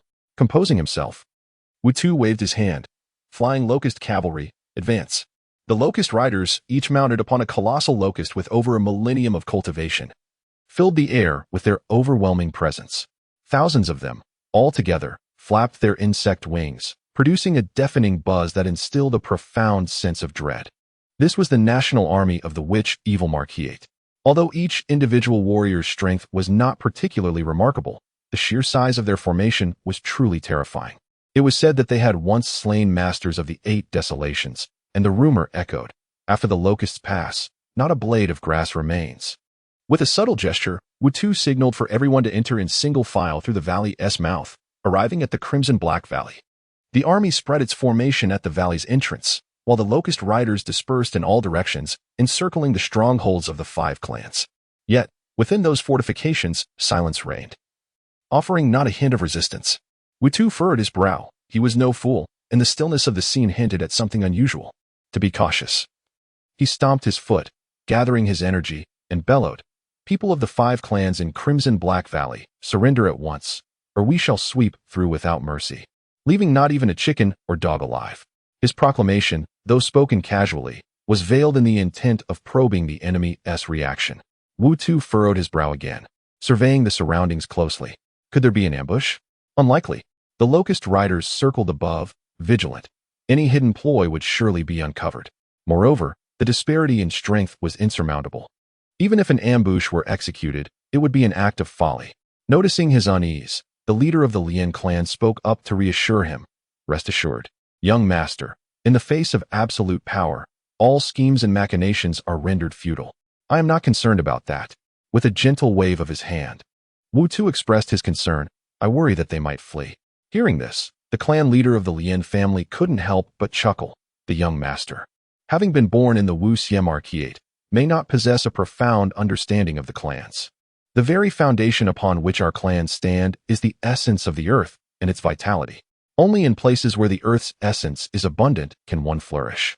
Without it, decline is inevitable, ultimately leading to absorption by other clans. Thus, the essence of the earth is our foundation. To venture away from it is akin to drifting weeds without roots, destined to wither away. Any clan will fight to the death to protect their homeland. They will never abandon it. The clan leader was indeed correct. Another elder from a different clan chimed in. Indeed, the Qiongqi Valley is rich in vitality. It is truly a treasure trove. Young master, once we conquer the Qiongqi Valley, I wish to relocate some of our younger members here. Would that be permissible? As he spoke, a glimmer of greed flickered in his eyes. This remark naturally incited discontent among the other clans, leading to a chorus of protests. What nonsense is this? We all contributed. Why should you alone be allowed to relocate your members here? If anyone is to relocate, it should be a collective decision. Exactly. We all put in the effort. The benefits cannot be monopolized by your clan. A cacophony of voices erupted in dispute, while a subtle, imperceptible smirk played at the corner of Wu Tu's lips. A bunch of fools. The essence of the earth in the Qiongqi Valley has already been sealed. Do you really believe it remains a treasure? If you wish to take it, then by all means, go ahead. Though he harbored such thoughts within, his words flowed with an enchanting eloquence. Dear friends, let us not quarrel any longer. My primary objective in this endeavor is to seek vengeance. As for the division of the Crimson-Black Valley, it would be wiser to deliberate on that matter after we have secured our conquest. With this assurance from Wu Tu, the others ceased their disputes. However, at that moment, the clan leader of the Lin family recalled another pressing issue, and, with a smirk, inquired, Young master, that fellow Ba possesses a spirit beast with 4 millennia of cultivation. He must possess some secret to subduing such powerful beings. Once we capture him, though we may not dare to covet the beast itself, we implore you to share the secret for our perusal. Indeed, indeed. The others, as if awakening from a dream, quickly voiced their agreement, insisting, we must capture that lad alive and extract the secret from him. We ask the young master not to withhold any information. A mere glance would suffice. Observing the avaricious glints in their eyes, Wu Tu chuckled and nodded. Well, we shall discuss that after the interrogation. If there truly exists a secret, I am sure we can come to an agreeable arrangement. Just as the crowd engaged in their fervent discussions, a voice resonated with a chilling clarity. I say, you pitiful imbeciles, how shameless can you be to debate the division of the spoils of victory? Do you not find this utterly ludicrous? Chapter 57. A delay tactic. Everyone's countenance shifted, and they turned towards the source of the voice. Discovering Wang Lin perched nonchalantly upon the walls of a fortress. At that moment, he lounged with an air of casual arrogance, surveying the grand assembly before him, reminiscent of an emperor inspecting his troops from a lofty vantage point. Upon his appearance, Wu Tu was instantly engulfed in a fury, his entire being radiating a palpable aura of murderous intent. Wang Lin, this heir shall personally sever your head to honor my son's spirit above. Both the clan leader and Wang Lin harbored deep-seated enmity, their eyes ablaze with wrath as they bellowed, You vile wretch! You have brought the Lin clan to this dire state. Today shall mark your demise. The others, lacking personal vendetta against Wang Lin, were present solely to partake in the fruits of victory, thus their words differed. You insolent brat, this is the domain of Wu Xie Ho and 8 clans. A force far beyond the pitiful 5 of Qiongqi Valley. Surrender now, and perhaps you may yet escape with your lives. 8 clans have arrived? Wang Lin chuckled softly, shaking his head in disbelief. You have been sold and still assist in counting the coins of your oppressors. You remain oblivious, I presume? The Miao King has sealed the ley lines of Qiongqi Valley, leaving its essence utterly depleted. Do you truly believe you can reap any rewards here? What? The leaders of the 8 clans were simultaneously taken aback, instinctively glancing at Wu Tuesday. If you doubt it, feel the density of the essence. Wang Lin continued to sow discord. Think critically. If the Miao King seals the ley lines of Qiongqi Valley today, tomorrow it will be your turn. Do you truly believe there is a favorable outcome in colluding with a tiger? Wang Lin's words carried a weighty conviction, planting seeds of doubt in the minds of the clan leaders. Observing this, Wu Tu seethed with frustration and hastily refuted, "Do not listen to him. He seeks to sow discord among us." Even the clan leader, filled with a fervent desire for vengeance, was ensnared in the folly of his companions. "Do not fall prey to the cunning of this wretched scoundrel. He seeks to drag us down with him." Yet, you are mistaken. A sly smile danced upon Wang Ling's lips. This is not a scheme of discord, but rather a stratagem of delay. One can only lament a lack of intelligence. Not even the divine can intervene. Since you have chosen to stand against me, today you shall all remain. Delay? Is it truly effective? Wu Tu scoffed dismissively. You have wasted enough breath. Seize him. With a sweeping gesture of his hand, the nearest throng of locust riders swiftly formed ranks and charged towards him. However, at that moment, a shimmering barrier erupted around the citadel where Wang Ling resided, enveloping it like a hemispherical dome. The foremost locust riders collided violently with the barrier, emitting anguished cries before being cleaved into substantial fragments, plummeting from the sky. Guardian Totem. Wu Tu exhibited no sign of surprise, immediately commanding, "Break the formation." Upon receiving the directive, the 4 formidable war generals at his back surged forward, mounting their steeds as they approached the citadel, unleashing their ethereal weapons in a concerted assault against the barrier. The moment the 4 of the 8 desolates struck, the barrier quivered violently. Witnessing this, a wave of elation swept over all. It is effective. Truly, they were the 8 war generals of the state, utterly terrifying. As the guardian totem of any ordinary clan stood no chance against them. Indeed, any clan daring to oppose the Wu Yi would inevitably face annihilation at the hands of the 8 war generals. As the protective totem teetered precariously, the clan chief, seemingly impatient with the pace, spearheaded a charge, exhorting, "Now that we are here, cease your idle observation and lend your strength." Only Wu Tu remained stationary with his main force, while the locust riders maintained aerial surveillance over the vicinity. Nevertheless, the combined assault of the 4 war generals and the 8 clans proved sufficient. Under their sustained attack, the energy barrier waned, nearing its dissipation. At this juncture, Wu Tu finally acted. With a forceful strike, his mount surged forward, reaching the barrier within moments. The beast then lowered its head and rammed into it, shattering the barrier. Wu Tu reached out to seize Wang Lin, demanding, "Reveal the secret of the divine beast White Tiger, and I shall spare your life." Thus, apart from the 5 Ba clans, only Marquis Wu Xie and Wu Tu were privy to Wang Lin's connection to the White Tiger. Wu Tu's primary objective in leading the army was to obtain clues about the White Tiger. Unfazed, Wang Lin merely offered a faint smile. Activating the protective totem was merely a delaying tactic. Now that everything is set, prepare to meet your end. Imperishable concealment. The water bear's abilities coursed through his entire being, and the spiritual light contracted abruptly, forming a luminous barrier around him. Simultaneously, his body became ethereal, fluctuating in size as if shrinking to imperceptible dimensions. Wu Tu's palm struck down, yet it failed to make any impact on the barrier. With a frown, he was about to strike again when he suddenly sensed a subtle tremor in the earth, and countless birds took flight from the distant depths of the mountains. What is this? Wu Tu lifted his gaze, surveying the surroundings as a premonition of ill omens stirred within him.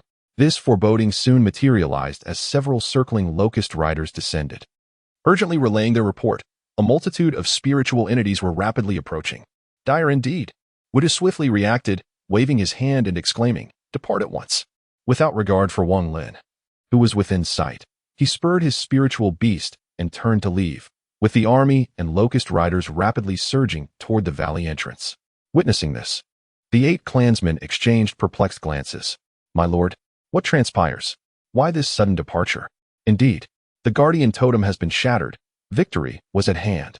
At last, they too sensed the anomaly and, without pausing for further contemplation, hastily retreated toward the valley entrance. However, as Wu Tu led his men to the entrance, they beheld a vast horde of spiritual entities pouring into Red Black Valley. Far in the distance, Billowing clouds of dust darkened the horizon, and the earth trembled with increasing intensity. After breaching the barricaded gates and scouring the settlement, they discovered that the 5 clans had long since vanished. Yet, with no time to spare, everyone rushed to the ramparts, preparing their defenses. Upon receiving his subordinates' report that the 5 clans had abandoned their post, Wutu trembled with rage, his fists clenched to the point of drawing blood. His gaze instinctively drifted toward Wang Lin's location, where he remained in a state of imperishable concealment, his form and the luminous barrier shimmering like a phantom. In that instant, Wutu realized the truth.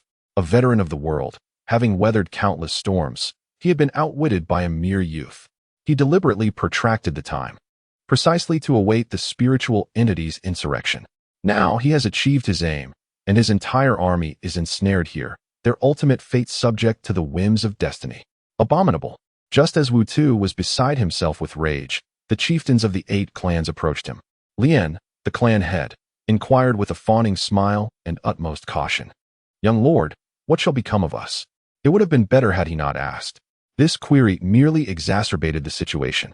A cruel smile crept across Wutu's face as he raised his hand, pointing towards the valley entrance. The valley entrance is narrow, easily defended yet difficult to assail. I shall trouble the 8 clans to safeguard this first line of defense. What? Upon hearing this, the 8 chieftains exclaimed in unison. Were they to be used as cannon fodder? None were so foolish as to be ignorant of the dreadfulness of a spiritual entity's insurrection. The initial lines of defense were certain to crumble. Whoever defended them would surely perish. "Young lord, this is ill-advised."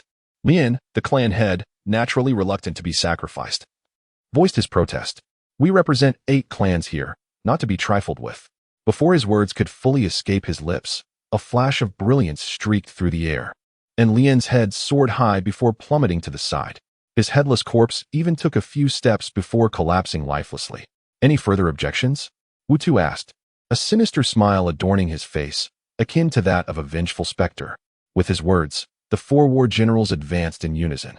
Witnessing this spectacle, the remaining individuals felt a chill run down their spines, their bodies trembling. They could no longer muster the courage to defy him. Resignedly, they could only proceed towards the valley entrance to arrange their defenses, their hearts filled with despair. Having spoken, he once more leapt onto the stockade wall, his life force erupting, and a radiant aura emanating from him as he ferociously bombarded the barrier of light. Yet, like stones striking against an iron plate, the shimmering barrier remained unyielding. With a steely glare, Wutu unleashed a relentless barrage of attacks. At that moment, the first wave of ethereal creatures surged forth into the valley's entrance. The warriors from the 8 clans swiftly activated their respective abilities, systematically exterminating the approaching spirits. This initial wave was exceptionally feeble, presenting no challenge. However, their overwhelming numbers proved daunting. For every spirit they vanquished, another would emerge, leaving the clansmen struggling to keep pace, their stamina and vitality rapidly depleting. Before they could eradicate the first wave entirely, a second wave arrived in quick succession, featuring numerous malevolent spirits with a millennium of cultivation. The pressure on the 8 clans intensified abruptly, resulting in casualties.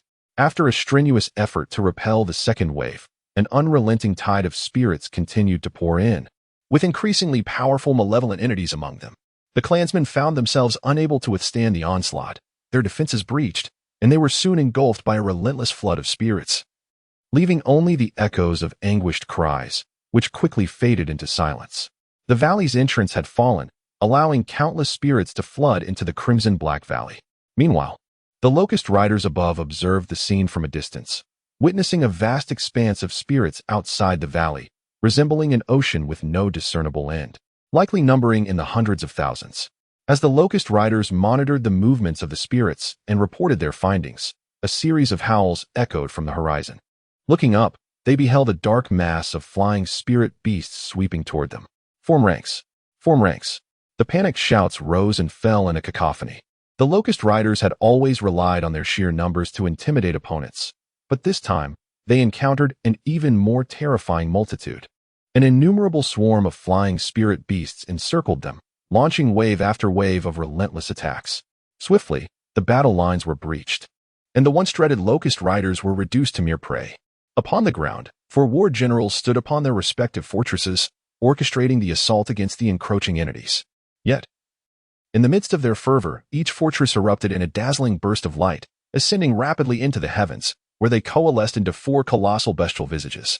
Alas, they had stumbled into a deathly array. But it was too late. The bestial heads descended like meteors, crashing directly upon the fortresses, unleashing cataclysmic explosions.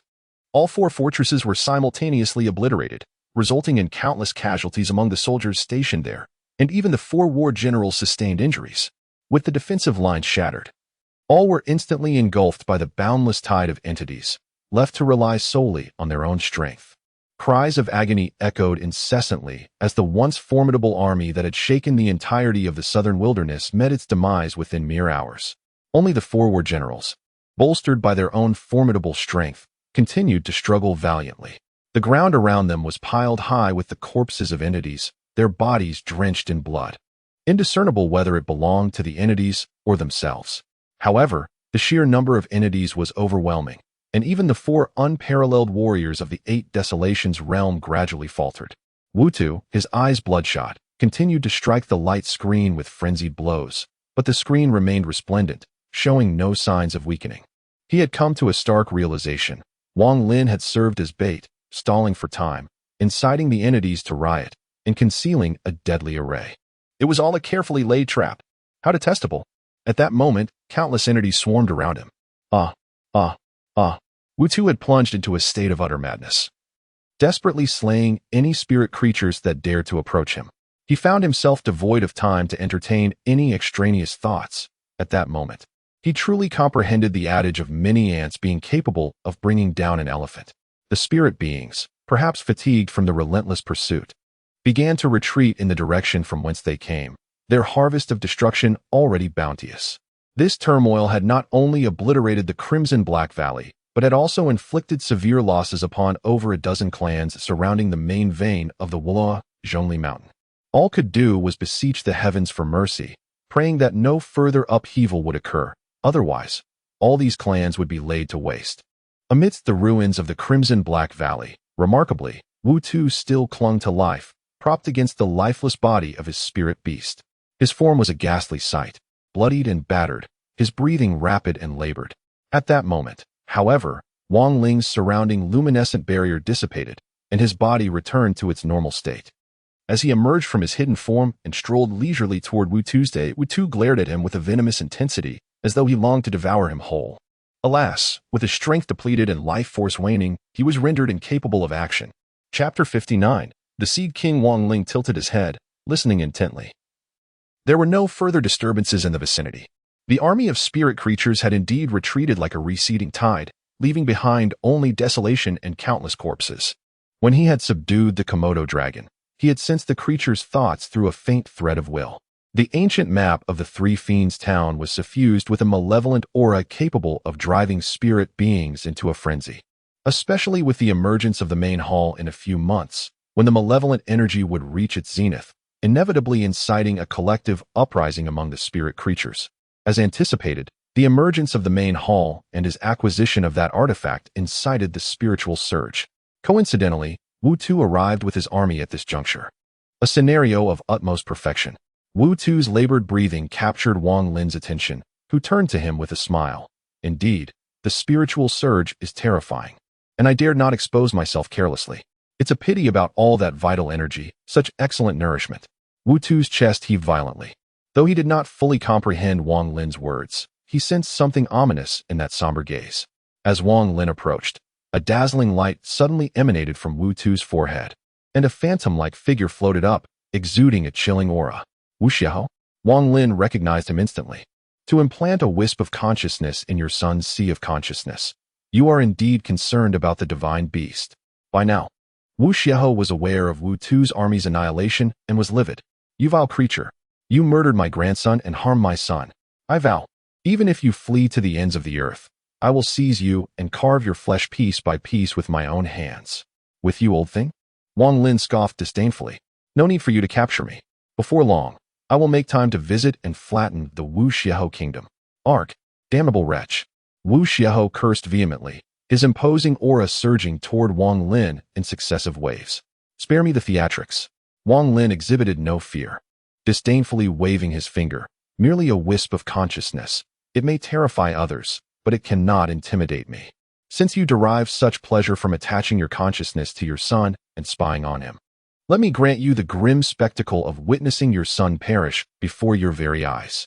With that, he pointed his right hand towards Wu Tu and declared, "Needle of Greed."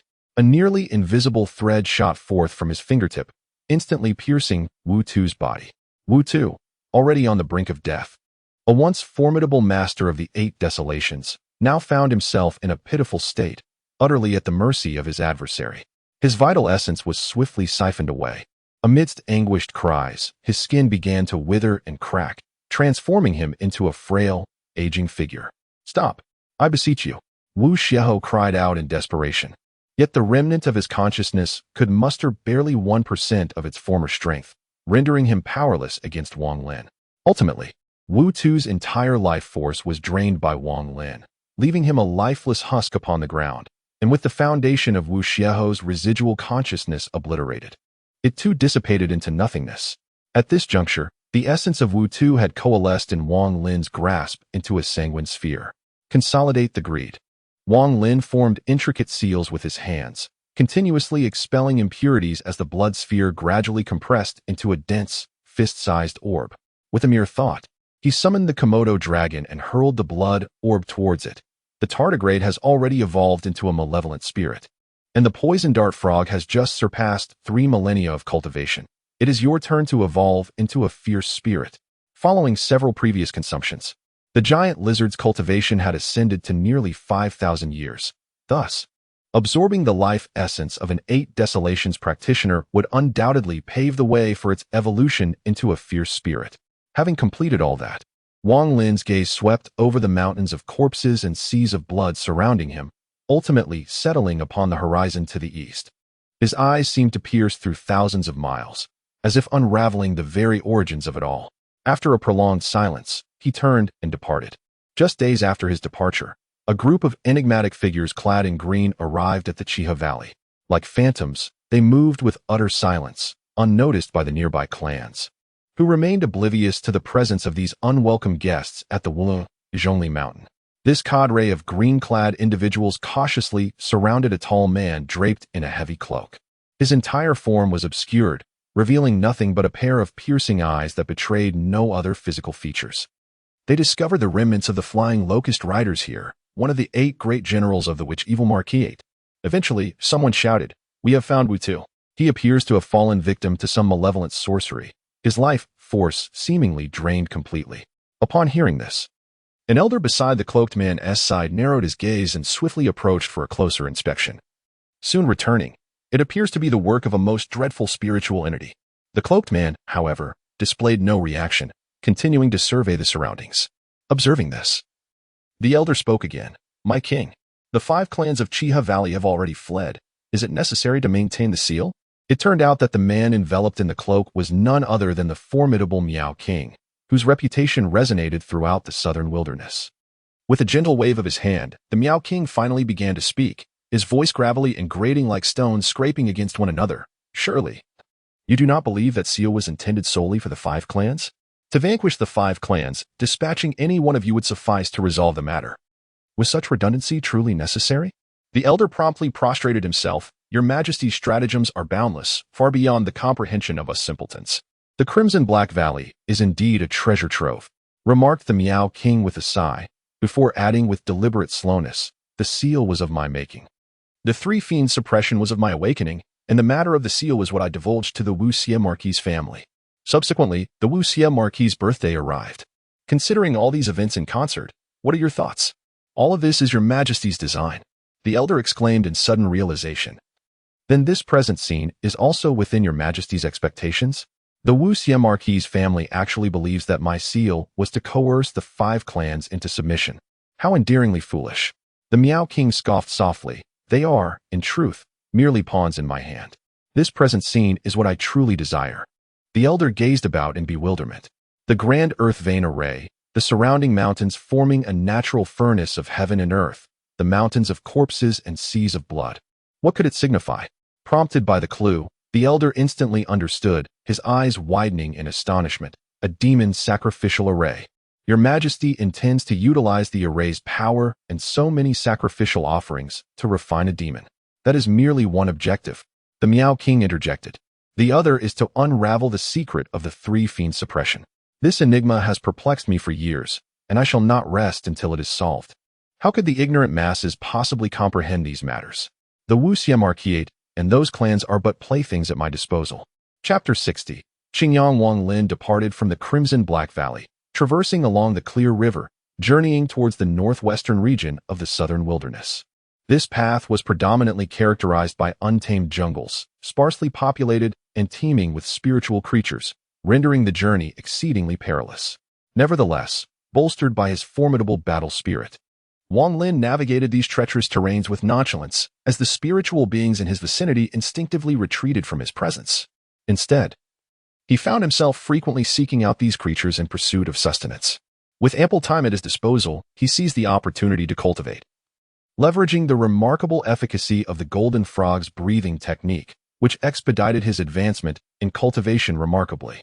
On one particular day, Wang Lin sensed a surge of vital energy within his sea of consciousness. An impending force simmered within him, threatening to escape his control.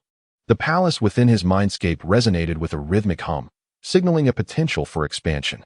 He swiftly realized that he had reached a critical juncture in his cultivation, where the burgeoning power could no longer be contained, necessitating a breakthrough. In such a state, a breakthrough would be especially solid, leaving no room for lingering issues. Consequently, he halted his progress and sought shelter. He instructed the golden arrow poison frog and the Komodo dragon to remain vigilant while he settled down, drawing in a deep breath and centering himself, fully relaxing into the optimal state for a breakthrough in his cultivation. Vital energy flowed incessantly into his sea of consciousness, converging towards the realm of consciousness under the guidance of his willpower, gradually coalescing upon the palace, as if countless artisans were diligently adding bricks to this grand edifice. The palace had already been immense, but now it continued to expand exponentially, ultimately swelling to several times its previous size before finally ceasing its growth. At a certain juncture, an auroral emanation burst forth from the palace, succeeded by an increasing multitude, until the entire edifice shimmered with resplendence, epitomizing opulence. With the consolidation of essence, the augmentation of the sea of consciousness, and the expansion of the cognitive domain, Wang Lin successfully advanced into the advanced stage of the palace forging realm. Concurrently, a roar reverberated within the palace as the Azura ghost wolf emanated spiritual radiance, metamorphosing into a long blade replete with serrated edges. Wang Lin estimated the approximate duration. His unhurried refinement yielded a velocity that, while not at its zenith, far surpassed that of ordinary cultivators.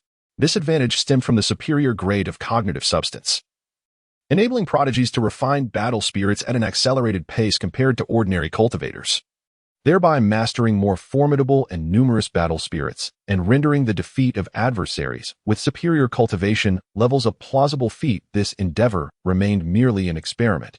Henceforth, unless exigent circumstances dictated otherwise, he harbored no intention of subduing the indigenous spiritual entities of this realm. Upon concluding his cultivation, he opened his eyes, arose, consumed sustenance to replenish his vigor, and resumed his journey astride the Komodo monitor. Solitary peregrination proved swifter than the encumbered progress of the 5 clans. Several days later, Wang Lin finally overtook the 5 clans who had departed in advance. To his surprise, the 5 clans had established an encampment, halting their advance. Directly ahead, a towering, fortified city stood, the city gate inscribed with the characters Qiongqi in a calligraphic style that exuded an aura of sharpness. Qiongqi City, with its formidable walls, obstructed the Qing River, firmly controlling this vital passage. Circumventing it would necessitate venturing into the untamed wilderness at the risk of encountering formidable spiritual entities. Thus, passage through it was imperative. Wang Lin raised his head to survey the surrounding terrain and beckoned the tribal leader Ba. Is passage forbidden? This is evident. The Wu clan's presence here can only suggest an inability to enter. Indeed, Ba nodded helplessly. I have already discussed this with them. But entry into the city is not permitted. We have lingered for several days, and my greatest concern is the issue of provisions. Let the youths hunt nearby for sustenance, and we shall reserve our supplies for emergencies. Wang Lin swiftly made arrangements and then inquired, what is the reason for the denial of entry? Our numbers are too great. There is concern over potential unrest should we all enter the city together. Boss sighed softly. Such apprehensions are not unfounded. Intertribal encroachments are all too common. Our large contingent poses a persistent threat. Were I in their position, I would not acquiesce either. Wang Lin nodded, his gaze drifting to the horizon. Now that we have lost Chihei Valley, we are akin to a band of homeless wanderers. The fertile lands stretch before us. No one shall impede our advance. I shall accompany you. Ba offered earnestly. No, this place requires a steadfast leader. You must remain. Wang Lin gently waved his hand. Let the second and third elders accompany me. Ba did not contest this and promptly summoned the second and third elders to join Wang Lin on the journey toward Qiongqi. Before long, the three arrived at the city gates. Wang Lin looked up and was taken aback to find that the city wall was still adorned with blades, arrows, and signs of recent fire damage, while some bricks appeared to have been newly repaired. Evidently, this city recently endured a fierce exchange of assaults and defenses, resulting in considerable devastation. The walls we observe now are a testament to the restorative efforts that have been undertaken. The remnants of destruction vividly illustrate the extent of prior losses. From this perspective, it becomes easier to comprehend the caution and vigilance exhibited by the opposing side. As Wang Lin was contemplating these matters, a soldier's head suddenly emerged from the parapet, who shouted loudly, "Who goes there?" "Basher, Lin Jun." The soldier appeared momentarily taken aback, clearly surprised by the mention of that name. Despite his astonishment, he did not neglect his duties, promptly exclaiming, "Please wait a moment while I report." With that, he disappeared from sight. After a brief wait, the city gates finally creaked open, and a throng of soldiers surged forth, escorting the trio into the city, after which the gates were swiftly closed once more. Under the guidance of the soldiers, the three proceeded towards the Lord's residence. Upon arriving at the Lord's mansion, they were met with a scene of heightened security. Numerous skilled warriors flanked either side, creating an atmosphere of palpable tension. When Wang Lin's gaze shifted to the figure seated at the head of the assembly, he was taken aback to discover that it was none other than Mu Xinchuan, with whom he had previously crossed paths in the bone erosion plains. At that moment, Mu Xinchuan gazed at Wang Lin with a mixture of astonishment and delight, her expression revealing both surprise and bewilderment. It seemed neither party had anticipated that their reunion would unfold under such circumstances. Wang Lin composed himself, a gentle smile gracing his lips as he shook his head. "You never informed me that you were the Lord of Qiongqi." Mu Xinchuan responded with a smile of her own, "And you never disclosed to me that you were Lin Jun." Wang Lin's countenance shifted, and he inquired, "I trust your family fares well." Mu Xinchuan, comprehending the implication, nodded gratefully. "Indeed, thanks to your benevolence, Lord Lin. My gratitude is boundless." "I am relieved to hear that," Wang Lin acknowledged, proceeding to the matter at hand. "Given that it is you, discourse becomes more amenable.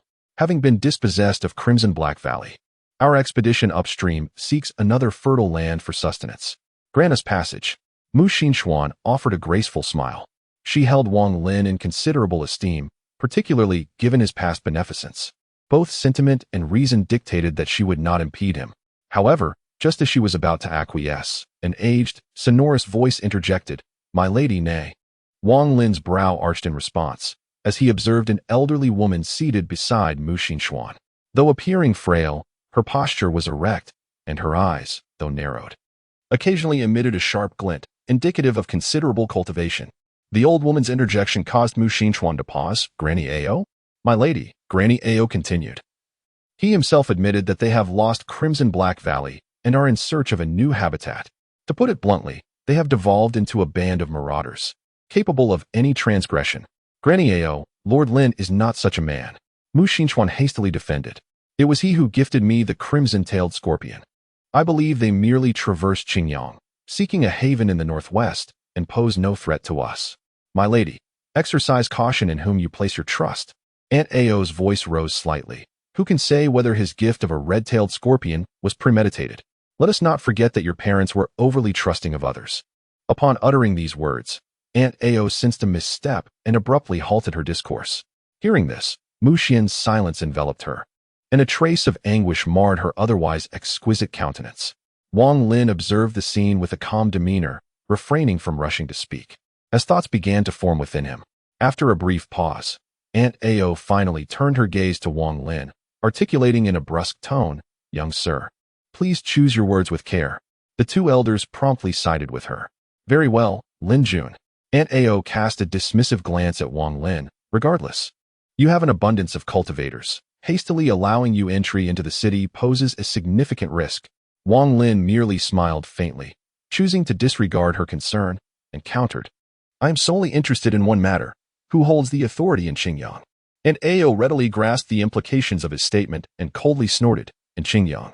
My young lady has the final say. However, all major decisions are reached collectively through our discussions.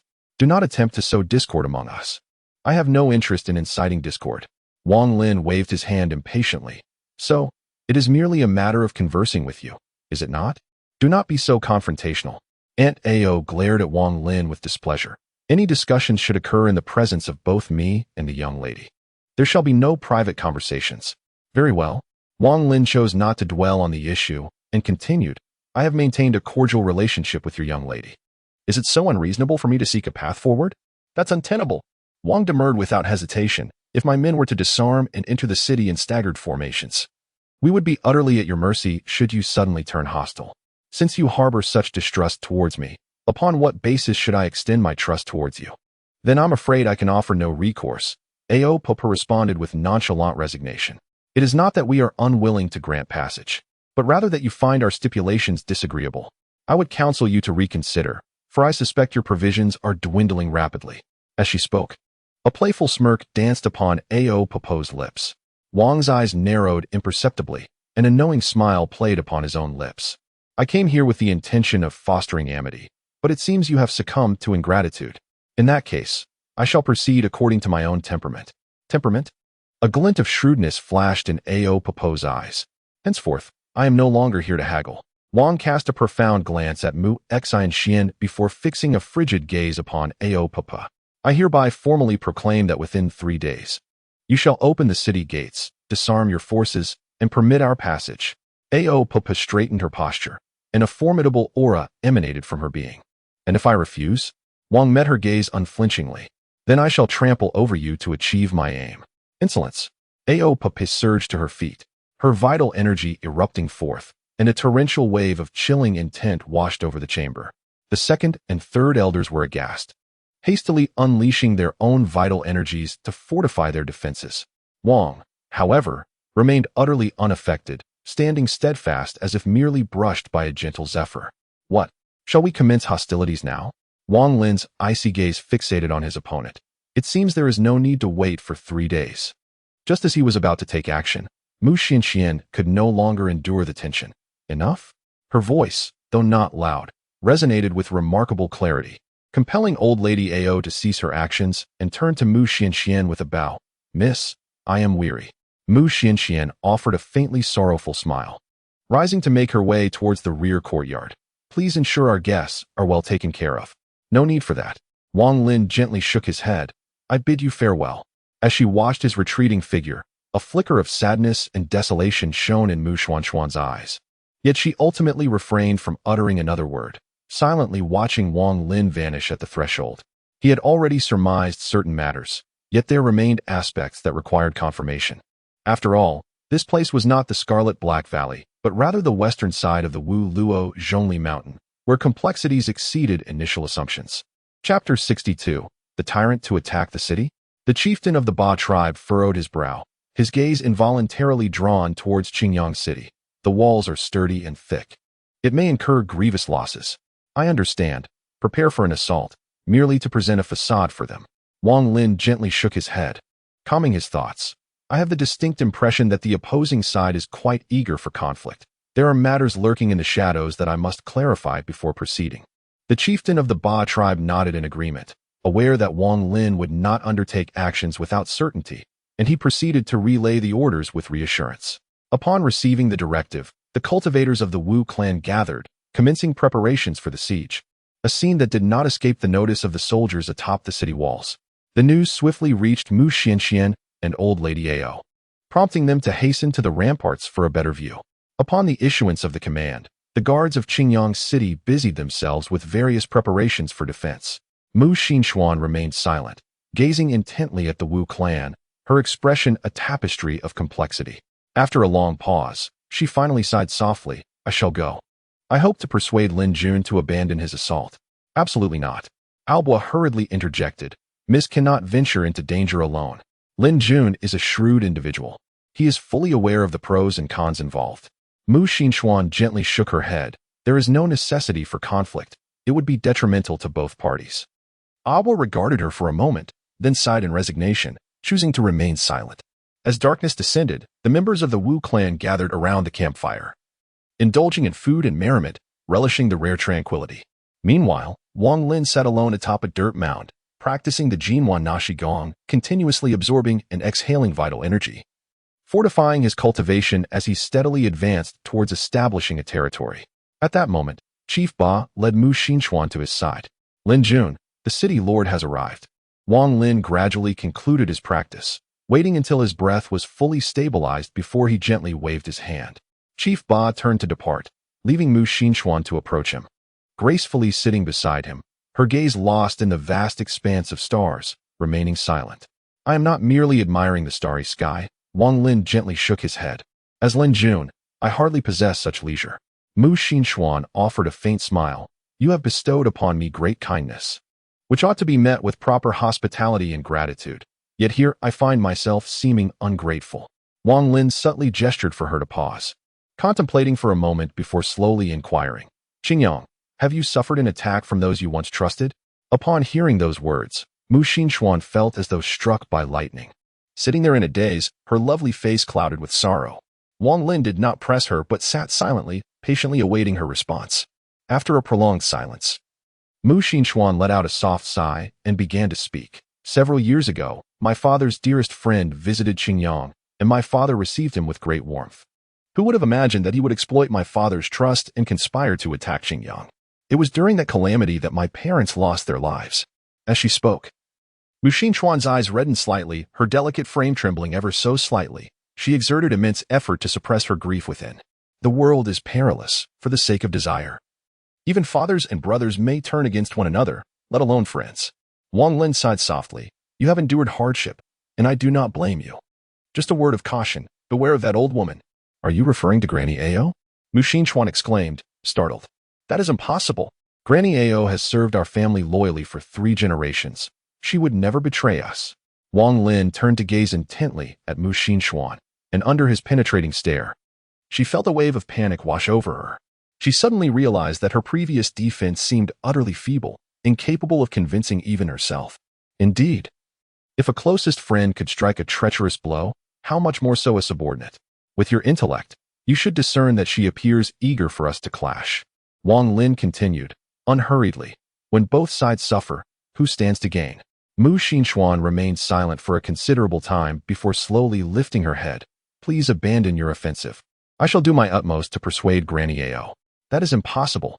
Wang Lin shook his head gently. Since I have become the Lin Jun, I must be responsible for the people below. Whoever obstructs me will be killed without mercy. Mu Xian sighed. Do you desire the truth? Wang Lin asked abruptly. The truth? Indeed, only by fulfilling certain conditions can you attain the truth. Wang Lin nodded slightly. If you are truly prepared, I can grant you the truth. This is your only opportunity. If, that is, you place your trust in my words. Wang Lin added. I trust you. Mu Xian nodded solemnly. Wang Lin was somewhat surprised. Why? Because if you intended to use schemes and trickery, you would not have divulged this to me. Mu Xian smiled. You are a tyrant. Your predilection lies not in conspiracy, but in overwhelming force. Having spoken, she slowly rose and departed from the area. A tyrant? Wang Lin chuckled and shook his head, casting his gaze towards the starry expanse. Perhaps it would be quite amusing. The 3rd day arrived in the blink of an eye. Subsequently, countless flying spiritual entities converged from all directions, ceaselessly circling around the golden light, resembling a vortex-shaped dark cloud, obscuring the sunlight. The entire northwestern part of Wulua Zhongli Mountain was shrouded in darkness, as if in an eternal night, with only the golden light continuously illuminating, seemingly guiding lost travelers. People from various tribes raised their heads to observe this peculiar phenomenon, their eyes filled with anticipation. Has the maze of the precipitous ridge opened once more? Who shall be the fortunate one this time? Order the elite disciples to prepare, striving to be ahead of the other clans. Maze of the precipitous ridge, I am coming. This time, I am determined to have the last laugh. In a moment, countless tribesmen hurried towards the source of the golden light, where a legend lingered. When the absolute ridge opens, the labyrinth awakens, and the royal seal rests upon the stone that reaches the heavens. Chapter 63. Conditions for ceasefire. Gazing at the golden radiance illuminating half the sky, Wang Lin's eyes shimmered with an unusual hue as fragments of memories surged into his mind, gradually coalescing into various insights about the absolute ridge labyrinth. Simultaneously, he distinctly sensed a faint, ethereal will within it. When the absolute ridge opens, the labyrinth awakens, and the royal seal rests upon the stone that reaches the heavens. At that moment, Chief Ba approached him from behind, murmuring, "I have also heard whispers of a tale. Those who ascend to the highest point of the stone at the absolute ridge are destined to be conferred titles of nobility. It has been 40 years since the labyrinth last opened. It seems that once again, someone will ascend to nobility." Wang Lin chuckled softly, shaking his head. Titles of nobility? It is merely a pity that the world knows so little about this absolute ridge labyrinth. After a moment of reflection, he turned and commanded, "Gather all the young disciples." Just as he was about to depart, an elder approached, bowing respectfully. "Lord Ling, the city lord has sent someone to request your presence at the city lord's residence." "She?" Wang Ling scoffed, quickly discerning who was being referenced. "They seek my assistance yet dare to maintain their airs? Instruct the messenger that if they wish to converse, they must come to me in person. Furthermore, inform them that their time is limited." With this pronouncement, he turned away, preoccupied with reviewing the young disciples. Evidently, Granny Ao was deeply anxious and placed great importance on this meeting. Before long, another elder arrived to report, "Lord Lin, the city lord and her party have arrived. Only the two of them are permitted to enter. All soldiers and guards are forbidden from entering the encampment." Wang Lin turned his head, a glint of murderous intent flashing in his eyes. "Anyone who intrudes without permission will be executed." The elder nodded and swiftly departed to convey the message. Soon, a clamor arose from the entrance of the encampment, but it quickly subsided. This time, the elder finally led Mu Xinchuan and Granny Ao forward. Mu Xinchuan's steps were light, her demeanor exceedingly relaxed and composed, while Granny Ao did not possess such fortitude. She was vigilantly on guard, each step taken with utmost caution. The two finally approached, Granny Ao glaring fiercely at Wang Lin, her expression and tone extremely hostile. "Now, Lord Lin, are you satisfied? Please, do not speak in such a manner, as if I am deliberately making things difficult for you." Wang Lin scoffed. "This is all you have taught me. If I were to allow your people to enter, what if you were to suddenly revolt and attack us? This is always a latent threat." Granny Ao was rendered speechless, so enraged that she nearly ground her teeth to powder. But to truly get to the bottom of the matter, it was indeed she who initiated the conflict, and Wang Lin was merely retaliating in kind. With great difficulty, she suppressed her anger, only to be met with a rebuff. She dared not dwell further on this issue and immediately stated her purpose. "Very well, let us dispense with the superfluous words. Now that the perilous labyrinth of the precipitous cliffs is open, we have come to parley with Lord Lin and seek a temporary cessation of hostilities." Wang Lin gave a light hum. "The terms? Lord Lin is overthinking things." Old Granny Ao waved her hand generously, declaring, unconditionally, "You have misunderstood. I am not inquiring about the conditions we must fulfill, for we shall offer none." Wang Lin cast a cold glance at her and retorted, "Since you have proactively proposed a truce, what do you intend to concede?" "What?" Old Granny Ao was evidently taken aback by Wang Lin's question, momentarily rendered speechless. "Are we to enter negotiations while bearing conditions? Have you lost your senses?" Wang Lin replied indifferently, "This is your desire for dialogue. If you offer no sacrifice, why should I agree to a ceasefire?" Upon hearing this, old Granny Ao was instantly incensed. "We come with sincerity to negotiate, and you dare to impose conditions? Do you truly believe we are afraid of you?" Her anger surged, nearly choking her. She had not anticipated Wang Lin's combative stance, her eyes nearly bulging from their sockets. Trembling all over, her breath grew rapid. At her level of cultivation and status, she had never endured such treatment. Under normal circumstances, she would not hesitate to confront Wang Lin in battle. Yet the current situation was different, with the abyssal ridge labyrinth now open. She was loath to forfeit this rare opportunity. However, sending forth her elite forces raised concerns about insufficient defenses, which could lead to internal strife. Thus, she sought a truce. Having lived for so long, she was adept at discerning priorities. Suppressing her fury, she endeavored to maintain her composure. "Lord Lin, with the abyssal ridge labyrinth now accessible, we should first delve within to seek opportunities and only after emerging should we address our grievances. Do you truly wish to act impulsively and miss this once-in-a-lifetime chance? Spare me the trivialities. I am indifferent to them." With a dismissive wave, Wang Lin expressed his impatience. "As you are aware, our grain reserves are dwindling. It is imperative that we locate a habitable place through Qingyang as expeditiously as possible." When juxtaposed with survival, what significance does the perilous Zhuling maze hold? If you desire parley, then proffer sustenance sufficient for our survival for 3 months, and I shall cease hostilities. "Impossible," Granny Ao retorted, leaping up as if stung. 3 months' worth of provisions? We shall commence hostilities if even a single grain is lacking. Wang Lin scoffed. "Consider your options carefully. Just you wait." Granny Ao seethed, her eyes bloodshot, seemingly heedless of the ramifications. "I concur." Unexpectedly, Mu Xinchuan, who had remained taciturn until now, parted her vermilion lips and rendered the contrary decision. 3 months' worth of grain shall be furnished forthwith. I trust that Lord Lin will not renege on his word. "Miss." Granny Ao interjected hastily, attempting to dissuade her. "Enough. It is settled." Mu Xinchuan interrupted her with considerable assertiveness. "Lord Lin has bestowed upon me a great favor. These provisions are scarcely sufficient to repay it. Furthermore, the Zhuling maze brooks no delay." Perhaps it was because Mu Xinchuan had never addressed Granny Ao with such vehemence before that the latter was rendered speechless. A gaze of unfamiliarity in her eyes. A judicious choice. Wang Lin cast a profound glance at Mu Xinchuan. "A promise I make is as water spilled.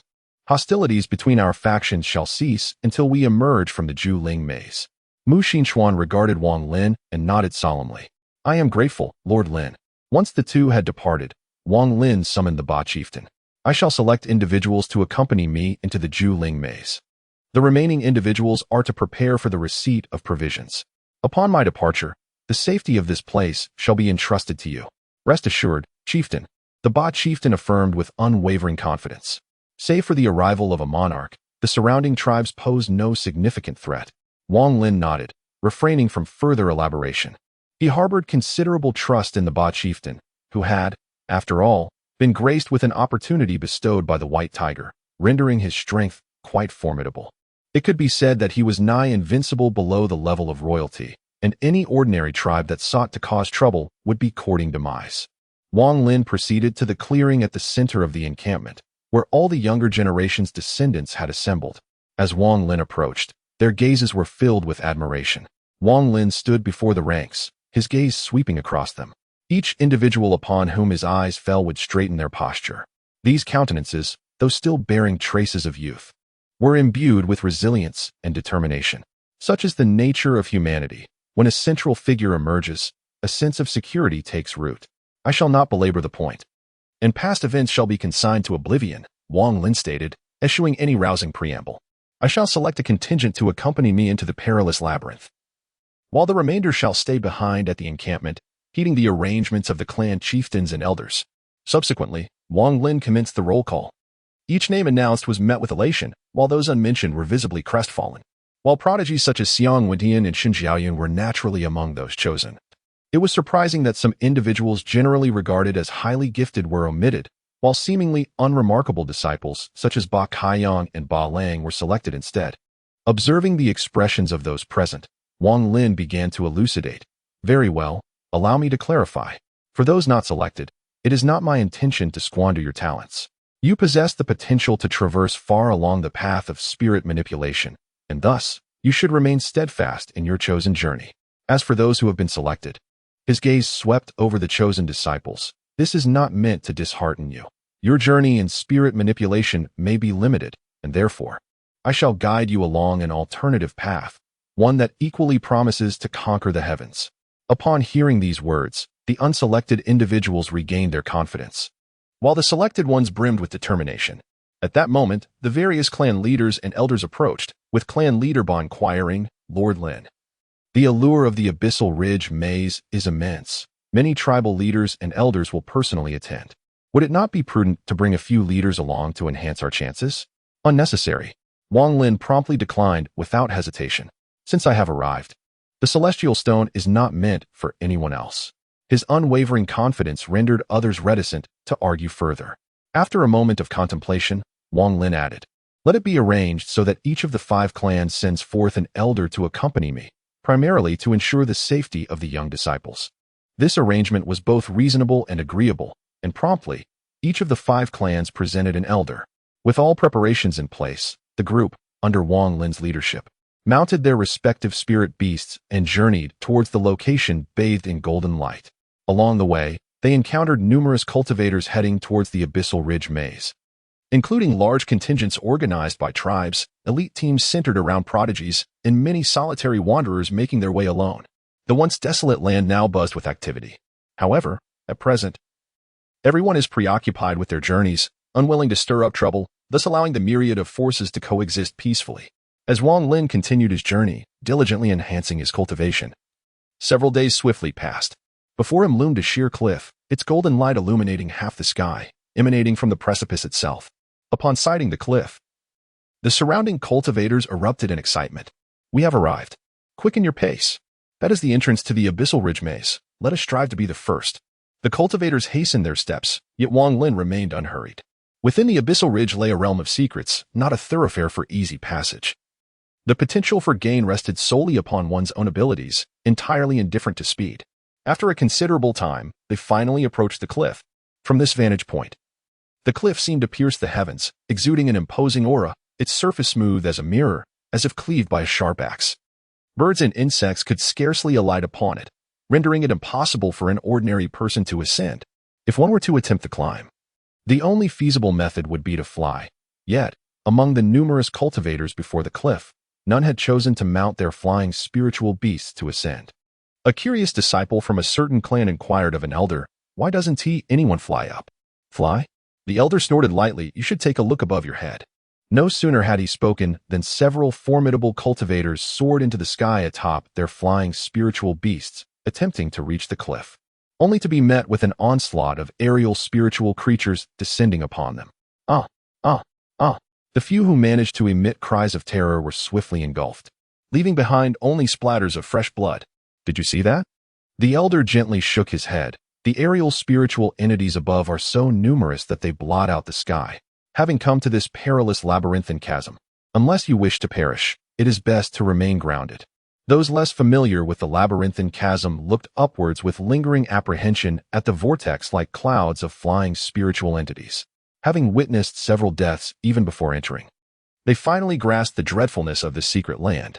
However, having come this far, no one would retreat, no matter how perilous it might be. Immediately, the crowd made their way towards the cliffs. However, before they could approach the precipice, a group of formidable cultivators barred their path. "Halt, esteemed friends." A robust man stepped forward, his voice resonating like a bell. "The labyrinthine chasm is fraught with peril. Those of meager cultivation should refrain from entering, lest they trigger mechanisms that endanger us all. We shall now commence the vetting process for entry." Upon hearing this, a clamor erupted among the crowd. "What? Barring entry? This is far too overbearing. Indeed, this secret land is not their private domain. Everyone is entitled to enter. By what right do they obstruct us?" Amidst the uproar, an impetuous rogue cultivator strode forward and questioned, "Absurd. This secret land is unclaimed. If you seek to monopolize it, you must first gain the consent of everyone present." Thwack! Before his words could fully materialize, a sharp blade pierced his chest. The rogue cultivator pointed towards his assailant, his eyes filled with resentment. The robust man coldly grunted and kicked him away. He landed on the ground, never to move again. Having accomplished this, the robust man cast an icy gaze around the circle. "Those who refuse to heed good counsel will face the consequences. The Zhang clan has reserved this place. Does anyone object?" The mere mention of the Zhang clan sent shivers down the spines of those present, and they fell silent. "Is the Zhang clan really that formidable?" A younger cultivator inquired furtively. "Silence." An elder quickly silenced him, glancing around to ensure no one was eavesdropping before whispering, "The Zhang clan has been conquering for decades, annexing over a dozen clans, large and small. Their patriarch has reached the pinnacle of the 8 Desolations realm and will soon be ennobled. We cannot afford to provoke such a power." As the elder spoke, a group of people swaggered toward the cliff, greeting from afar, "Brother Zhang, how have you been?" Recognizing the approaching figures, a man emerged from behind the burly man. "Brother Pan, a pleasure to see you." After exchanging greetings, the group approached the cliff. "Brother Zhang, what is the meaning of this?" "Haha, I'm merely concerned that some ignorant fools might barge in and disrupt our affairs." The man surnamed Zhang waved his hand magnanimously. Brother Pan is, of course, not included. Please come in. Haha, Brother Zhang, you first. The group approached the cliff unhindered, their spirits buoyant. Indeed, opportunities should be reserved for the virtuous. Some people are simply too presumptuous. These words stung the crowd, and many wore expressions of anger, yet none dared to speak out. Just then, another rough voice boomed. Nephew Zhang, it seems you're blocking the entrance. I wonder if I might be allowed to enter? As the voice resonated, a middle-aged man approached with a deliberate grace, his steps imbued with an unyielding strength, resembling an iron tower. He ambled past. Yet those surrounding him felt as if an invisible blade was poised at their throats, the chilling intent sending shivers down their spines. The white wolf has arrived. Who would dare to obstruct him? A man of the Zhang clan, smiling, clasped his hands in greeting. Please, do proceed. At that moment, a fragrant breeze wafted through, caressing everyone's faces with a gentle touch. Suddenly, a fleeting white figure appeared. A stunning woman glided toward the sheer cliff. Miss Ling, the Zhang man beamed, eager to extend a salutation. To his surprise, the woman, with an impassive expression, glided past him without a single glance. The man, though slightly embarrassed, refused to relent and promptly followed her into the cliffside. Only then did the onlookers realize that the previous individuals had boldly plunged into the cliff, which rippled as if it were water, allowing them to pass through effortlessly. As the ripples dissipated, the cliff returned to its original state, rendering the entire event nearly unbelievable. It was not until those individuals vanished that the cultivators outside the cliff collectively exhaled in relief, many feeling the dampness of sweat on their backs. Who were those people? Terrifying indeed. You mean you don't know them? Zhang Chun, Pan Zhaoyong, Ling Aolan, the three masters of Qiongqi, and the White Wolf. They all came. So, do you think young Master Wen will attend? Are you referring to the heir of the Wen family from the distant state of Yuan? He is likely to come. Lord Wen was the one who ascended the celestial stone last time. 30 years later, he was indeed granted a marquisate. He will surely send his heir to ascend the celestial stone, as even if he cannot expand his dominion, he must achieve the distinction of having two marquises in one family. The celestial stone truly possesses the power to elevate one to nobility. What are we waiting for? Let us venture forth. At this moment, the esteemed trio of Qiongqi and the formidable Bai Lang have already breached the precipice, and naturally, others are unable to contain their eagerness, surging toward the cliff. However, upon witnessing the ferocious Zhang clan practitioners, none dare to force their way through and must acquiesce to their scrutiny. Those of considerable strength among the clans and groups find the Zhang clan too formidable to offend, and after merely a cursory glance, they are permitted entry. Yet, the less powerful factions do not enjoy such leniency and are entirely halted. These individuals are naturally filled with discontent, yet, casting a glance at the lifeless body of a rogue cultivator nearby, they find themselves silenced by fear. At that moment, Wang Lin and his company finally approached the cliff's edge. Zhen Jieyun, unfamiliar with the intricacies of the cliff maze, raised her gaze to scrutinize the smooth surface of the cliff, a frown forming on her brow. Noticing her expression, Wang Ling chuckled. You are mistaken. It is not a matter of climbing. This cliff is, in fact, a portal to the secret realm, leading to a unique dimension. A different dimension? Zhen Jian began to comprehend, unable to suppress her curiosity as she inquired further. What, precisely, is the origin of this secret realm? There are myriad reasons, interjected Xiang Wentian, who was nearby. For instance, ancient cataclysms that tore asunder the fabric of time and space might have caused ancient battlefields to descend into another realm. Conversely, beings of unparalleled might have concealed their sanctums within an alternate dimension to escape the tumult of the mortal world. Through eons of evolution, such places may transform into secret realms, replete with various opportunities. You ought to learn from Wentian and delve deeper into these arcane tales. Wang Lin nodded approvingly. Mere secluded cultivation will never forge a true powerhouse. As he spoke, several cultivators from the Zhang clan stepped forward, obstructing their path. Halt. At this juncture, Wang Lin's Komodo dragon required further consolidation of its cultivation, so he merely rode his Azura ghost wolf. Apart from Xiang Wentian and Xin Zhaoyun, the other disciples' cultivation was not particularly advanced. Hence these cultivators did not take their party seriously. Being intercepted, Wang Lin turned to them with curiosity. Does something ail you? Our Zhang clan is in command of the entire operation for this opening of the perilous maze, one of the cultivators said dismissively, eyeing Wang Lin. Anyone we deem unworthy is strictly forbidden from entering. Obstructing the gate, yet phrasing it so grandly, Wang Lin chuckled as he waved his hand. A good dog does not block the path, step aside. Hearing this, dozens of Zhang clan cultivators in the vicinity encircled them at once. Insolent whelp, it seems you have grown weary of living in the Qiongqi domain. For the Zhang clan to slay you is as effortless as crushing a nest of ants. Noticing the commotion, nearby cultivators also began to whisper amongst themselves. Those people are unfamiliar. Where did they come from? Unknown. Perhaps from elsewhere. No wonder they are so ignorant of the immensity of the heavens and the earth. Can the Zhang clan be provoked? Best to concede quickly. Do not act rashly in your youth. Amidst the gazes of all, Wang Lin shook his head with a faint smile and calmly uttered 2 words, slaughter them. As the voice faded, the nearby Jiao Yun leapt into action, transforming the fiery cheetah into a blazing longsword with a mere flick of her wrist. A brilliant crimson arc sliced through the air. In a heartbeat, the onlookers barely comprehended her swift strike before several heads of the Zhang clan's practitioners soared into the sky. Stunned into silence, none anticipated Wang Ling's audacity to confront the Zhang clan. The arena fell into an eerie hush, punctuated only by the sounds of sharp intakes of breath. Moments later, the thud of severed heads hitting the ground jolted everyone back to reality. Seeking vengeance, the remaining Zhang practitioners summoned their battle spirits to launch an assault on Jiao Yun. With a disdainful snort, she unfurled her awareness, and the three-tailed burst forth.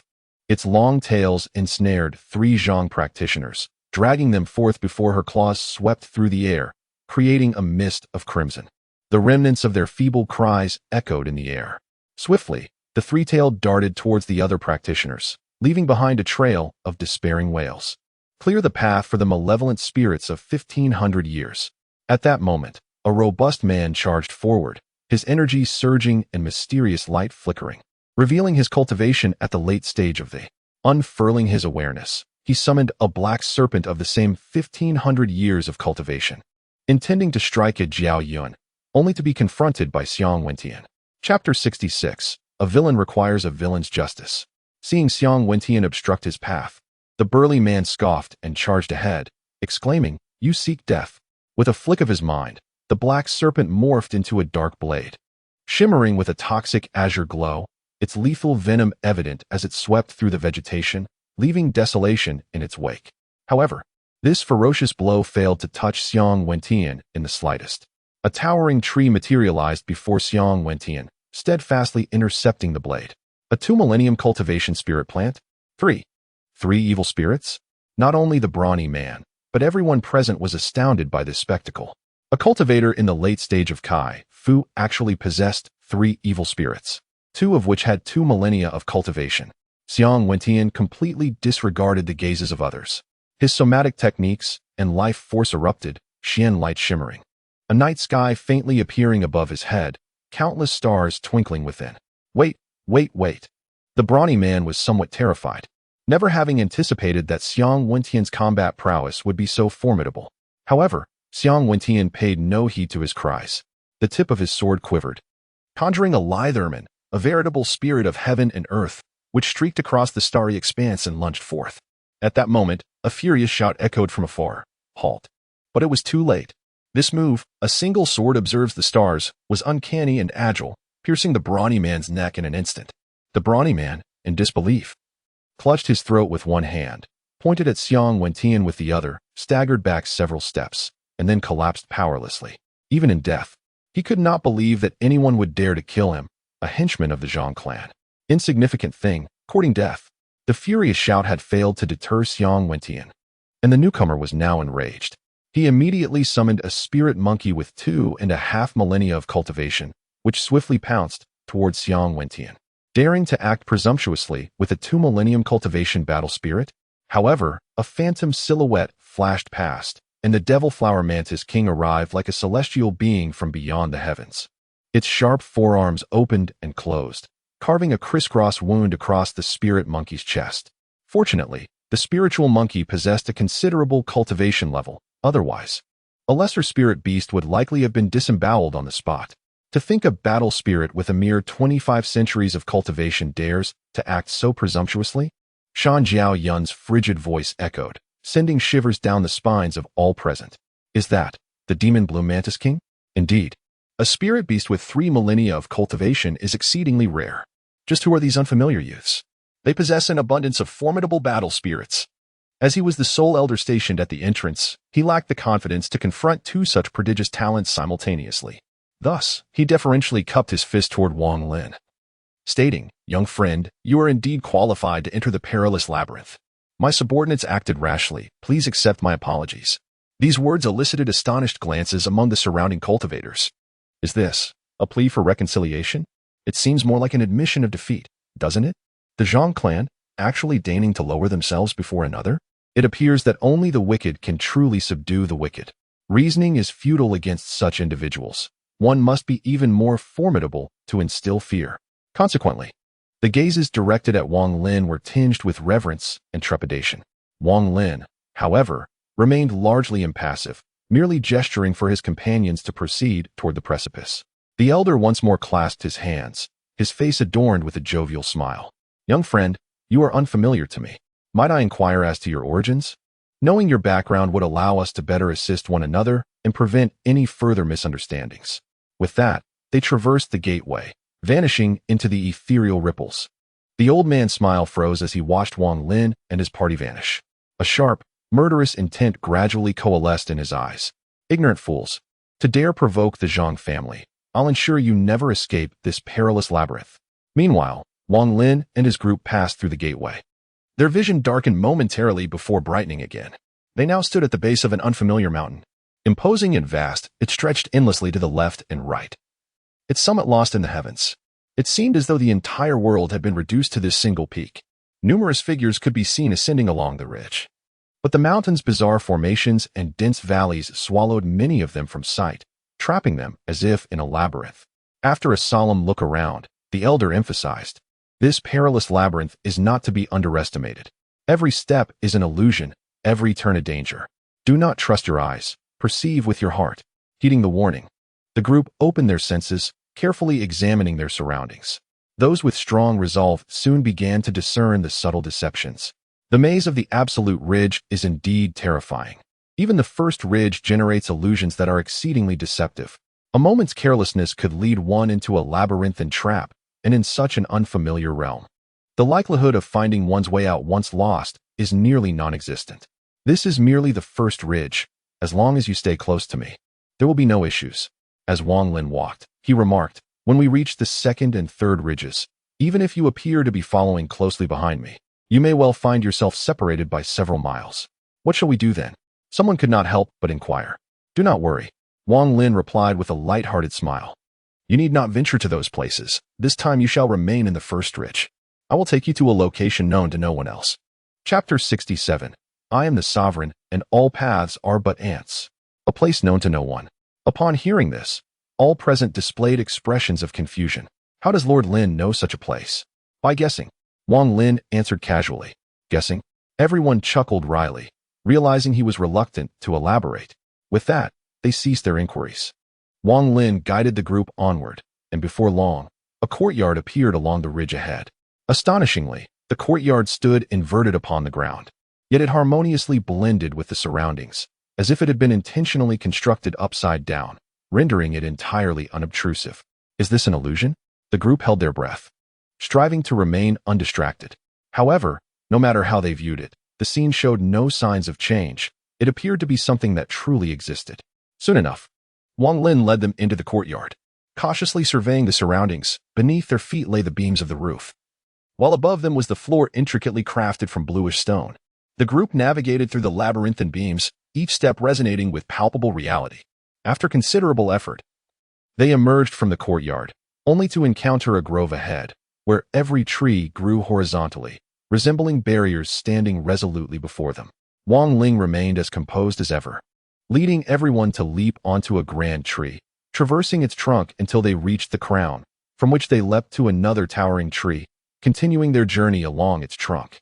Thus, they walked upon the intersecting paths formed by the robust trunks, evoking a disorienting sensation of time and space in reverse. Could this truly be an illusion?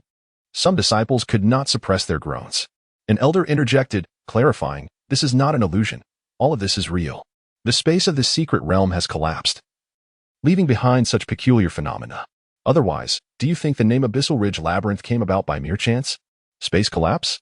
A multitude of disciples widened their eyes in confusion. What immense power could accomplish such a feat? Previously, Brother Wentian had mentioned that ancient battles tore apart the fabric of time and space, and that formidable entities could conceal their abodes in alternate dimensions. Could such overwhelmingly powerful beings truly exist in this world? Indeed, they do. The elder sighed softly. To my knowledge, beyond the ranks of marquises and kings, there are those who ascend to become emperors. They establish empires and ascend to imperial thrones. Emperors? Someone inquired. Are there emperors in this world?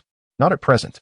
The elder gently shook his head, yet it is rumored that in ancient times, there existed not merely one, but a sovereign who reigned over the entire realm, to whom countless domains and myriad clans bowed in submission. The disciples, astonished, widened their eyes in disbelief. If such a sovereign existed, why are they absent now? The elder continued. After the rise of the emperor, the fortunes of the entire world were harnessed, which explains your newfound strength. He added, such power is beyond the comprehension of ordinary mortals. It is the divine authority to command the heavens, to summon clouds with a gesture and rain with a sweep of the hand. Thus, the emperor is regarded as a favored child of the heavens, known as the Son of Heaven. A number of disciples displayed expressions of yearning, as if envisioning the majestic figure who would command the world from the highest throne. I long to behold what the Son of Heaven truly resembles. Prepared and contemplative, they absorbed the weight of his words, when suddenly one exclaimed, Lord Lin, your white tiger battle flag of the Ba Empire shall sweep the world. Wang Lin grinned, a glimmer of enigmatic brilliance flashing in his eyes. I am the sovereign. All paths are but ants beneath my feet. Excitement surged through the crowd, their fervor ignited, eyes ablaze with ambition. Just then, Wang Lin unexpectedly interjected. Enough, we have arrived. The first ridge is named Wanhu Ling. He murmured, how many in this world are aware of this name? And how many know of the terrifying being that guards this place? As he spoke, he led the group toward a secluded valley. En route, formidable tigers materialized on the flanking cliffs, their spectral gazes fixed upon the uninvited company. Their eyes, filled with a preternatural intensity, instilled a chilling dread, causing rivulets of perspiration to cascade down their spines. However, these formidable beasts, as if deterred by some unseen force, refrained from pouncing, maintaining a prudent distance, contenting themselves with a remote surveillance. The entourage proceeded through the valley until they reached an expansive jungle. At its epicenter, a colossal, pallid rock served as a regal perch for a gargantuan tiger, several times the height of a man. This majestic creature exuded an aura of sovereignty, its penetrating gaze scrutinizing the approaching figures. Upon beholding this magnificent tiger, the disciples and elders were paralyzed by trepidation. An ominous aura enveloped them, suggesting that any further encroachment would result in their immediate dismemberment. Instinctively, they halted, their advance arrested by an overwhelming sense of foreboding. Is that a malevolent spirit? How terrifying! It must be a top-tier malevolent spirit, 100 times more dreadful than Lord's giant lizard. At that moment, Wang Lin turned, casting a severe glance upon the assembled multitude. Silence, he commanded, his voice laced with authority. From this moment forward, not a word is to be uttered. Subdued by his admonition, the group fell into a hushed compliance, dutifully sealing their lips, refraining from further pronouncements. With the assembly silenced, Wang Lin advanced a few paces, a serene smile gracing his countenance. White Cliff Tigress, he greeted. A pleasure to make your acquaintance. The tigress offered a subtle nod, and though she remained silent, a glint of benevolence and curiosity flickered within her eyes. This tiger possessed a nascent sentience, and Wang Lin immediately understood her unspoken query. He responded with a decisive nod. Indeed, he affirmed, as you have undoubtedly sensed, I carry his essence within me. Once, you gazed upon Lao Bai in such a manner, a memory from an era long past, when even amidst the turmoil of the world, certain truths remain eternal. The younglings had never encountered such a spectacle. The timid among them had collapsed to the ground, unable to rise. Do not despair. Wang Lin, ever composed, chuckled softly and waved his hand. Lao Bai thrives. You need not worry about him. Chapter 68. The Baya Tiger clan. Upon hearing Wang Lin's words, the assembly of tigers gradually fell silent, and the tigress reclined upon the massive boulder once more. In those days, Lao Bai fortuitously forged a bond with you, and his spirit continues to linger in the realm of 10,000 tigers. Wang Lin raised his gaze to the surroundings. Your clan has thus reaped the benefits. Each tiger carries the essence of the divine beast, the white tiger. A divine beast is indeed a divine beast. Even the faintest trace of its essence elevates your clan to a position of reverence among tigers. Suddenly, the tigress raised her head and roared, displaying signs of anger, prompting the surrounding tigers to echo her roar in warning, their neck fur bristling with a hint of aggression. Tension gripped the crowd, yet Wang Lin remained unfazed, waving his hand to continue. Do not take offense. I did not intend to intrude upon your privacy. I am aware that you once dreamed of uniting with Lao Bai to bear offspring, but alas, Lao Bai departed. This was not a mark of disdain towards you, but rather an inherent truth. Divine beasts are born of the celestial order, existing as singular entities within the cosmos. Only upon the demise of one can the path of the heavens give rise to another. He is unable to leave behind progeny. At this juncture, Wang Lin gently shook his head. Indeed, not only the venerable Bai Zhe or other divine beasts, but all creatures brought forth by him embody the grand principles of the cosmos, born of the heavens and earth themselves. As such, they are incapable of procreation, each being utterly unique. Upon hearing Wang Lin's explanation, the tigress queen emitted a mournful growl, her head bowed in profound disappointment. Wang Lin sighed softly, producing the white jade left behind by Bai Zhe. A formidable and imperious aura emanated from it, and for a fleeting moment, it seemed as though a white tiger ascended. Soaring into the firmament, Bai Zhe bequeathed the tiger brave killing formation, hoping to conquer all directions alongside myriad tigers. Wang Lin solemnly gazed at the tigress queen. I wish to lead your clan forth. Is this agreeable to you? I firmly believe that, however distant the future may be, you shall once again reunite with Bai Zhe. The tigress queen stared blankly at the white jade, her eyes filled with boundless tenderness. Suddenly, she raised her head and roared. From the surrounding forests, countless tiger roars echoed in unison, causing the very wind and clouds to tremble. Immediately following, the earth quaked slightly as countless tigers emerged, densely packed like an ocean, filling the entire valley to its brim. Witnessing this spectacle, all the disciples present collapsed to the ground, their bodies drenched in cold sweat, devoid of any strength to rise. Wang Lin, however, remained unaffected. He gently surveyed the tiger throng, ultimately bowing respectfully to the tigress queen. Rest assured, the White Cliff Tiger clan shall, alongside my boss state warriors, conquer all directions, pacify myriad domains, and sweep across the heavens. Having completed this, he turned to face all the disciples. Very well, rise now. Wang Lin's words were like the warmth of spring, and everyone felt invigorated. This is the very purpose for which I brought you here. Wang Lin surveyed the assembly, proclaiming, this is the path you shall tread. The tigerish onslaught formation, once mastered, is capable of annihilating hundreds of emperors below and slaughtering the denizens of the highest heavens above. He stressed, the essence of this formation lies not in profound cultivation or formidable fiends, but in unwavering conviction and self-sacrifice.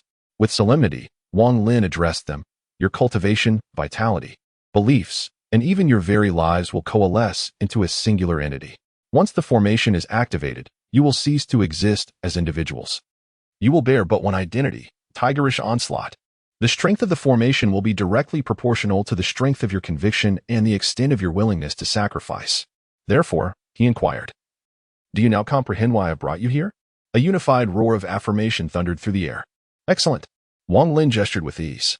Now, proceed to select your primary battle spirits, the White Cliff Tiger clan. This is a noble lineage, imbued with the aura of the divine white tiger. They are prideful creatures, so you must communicate with them through your very souls. When you find one with whom your minds resonate, that is the one for you, your lifelong companion. Upon hearing these words, the disciples eagerly stepped forward, commencing their search for their respective partners. At this moment, Wang Lin summoned several elders. Henceforth, he declared, I shall impart the secrets of the tigerish onslaught formation to you, entrusting you with its instruction and guidance. The future of the Ba kingdom rests in your hands. The elders nodded with grave solemnity, vowing, rest assured, Your Excellency, we shall not fail in our duty. When the Ba chieftain entrusted the white jade to Wang Lin, all its contents were indelibly etched into his consciousness. Subsequently, while the disciples were occupied with selecting their respective combat spirits, he imparted the essential principles of the tiger slaughter array to the elders, who in turn disseminated them among the disciples. With this matter concluded, Wang Lin reassured them, stating, "I shall now depart. Continue your cultivation with peace of mind. When the misty labyrinth of the Absolute Ridge closes, all beings not native to this realm will be expelled. So there is no need for concern." He then gestured to Shen Jiaoyun and Qiongqi, saying, "You too, accompany me. Having come to this misty labyrinth of the Absolute Ridge, there are other opportunities suited for you." With that, he led the two away from the secluded valley. En route, they encountered numerous disciples from other clans, most of whom pressed onward without pause, ascending higher. Only a scant few, whose cultivation was lacking, lingered to seek out various opportunities. With Wang Lin as their guide, the trio moved with greater alacrity than anyone else in the labyrinth. In a mere half-day, they arrived before a mountain gate, where a considerable number of cultivators had already gathered. Upon their arrival, many cast peculiar glances in their direction, engaging in hushed conversations. Those are the ones who dared to slay members of the Zhang clan. To be so ostentatious within the misty labyrinth of the Absolute Ridge. One wonders if it is courage or sheer recklessness. Indeed, many of the Zhang clan's experts are within. Should they encounter a few, it could prove troublesome. Amidst the murmurs of the crowd, the trio pressed on without hesitation, swiftly passing through the mountain gate. The second ridge? Qiongqi inquired with curiosity. Is the misty labyrinth of the Absolute Ridge divided into many ridges? Xiao Jiayun furrowed her brows slightly. The name resonated with a sense of sorrow. Before her words could fade, a sudden cacophony of weeping pierced the air, a multitude of cries, an amalgamation of voices from men, women, and children alike. In this desolate wilderness, the abrupt emergence of such diverse lamentations sent a shiver down one's spine. Was this an illusion or reality? Even Xiao Jiaoyun felt a prickle of unease. Who could say? Wang Lin offered a faint smile, remarking that this land had been steeped in too many tragedies. It was a lost paradise, a realm of poignant despair. Perhaps it was not the sound of humans weeping, but rather the heavens themselves lamenting. Chapter 69. The Lost Tower. The cries grew increasingly pronounced, until they seemed to emanate directly from beside her. The remnants of architecture, coupled with the incessant wails carried on the wind, conjured an eerie sensation even in broad daylight. Could it be spirits? Despite Xiao Jiaoyun's audacious nature, she felt a twinge of fear at that moment. Do not let your thoughts wander, Wang Lin casually advised. Yet, at that moment, Xiao Jiaoyun was no longer able to hear his words. Suddenly, she found herself standing on an ancient street, her feet upon a wide stone-paved thoroughfare bustling with life. Surrounding her were magnificent pavilions, alive with the sounds of joyous chatter and laughter. Her eyes widened in confusion. Everything felt so vivid, so convincing. A beautiful woman, leading a child, brushed past her. Instinctively, she turned to look, catching sight of the child clutching a freshly purchased candy. Beaming at her with a mischievous smile, seemingly eager to show off. She awkwardly glanced at the bustling street, her eyes captivated by the array of exquisite goods. Hesitantly, she approached a vendor, reaching out to caress a magnificent jade hairpin. At that moment, she was suddenly struck across the face, causing stars to dance before her eyes. And the vibrant surroundings rippled and faded into nothingness. Upon regaining her focus, she found no lively street remained. Instead, she stood amidst the desolate wilderness of the Lost Ridge, surrounded by crumbling ruins, with occasional cries echoing in her ears. Stop overthinking. Wang Lin's voice broke through, jolting her back to reality. This Lost Ridge is a manifestation of your imagination. The illusions are born from your mind. The more you dwell on it, the more easily you become entranced, ultimately losing the distinction between fantasy and reality, unable to escape this labyrinth. Have I fallen victim to it? Shen Jiaoyun suddenly comprehended, her delicate face flushing with embarrassment. How humiliating. Thus, it is aptly named the Lost Ridge, Wang Lin remarked, seeking to extricate her from her discomfort. If one becomes too engrossed, their soul may become lost in this place. What are those cries? Impressive, aren't they? Wang Lin gently shook his head. They are merely remnants of lingering grievances. Just look at the scale of the architecture. One can imagine how prosperous this place once was. Alas, everything has turned to mere smoke and shadow. The transition from splendor to ruin can occur in the blink of an eye. The inhabitants could not fathom the reasons behind it, and thus their resentment lingers for millennia. No wonder you say this is a lost paradise, a land steeped in sorrow. Shen Jiaoyun took a deep breath and said, "Let us hasten our steps. I shall no longer be swayed." Wang Lin nodded in agreement, leading the two onward. He ventured once again onto a path obscured from the eyes of others, gradually. The surroundings revealed no trace of another cultivator. Observing this scene, Zhang Jiayun curiously inquired, "Lord Lin, have you traversed the Abyssal Peak Labyrinth before? How is it that you are so familiar with this place?" Once the words left her lips, she chuckled self-deprecatingly, fully aware that such a notion was implausible. Wang Lin was but a youth in his teens, having only commenced his cultivation upon arriving in the Ba tribe. It was inconceivable that he could have ventured into this perilous secret realm prior. "Let us refrain from probing into such taboos," Xian Qingtian kindly cautioned. Lord Lin is the embodiment of the white tiger. In his previous life, he may have existed for millennia, having visited realms beyond our imagination. This explanation was indeed reasonable, prompting Zhang Jiayun to stick out her tongue, silencing any further queries. The trio continued their journey, the duration of which remained unknown, until a white tower suddenly loomed ahead. Approaching the base of the tower and gazing upward, it appeared to be sculpted from a single piece of white jade, its exterior polished to a mirror-like sheen. Devoid of any blemish, the tower soared 7 stories high, emanating an aura of sanctity that evoked an almost instinctive urge to kneel in reverence. "The Lost Tower." Wang Lin nodded slightly, then turned to Zhang Jiayun, saying, "You shall remain here." Without hesitation, Zhang Jiayun acquiesced. This was indeed the most valuable treasure within the entire Lost Ridge, the Lost Tower. Wang Lin promptly began to elucidate.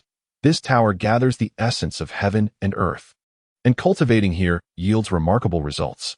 Furthermore, the tower conjures illusions that can enhance your willpower. Be mindful that each level of illusion is increasingly formidable. Thus, do not hastily ascend to the pinnacle. Progress should be gradual, ascending one level at a time. If, before the closure of the Absolute Ridge Maze, you manage to reach the 7th level, it would be deemed a consummate achievement. Having conveyed this, Wang Lin wasted no time and immediately turned to leave. When Tian, "We shall proceed to the 3rd ridge."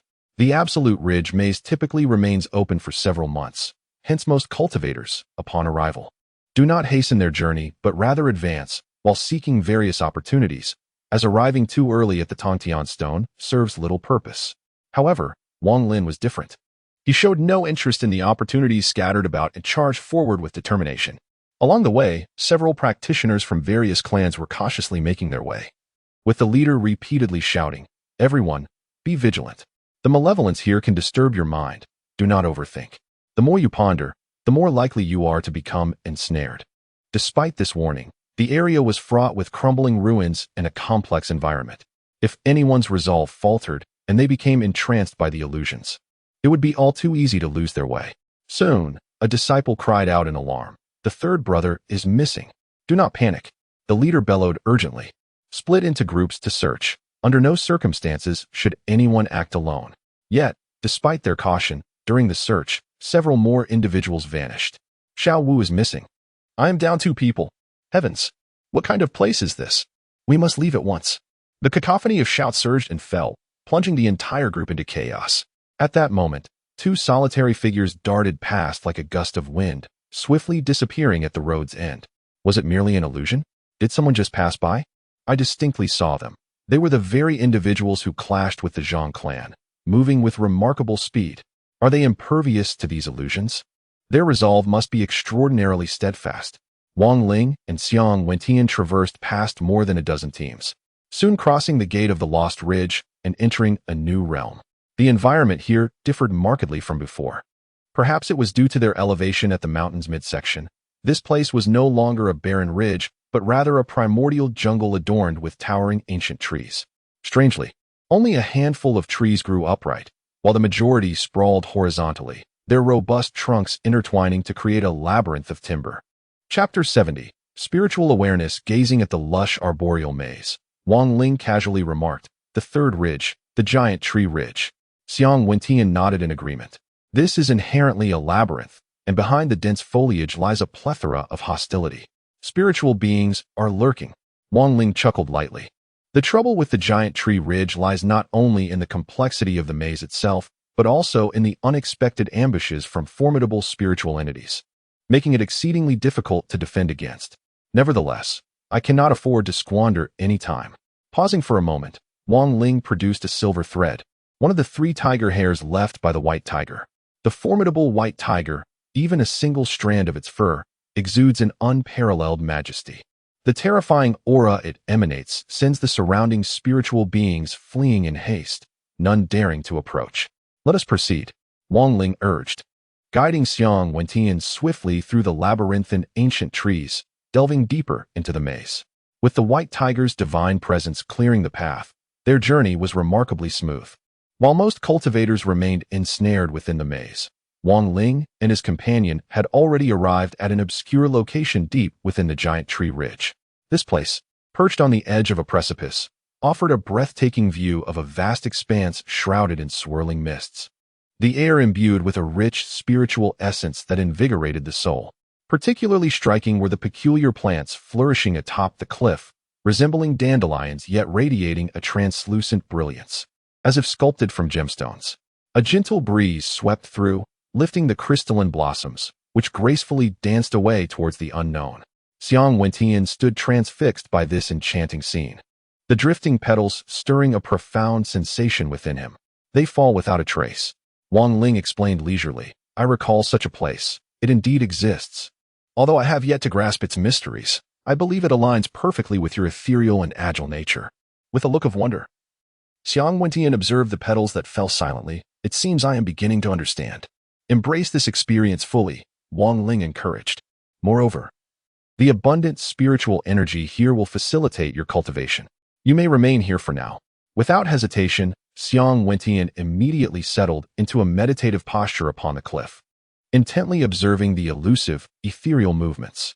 Witnessing this, Wang Lin wasted no time and turned away, departing from the locale. Millennia ago, the white tiger had graced this place with its presence. Wang Lin's consciousness gleaned fragments of information from the vestiges of memory. Now, another destination beckoned, one that he himself was destined to explore. He continued his odyssey through the labyrinthine arboreal maze, ultimately arriving at his intended goal, a level expanse atop a mountain ridge. Encircled by towering, ancient trees, the area possessed a peculiar characteristic. The densely packed trees seemed to be repelled by some unseen force, their growth checked at the periphery. Not even a single branch daring to encroach upon the open field. At the very heart of this clearing stood an unprecedented arboreal giant, surpassing any other in the primeval forest. Its massive trunk, requiring dozens of individuals to encircle, ascended skyward like a colossal pillar. Luxuriant foliage extended in all directions, forming a verdant canopy that blotted out the sun, as if the hand of a deity were sheltering this sacred ground. Wang Lin approached with a leisurely gait, as gentle mountain breezes rustled through the leaves, producing a soft, susurrant sound. Before his eyes, extraordinary visions began to unfold. He felt as though he had traversed the epochs of time. Beneath the tree appeared a group of young girls, frolicking and laughing as they chased butterflies, their joyous voices ringing out like silver bells. The scene then shifted, revealing a gathering of individuals clad in white robes, arrayed on either side of the colossal tree. They stood in reverent attention, awaiting the arrival of a woman similarly attired. Her countenance was solemn and dignified as she approached the tree and began to offer a silent supplication. Various scenes flashed successively, as if Wang Lin were traversing the river of time, treading through fleeting light, straddling antiquity, and grasping the past. Finally, Wang Lin arrived beneath the tree, and all around dissipated, leaving the tree standing alone in the silent wilderness, as if nothing had transpired. The prayer tree. Wang Lin smiled. I believe that is its designation. Qiongqi, formerly known as Yishui, the white tiger, once bore witness to the prosperity of a kingdom. With that, Wang Lin reached out to caress the tree's trunk. His consciousness stirred, and a radiant glow emanated from his palm. You must acknowledge my talent. As if by some divine summons, the prayer tree also radiated a white light. One ray, then two, until finally, 7 rays of light shimmered forth. Indeed, above the emperor's consciousness lies the sage's consciousness and the divine consciousness. Though many remain unaware of this, Wang Lin nodded in satisfaction. With my unparalleled and transcendent divine consciousness, should you dare to deny it, I would cleave you asunder to fuel my fire. He sat down cross-legged, first establishing communication with the tardigrade. The most vital ability of the tardigrade is undoubtedly its cryptobiotic state. Previously, he had developed the defensive skill of imperishable cryptobiosis. However, this defensive skill merely scratched the surface of the cryptobiotic state, inherently limited its defensive strength contingent upon one's cultivation level. With Wang Lin's inferior spiritual body, supreme mortal fate, and late-stage palace building, imperishable cryptobiosis could only defend against the full-force attack of an ordinary 8 Desolations realm cultivator. If an 8 Desolations realm cultivator possessed a high-level battle spirit, or if their physical techniques and life skills surpassed the norm, it would likely prove insufficient. As for powerhouses capable of cleaving land and being infeft as lords, they are even more out of the question. They absolutely cannot be resisted. Therefore, seizing this opportune moment, he intends to delve further into research. He commences dissecting the anatomy of tardigrades, comprehending the mechanisms of cryptobiosis, and grasping the underlying principles. Unhindered by any distractions, he swiftly seizes the crux of the matter. You have already grasped the laws of heaven and earth. Wang Lin is both expectant and somewhat disappointed. It is impossible to comprehend the true mysteries of the cryptobiotic mode in a short period. One can only deduce a set of life cultivation techniques for the time being. Alas, discarding these impractical notions, Wang Lin retrieves the blood essence of an ironclad battle rhino with 2,800 years of cultivation. This was obtained during the extermination of the Lin clan leader's battle spirit in the Wu Xie Marquiate. Having never found an opportunity to utilize it, he has now arrived here, taking advantage of the exuberant vitality of the prayer tree, which presents the perfect timing for nourishing life. With all preparations complete, he shatters the outer shell of the blood essence, consumes it in one gulp, and enters a state of cultivation. Operating the hidden life cultivation technique and utilizing the vibrant vitality to nourish his life. Throughout the entire world, it seems as if only one person and one tree remain. Just as Wang Lin is cultivating, a group of people riding sky-stepping spirit deer enter the maze of the barren peaks. These sky-stepping spirit deer are exceptionally mystical, possessing an extraordinary olfactory sense for finding paths. They are virtually unaffected by the illusions, easily traversing the myriad tiger ridge and arriving at the lost ridge. Despite arriving so many days later, they quickly overtake the majority of people. Chapter 71. Spirit Ring Jade Palace due to being trapped in the illusory maze. The majority of cultivators are not progressing swiftly, apart from a select few geniuses who have already entered the Giantwood Ridge. The vast majority of cultivators are still searching for a way out within the Lost Ridge. Upon witnessing the group of individuals riding the ethereal void-stepping deers, whispers began to circulate among the crowd. That is young Master One, the heir of the One Yuan Marquiate. He appears remarkably youthful. The Marquis himself is not particularly old. Having just turned 60 this year, devoted to his cultivation in his youth, he only married at nearly 40. Thus it can be said that he has been blessed with a child in his later years, and he dotes on the heir immensely. The heir is indeed a striking figure, and his ethereal deer seems unaffected by the labyrinthine illusions. The void-stepping deer is a creature adept at navigating paths, as evidenced by its feet never touching the ground. This creature possesses a spirit and is not easily swayed by illusions, allowing it to traverse the treacherous maze with ease. It appears that the heir will undoubtedly be one of the formidable contenders for the Celestial Stone this time. As the crowd continued their discussions, one of his subordinates, riding a void-stepping deer, approached young Master Wen. Young Master, we have inquired with several individuals, and it is said that Miss Ling has entered the third ridge. Truly my fiancée. Young Master Wen replied with a smile and a nod. Let us proceed to the third ridge. With that, he led his entourage swiftly towards the mountain gate. Once his figure had completely vanished, the nearby cultivators finally exhaled in relief. Did you not know? One remarked, casting a sidelong glance at him. A year ago, the heir had a chance encounter with Miss Ling and was utterly smitten. He subsequently proposed to the Ling family, who were eager to align themselves with the One Yuan Marquiate. Naturally, they accepted, and now they await a propitious day for the wedding. Indeed, it seems that they are a match made in heaven. Many spectators were filled with envy, yet they understood that they belonged to entirely different realms than the top-tier geniuses, allowing themselves only to dream momentarily, never losing sight of the primary purpose of their journey. As time passed, an increasing number of cultivators entered the third ridge. Yet traversing the labyrinth of giant trees proved to be no simple feat. Most individuals found themselves halted at this juncture. 2 months swiftly elapsed. Beneath the wish tree, Wang Ling was enveloped in a halo of vibrant colors, upon closer inspection revealing 6 distinct hues: white, blue, green, yellow, orange, radiating from within him like a rainbow. Any discerning cultivator present would undoubtedly be astounded. The spirit halo. When a cultivator nurtures their spiritual essence, they manifest a spirit halo. A low-grade spiritual essence produces 3 halos in white, blue, and green. A middle-grade essence generates 6 in total: white, blue, green, yellow, orange. A high-grade essence would yield 3 additional hues: crimson, scarlet, and violet, collectively termed the 9 spirit halos. As one ascends to the pinnacle of spiritual essence and begins the transition towards imperial essence, these 9 halos merge into a new form. But that is a tale for another time. The fact that Wang Lin had manifested 6 spirit halos indicated that he had cultivated a middle-grade spiritual essence. Simultaneously, the palace within his consciousness was undergoing transformation.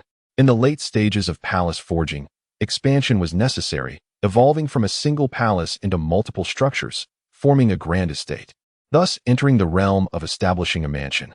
At this moment, Wang Lin continuously absorbed vital energy into his sea of consciousness, gathering it around the palace within his awareness, constructing barriers, and beginning to shape the fundamental form of multiple palaces.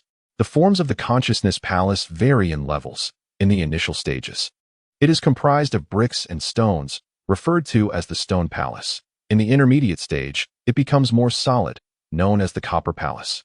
And in the later stage, it undergoes a transformation into the silver palace. However, there are exceedingly rare prodigies whose palace embodies only one form, that being the golden palace.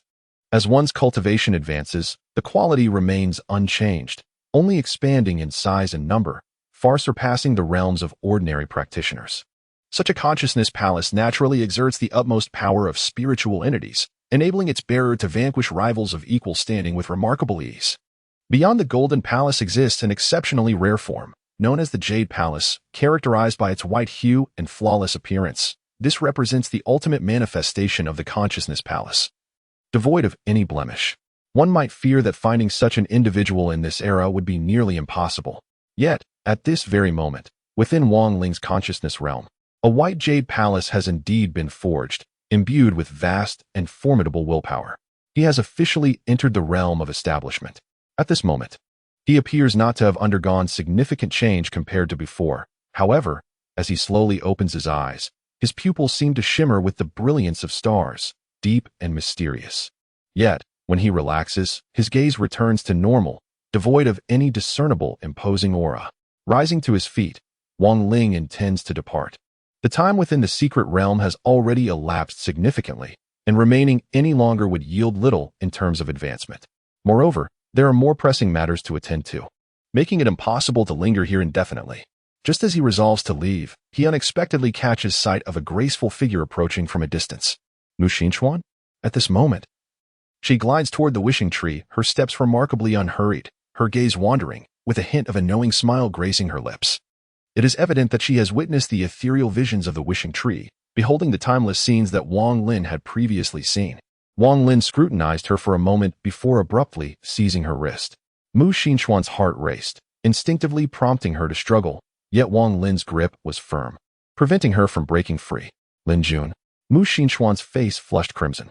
At that moment, however, Wang Lin released her hand, nodding in satisfaction, a smile gracing his lips. I told you. Wang Lin interrupted her with a wave and then inquired, how did you find your way here? Mu Xinchuan was momentarily taken aback. Yet she chose not to conceal the truth. Upon entering the second ridge, I was enveloped by a profound sense of sorrow, as if something was beckoning me in a languid manner, and somehow, I found my way here. Indeed, it was as he suspected. Wang Lin was further convinced of his deduction. He gently gestured for her to approach. Come, place your hand upon the wishing tree and communicate with it sincerely. Perhaps it can still recall the essence of your lineage. Essence of my lineage? Mu Xinchuan paused briefly, but trusting him. She stepped forward and laid her hand upon the trunk. As her hand made contact, the wishing tree radiated a brilliant white light, and shimmering specks of luminescence floated around her, resembling fireflies dancing in the air, enveloping her in an enchanting spectacle. Mu Xinchuan was taken aback, feeling as though something deep within her bloodline had been awakened. Chapter 72, Bloodline Memories. A peculiar sensation washed over her, and she couldn't help but murmur. It feels as if I've suddenly recalled certain things. Relax. Standing beside her, Wang Lin gently touched her forehead. Mu Xinchuan felt a warm current emanating from her brow, causing a tremor of her heart and a blush to rise on her cheeks.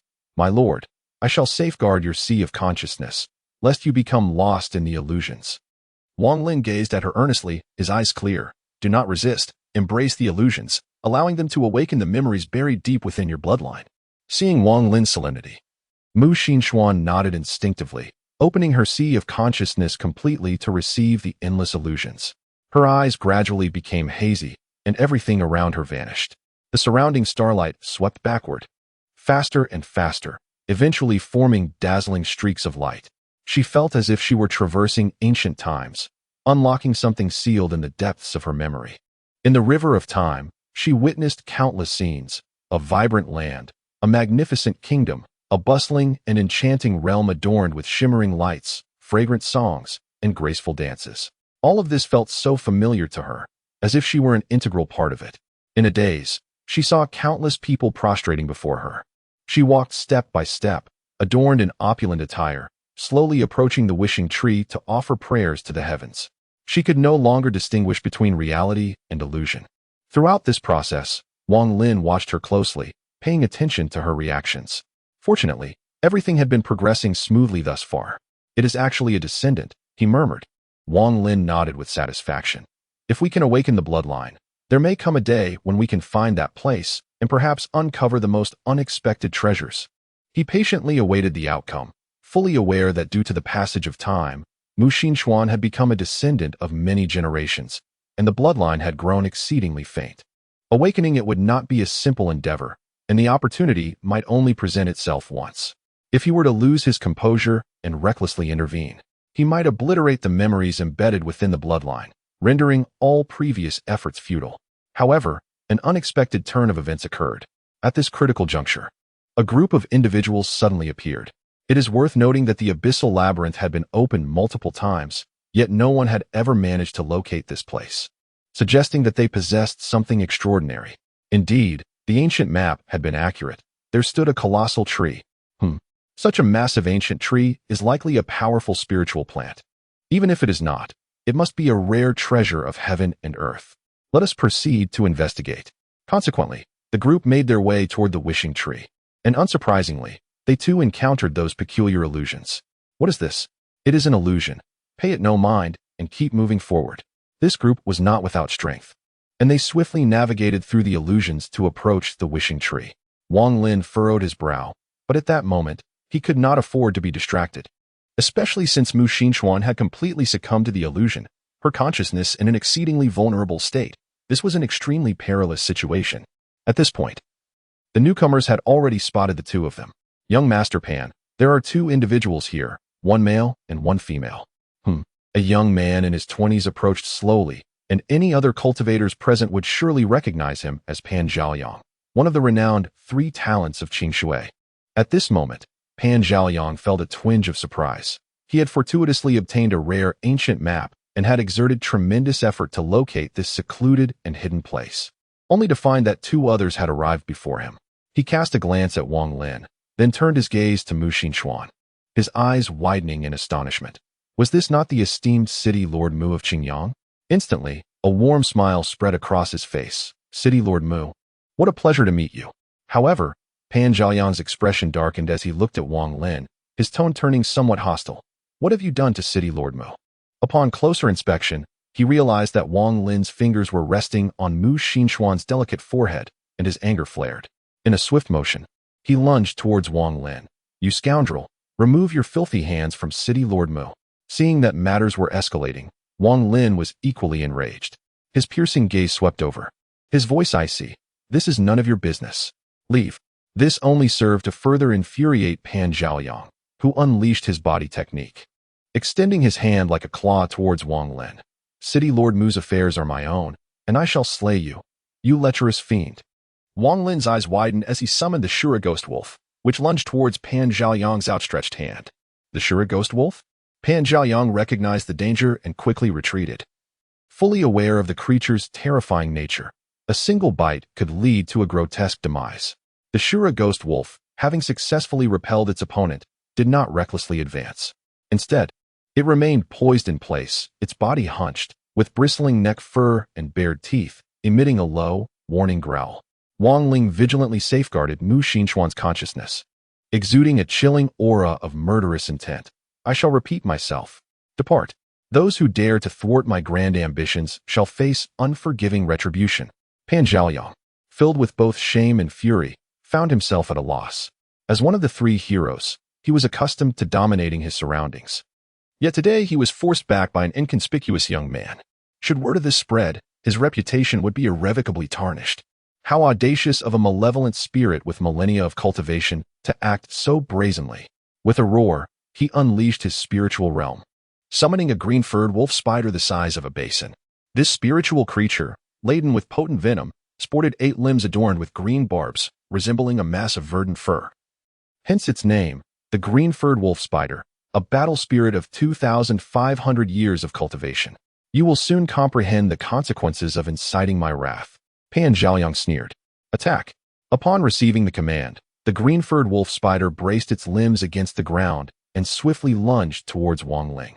The Shura ghost wolf aimed to protect its master, yet the disparity in their cultivation was evident. With a sweep of its forelimbs, the spider overwhelmed the wolf, sending it sprawling through the air. Having dispatched the Shura ghost wolf, the green-furred wolf spider surged towards Wang Lin, its venomous green hooks poised to strike. Wang Lin did not flinch or evade. Instead, he reached out with his bare hand, seemingly intent on withstanding the spider's formidable assault with flesh and blood. Witnessing Wang Lin's audacious resolve to intercept the spider's robust forelimb with his own body, Pan Zhaoyang could not suppress a derisive laugh. Fool. Those sharp green barbs are venomous. Even a minor scratch could prove fatal. In the midst of the exchange, a muffled thud reverberated as Wang Lin's arm collided with the foreleg of the tarantula. Pan Zhaoyang's grin deepened, as if he were already envisioning Wang Lin succumbing to the venomous assault. However, in an instant, his smile froze upon his face. Wang Lin's hand, like an iron shackle, had seized the tarantula's foreleg, remaining unscathed. On the contrary, he had snapped several green barbs, eliciting a piercing screech from the tarantula, which writhed in agony, attempting to break free. Chapter 73. If you seek to kill, begone. Wang Lin's other hand touched Mu Shixuan's forehead. Unable to extricate himself at the moment, he refrained from further entanglement with the arachnid, instead delivering a swift kick that sent it flying a considerable distance. Impossible. Pan Zhaoyang's countenance was aghast. He could scarcely believe that someone could withstand the onslaught of a 2.5 millennium-old malevolent spirit. The attendants at his side were equally dumbfounded. However, one of them discerned something and promptly cautioned, "Young master, it appears the lad is unable to move." "Excellent. Excellent. Strike while the iron is hot." A sinister smile crept across Pan Zhaoyang's lips. "Let's see how long he can evade us." Several subordinates, comprehending his intent, simultaneously invoked their battle spirits, unleashing a barrage of seamless attacks. Subsequently, they drew their bows and unleashed a volley of arrows upon Wang Lin.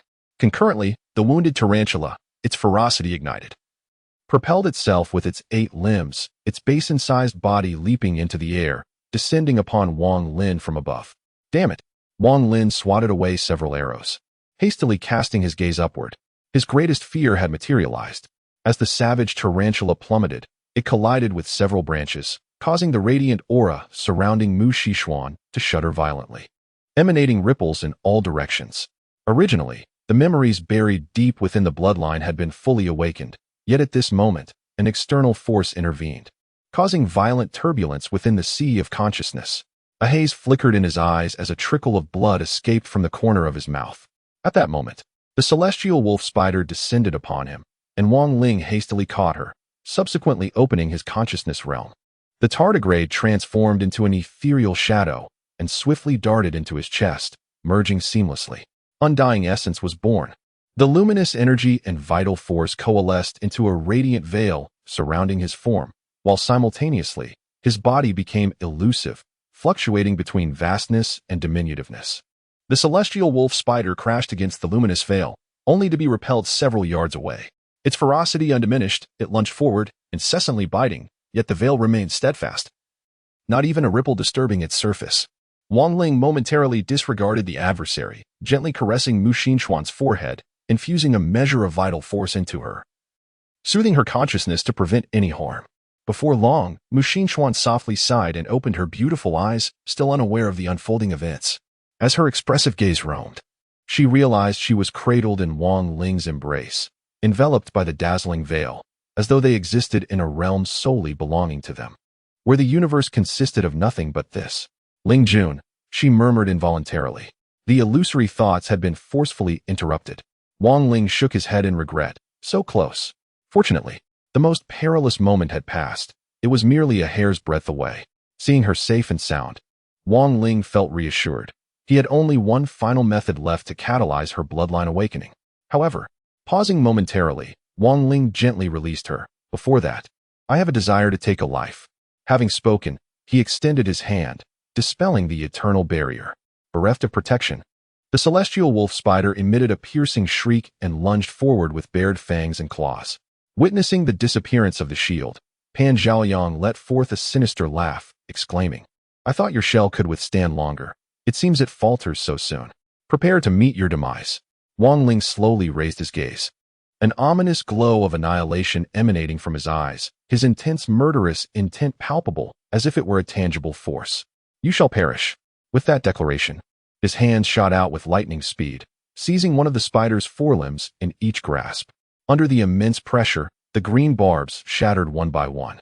The spider, writhing in pain, sought to escape, yet Wang Ling's grip was akin to an iron band, rendering it immobile. Simultaneously, he activated his body technique, summoning a surge of vitality that manifested as 6 radiant auras, white, blue, green, yellow, orange, and violet, projecting forth like a resplendent rainbow. The spider struggled violently, instinctively sensing the looming danger, realizing that the creature before it possessed a ferocity surpassing its own. Yet, it was too late. With a swift tug of his arm, accompanied by a horrific tearing sound and a wretched scream, the 2,500-year-old spider was gruesomely rent asunder. Witnessing this brutal spectacle, Pan Zhaoyang was paralyzed with terror, his eyes nearly bursting from their sockets. This is impossible. 6 auras of spiritual light, a mid-tier spiritual entity. Nevertheless, his reflexes were swift. Seeing Wang Ling dismantle the malevolent spirit, he immediately commanded, kill him. Yet, as his subordinates surged towards Wang Ling, he himself turned and fled. One must concede, he demonstrated remarkable intelligence, making the wisest choice in that dire moment. As he fled, Wang Lin discarded the remains of the heavenly wolf spider. With a wave of his hand, the golden dart frog transformed into a gleaming golden arrow. He hurled it with formidable physical prowess, a sharp, radiant arc streaking across the sky, piercing through the bodies of 4 or 5 henchmen. Had he hesitated, he might have been the arrow's target. With sickening thuds, 4 or 5 heads were sent flying, the headless corpses stumbling forward before collapsing. Dual phantom soldiers? The remaining men, devoid of any courage to resist, saw Wang Lin as a demon and turned to flee. Too late, Wang Lin scoffed, pursuing them and swiftly slaughtering the group of cultivators. He looked up, but Pan Zhaoyang had vanished. Unperturbed, Wang Lin glanced at Mu Xinxuan and casually inquired, You're all right on your own? I'll let you know when I have a moment. Reassured by her well-being, Wang Lin felt relieved. Don't overthink things for now, lest your sea of consciousness be damaged. After offering the reminder, Wang Lin turned to pursue Pan Zhaoyang. Pan Zhaoyang, a true prodigy, possessed considerable strength and unwavering will. Even while being hunted, he did not panic and flee haphazardly. His mind remained clear as he fled along the correct path. Although his main battle spirit, the green-haired heavenly wolf spider, had been torn apart by Wang Lin, he remembered to merge all the remaining battle spirits. His speed reached its peak, and he believed that among the younger generation in the Qiongqi River region, only a handful could keep up with him. However, when he took a moment to glance back, he was instantly struck with terror. Wang Lin had already caught up. Although still at a distance, the sheer speed at which he approached indicated that it was merely a matter of time before he overtook him. Chapter 74. A fury that slaughters thousands with 2 swift strikes. The remaining Zhang clan cultivators finally reacted. Those astonishing blows shattered their resolve in an instant, causing them to retreat en masse, as if caught in the ebb and flow of the tide, arriving swiftly, yet departing even more rapidly. Simultaneously, cries of alarm arose in waves. 6 spiritual rings, a mid-tier spiritual life. How could one possibly possess the cultivation of an open mansion? At that moment, the onlookers, who were observing from a distance, were equally drenched in cold sweat, their spines chilled. A mid-tier spiritual life. Even among the nobility, how many could achieve such a level? This individual's talent was exceedingly terrifying. How old could he be, yet already possess open mansion cultivation? Although the Shura ghost wolf had merely 1,000 years of cultivation, its fusion with the boundless golden frog suggested a cultivation level not less than 3,000 years. With such advantages combined, it was no wonder that he dispatched the Qiongqi cultivators as effortlessly as one would slice through vegetables. Indeed, Wang Lin's strength did not stem from a singular point. Rather, it was a comprehensive and overwhelming domination. The Qiongqi cultivators appeared as feeble as mere chickens and dogs before him. Observing their retreat, Wang Lin could not help but let out a cold chuckle. Since you have come, do not think of leaving. As he spoke, the power of the poisonous frog surged into his legs, and with a powerful push, he leaped effortlessly dozens of yards, swiftly closing the gap to the group of Qiongqi cultivators, his blades sweeping through the air, summoning forth a torrential rain of blood. Do not dare to flaunt your ferocity. Witnessing the unfolding massacre, the accompanying elders of the Zhang clan could no longer remain idle. Two figures assailed Wang Lin from the left and right flanks. Wang Lin, unfazed, propelled himself forward, directly confronting the assailant on the left, thus preempting the pincer movement and transforming the situation into a duel. In a flash of inspiration, his blade seemed to cleave the heavens, morphing into an overwhelming torrent of saber light that engulfed the elder. The elder activated his domain, conjuring a massive tree stump that instantly melded into his chest. Subsequently, he unleashed his Xian body and projected his Xian life force, manifesting a desolate wasteland before him, where a colossal tree stood as a pillar supporting the sky. The saber's edge swept across, striking the giant tree with resounding force, cleaving through the majority of it, yet ultimately failing to obliterate the mirrored image. Futile. How could you possibly sever a 6 harmonies realm domain? At that moment, the elder from the right flank arrived, summoning a 2-long silver-tusked boar. Its immense form crashed towards Wang Lin like a colossal boulder. Wang Lin swiftly reached out, seizing the massive, silver tusks. However, the boar's sheer strength forced him to retreat. With a cold snort, Wang Lin tightened his grip on the tusks, exerting such force that the sturdy silver ivory creaked ominously. It appeared that Wang Lin intended to snap the tusks clean off. Observing this, the elder on the right was aghast. This fiend is ferocious. Not only does he possess a mid-grade spiritual life force, but he has likely also cultivated a spiritual body. Upon hearing this, everyone was taken aback. None had anticipated that Wang Lin had not only nurtured a spiritual life force, but had also cultivated a spiritual body. Such talent was rare, perhaps unmatched in the southern wilderness. No wonder his combat prowess is so formidable. He is capable of engaging in hand-to-hand combat with malevolent spirits that have cultivated for over 2 millennia. Only a spirit entity could achieve such a feat. The elder on the left was also secretly astonished. He immediately unleashed the withered wood, transforming it into a massive iron pillar as a phantom weapon. His sole weakness lay in the low cultivation level of the phantom wolf. If we both strike with our phantom weapons, breaking his wolf would be akin to extracting one of his sharp fangs. Indeed, the elder on the right summoned a silver boar phantom, manifesting as a crescent-shaped artifact. Let us see how he defends against this. As they spoke, both elders launched their phantom weapons in unison. The withered wood trembled. The silver boar surged forth. That massive iron pillar soared into the sky, rapidly expanding to 100 zhang in size, descending upon Wang Lin like a mountain. Meanwhile, the crescent-shaped artifact shot forth like an arrow, instantly conjuring a colossal boar's head. The crescent dart formed the silver, formidable tusks, unleashing a piercing howl as it charged directly at Wang Lin's chest. Wang Lin's entire being shimmered with spiritual light, and his blade surged to several zhang in length. In a swift motion, he created a trail of illusory figures, swinging his blade to summon forth a ferocious phantom wolf, the Azura phantom wolf Fang. The wolf, accompanied by a cacophony of ghostly howls, charged forth, its sharp fangs threatening to pierce flesh. In an instant, it collided with the phantom of the silver boar, resulting in a resounding explosion. However, the disparity in cultivation levels was indeed significant. Despite Wang Lin exerting his utmost to unleash the full potential of the Azura phantom wolf, it was insufficient to bridge the gap of over 1,000 years in cultivation. Although his strength was formidable enough to confront ancient malevolent spirits barehanded, at that moment, a figure silently appeared behind him. Qiongqi. This individual truly possessed remarkable composure. He refrained from intervening while Wang Lin unleashed a massacre, and he remained passive even when the two elders engaged in combat. He had long recognized the terrifying nature of Wang Lin and had been patiently seeking an opportunity. Now, With Wang Ling's Shura demon wolf injured and desperately resisting the crushing force of the colossal pillar, Qiongqi perceived this as the perfect moment to strike decisively. In an instant, he summoned a mastiff, transforming it into a sharp, triangular dagger that approached Wang Ling like a phantom. However, just then, Wang Ling suddenly spoke. "Surely, you do not believe that I am merely a battle spirit with a millennium of cultivation?" The words came abruptly, and Qiongqi did not dwell on them. Fueled by determination, he thrust the dagger towards Wang Ling's back.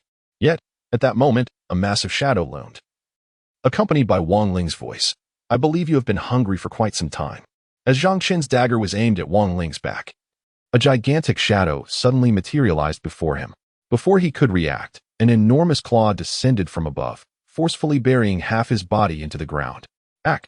Qiongqi managed only a cry of agony as the immense power shattered all his bones, leaving him sprawled like a mere puddle of mud. In that moment, he finally discerned the source of the colossal claw that subdued him. It belonged to a 6-zhonglong giant lizard. Previously, the Komodo dragon had just completed its evolution and required time to stabilize its cultivation, which was why Wang Ling had not summoned it, relying instead on the Shura demon wolf and the arrow-poisoned frog for battle. However, the Azura demon wolf proved somewhat inadequate as a primary combat spirit, unable to fully unleash the potential of Wang Ling. Now, after such an extended period, it is likely that the giant lizard has grown impatient and hungry, making its emergence timely. With a single strike, it sent Qiongqi and his battle spirit crashing into the earth. At this moment, the three-edged dagger transformed back into its mastiff form, desperately burrowing its way out of the soil. Before it could take any action, the giant lizard opened its maw wide and swallowed it whole, subsequently shaking its head in dissatisfaction, clearly unimpressed by the mastiff's size, which was insufficient to fill the gaps in its teeth. The giant lizard then turned, seizing the massive pillar that suppressed Wang Ling, and with a powerful grip, crushed it, producing a sharp crack as the 2,000-year-old spiritual plant was reduced to fragments. Immediately, the shadowy figure stomped its four limbs against the ground, producing a thunderous sound as it lunged toward the elder on the left. With a swift motion of its claws, it effortlessly tore through his illusion, grasping him as one would a mere chick, and with a slight exertion, shattered his bones. Then, it pivoted to charge at the elder on the right. The giant lizard's speed was astonishing. The elder had no time to contemplate his options and instinctively unleashed the silver fang-shattering spear, which instantly manifested as a massive wild boar's head, hurtling forward with a terrifying howl. Unexpectedly, upon seeing the silver fang-shattering spear approach, the giant lizard exhibited no inclination to evade. Instead, its eyes sparkled with desire as its claws shot forward with lightning speed, accurately seizing the projectile. With a subtle exertion of its claws, the silver wild boar was revealed in its true form. Its stature, while not insignificant, paled in comparison to the 6 behemoth that was the giant lizard. As it attempted to break free, the giant lizard opened its maw and, with a resounding snap reminiscent of biting into an apple, severed the boar's massive head, devouring it in a single gulp. The giant lizard nonchalantly deposited the 2 elders beside Qiongqi, then opened its mouth to release the boar's carcass, gazing at Wang Lin with an expression of fervent anticipation. The wealth of emotion in its eyes caused Wang Lin to roll his own. "Are you trying to curry favor with me?" he asked. The giant lizard blinked its eyes imploringly, even managing a coquettish smile. Wang Lin was seized by a wave of revulsion. "You've begun to develop sentience, haven't you? Even if you do, you're still an apex predator. Don't act like a lapdog trying to ingratiate itself." He relented. "Very well, indulge in your repast." With this approval, the giant lizard eagerly tore into the wild boar, its frame more than capable of accommodating such a feast. The sight of this was not lost on the distant cultivators, who instinctively gulped and retreated a step further. "Such a fearsome spirit," they exclaimed, awestruck. "That young man is simply terrifying. We thought his only vulnerability was his battle spirit, but it turns out that his battle spirit is his most formidable asset. A spiritual body, a spiritual life, coupled with a ferocious spirit. It's as if he's determined to leave no one alive. Anyone below the 8 Desolations realm would be marching to their doom if they challenged him. The Zhang clan has finally met its match," one observed. "Let's see how they handle this." As these discussions unfolded, Wang Lin began to stride towards the remaining Zhang clan cultivators, with Pan Zhaoyang cowering timidly behind them. At this juncture, everyone was thoroughly intimidated, devoid of any remaining courage for resistance, and could only retreat under Wang Lin's coercion. Enough, young friend. Just as Wang Lin was preparing to unleash a massacre, an elder stepped forward from the crowd, blocking his path. This elder seemed to hold an eminent position, as his appearance caused the remaining cultivators to halt, as if rekindling hope. Wang Lin ceased his advance, leisurely scrutinizing the elder. Do you have any final words to impart? Young friend, excessive rigidity invites destruction. The elder suppressed his fury, speaking with measured cadence. Indeed, you possess strength sufficient to make the Zhang clan wary. Today, you have slain so many of our descendants. Let us cease hostilities here. You propose cessation at your whim? Wang Lin retorted with a derisive sneer. When you sought to kill me, why did you not propose cessation? Now that you have witnessed my terror, you desire to cease hostilities? Such favorable circumstances do not exist in this world. To provoke me is to incur a price. Young friend, your strength is undeniable. But do not forget that we are backed by the Zhang clan. The elder's eyes narrowed slightly. Do you seek to antagonize the Zhang clan? What if I do? Wang Lin scoffed. My power transcends your comprehension. Disregarding your insignificant Zhang clan, even a kingdom would face annihilation if it dared to provoke me. You presume yourselves to be colossal entities? Little do you know that I am the true behemoth. These audacious pronouncements left everyone speechless, save for the collective gasps that permeated the air. The Zhang clan elder was rendered speechless for a considerable time, and when he finally regained his composure, his voice trembled slightly. Such arrogance, young one. The world is vast, and you cannot act with impunity. I am the sovereign. The myriad paths of heaven and earth are but ants beneath my feet.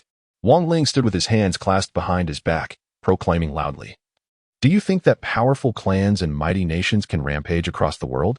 Little do you know, I am heaven itself, and with a mere gesture, I can suppress you all. Before me, the only choice is obedience. Those who follow me shall prosper, while those who oppose me shall perish. Upon hearing this declaration, the crowd was rendered speechless. This was no longer mere arrogance, but sheer madness. The elder of the Zhang clan felt his blood surge. He realized that if this dispute continued, he might very well be driven to the brink of apoplexy. In a fit of rage, he bellowed. What must you do to relent? Wang Lin replied with a cold smirk. Since you have asked for terms, I shall extend an opportunity to the Zhang clan, benevolently presenting you with conditions. As these conditions were laid bare, the onlookers among the cultivators gasped in horror. What a terrifying individual. He was threatening the Zhang clan. Not merely threatening, he intended to swallow the Zhang clan whole. His ambition truly knows no bounds. Can he, a solitary individual, truly annihilate the Zhang clan? It is hard to say. I have an inkling that he is yet to unleash his full might, and his true power is unfathomable. Will the Zhang clan acquiesce to his demands? Impossible. Just as the cultivators had surmised, upon hearing these conditions, the elder of the Zhang clan erupted in fury. Do you truly believe that my Zhang clan fears you? With his roar, the elder opened his aura, summoning forth a massive steel-bristled rat. Simultaneously, his vital energy surged, and a brilliant light radiated behind him, manifesting 3 colorful halos of white, blue, and green. Upon witnessing this scene, the distant onlookers among the cultivators gasped in astonishment. A low-grade spiritual being. He is indeed a spiritual entity. The steel-made giant rat? It dawned on them. He is Qiongqi, the esteemed elder of the Zhang clan, rumored to possess strength rivaling that of the clan leader. It was he who once vied for the position of clan leader alongside the current chief, but ultimately, he conceded and settled into the role of elder. So it is he. A formidable figure in the late stages of the 8 Desolations, nearly invincible beneath the rank of a sovereign. Chapter 76. The 3 illusory weapons amidst the murmurs of the crowd. Wang Lin observed the situation with an air of composure. The vast majority of cultivators share a common flaw. They exhibit a profound disbelief in the supernatural. The higher their cultivation, the more pronounced this flaw becomes. Once it festers beyond remedy, it leads only to a dead end. I, however, shall not be swayed by your malevolence. Qiongqi snorted disdainfully. You may have vanquished foes in all directions, yet do you truly believe you can contend with the 8 Desolations? With that, he fused with the steel-made giant rat, summoning an ethereal semblance of the creature behind him, its fur standing on end, resembling a frenzied beast. Though the steel-made giant rat boasts merely 3,500 years of cultivation, in conjunction with my prowess, annihilating lesser malevolent spirits poses no challenge. As he spoke, he unleashed a phantom that charged toward Wang Lin with ferocity. Sensing the impending assault, before Wang Lin could issue a command, the Komodo dragon proactively advanced, its massive claws seemingly tearing the very fabric of reality, descending with a dazzling brilliance. Excellent. Zhang Zhentai neither dodged nor evaded, a look of exhilaration gracing his features as he reached out with both hands to seize the dragon's claw. Summoning all his strength, his muscles bulged as he bellowed, "Open for me." That prodigious force, once unleashed, propelled the gargantuan monitor lizard through the air, its massive form crashing to the earth and excavating a crater, sending forth a cloud of dust that billowed into the heavens. The spectators, witnessing this spectacle, voiced their astonishment. Such ferocity! To engage in hand-to-hand combat with a fierce spirit, this Zhang Zhentai, in his youth, was a formidable figure, subduing tigers and leopards with ease. However, upon ascending to the position of elder, he tempered his aggression, and the world gradually forgot his reputation for ruthlessness. An individual of the Eight Directions realm is indeed an individual of the Eight Directions realm. That youth shall now encounter difficulties. Serves him right for uttering such presumptuous words earlier, threatening to annihilate kingdoms and slaughter emperors. His arrogance has now come back to haunt him. At this juncture, the majority of cultivators harbored a profound disdain for Wang Lin. According to their understanding, those of the Eight Directions realm, and even monarchs, were beings of lofty status.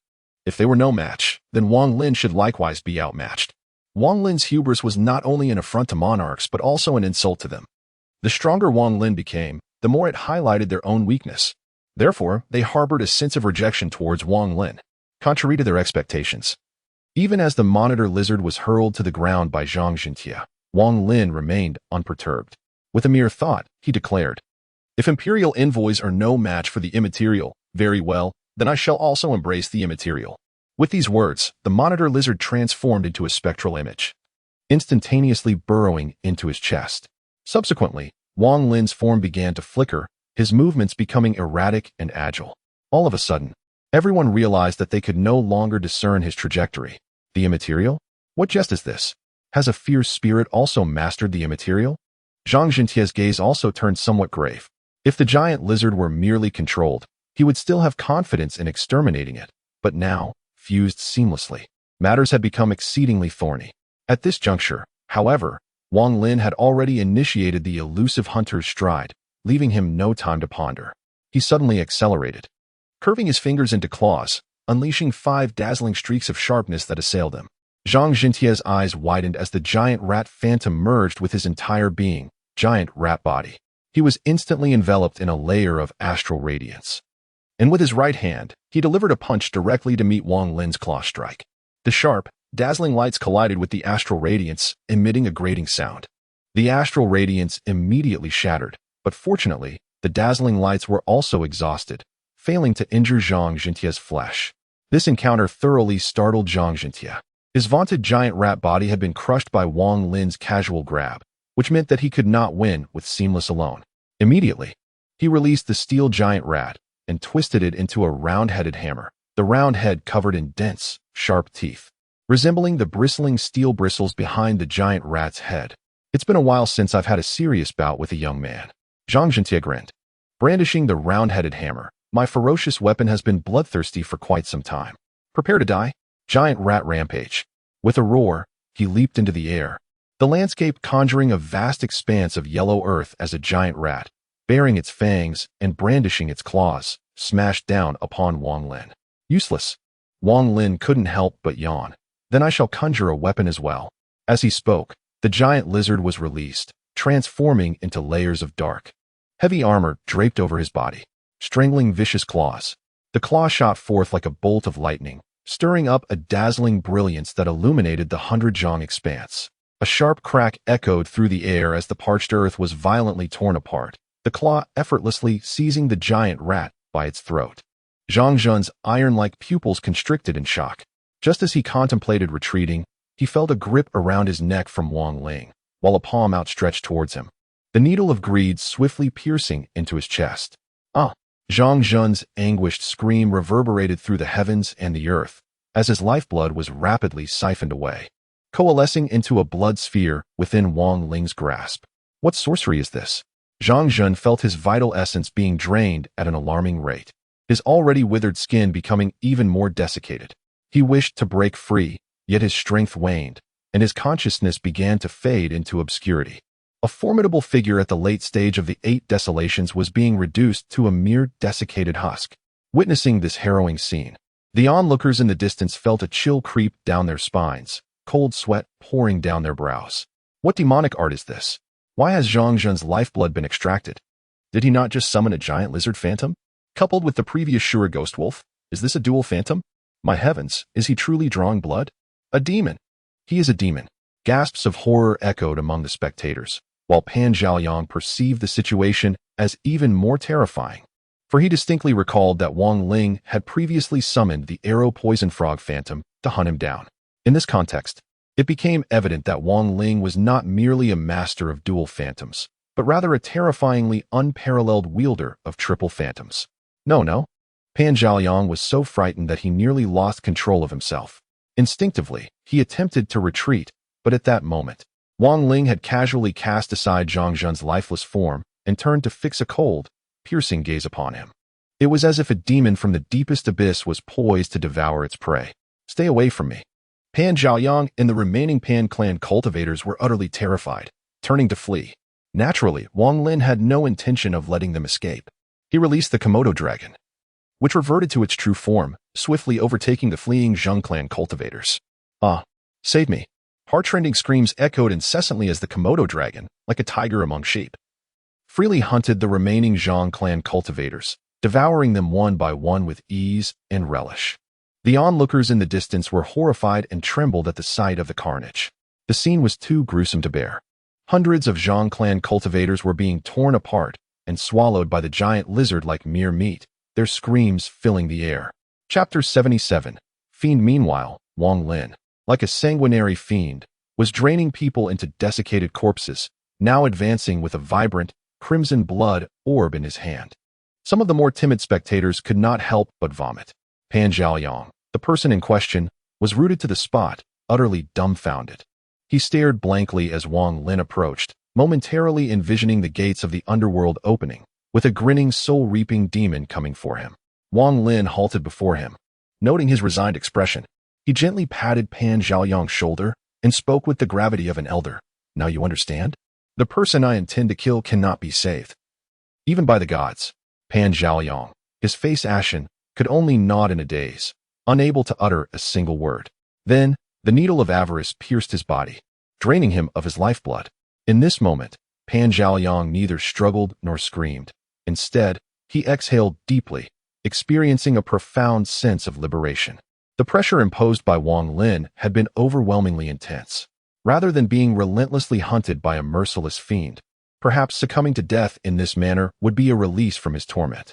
Casually discarding the lifeless corpse, Wang Lin leisurely advanced toward Zhang Chun and the two Zhang clan elders. Aware of their impending doom, the trio ceased their pleas for mercy, instead hurling venomous threats. Dare to oppose the Zhang clan, and you shall meet your demise. Ah, if it brings you joy. Wang Lin dismissed their futile banter, swiftly draining their life force until it was entirely depleted. At this juncture, the sanguine sphere he had conjured had swelled to an impressive size, radiating with vibrant hues, spinning rapidly in his grasp like a blood-soaked sun. The onlookers from afar could no longer withstand the spectacle. The fiend. He is a blood-sucking monster. Flee, or we shall be drained of our very essence. The shouts echoed, and the assembled cultivators, as if awakening from a dream, scattered in fear. Their terror of Wang Lin palpable, as they feared he would pursue them and drain their blood as well. Indeed, Wang Lin had become an indelible nightmare in their minds. Yet, one individual did not flee Mu Xinxuan. Strangely, she felt an inexplicable sense of reassurance in the presence of this seemingly brutal figure. Thus, instead of retreating, she found herself inching closer to Wang Lin. Both individuals remained silent as Wang Lin focused intently, condensing the blood sphere to the size of his fingertip. He then summoned the arrow poison frog and casually tossed it forward. It is your turn now. This specimen is of exceptional quality and can significantly enhance your cultivation for several centuries. The golden frog, unable to vocalize, nevertheless shimmered with excitement in its eyes. With a swift flick of its vibrant red tongue, it consumed the blood pearl and, with a whoosh, darted into Wang Lin's consciousness, settling within to absorb its essence. Having accomplished this, Wang Lin turned to Mu Xinxuan and inquired, Is your sea of consciousness all right? Thank you for your concern, Lord Lin. Mu Xinchuan replied with a smile, shaking her head. There are no issues now. Then let us depart. Wang Lin nodded and stepped towards the mountain gate. We shall head to the fourth ridge. Mu Xinchuan gracefully followed in his wake. With nothing pressing to occupy their time, Wang Lin suggested, "Allow me to share a tale with you." He offered a faint smile and began his narrative at a measured pace. In ancient times, the river now known as Qiongqi was referred to as Yishui. During that era, there existed an ancient kingdom known as the Fragrant Kingdom of Yishui, which thrived and ruled over the vast lands west of Mount Qiongqi. In this kingdom, the highest authority was not held by an emperor, but by a goddess, whose strength surpassed all. The goddess served as the protector of the fragrant kingdom of Yishui, overseeing prayers and sacrifices. Her formidable power stemmed from an ancient bloodline. Thus the title of goddess was passed down through generations.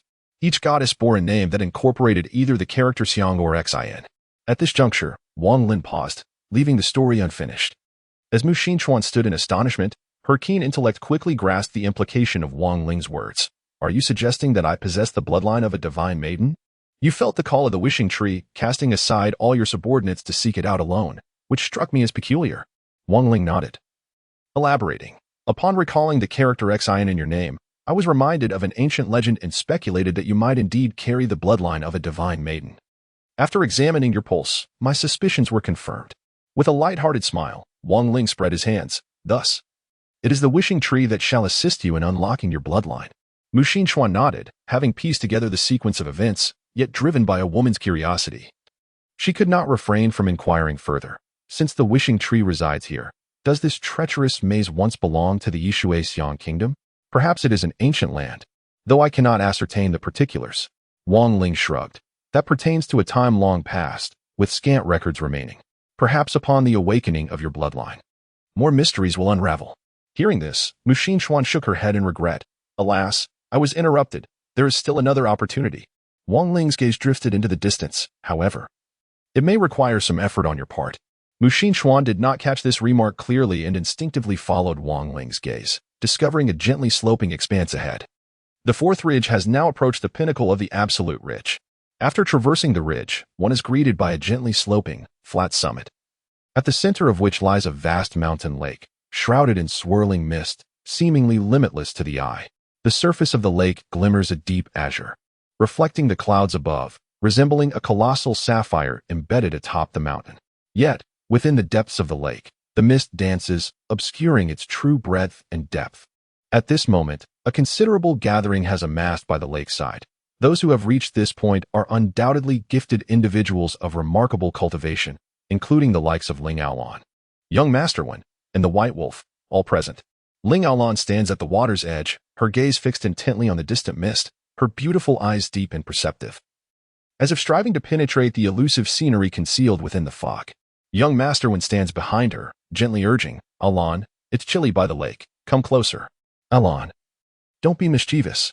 Young Master Wen remains unperturbed, stepping forward with a smile. You are my fiancée, how could it not concern me? With this, he reaches out to grasp her arm.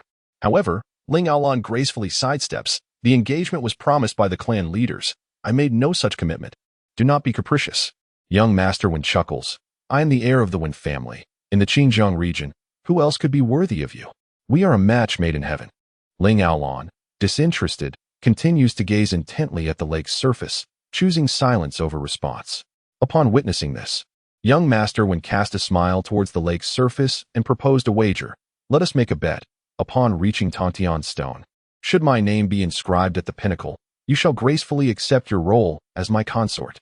At that moment, Wang Lin and Mu Xinchuan approached the lakeside. He gazed upward at the mist enveloping the depths of the lake and nodded slightly. Tianxiang Lake. This is indeed the essential path to Tongtian Stone. Mu Xinchuan, however, remained silent, her gaze intensely fixed upon the White Wolf since their arrival at the lake's edge, noticing the unease etched upon her countenance. Wang Lin quickly grasped the situation. That White Wolf, he is the very confidant who betrayed your father, is he not? The one who led the assault on Qingyang City and caused the demise of your parents? At this juncture, the White Wolf also became aware of her presence. He stepped forward with a hearty laugh that resonated across the water. Dear Mu niece, how have you fared of late? Mu Xinchuan offered no response. her eyes burning with animosity as she fixated on him, her delicate hands unconsciously clenching into fists. "Do not regard me with such disdain." The white wolf continued with another boisterous laugh. "When time permits, I intend to pay a visit to Qiongqi myself. Ha ha ha." As he chuckled, the white wolf's gaze shifted towards Wang Lin. "It has been some time since we last met. Has dear Munice found herself a charming suitor?" "Alas, merely a callow youth, it seems. Who would have thought that Munice favors such feckless pretty boys?" At such degrading words, the hatred in Mu Xinxuan's eyes intensified, though a faint blush unwittingly crept upon her ears. "Oh." The white wolf cast a derisive glance at Wang Lin. "The youth of today truly lacks awareness of their own insignificance. What are you, really? Even the esteemed 3 heroes of Clearwater wouldn't dare address me in such a manner." "The 3 heroes of Clearwater? A matter of bygone years, surely?" Wang Lin chuckled softly, shaking his head. "In the recent past, I dispatched several hundred individuals, among whom, if memory serves, were individuals named Pan Zhaoyang and Zhang Chun, reputed to be members of the 3 heroes of Clearwater. Ah, pardon me. It appears they are now the solitary hero of Clearwater," he concluded, a sardonic grin spreading across his face. "What?" Upon hearing these words, not only White Wolf, but also everyone by the lakeside directed their gazes toward Wang Lin in unison. He had slain Pan Zhaoyang and Zhang Chun? An absurdity. Who can't boast? I could just as easily claim to have annihilated several tribes. White Wolf scoffed at Wang Lin's words, adding, "The youth of today possess no genuine skills, yet their capacity for fabrication knows no bounds." This remark elicited a chorus of laughter from the assembled crowd. However, Ling Aolon did not partake in the merriment.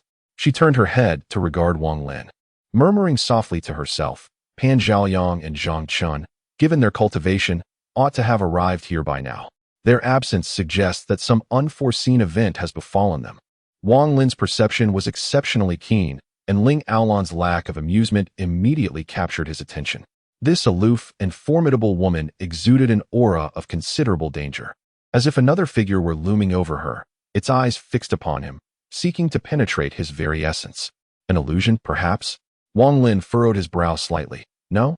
That's a terrifying aura of blood, and it's distinct from Mu Xinxuan's. It's a demonic essence. Only demons possess such an aura. How intriguing. In this perilous labyrinth of unexpected gains arise one after another." Wang Lin's blatant scrutiny of Ling Aolon naturally drew the attention of everyone present.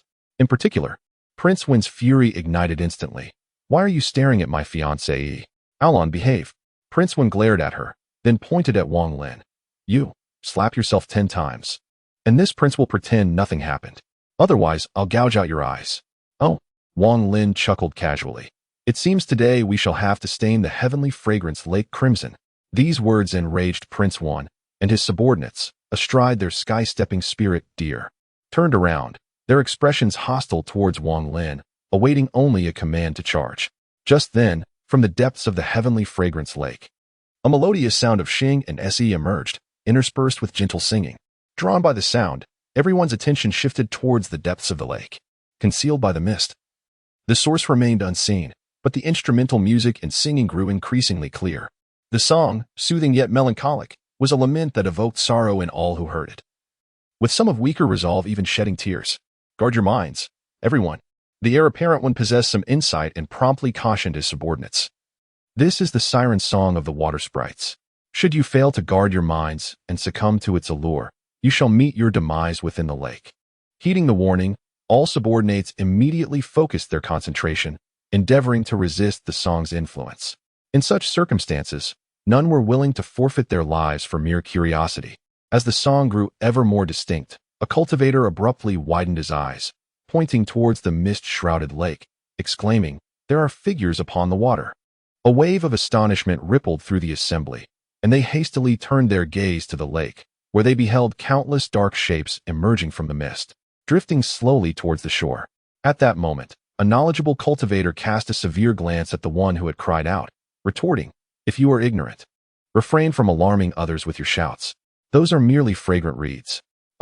The cultivator who had previously cried out curiously observed more closely, finally discerning that they were indeed not people, but rather broad reed leaves, akin to small boats floating upon the water, gently approaching the shore. Fragrant reeds crossing the lake. Wang Lin murmured in acknowledgement. Simultaneously, the heir apparent one was instructing his men, in a moment, select a reed at random to stand upon. The reeds will transport us to the celestial stone, the sole means of traversing the lake. Here, his gaze turned grave as he cautioned, remember, maintain your position and remain still. On no account should you succumb to the song's influence and abandon your reed, for this lake bears a curse. Nothing can float upon its surface. Once immersed, you shall be dragged down, never to resurface. Seeing his solemnity, his subordinates quickly nodded in understanding. At this moment, with Qiongqi's arrival, young Master Wen lost interest in lingering with Wang Lin and focused entirely on the matter at hand. Soon, an endless expanse of fragrant reeds reached the shore. Let us go, a voice called out, and immediately, the cultivators on the bank surged forward, each seeking a patch of reeds to stand upon. Curiously, once a person stood on the reeds by the lakeside, they began to move, drifting effortlessly toward the depths of the water, requiring no guidance from their occupants. Bai Lang, Ling Aolon, and young Master Wen also took their places on a patch of reeds. Young Master Wen had initially wished to share a reed with Ling Aolon, but as each leaf could only accommodate one person, it would be perilous for two to board, and he had to abandon that thought. Due to the abundance of reeds, there was not enough for all the cultivators present, preventing any violent conflicts. Wang Ling and Mu Xinxuan gradually made their way to the lakeside, each standing on a leaf, allowing it to carry them toward the depths of the lake. Gradually, everyone entered the mist hovering over the water's surface, the surroundings becoming increasingly hazy, rendering distant sights indistinct. Concurrently, the melodic notes of a flute grew clearer, relentlessly penetrating the ears of all, the poignant essence becoming ever more alluring, combined with the surreal scenery, leaving many unable to distinguish reality from illusion. Finally, a cultivator of relatively lower cultivation fell under its influence, his eyes glazed over with enchantment. He could not resist turning and stepping forward. Do not go. Guard your mind. His companion called out anxiously, but he could no longer hear. With a decisive step forward, he entered the lake, the sound of his plunge resonating in a crisp splash. He exhibited not the slightest struggle, sinking quietly beneath the surface. The ripples gradually faded, and the lake returned to its tranquil state, as if nothing had transpired. Those who witnessed the scene felt an icy chill creep up their spines. A living soul had simply descended to the lake's depths, a death utterly devoid of meaning. As he moved onward, the influence of the haunting melody became increasingly apparent.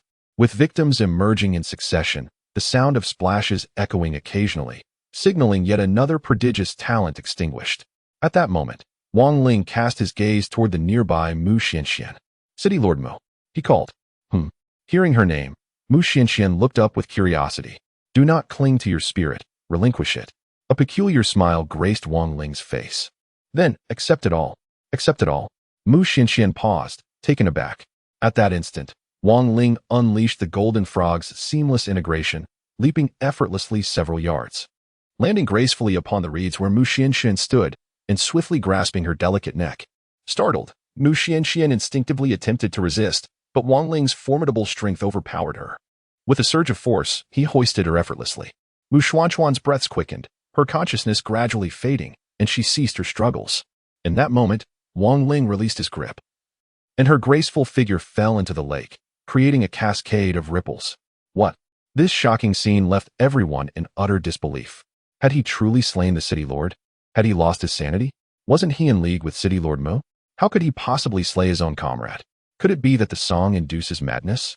Upon contemplating this possibility, all cultivators grew apprehensive, casting anxious glances about, fearful that those around them might succumb to frenzy and turn upon them. White Wolf, in particular, was utterly astonished. He racked his brains, yet could not fathom why Wang Lin would suddenly assassinate Mu Xinxuan. What advantage could such an act possibly yield him? It defied all reason. Yet, the truth stood stark before them. All had witnessed Wang Lin strangling Mu Xinxuan and casting her into the lake. Regardless of whether he had truly extinguished her life, the lake was cursed. To fall within its depths was to forfeit all hope of return. What on earth is this lad scheming? Unable to unravel the enigma, White Wolf could only attribute it to some clandestine motive harbored by Wang Lin. Even as all remained reeling from the shock, Wang Lin executed yet another astonishing maneuver. With a single bound from the reeds, he soared once more, his target this time being none other than Ling Aolon. "Aolon, beware!" cried Crown Prince Wan, his eyes blazing with fury. Yet, the distance was too great, and he dared not traverse the lake to her rescue. All he could do was bellow a warning. Ling Aolon, too, perceived Wang Lin's assault. Being the prodigy that she was, she instantly adopted a defensive posture, activating her somatic techniques and merging her battle spirit seamlessly with her consciousness. Yet, all of this proved futile against Wang Lin. With an eruption of vital energy and the sudden manifestation of 6 iridescent halos, he activated his dark-scale physique, effortlessly breaching her defenses. This spectacle filled all onlookers with dread.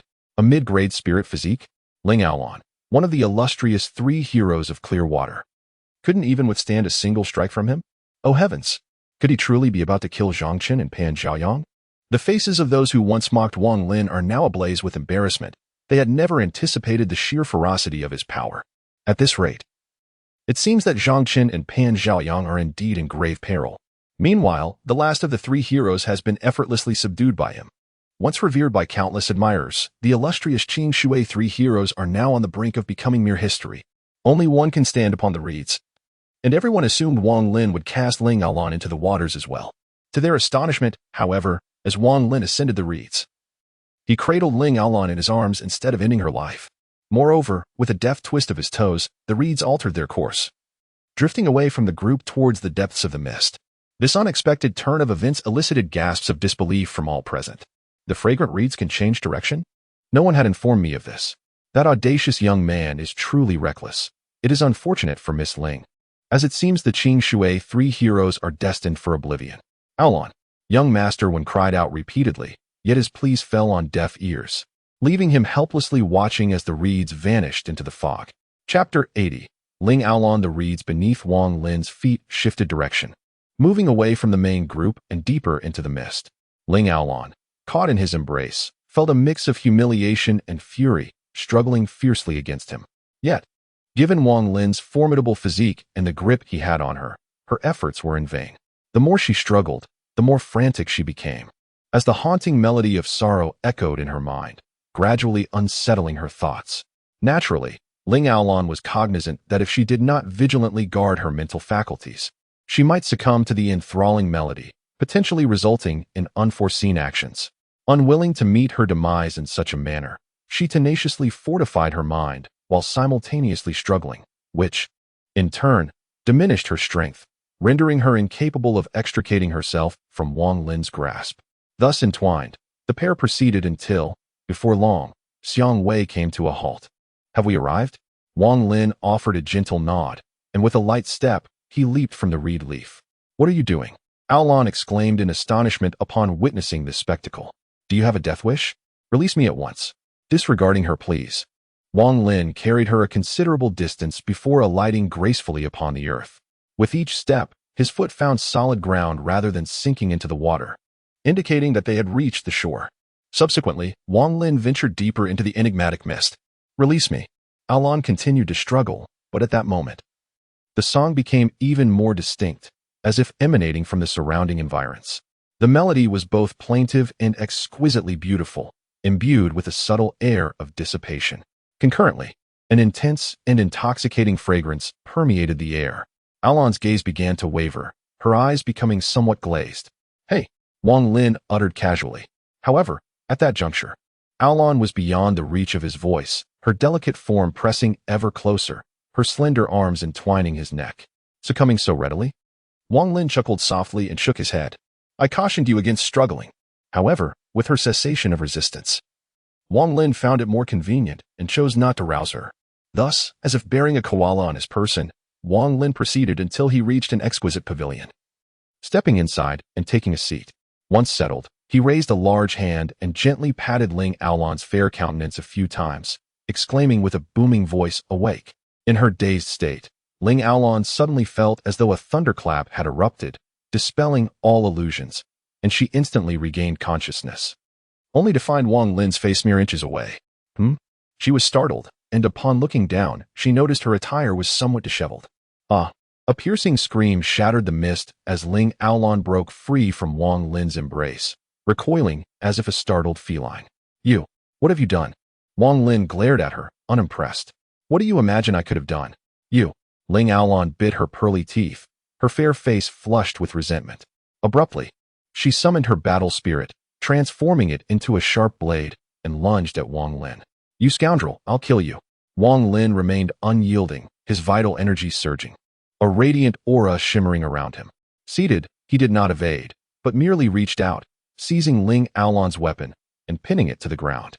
Simultaneously, Ling Aolan, unable to control her momentum, plunged headfirst into his arms. "Ah!"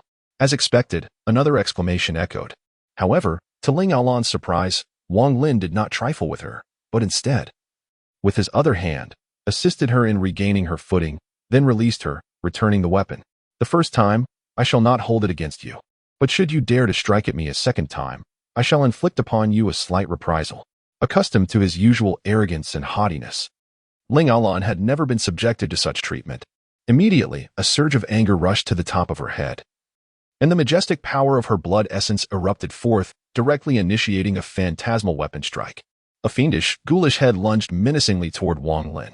Unexpectedly, Wang Lin remained unmoved, merely summoning the giant lizard fusion of Interstis. With a single swipe of his claw, he effortlessly crushed the ghastly head into oblivion. Subsequently, he once again seized Ling Aolan's weapon, casually tossing it aside. He then grabbed her and pressed her onto the stone bench, his face drawing close to hers. "Tell me," he murmured, with no one around, "am I free to do as I please?"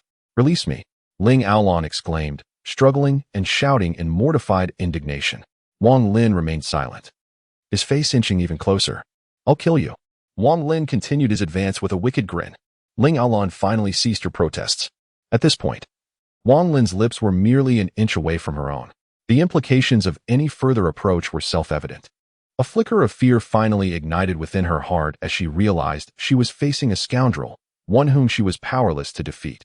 In her frustration, 2 streams of tears cascaded down her beautiful face, which was now filled with sorrow, as if she had resigned herself to her fate. Seeing that she no longer dared to move, Wang Lin helped her up, leaning in with a smile. "This is the second time, merely a slight reprimand.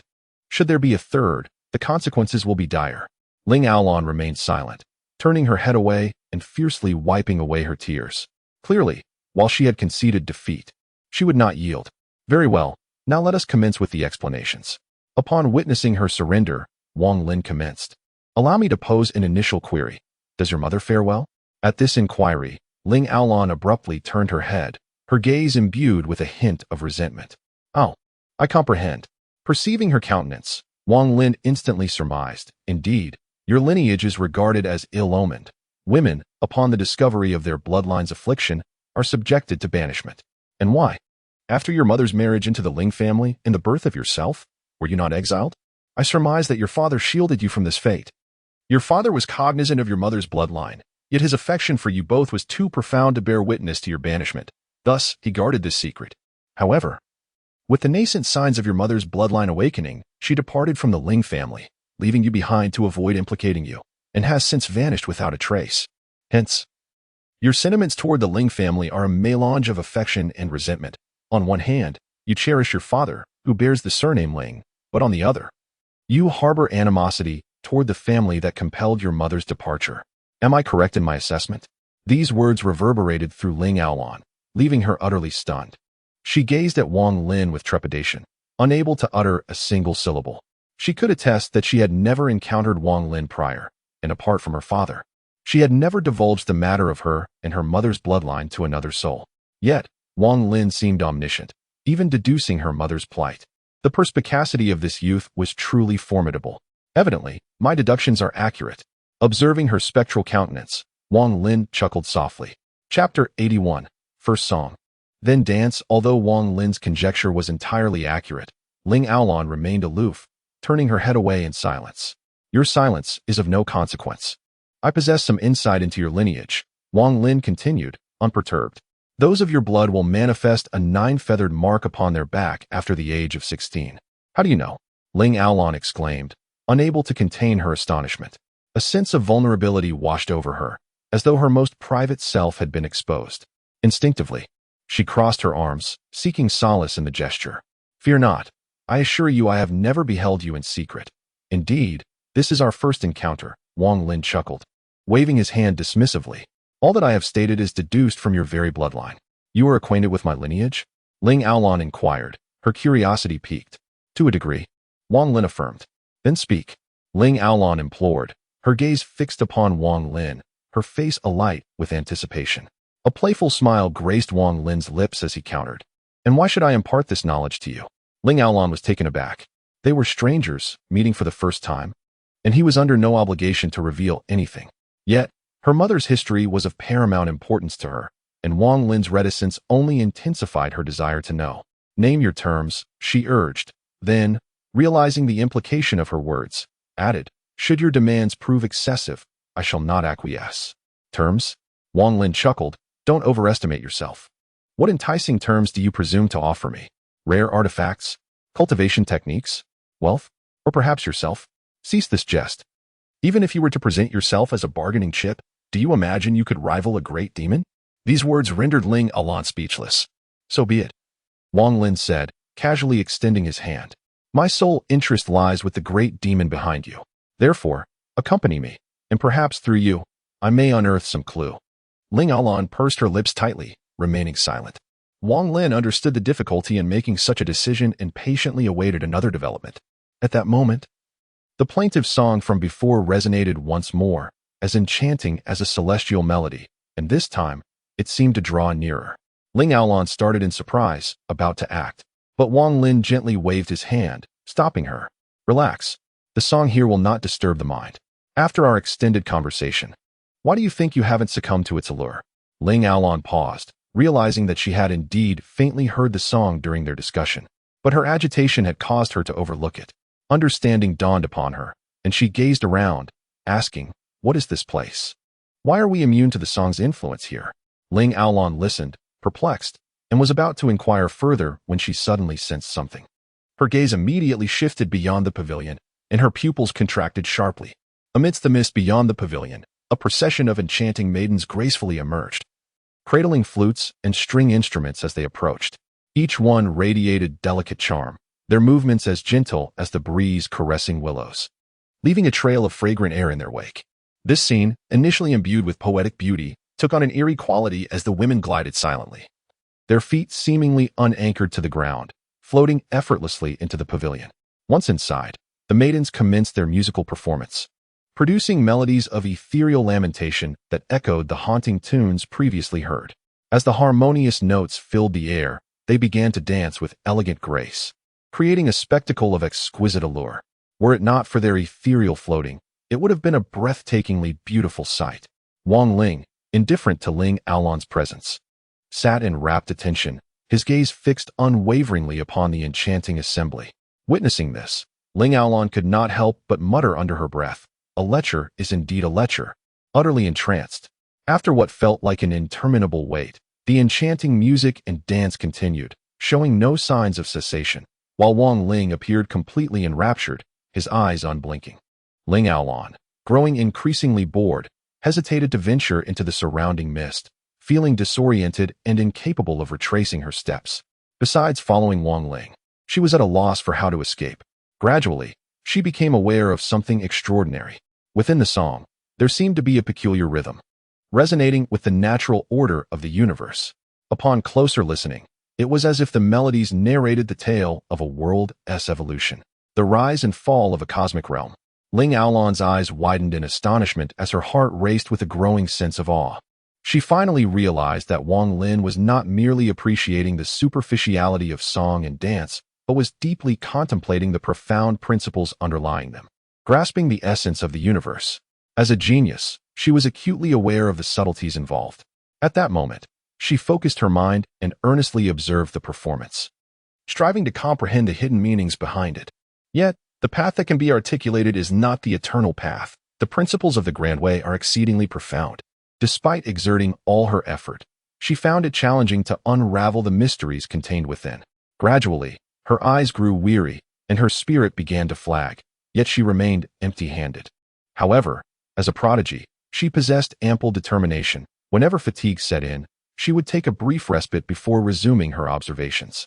Thus, time passed day by day, and she lost track of how long had elapsed. The singing and dancing abruptly ceased, and all the enchanting figures rose to depart, drifting away from the pavilion just as they had arrived, vanishing into the mist. After a prolonged silence, Wang Lin finally stretched and stood up, thoroughly satisfied. The ancient songs and dances are indeed so profound. What a gift from nature. Marvelous. Marvelous. Ling Aolon rolled her eyes in exasperation. Marvelous. What is marvelous? They're all ghosts. Ghosts? Wang Lin chuckled.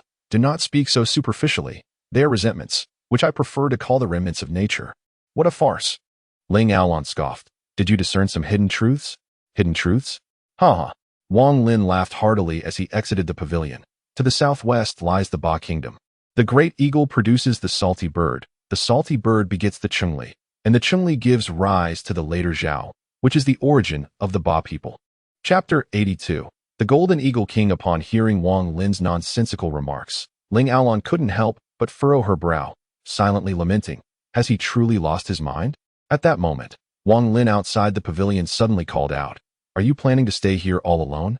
Ling Aolon jolted, as if awakening from a dream, and hurriedly dashed out of the pavilion, trailing behind Wang Lin. He discarded the branch he had been holding and adopted a peculiar gait. In essence, he appeared utterly deranged, and Ling Aolon was on the brink of madness following him. However, a new predicament arose. Wang Lin had brought Ling Aolon here against her will, and by the lakeside, there lay a single reed leaf, just large enough to accommodate one person standing upon it. What can you do? You see. Wang Lin chuckled, spreading his hands. Come on. I don't mind. Hey, stop right there. Ling Aolon's face turned pale with anger as she stamped her foot. Wang Lin halted, turning to reveal a smile. I am not He. I am Wang Lin. You may call me Lord Lin. Stop flattering yourself. Ling Aolon shot him a fierce glare. Keep your hands to yourself. With that, she stormed up to Wang Lin, defiantly turning her head away. Unperturbed, Wang Lin effortlessly lifted her, cradling her in a princess carry, and gracefully leaped onto the reed leaf, allowing it to drift along the lake's surface. Ling Aolon dared not move, quietly letting Wang Lin hold her, for she had no desire to meet her demise in this place. Wang Lin, however, paid her no heed, singing aloud with a resounding melody. In the southwest lies the Ba Kingdom, where the salty birds are born, and from these birds come the Qiongqi, who in turn give rise to the later Zhou, the very beginning of the Ba people. Though his vocal prowess was not exceptional, the grandeur of the melody was nothing short of magnificent, imbued with a spirit capable of swallowing mountains and rivers. Ling Aolon felt a surge of heroic fervor within her, as if she were a valiant heroine leading countless warriors to expand territories and conquer the world. Once the song concluded, her inner passions remained stirred, and at that moment, she felt an overwhelming desire to depart from the love-hate relationship with her clan, yearning to venture into a broader realm. Suddenly, she inquired, Can you help me find my mother? If you can lead me to her, I will follow you. I cannot offer you that assurance, Wang Lin replied gently, shaking his head, but you must understand, if you do not accompany me to a wider world, you will forever remain without hope. Ling Aolon lowered her head, contemplating the profound implications of that word. At this moment, all the top talents still alive in the Xinjiang region had gathered beneath the Taotie stone. After traversing Tianxiang Lake, they arrived at a colossal boulder at the peak of the Juling Mountain, resembling another small mountain atop the cliff, towering 30 zhang high, its surface steep and smooth, nearly impossible to scale. Upon closer inspection, countless names were engraved upon the giant stone, densely inscribed at the bottom, while fewer names appeared as one ascended. Near the summit, only a scant few names remained, each belonging to a figure renowned throughout the southern wilderness. The assembled cultivators gazed at the names with expressions of reverence. Is the name Wen Yuanhou among them? Have you seen it? Beside him stood the Marquis of Weijian, rumored to have been ennobled after emerging from the perilous maze of Juling. Indeed, the tales held true. At the very apex was the name of the King of Nandang. Without a doubt, the King of Nandang had also left his mark upon the celestial stone, later establishing the Nandang Kingdom and assuming the title of king. The legends were substantiated when Juling opened and the maze was unveiled. The names of future kings and marquises would be etched upon the celestial stone. To inscribe one's name at the summit of the celestial stone was akin to preordaining one's own royal or noble seal, guaranteeing future ennoblement. In that moment, a vast number of cultivators present were stirred with excitement, their hearts ablaze at the prospect of attaining nobility and kingship. Only a scant few, privy to certain inner details, shook their heads and disdained fools. Inscribing one's name at the summit is no easy feat, unless one is among the foremost geniuses of this era. Harboring such fantasies is futile. Amidst the clamor of discussion, A crisp cry suddenly echoed from the firmament, its resonance causing the blood within to surge and the spirit to waver. Following the cry, gazes were drawn upward, where a dazzling golden radiance illuminated the horizon, so intense that it momentarily blinded. The assembled cultivators were compelled to shield their eyes. As the golden light rapidly approached, all could finally discern the form of a colossal golden eagle, soaring forth with wings that blotted out the sky, stirring the very winds and clouds with its majestic flight. The golden eagle king had arrived. As the golden eagle unfurled its magnificent wings, spanning 100 feet, it soared over the imposing cliffs, circling the heavenly stone several times. Its form swiftly diminished, ultimately condensing to a mere 10 feet before gracefully alighting atop the celestial stone. With sharp talons gripping the massive rock, it retracted its wings and gazed down imperiously, exuding a regal aura akin to that of a sovereign. At that moment, young Master Wang could not help but exclaim in admiration. The cliffs part, the labyrinth awakens, and upon the heavenly stone rests the seal of nobility. The true fortune lies in the arrival of the golden eagle, its divine presence enveloping the celestial stone. Who could resist such power to ascend and inscribe their name? It may lead to the favor of the golden eagle king, bestowing unparalleled fortune and a future of nobility and dominion. Upon hearing these words, the gathered cultivators finally grasped the true essence of the cliff's labyrinth and the heavenly stone. In a certain sense, the genuine conquest was not of the celestial stone, but of the golden eagle king. Inscribing one's name upon the stone was merely symbolic. As all eyes were fixated on the golden eagle king, 3 elders suddenly emerged from the crowd. The golden eagle king has finally revealed itself, and only we are worthy to possess such a fierce creature. As they spoke, each summoned a flying battle spirit, propelling themselves skyward from 3 directions, charging towards the golden eagle king. Caw, what is fortune compared to claiming the beast itself? Bow down and submit, or we shall pluck every feather from your body. The fierce beast, will it not submit? At that moment, the onlookers finally discerned the identities of the 3, gasping in astonishment. The 3 oddities of Nandan. How did they arrive, and when? Did you not hear? Having remained concealed for such an extended period, their intention was solely to await the emergence of the golden eagle king and subsequently subdue it. Is this not excessively audacious? The very fortunes bestowed by the golden eagle king are sufficient to elevate individuals to the ranks of marquises and kings, suggesting an inherent formidability of immense proportions. At this juncture, a sense of astonishment permeated the assembly. Although the precise extent of the golden eagle king's power remained unknown, the fact that its gifts could lead to ennoblement and royalty implied an existence of terrifying magnitude. What then was the basis for the 3 oddities of Nandang's audacity in launching an attack upon the golden eagle king? Chapter 83, The Celestial Stone Amidst the Collective Bewilderment. One of the elder figures produced a massive net, which he cast forth with sudden force. The net swiftly expanded to a colossal size, spanning thousands of feet. The 3 elders, each grasping a corner, proceeded to envelop the golden eagle from above. The fiend-binding net? A cultivator, recognizing the object, could not suppress an exclamation of astonishment. The fiend-binding net. So, it is the demon-subduing net. Rumored to be capable of capturing malevolent spirits, it is no wonder they dare to confront the golden eagle king. Can this contraption truly subdue the golden eagle king? At this juncture, none present could impede the actions of the 3 oddities of Nandang. They could only widen their eyes in anticipation, awaiting the unfolding of events. Upon the celestial stone, the golden eagle cast a disdainful glance at the 3 oddities. Abruptly, it opened its beak and emitted a resounding cry, followed by a sweeping gesture with its left wing across the void. A vast, golden arc of brilliance cleaved through the heavens, as if rending the firmament itself, causing the clouds to shatter in its wake.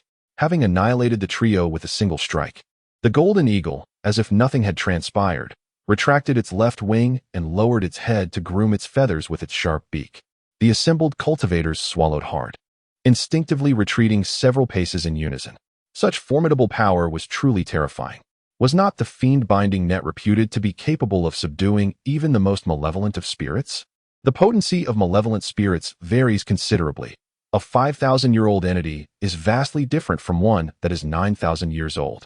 The annihilation of the 3 fiends of Nandan was instantaneous. What is the cultivation age of this golden eagle king? It is likely no less than 8,000 years. Even those of regal stature would have to consider their chances carefully. With this brief interlude concluded, the assembly, while awestruck by the Golden Eagle King, found their anticipation for the forthcoming opportunities heightened. The mightier the Golden Eagle King, the more valuable the potential rewards, wouldn't they be? With this realization dawning upon them, all eyes turned to the celestial stone, and a sense of eager anticipation began to stir within them. I shall go first. At last, an impetuous soul could no longer restrain himself and stepped forward to the celestial stone, ready to inscribe his name upon it. As he approached, he felt an immense pressure bearing down upon him, rendering his body exceedingly heavy and inducing an almost irresistible urge to kneel. Recalling the words of the young Lord One, he understood this to be the trial set by the Golden Eagle. Those who could withstand this trial might earn the favor of the Golden Eagle. Thereupon, he activated his martial arts prowess, invoked his battle spirit, and merged seamlessly with it, unleashing his full potential. Thus prepared, he propelled himself upwards with a mighty leap, aiming for the summit of the celestial stone. However, the higher he ascended, the greater the oppression became. After leaping a mere 10 feet, he could ascend no further. Damn it! How can this be? Those who had come this far were not ordinary individuals. As he was about to fall, he swiftly reacted, conjuring his mystic weapon and carving his name into the stone face. Following this, he plummeted to the ground. However, the height achieved was evidently unimpressive. His name was nestled among a plethora of others, scarcely discernible unless one scrutinized it closely. Infuriating. Ultimately, he could only curse in frustration, realizing that this venture into the abyssal maze had come to an end. With the emergence of the first standout, the remaining participants began to grasp the challenge at hand, prompting many to step forward and leave their mark, though their performances were rather mediocre, with the highest reaching merely a few zhong. Yet, it was apparent to all that the most exceptional talents were not in a hurry to showcase their abilities. The real spectacle was yet to unfold. Indeed, as subsequent prodigies ascended, the heights continually soared. When one adept inscribed their name at a height of 20 zhong, gasps of astonishment echoed through the assembly. Envious glances directed towards that individual. Nevertheless, the Golden Eagle King, perched atop the celestial stone, offered no reaction, not even casting a glance in the person's direction. Clearly, this was insufficient. At that moment, the White Wolf stepped forward, drawing a wave of murmurs. The White Wolf had made his move. Despite his age, he dared to compete with the youth. It was said that he had once been a mere step away from nobility. But after sustaining grave injuries during the siege of Qiongqi several years prior, his cultivation had regressed. Presumably, he was now aware of the slim chances for further breakthroughs. Viewing the Golden Eagle King as his last opportunity for ascension to nobility, amidst the discussions of the crowd, the White Wolf approached the sheer cliff, eschewing any idle chatter and instead grounding himself in preparation. This was, after all, his final chance, and thus he appeared exceedingly cautious, standing in meditation for a full incense stick's duration before taking a deep breath to optimize his state. Subsequently, his physical prowess surged forth, and the manifestation of his realm emerged, radiating a tricolored halo behind him. In a moment of clarity, a majestic snow-white giant wolf, measuring 2 zhong in length, was summoned and seamlessly integrated into the surroundings. With a fierce glare from its piercing eyes, the wolf let out a resounding roar and ascended rapidly into the sky. It soared to a height of approximately 25 to 26 zhong before halting its ascent. After a moment of hesitation, it ultimately inscribed its name. Clearly, the wolf was discontent with this altitude, yet at this juncture, it found itself powerless, surrendering to fate. The surrounding cultivators were acutely aware of its purpose, and thus, not a single soul dared to express astonishment or cheer, for doing so would surely provoke its ire. Indeed, the Golden Eagle remained indifferent to the spectacle. The White Wolf shot a resentful glance at the Taotie stone, then reluctantly retreated to the side. At that moment, young Master One approached. In stark contrast to the others, he appeared remarkably at ease and unperturbed. Without any adjustments, he unleashed his vital energy and battle spirit before effortlessly leaping towards the precipice. In a single bound, he ascended to a height of 20 zhong, where his speed gradually began to diminish. Under the watchful eyes of all, he continued his ascent until he abruptly halted.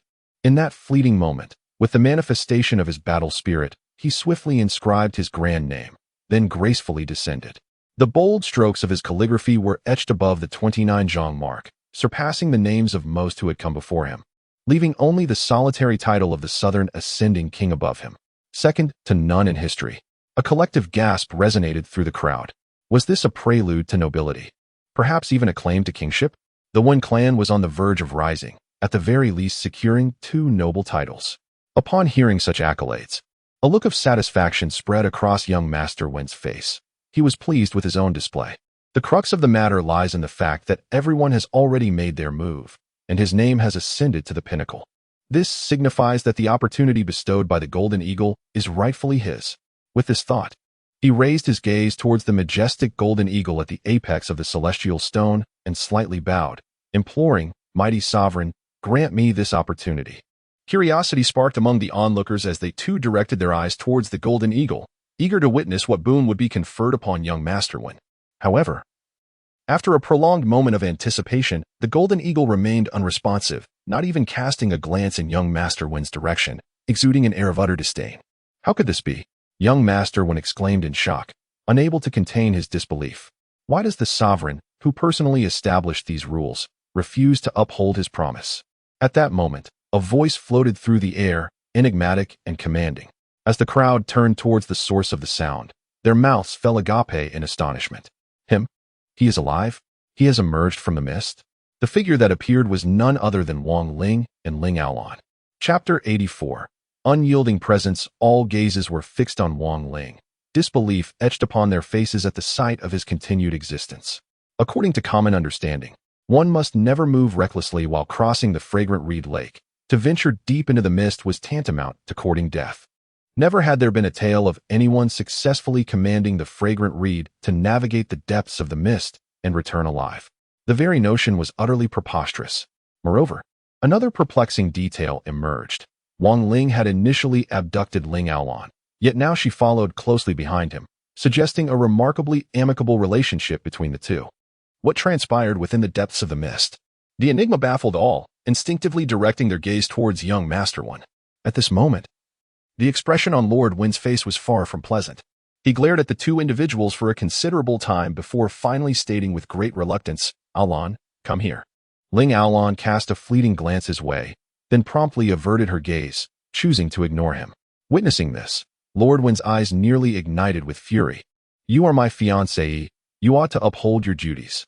Seeing this scene, the cultivators present instinctively began to retreat.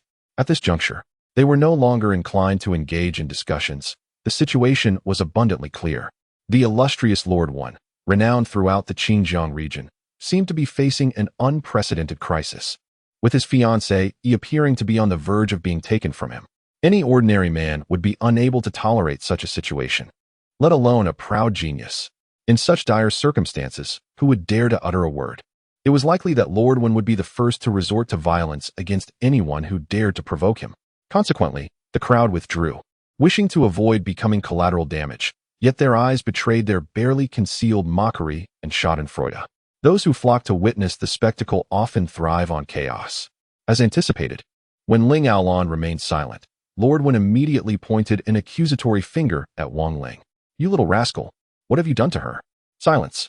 Wang Ling lifted his gaze to scrutinize the celestial stone, dismissing Lord Wen entirely. "You are too noisy. What sorcery have you employed on my fiancée?" Lord Wen could no longer contain his rage. He propelled himself towards Wang Ling with a fierce determination. "I will end you." With a thunderous roar, his ethereal deer transformed into a shimmering phantom, merging seamlessly with the surrounding energy. As the arcane light burst forth, a square expanse of forest materialized, within which an ethereal deer leaped and bounded. He seized the air with his hand, resembling a formidable antler, and charged towards Wang Ling with unrelenting force. Boom!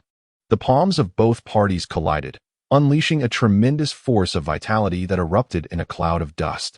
After exchanging a blow, Wang Ling stood resolute, while young Master Wen staggered back several paces before barely regaining his balance.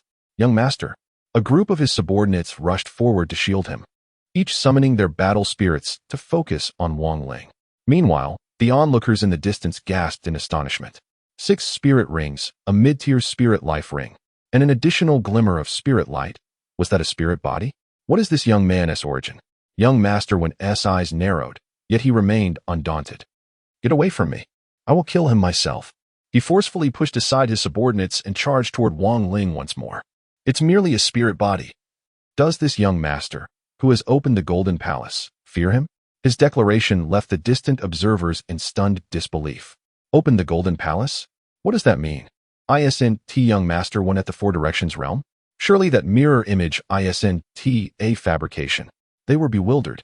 The realm of opening a palace consists of the early Stone Palace, the mid-Copper Palace, and the late Silver Palace, with only a select few geniuses capable of achieving the Golden Palace, known as those who have opened the Golden Palace. Indeed, the Golden Palace can unleash the utmost power of spiritual objects, allowing such individuals to effortlessly defeat opponents of the same level.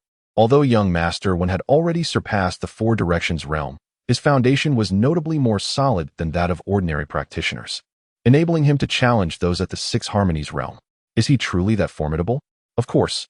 Otherwise, why would the Golden Palace be so rare? Just watch. That young man is doomed. Amidst the bustling discussions, young master one raised his hand once more, conjuring antlers, and struck towards Wang Lin unperturbed. Wang Lin remained steadfast, his realm expanding as the Shura ghost wolf seamlessly merged, subsequently raising his hand to form a sharp wolf claw. A millennium-old Shura ghost wolf? Upon discerning Wang Lin's spiritual artifact, young master one couldn't help but let out a sinister laugh. You seek your demise. Allow me to oblige. Bang! Their hands collided once again, and this encounter bore no distinction from the previous one. Wang Lin remained immovable, while young master one was sent staggering back several paces. Young master, be cautious. Several subordinates rushed to support him. How could this be? Why did a millennium-old artifact unleash such formidable power? Young master one's expression grew grave. He has merely established his domain, while I am of the Four Directions realm, possessing a supreme mystic body and mystic fate. Complemented by the Golden Palace's foundation, it cannot be this dire. At that moment, an elder stepped forth from the ranks of his subordinates, focusing his gaze on Wang Lin for a moment before suddenly leaping into the air, radiating with spiritual brilliance. A spiritual body and spiritual fate. Wang Lin immediately discerned the elder's true nature and summoned the giant lizard, merging it seamlessly before striking out with a claw. Killing claw. Empowered by the might of the giant lizard, this strike was exceedingly domineering, effortlessly shredding the elder's manifestation. Bang! A muffled sound echoed as the spiritual rings behind the elder trembled violently. Although the spiritual light managed to deflect the killing claw, the immense force still sent him hurtling backward, retreating over 10 paces before regaining his balance. The onlooking cultivators were utterly stunned. It dawned on them, this was Tan Pu, the foremost warrior under the command of Marquis Wen Yuan. Indeed, in the later stages of the Eight Desolate Realm, the spirit and essence are undoubtedly his. Lord Wen Yuan has shown excessive indulgence towards the young master, allowing the foremost warrior to provide personal protection. The guards surrounding them are undoubtedly the Void Riders under Tan Pu's command, the elite forces of the Wen Yuan regime. The question arises, how could Tan Pu himself have been repelled? How terrifying is that? At this very moment, to the onlookers, Wang Lin appears as an unassailable deity, sending anyone who approaches flying with a mere swipe. Amidst the gasps of astonishment, Tan Pu steadies himself, showing no trace of anger. Instead, a hint of excitement graces his features. At such a young age, he has managed to cultivate both spirit and essence, and even subdue a fierce spirit, a true prodigy among prodigies. Fierce spirit? Upon hearing this term, the distant cultivators cannot help but exclaim in shock. That young man actually possesses a fierce spirit?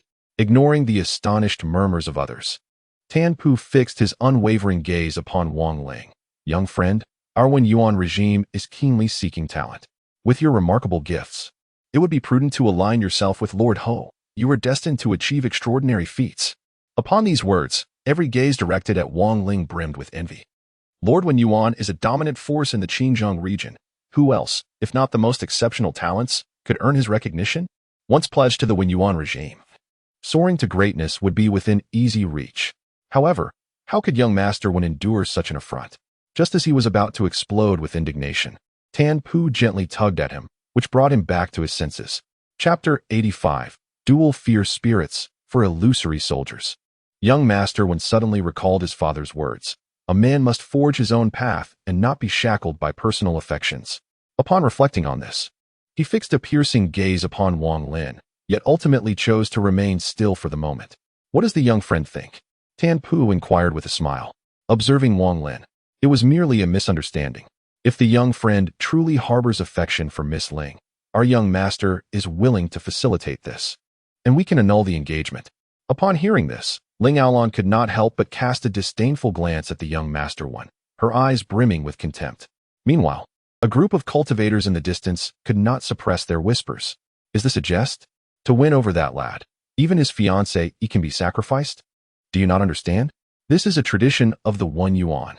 It is said that when the young Lord One was in his youth, he devoted himself entirely to cultivation, even relinquishing the woman he cherished to others in pursuit of his desires, only marrying and having children after attaining a fief. The price he offers is indeed steep. Were I in his position, I would undoubtedly accept." Upon uttering these words, the expressions of all present shifted in unison. Yet Tan Pu remained unfazed, still smiling. "You truly have a knack for humor." No sooner had he spoken than he suddenly unleashed his spiritual essence, manifesting a vision. The ethereal deer merged seamlessly as he drew back a silver bow, a silver arrow swiftly finding its mark towards Wang Lin's chest. At that moment, he wore a seemingly harmless smile to disarm his opponent, only to unleash a sudden, full-force arrow. But how could Wang Lin be so easily deceived? In the blink of an eye, he extended his hand, accurately seizing the arrow, rendering it harmless. Furthermore, he found himself adorned with a set of pitch-black scales. Tan Pu's gaze momentarily froze. It can be said that he harbored no contempt for Wang Ling, launching a surprise attack with all his might, having previously slain countless beings from the myriad realms on the battlefield. Yet, to his astonishment, today he was unable to injure even a single practitioner of the opening of the mansion, even with his spiritual body, spiritual life, and malevolent spirit. Such a failure seemed inconceivable.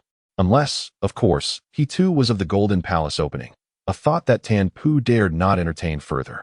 With a decisive gesture, he commanded, "Form the formation."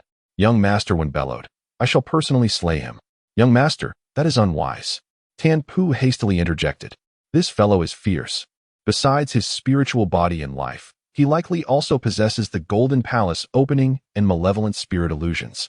If we do not eliminate him today, he shall surely become a calamity." Upon hearing this, a flicker of jealousy ignited within young Master One's venomous gaze.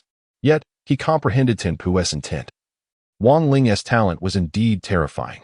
The enmity between them had already been established, and should Wang Ling refuse to submit today, he would inevitably transform into a formidable adversary in the future.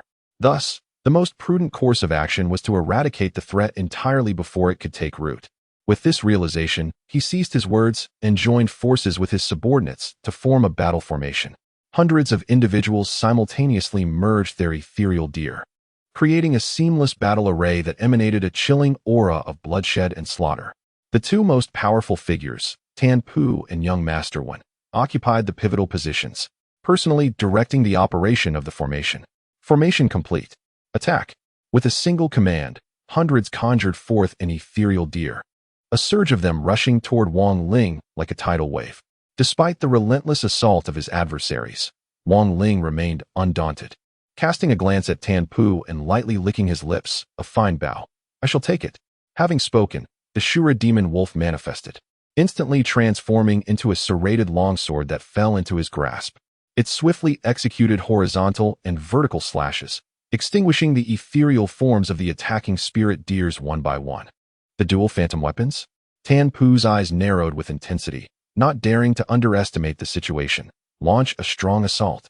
With this command, over 100 Sky Riders unleashed their full power, their collective vitality merging into a colossal ethereal spirit deer, raising a pair of formidable antlers as it charged toward Wang Ling. Wang Ling did not flinch.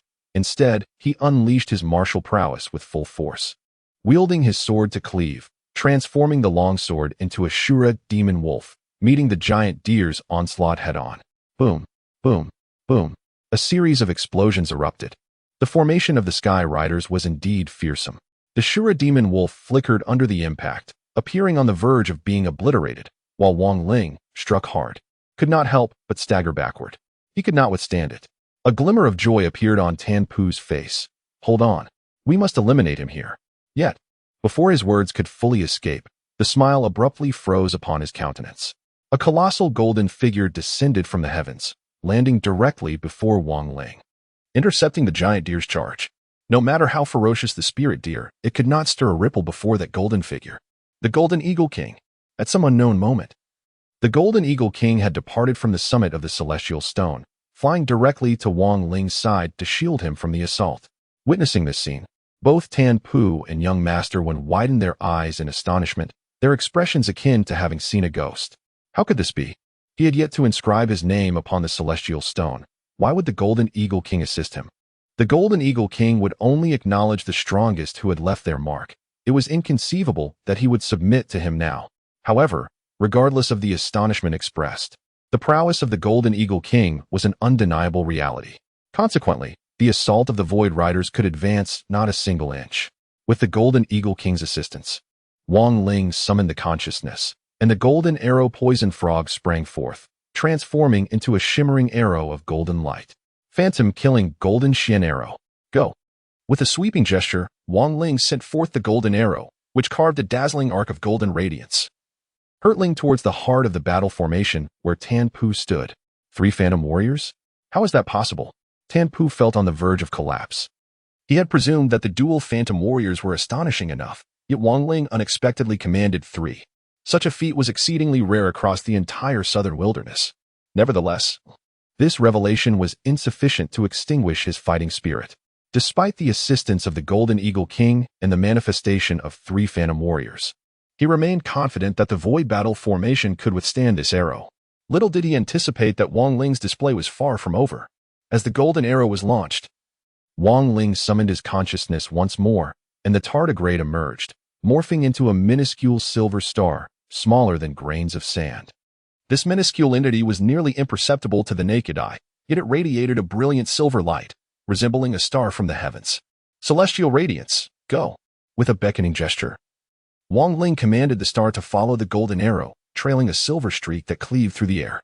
The second ferocious spirit, for phantom warriors. At this moment, Tan Pu was utterly flabbergasted. While he could somewhat accept the existence of 3 phantom warriors, the emergence of 2 ferocious spirits and 4 phantom warriors surpassed his comprehension. He realized all too well that with such an unparalleled offensive, he had no chance whatsoever. Chapter 86. The Truth. The Pan clan, the Zhang clan, and the Wen Yuan have all suffered devastating losses this time. Not a single soul from the Pan and Zhang clans who ventured into the secret realm managed to return alive, while only the young master of the Wen Yuan escaped. What astonishes all the more is that these individuals from the 3 factions did not perish within the maze, nor at the jaws of mystical creatures, but rather fell collectively to the hands of an unknown junior. Bloodfang is a remarkably peculiar organization, unlike typical clans bound by familial ties. It does not aspire to establish a kingdom like the nobility. Instead, it comprises a motley assembly of rogue cultivators and bandits, resembling a band of marauders. Their actions mirror those of common brigands, though they seldom target ordinary folk, primarily preying on weaker clans and occasionally launching assaults on more formidable forces when they let their guard down. Consequently, the various clans within the Qiongqi region regard Bloodfang as a malignant tumor, having made multiple attempts to eradicate it over the years. However, Bloodfang lacks a fixed territory, appearing and disappearing without a trace, leading to the failure of each extermination effort. Few are aware that the White Wolf is, in fact, the leader of Bloodfang. Typically, the White Wolf presents himself as a wandering rogue, and many are eager to befriend him, oblivious to the fact that they are often inviting a wolf into their midst.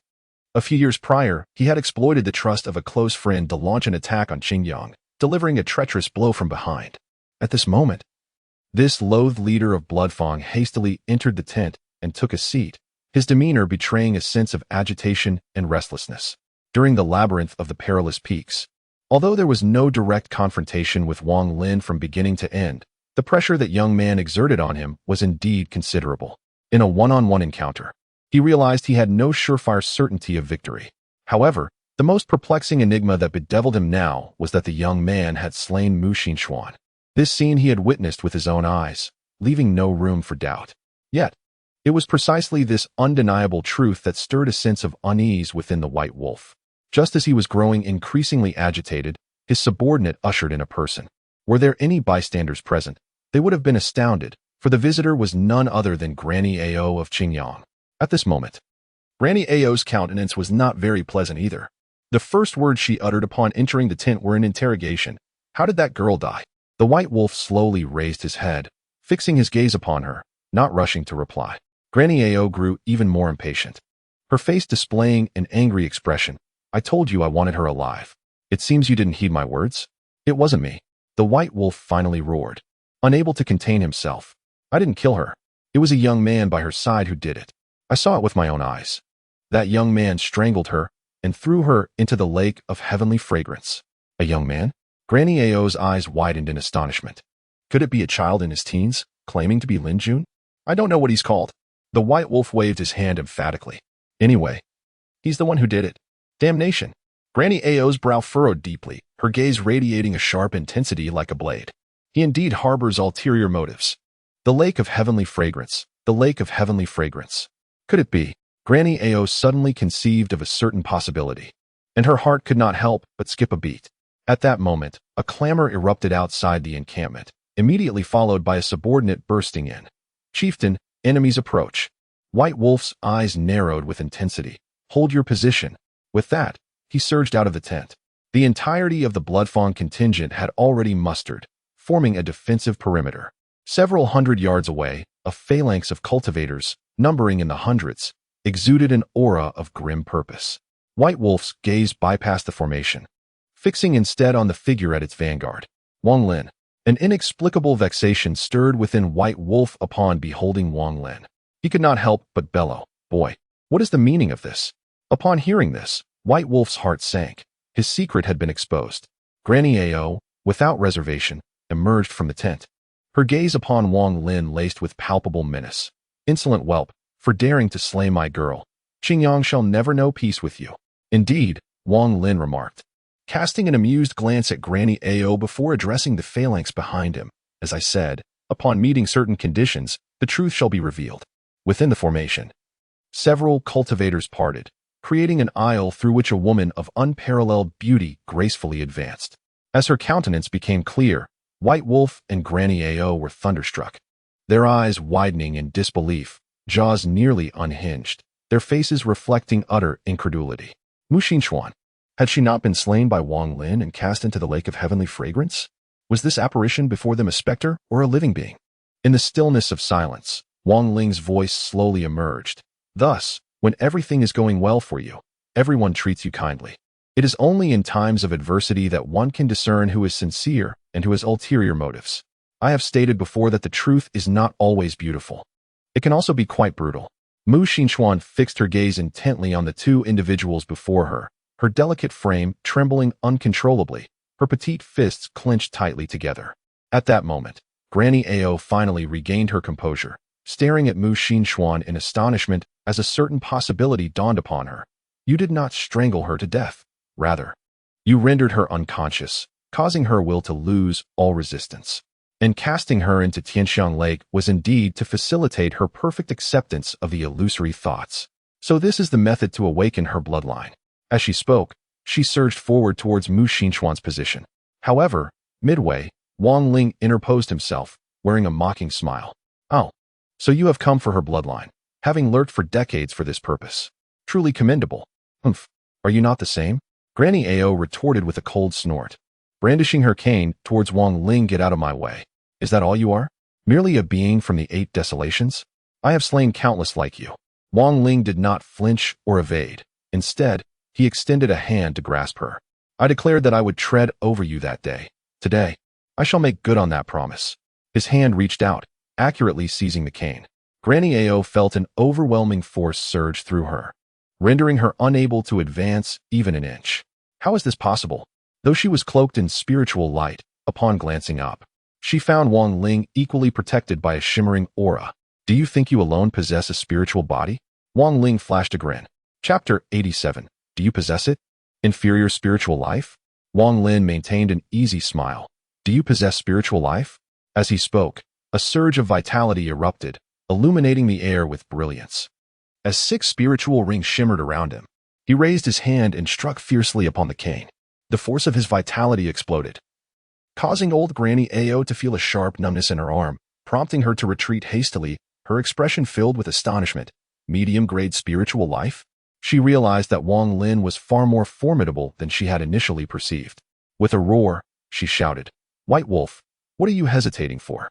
White Wolf, however, paid her no heed, only letting out a faint sigh. He had witnessed firsthand how Wang Lin had annihilated Tan Pu and the Void Riders. Fully aware of the terror that Wang Lin embodied, he was certainly not someone to be trifled with. Yet, with Wang Lin now confronting Mushin Xuan, White Wolf understood that there would be no easy resolution today. Their only chance of survival lay in using old Granny Ao and Bloodfang as shields. If he hesitated to sacrifice Bloodfang now, he would not escape himself. Resolute in his decision, White Wolf gritted his teeth. Attack. With a sweeping gesture, the thousands of Bloodfang members surged forward towards their adversary. Observing this, Wang Lin chuckled lightly and waved his hand. Do you think you have the advantage in numbers? Behind him, several hundred members of the Wu clan simultaneously summoned their battle spirits, revealing a formidable array of white cliff tigers, each possessing thousands of years of cultivation. Then, all at once, they roared, illusory soldiers. The synchronized shout sent a shiver through the ranks of the thousand Bloodfang members, as the spectacle of several hundred foes conjuring illusory soldiers was truly awe-inspiring. Instantly, hundreds of white cliff tigers transmuted into an ensemble of armaments, a broad-backed, spine-piercing short sword paired with a capacious shield. Emblazoned upon the shield's surface was the image of a white cliff tiger, its fangs bared in a predatory posture. These were the Tiger Braves. The cohort of Tiger Braves coalesced into a battle formation, each warrior raising their broad shield before them while brandishing a short sword in one hand. They advanced in lockstep, their movements synchronized, all the while performing a vigorous war dance and chanting a battle hymn. From the southwest comes the Ba Kingdom. Dho begot the Xian bird. The Xian bird begot Qiongqi. Qiongqi begot Ho Zhao, and Ho Zhao was the progenitor of the Ba people. Had Ling Aolon been present, she would have recognized that the song and dance of the Tiger Braves were precisely the insights Wang Lin had gleaned at the Fragrant Song Pavilion. This was an ancient war chant and dance, known as the preceding song and following dance, employed to fortify resolve and amplify strength. The Bloodfang members were utterly dumbfounded. In that fleeting moment, the Tiger Braves brandished their short swords in unison, conjuring hundreds of spectral white cliff tiger apparitions that erupted forth, converging in the air to form an immense and ferocious tiger head, its fangs agape, lunging towards the Bloodfang members. The sounds of rending flesh echoed through the air as the spectral tiger tore through the ranks. Over 100 heads were severed and sent spiraling skyward. Before the Tiger Braves battle array, the Bloodfang members were utterly defenseless. White Wolf could bear to witness no more. From the instant the Tiger Braves battle array had materialized, he knew the situation had devolved into a massacre. Without hesitation, he turned to flee. Yet, before he could take 2 steps, a lithe and beauteous figure interposed herself in his path. Within the heart of the White Wolf, a sense of foreboding settled. Mushin Xuan. As her consciousness expanded, a majestic black eagle, boasting 5 millennia of cultivation, manifested before her. Today, I shall avenge my parents. At the same moment, Granny Ao unveiled her own consciousness, summoning another black eagle of equal prowess, seamlessly merging their might with that of their battle spirits. With her staff raised, she charged towards Wang Ling's spirit of malevolence. Wang Ling neither flinched nor retreated, a faint smirk gracing his lips. Do you alone possess such a spirit? As he spoke, he unleashed the giant lizard, activating its formidable powers. With a single claw, it emitted a sharp brilliance, accurately seizing the staff. Is that all? Granny Ao remained unfazed, asserting, You and I are both spiritual entities, imbued with spirits of malice. Yet, I stand at the 8th wilderness realm, while you are merely at the opening mansion realm. Such a vast disparity leaves you with little recourse. Only the 8th wilderness? Wang Ling chuckled lightly. What of an additional spirit of malevolence and a 3,000-year-old evil spirit? As he spoke, he summoned the water bear and the golden arrow poison frog, merging their essences. His aura surged, and his claws danced through the air, extinguishing countless phantoms one by one. Granny Ao grew increasingly alarmed as she realized that Wang Ling's unleashed power far exceeded the limits of the opening mansion realm, rivaling that of the 4 directions realm. A sudden thought struck her. Is it possible he has opened the Golden Palace? No, even that wouldn't grant such strength. Could it be that this lad has achieved the fabled opening of the Jade Palace? Upon hearing this, Wang Ling narrowed his eyes slightly. You possess quite the knowledge. With your cultivation, it is improbable that you could comprehend the mysteries of the goddess's bloodline. Who exactly stands behind you? Ah, so it is indeed the opening of the Jade Palace. The venerable Mother Ao's countenance brightened with elation. Young man, accompany me, she exclaimed. With a sudden surge of willpower, a dark raptor materialized from her chest, its ethereal form flickering momentarily before transmuting into a long-handled feather fan. Its breadth, spanning over 10 feet, presented a veritable wall. "Kneel before me, whelp," Mother Ao commanded, brandishing the fan and bringing it down with tremendous force, the expansive surface descending like an overwhelming tidal wave. The atmosphere reverberated with explosive concussions as the sheer power caused the earth to buckle and collapse within a 100-foot radius. Yet, at that very instant, a formidable force emanated from below, resisting her downward pressure, compelling her arm to ascend against her will. Aghast, she beheld Wang Lin, clad in a suit of ebony scale armor, his presence radiating an aura of indomitable might. "So, you possess the ability to conjure armaments?" Wang Lin grinned, effortlessly supporting the feather fan with one hand, while summoning the poison dart frog with the other. The amphibian transformed into a lethal arrow, which he promptly hurled. "The warm-up is complete. Now it is my turn to strike." Before she could regain her footing, Wang Lin invoked the water bear, which metamorphosed into the celestial radiance of the Tianrui star, streaking towards her with a dazzling, silvery trail. Two ferocious spirits, triple armament manifestation. Mother Ao's expression shifted to one of alarm. Her vast experience allowed her to comprehend the implications of the triple armament manifestation. The compounded power was terrifying, and coupled with Wang Lin's Jade Palace enlightenment, the strength of his spirit and soul, he could likely withstand a few exchanges even against a marquis. Hastily, she raised the feather fan and swung it with tremendous force, unleashing a cutting arc that stretched hundreds of feet. With a subtle yet crisp sound, the celestial rays effortlessly pierced through the dark, menacing aura, striking directly upon the feathered fan. Though it failed to penetrate further, the silver light erupted with tremendous force. Boom! The immense impact caused the elderly woman, Ao Papa, to rupture her grip, her arms trembling violently, leaving her utterly exposed. In that fleeting moment, her peripheral vision caught sight of Wang Ling drawing forth a silver bow, upon which the golden arrow, resembling a nimble poisonous frog, leapt onto the string, transforming into a lethal projectile. There exists a spirit weapon as well. Ao Papa felt a wave of darkness engulf her, leading to her complete collapse. Chapter 88. Do not rejoice too soon with the divine bow in hand. Wang Ling unleashed a radiant crescent, illusory kill, golden mysterious arrow, go. A brilliant beam of golden light cleaved through the sky, leaving Ao Papa wide open, rendering her attempts to evade or defend nearly impossible. In her panic, she crushed a pitch-black totemic charm, summoning a shadowy figure before her, its two sinister green eyes glimmering ominously, as if it were a floating specter. The golden arrow struck the shadow, producing a sound akin to tearing silk, as the figure twisted and ultimately dissipated, while the residual force of the golden arrow lodged itself into Ao Papa's chest. Yet, the protective totem had indeed served its purpose, absorbing much of the arrow's power, and the remaining force merely penetrated an inch before halting. Is that all? Ao Papa felt a surge of confidence. You, indeed, have surprised me, disrupting my plans. However, do not rejoice too soon. To her astonishment, Wang Ling coldly interrupted. It is you who should refrain from rejoicing too early. What? Ao Papa paused, momentarily stunned, before an expression of alarm crossed her face. Is this poison? She lowered her gaze and was met with the horrifying sight of her wound, now festering and blackened, the blood that oozed forth as dark as coal. It was indeed a venomous poison. In a fit of despair, Granny Ao cried out, "No, I do not wish to die." Yet, the lethal toxin of the arrow frog was dreadfully potent, a true embodiment of death at first blood. At this juncture, it was far too late for words. Granny Ao's face contorted grotesquely, her eyes filled with a savage glare. "My lord, save me."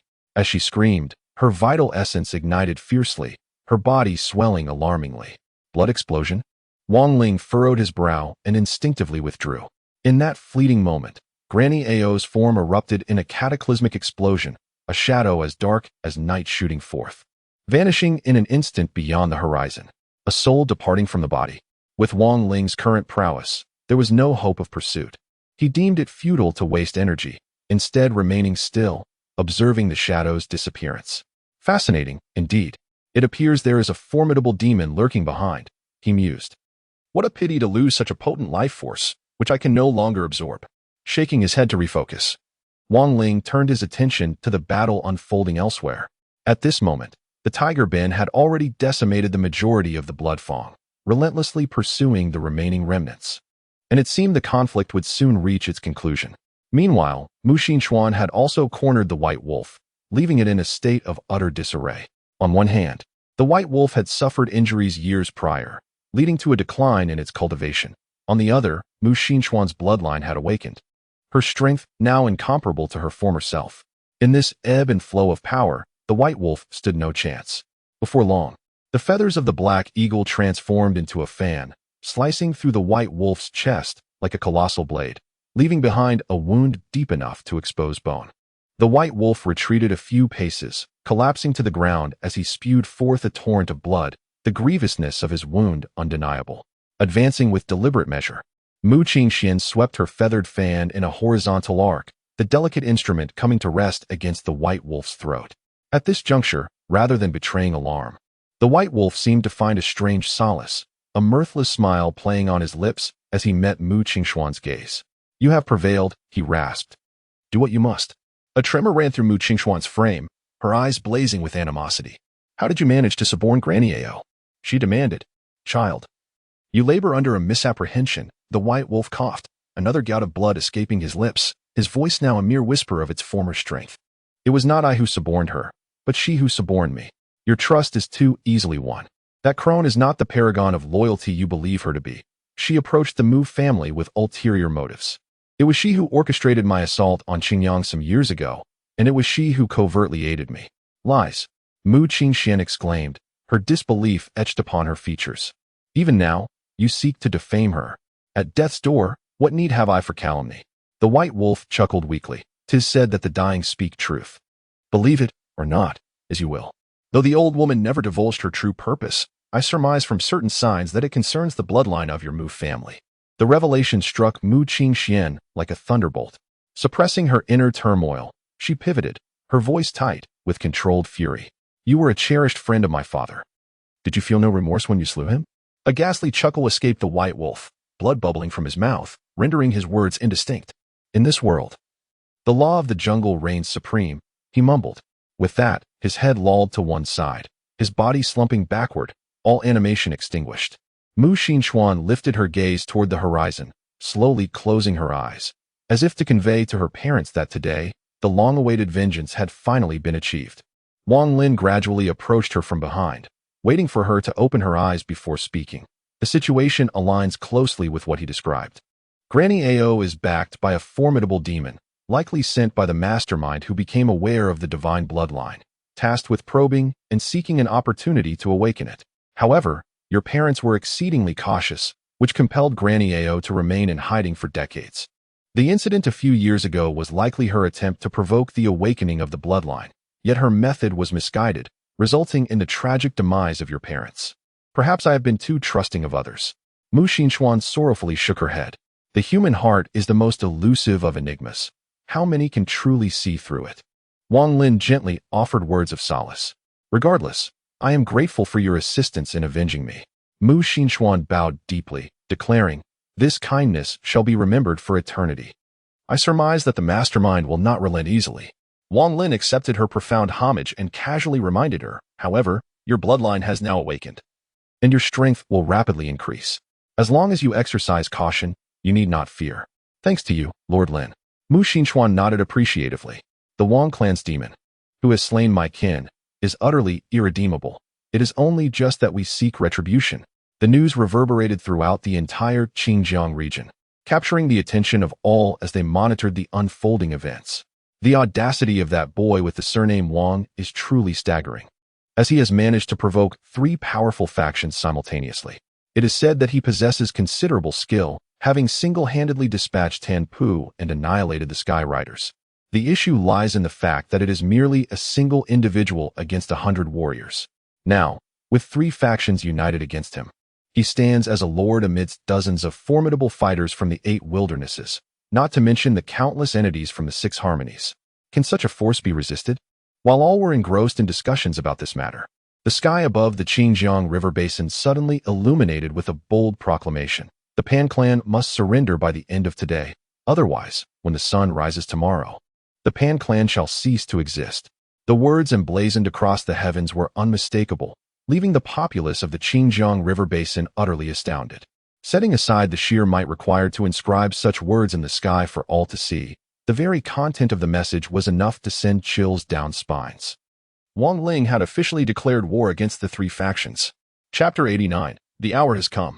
Wang Lin's notorious reputation within the treacherous cliffs had spread throughout the Qiongqi River basin. He had slain Pan Zhaoyang, annihilated the Zhang clan's forces, and ruthlessly dispatched the Sky Riders, alongside the spectral entities and the dual fiendish spirits of the Four Illusions. The terror of this fiend was palpable, prompting the three factions to regard him with utmost seriousness. They were striving to rally more clans to fortify their ranks. While it was rumored that Lord Wen Yuan had even reported to King Nanding, requesting intervention from the Nanding kingdom, little did they anticipate that before the army could fully assemble, Wang Lin would strike first, launching an assault on the Pan clan. Moreover, he granted them merely one day to choose their fate, leaving the two other factions with insufficient time to render assistance. As for the clans in proximity to the Pan clan, regardless of their willingness to intervene, their limited strength would likely provide little substantial aid. It appears that the current situation has left the Pan clan to confront Wang Lin alone. Opinions abound as to which side holds the advantage. The Pan clan has long established its dominance in the Qiongqi River basin, populated by formidable warriors, and surely the demon will encounter significant resistance. Yet, one must not dismiss the power of Tan Pu and his Void Riders. They were indeed formidable, yet they were still vanquished. This defeat was aided by the intervention of the Golden Eagle King. Had he not intervened, that young man would have undoubtedly fallen to the Void Rider's blades. Now that the Golden Eagle King is absent, it is inconceivable that he could stand against an entire clan on his own. Amidst this tumultuous atmosphere, the Pan clan has maintained a resolute silence, an expected stance for one of the strongest clans in the Qiongqi River basin, as surrender is not an option. The tension is palpable. This young demon is not to be trifled with. In a moment, all clans, great and small, within the Qiongqi River basin have turned their gazes toward the Pan clan, eagerly anticipating the unfolding events. Before the gates of the Pan clan, Wang Lin calls out, "The time has come. Will the Pan clan surrender?" With a satisfied nod, he remarks, "Excellent. If I do not obliterate 3 to 5 clans today, the world shall remain oblivious to my terror." Hu Bin, form ranks.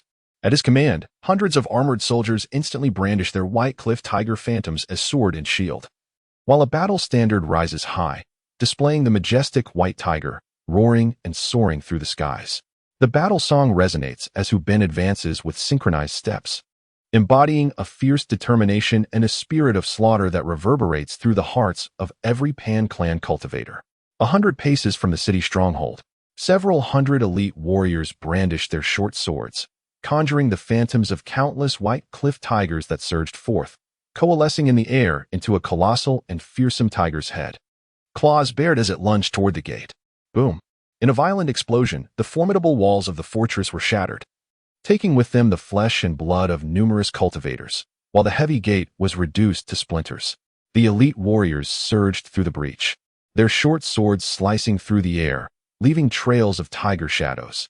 Any cultivator from the Pan clan that drew near was slain on the spot. None stood a chance. In haste, all Pan clan cultivators retreated within the protective formation, striving to utilize the guardian totem to fend off the elite warriors. However, as the elite warriors approached, they swept their short swords in unison, and a massive tiger apparition emerged, shattering the protective barrier to smithereens.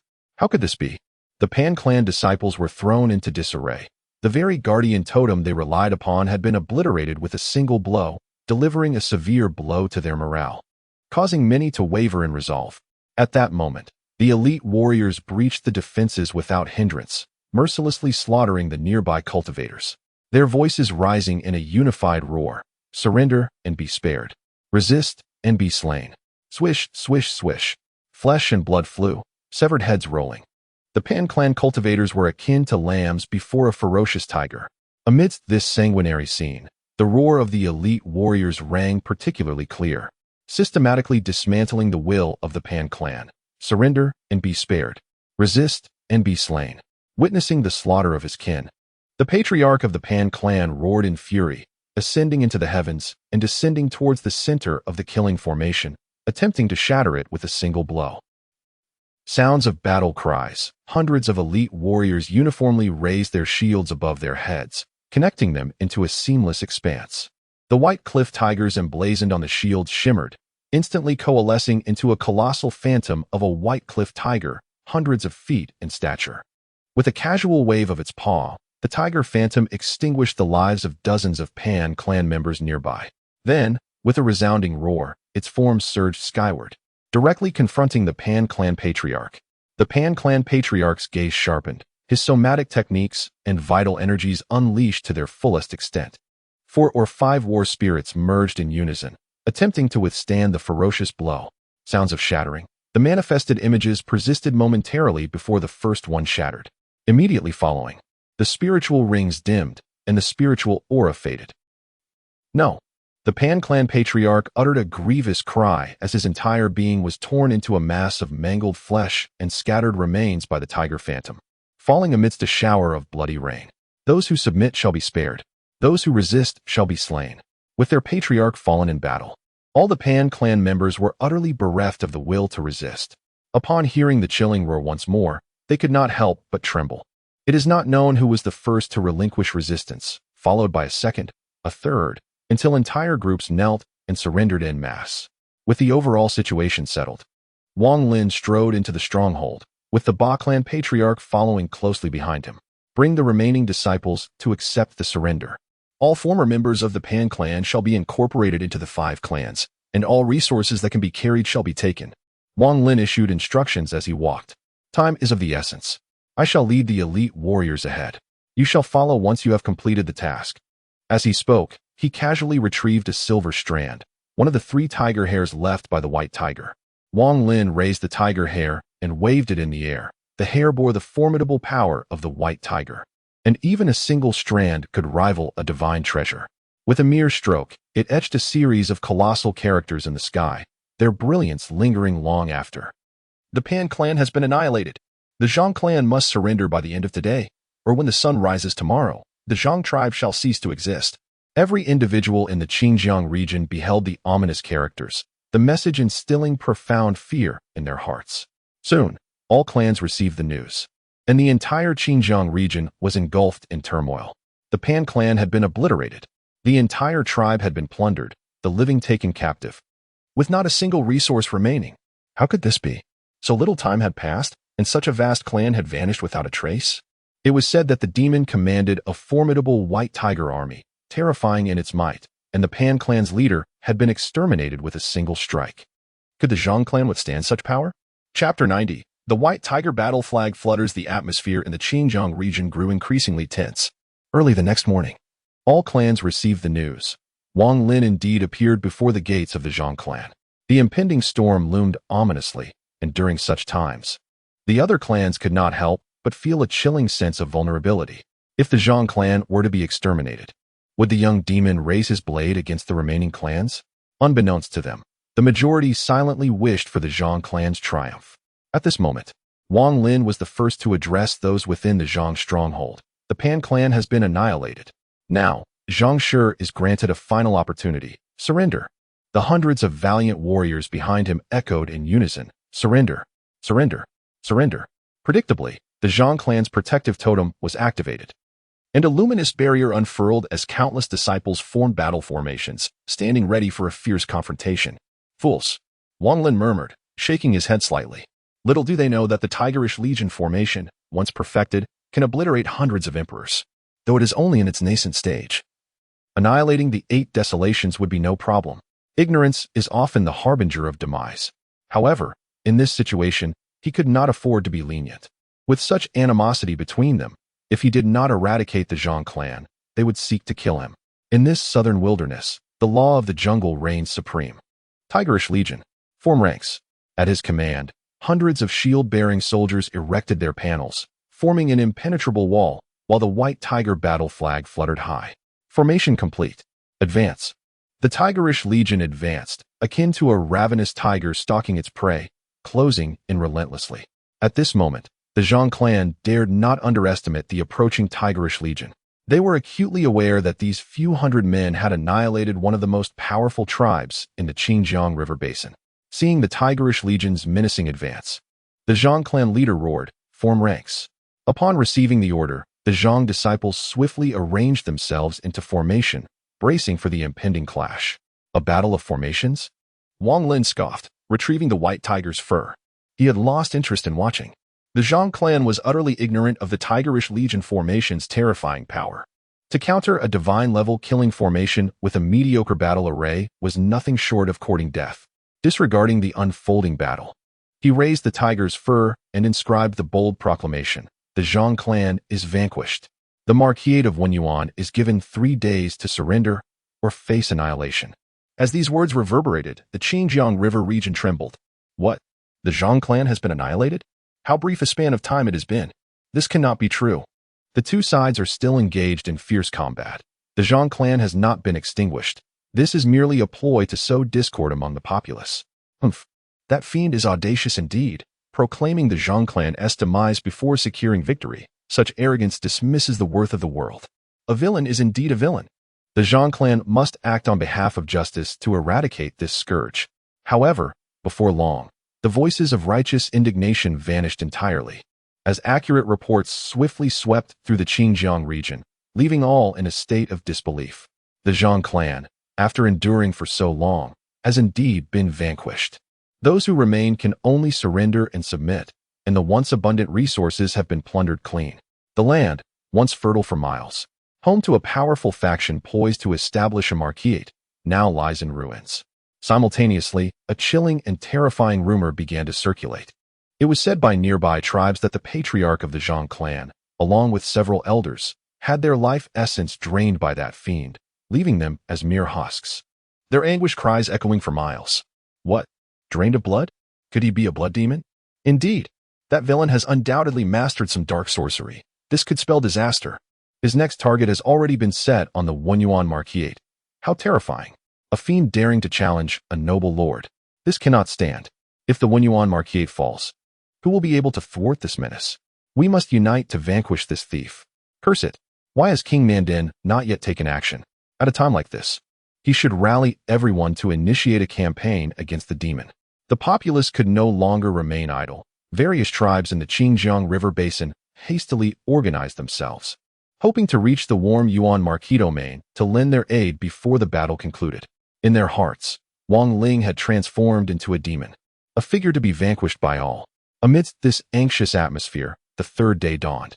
The sky was tumultuous, revealing not much more than a colossal and menacing character. Surrender. Just this single word, inscribed with silver hooks and iron strokes, emanated an irresistible aura of authority. The heavens were shrouded in dark clouds, obscuring the sunlight, while the earth trembled with fierce winds and thunderous lightning, causing all who beheld this character to tremble within. However, at this very moment, a multitude of cultivators had gathered within Warm Yuan City, with the esteemed Warm Marquis, Lord One, personally leading his valiant generals.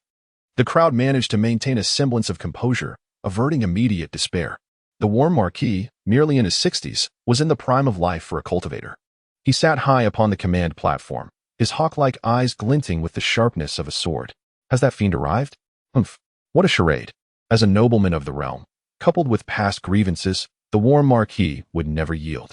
Gathering his vital energy, he bellowed with fervor, "Let the demon come forth. I vow to slay you." Such was the status of a noble, and his thunderous declaration reverberated across 100 miles. The word exterminate, laden with a murderous intent, caused those of lesser cultivation within Warm Yuan City to spew forth blood, overwhelmed by the weight of his presence. Humph. With a cold snort, the Marquis unleashed his aura, dissipating some of the overwhelming malice, allowing the inhabitants of Warm Yuan City to feel a slight alleviation of pressure, their breaths becoming markedly easier. Pretending to be deities, the Marquis of Wenyuan cast a scornful glance at the horizon, merely a skulking, furtive scoundrel. Today, this Marquis, shall see what you intend to use to extinguish me. With the Marquis of Wenyuan, this pillar of strength, present, those in attendance felt a renewed sense of security and couldn't help but exclaim, "Might of the Marquis."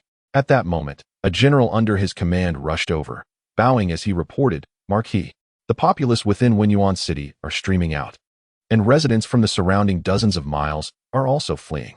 Should we halt them?" Upon hearing this, those present could only shake their heads and sigh. Such actions were to be expected. The common folk were unlike cultivators. In the face of such conflict, they were merely flotsam in a massive wave. At this moment, their decision to leave the vortex of strife, unable to withstand the pressure, was a natural choice. However, this also reflected a lack of confidence in the Marquis of Weiyuan among the people, which might displease him at this juncture. As expected, the Marquis of Weiyuan's expression darkened upon hearing the news. However, he couldn't forcibly detain the people. He was the Marquis of Weiyuan, and the hearts of the people were of utmost importance to him. He could only sigh softly and wave his hand gently. Do not stop them. Since we proclaim to vanquish the demon, what difference would there be between us and that fiend if we were to forcibly detain the people at this moment? The Marquis of Weiyuan decided not to interfere, and the people fled en masse. The entirety of Weiyuan City, and even the surrounding dozens of miles, was left only with cultivators from various races who had come to jointly exterminate the demon. Chapter 91. A single strike. Myriad races silenced. 3 hours passed, and the cultivators of various races inside and outside Weiyuan City grew tense. The allotted time had arrived. Would the demon appear? Upon hearing the news, the atmosphere instantly grew tense. Wen Yuanho abruptly rose to his feet, his voice booming. Gentlemen, prepare for battle. This resounding shout ignited the fighting spirit in everyone present. At that moment, Wen Yuanho pondered for a moment before inquiring, how many individuals did the demon bring? Only one, came the reply, riding a flying spiritual beast. What? The assembly was momentarily struck dumb. Only one person? What could the demon possibly be plotting? To think that a mere duo would attempt to annihilate the kingdom of Wen Yuanho was utterly dismissive of the world at large. The demon, indeed, was a creature of erratic and inscrutable behavior. Everyone, tread carefully. Do not fall into a trap. Given the terrifying prowess displayed by Wang Lin previously, a palpable caution enveloped the group. No one dared to act rashly, for a misstep could lead to dire consequences. Wen Yuanho, grasping the gravity of the situation, bellowed, "Remain calm. We shall defend ourselves right here in Weiyuan City, harnessing the power of the National Protective Array and the Earth's ley lines against that demon." The assembly formed a defensive posture, ready to confront the impending threat. At that moment, a dark speck appeared on the horizon. The demon was approaching. A voice cried out, and everyone instinctively looked up, watching as the dark figure drew nearer, gradually revealing its true form. A gigantic demon flower mantis, over 10 feet in length, with a man and a woman perched upon its back, the man being none other than Wang Lin himself. Witnessing this scene, many instinctively summoned their battle spirits, for the pressure Wang Lin had exerted upon them over the past few days had been overwhelmingly formidable. Conversely, Wang Lin appeared remarkably at ease. Upon arriving in proximity, he instructed the demonic flower mantis king to halt. Suspended in midair, he cast his gaze upon the entirety of Weiyuan City, channeling the power of his lifeblood. He spoke with measured cadence. It seems none believe my words. Though his voice was not loud, it was sufficiently audible for all to hear. With his nemesis before him, Marquis Weiyuan's eyes blazed with fury as he roared, "Fiend, we are sworn enemies. Today, we shall surely vanquish you. It's merely a feud with your Weiyuan Marquis. Why make it sound so righteous?" Wang Lin chuckled softly, his gaze sweeping across the various tribes. "Today, I seek only to settle matters with the Weiyuan Marquis, which has naught to do with the rest of you.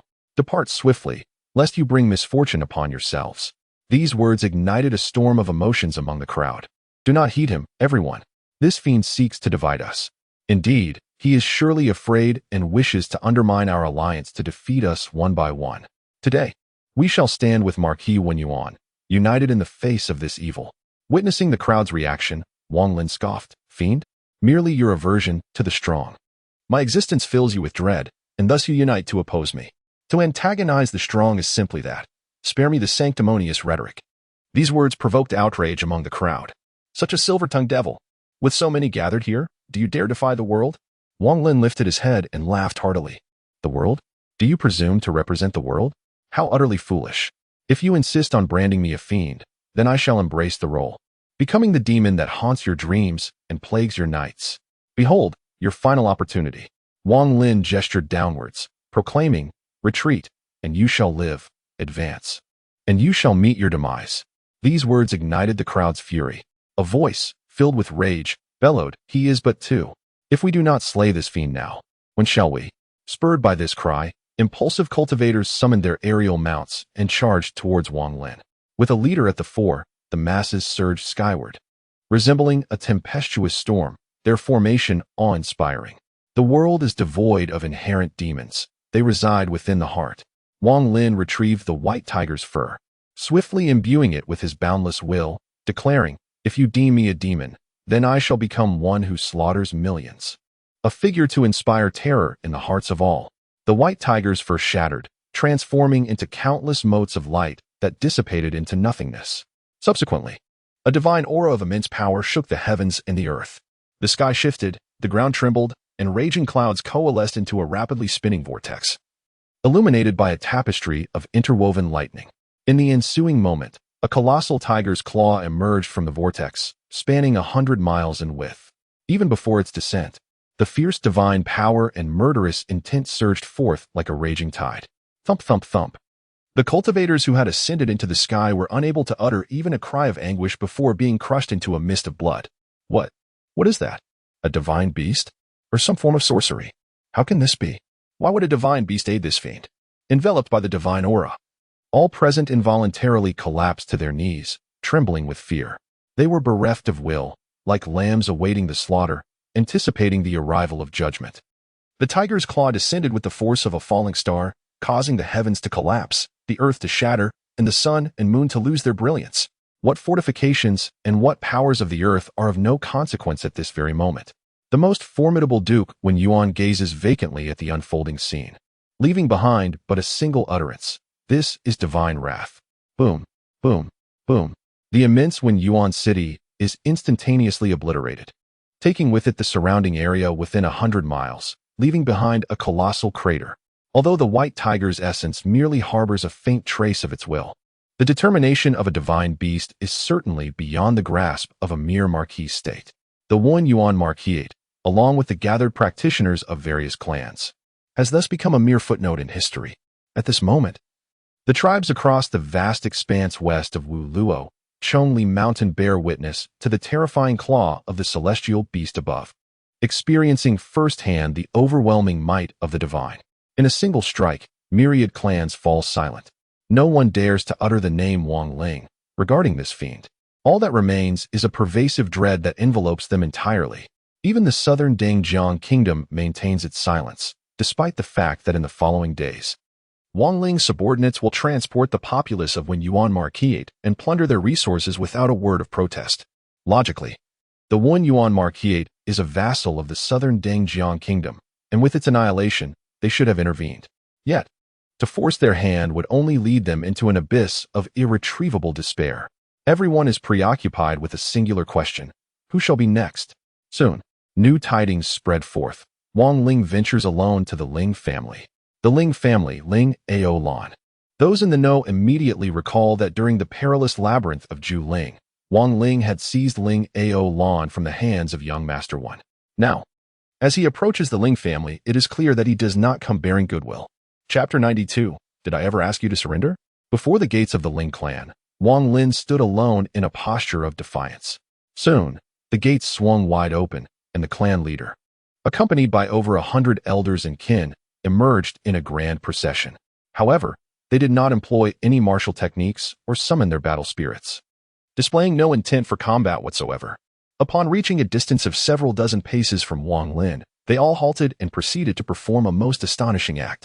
The clan leader, along with the multitude, bowed in unison, imploring, "Please, Your Excellency, show mercy.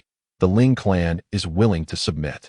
The news spread like wildfire, sending shockwaves throughout the region. At this moment, Wang Lin was momentarily taken aback. Did I ever declare that you should surrender? His implication was clear. If he desired someone's capitulation, he would issue a formal announcement with a deadline. Following the annihilation of the Wen Yuan host state, he had not issued any new directives demanding the Ling clan's submission, and his presence was not intended for such a purpose. Yet, the members of the Ling clan misconstrued his words, believing that Wang Lin was unwilling to accept their surrender and was poised to strike them down instead. Upon realizing this misunderstanding, Wang Lin chuckled lightly and waved his hand dismissively, saying, "I am not here to seek trouble. You may all rest easy." The phrase "not seeking trouble" resonated like celestial music, causing everyone to shudder in disbelief as they gazed at Wang Lin. Why would I annihilate the Ling clan, with whom I harbor no grievances? Wang Lin reiterated, gesturing once more. Rise. His words were akin to a command. All present stood up in unison, bowing their heads in deference, unwilling to meet his gaze. They instinctively nodded in agreement. If he truly intended to annihilate the Ling clan, he could have easily done so prior to the downfall of the One Yuan. At that juncture, the Ling clan would have likely chosen to resist, thus providing him with the perfect justification to act. However, it appears that he is not here to stir trouble. A sense of calm settled among the onlookers, and the clan leader of the Ling approached cautiously, inquiring, "Might I ask what guidance you offer?" "I have come to take away Ling Aolon." Wang Lin declared his purpose directly. There was no need for him to elaborate. Upon learning of his arrival, Ling Aolon had already hurried over and was now gracefully stepping through the door. As she emerged, the members of the Ling clan parted to create a passage, all the while casting concerned glances her way. Her father stepped forward, grasping her hand tightly. "Aolon."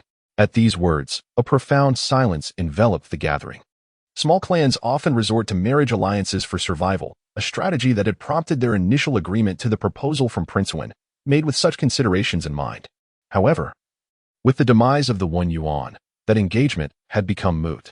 Now, Wang Lin's intention to take Ling Aolon with him presented a potentially favorable option for the Ling clan. Everyone pondered the implications. Wang Lin had gone so far as to obliterate the One Yuan for Ling Aolon, which suggested a deep affection for her. If Ling Aolon were to accompany him, it seemed that the Ling clan would surely receive his protection. Yet, unbeknownst to them, they were gravely mistaken. Only Ling Aolon's father understood his daughter well enough to entertain a troubling thought. "Aolon, you." Ling Aolon smiled gently and shook her head, remaining silent. Sensing her father's understanding of her sentiments, she offered no further explanation and elegantly approached Wang Lin's side. Without further ado, Wang Lin led her away from the Ling clan, as effortlessly as they had arrived. Only then did the Ling clan collectively breathe a sigh of relief, realizing their backs were drenched and their palms slick with perspiration. Several days later, Wang Lin and Mu Xian stood atop the walls of Qiongqi City. Below them, the people of the 5 clans, accompanied by those they had taken in and abundant supplies, were marching in formation through Qiongqi, heading towards the fertile lands Wang Lin had promised. "In truth," Mu Xian murmured, "there are ample fertile lands near Qiongqi. You could have stayed and established your tribe. With your current renown, it would have been more than sufficient to ensure your growth and prosperity." "I have my own aspirations," Wang Lin replied, gazing towards the firmament, his eyes seemingly piercing through the clouds. "Just as you have your own calling." "Your aspirations?" Mu Xian asked, curiously following Wang Lin's gaze. At that moment, she did not fully comprehend the meaning of his words. She shook her head and changed the subject. "Could you tell me about the fragrant kingdom of Iwater?" "I know what you wish to ask, but it is of no consequence," Wang Lin sighed softly. "All that flourishes must eventually fade. Every mighty kingdom will eventually meet its demise, whether through internal strife or formidable adversaries. In any case, it is now defunct. Even if we knew the cause of its downfall, the perpetrators would have long since passed from this world." "Indeed," Mu Xian echoed with a sigh. "The bloodline of the goddess is a potent force, as you will come to realize," Wang Lin added casually. "Cherish it well, for that which can attract the covetous gaze of a great demon is no simple thing." "I will," she responded. Mu Xinchuan nodded slightly. She understood that Wang Lin could not possibly remain. After a moment of contemplation, she removed the necklace adorning her delicate neck and, with utmost reverence, presented it with both hands, saying, "I am unsure how to express my gratitude to Lord Lin. Please accept this royal treasure." Wang Lin turned his gaze and beheld the small, ancient key pendant that shimmered with a faint glow, revealing itself to be a treasure of imperial grade, the imperial key. He reached out to accept it, examining it closely. It was a personal belonging of Mu Xinchuan, imbued with a peculiar fragrance. "It was left by my mother. I beg your pardon for my presumption," she said, slightly bowing, a faint blush gracing her fair cheeks. Wang Lin donned the necklace without uttering further words. At that moment, the procession had traversed most of the distance, and Mu Xinchuan softly spoke, "The mountains are high and the waters deep. I cannot see you off any further. I wonder when we shall meet again." "If fate allows, we shall meet again," Wang Lin replied, turning away and walking toward the city below. "The road is long, and people hurry. All passers-by are but guests, and few linger in the heart." Watching Wang Lin's silhouette gradually fade into the distance, Mu Xinchuan sighed softly. The grass is lush, the waters are clear. At both ends of the river, we drink from the same source. Chapter 93. The futility of kingship. Wang Lin led his tribe through Qingyang, disappearing into the dense wilderness of the upper Qingjiang River. Upon the emergence of this news, all tribes to the west of Wulu Zhongli Mountain collectively exhaled in relief. Some of the weaker tribes could not contain their jubilant cheers. Although all tribes unanimously regarded this matter as a taboo and strictly forbade their members from discussing it, they could not suppress the whispers that ensued. And the incident continued to gain traction and intensify. It can only be said that this event was truly shocking. The notorious name of the blood demon spread like wildfire. And for a prolonged period, wherever this name was mentioned, calamity inevitably followed. Particularly, the majority mistakenly believed that Ling Aolon had sacrificed herself to the demon in order to save the world from peril. And every discussion of this matter was punctuated by sighs of regret, viewing it as a disgrace. Of course, none of this pertained to Wang Ling. After arduous journeys, several months later, he finally led his subordinates to the homeland he had envisioned. As they stepped into this land where mountains and rivers intertwined, everyone was instantly enraptured. It was where two rivers converged, like two dragons raising their heads. The entire terrain resembled a colossal ship riding the waves, a treasure indeed, an unequivocal treasure. The undulating mountains were brimming with vitality. I could feel it even here. It was a sacred mountain, and if a pavilion were to be built amidst these peaks for cultivation, the results would surely be extraordinary. From the summit cascaded 9 spiritual waterfalls, embodying the might of 9 dragons striking the waters. There must be a spiritual lake hidden within the mountains. Truly, this was a fertile land, just as Ling Jun had promised. Ling Jun, Ling Jun. Everyone raised their arms in exhilaration, for their most revered leader had brought them to this idyllic paradise. After vanquishing the 3 factions of Pan, Zhang, and Wen, they had acquired a substantial population and resources. The scale of their tribe was now sufficient to establish a nation. In the past, at the Wuluo Zhongli Mountain, dozens of tribes had fiercely competed, with the formidable Miaozhong kingdom lurking nearby, without adequate strength. How could one speak of nation building? Thus, any force capable of establishing a nation was led by a leader who had ascended to the realm of expansion and kingship, possessing enough power to intimidate rivals, thereby daring to proclaim themselves kings and forge a nation. However, this issue does not exist here. The fertile land is exclusively owned by the tribes, where one does not need to bow to others nor seek anyone's acknowledgement. We respectfully invite Lord Ling to ascend the heavens and claim his kingship. In response to the fervent calls of the crowd, Wang Ling chuckled lightly and waved his hand. No. The crowd was taken aback. Why? Being a king is meaningless. A playful smile danced upon Wang Ling's lips. His words left everyone momentarily stunned. Meaningless to be a king? What could possibly be more impressive than kingship? Hushing, Wang Ling placed a finger to his lips, signaling for silence. Lords can crown themselves, but the Son of Heaven cannot. That requires accepting the mandate of the heavens and gaining divine recognition. To claim the title of Ling Emperor now is premature. In the hearts of the people, Wang Ling's words resonated as truth. Upon hearing this, they composed themselves. Wang Ling raised his gaze, surveying the surroundings in silence for a moment before calmly instructing. This is a fertile land, but also an untouched virgin territory. First, we must undertake great construction to establish our home. Then, we must enhance our individual strengths. All young members, including the Tiger Guards. His gaze swept over the crowd. No matter how bountiful the homeland, it requires brave warriors for protection. Having said this, he turned and walked toward the distant mountains. The crowd exchanged glances. Although Wang Ling had spoken little, the fundamental tasks were clear, and now it was a matter of division of labor. Only Ling Aolon, who had followed him, could not help but call out, "Where are you going?" "To Ling Lake." Wang Lin raised his hand and pointed towards the 9 cascading spiritual waterfalls descending from the main peak. "This place requires considerable time to be developed, and I must await certain news. Thus, it is prudent not to act hastily for the moment. You might as well utilize this time to cultivate diligently. I will accompany you." Lin Aolon exclaimed, her expression sulky as she followed closely behind. "I must keep an eye on you, lest you forget my matters." "Suit yourself." Wang Lin replied without protest, continuing his path towards the main peak, with Lin Aolon trailing closely behind. This was indeed uncharted territory, and as they stepped into the realm of the main peak, they were enveloped by the aura of spiritual entities. Instinctively, Lin Ao Lan adopted a defensive stance. However, Wang Lin gently waved his hand to halt her. Let these opportunities remain for the people of Ba country. Do not disrupt them. As he spoke, he produced a strand of white tiger fur. Originally, there were 3 strands, but one was used during the subjugation of the Wen Ho kingdom, leaving 2 remaining. Infusing a trace of his vitality into the fur, it emanated a flicker of the divine beast will. The overwhelming aura prompted the nearby spiritual entities to flee, none daring to approach. Utilizing this divine might as their guide, they traversed onward, ultimately crossing the 9 spiritual waterfalls and arriving at the summit of the main peak. Upon finally beholding the scene before her, Lin Ao Lan's gaze froze in awe. Atop the peak lay a vast expanse of flat land, at the center of which was an immense, boundless lake.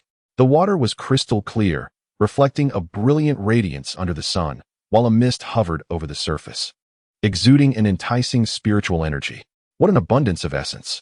Lin Ao Lan could not help but murmur. I have never encountered such a spiritually endowed lake near Wu Luo, Qiongqi Mountain. This is a treasure. Wang Lin nodded with a smile, his profound gaze directed towards the depths of the lake. What is that? Ling Aolon realized that Wang Lin had discovered something and immediately focused, raising his eyes to look. But the mist obscured his view, rendering it unclear. Wang Lin remained silent, instead retrieving a sturdy piece of driftwood and casting it into the water as a makeshift vessel.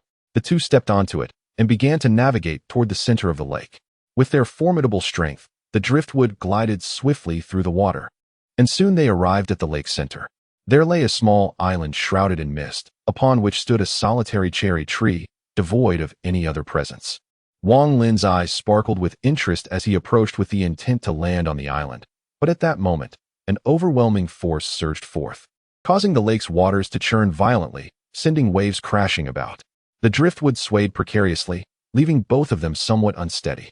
Observing this, Wang Lin's gaze turned icy, and he proclaimed in a resonant voice, I come with goodwill. Let us not resort to violence just yet. How about we converse? It seemed you have grown complacent, sitting on your throne like a local despot, unaware of the vastness of the world. With a cold chuckle, Wang Lin produced a white tiger's hair and declared, It is merely a cherry tree.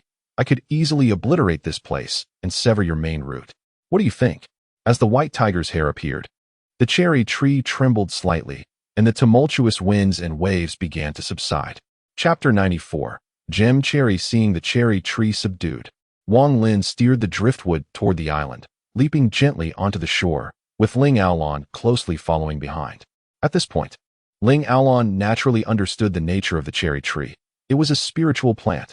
For countless millennia, it has dwelled here in solitude, unperturbed, ultimately cultivating a spiritual form and becoming a sovereign of this realm. This is the gem cherry. Wang Ling nodded and interjected. Each cherry is transformed from a drop of spiritual blood, judging by its color and size. It must be over 6,000 years old, a formidable spirit indeed.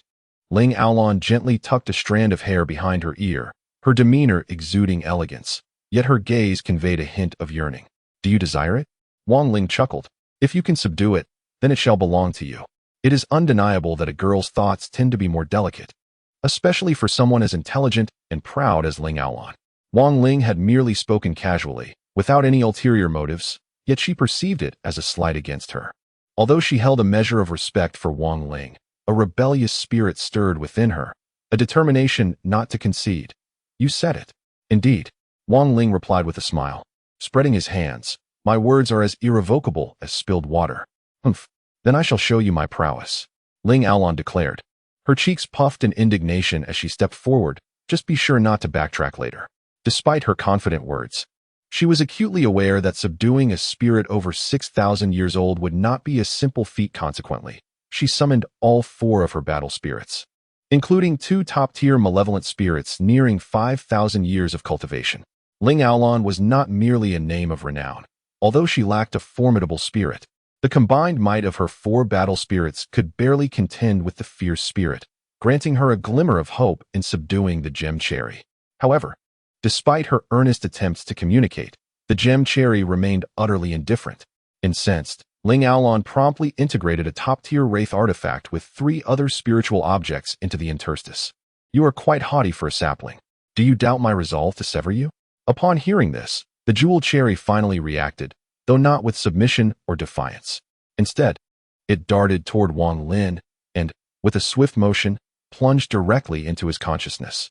Witnessing this, Ling Aolon was momentarily stunned, gazing blankly at Wang Lin, rendered speechless. Wang Lin remarked with a touch of helplessness, "This is beyond my control.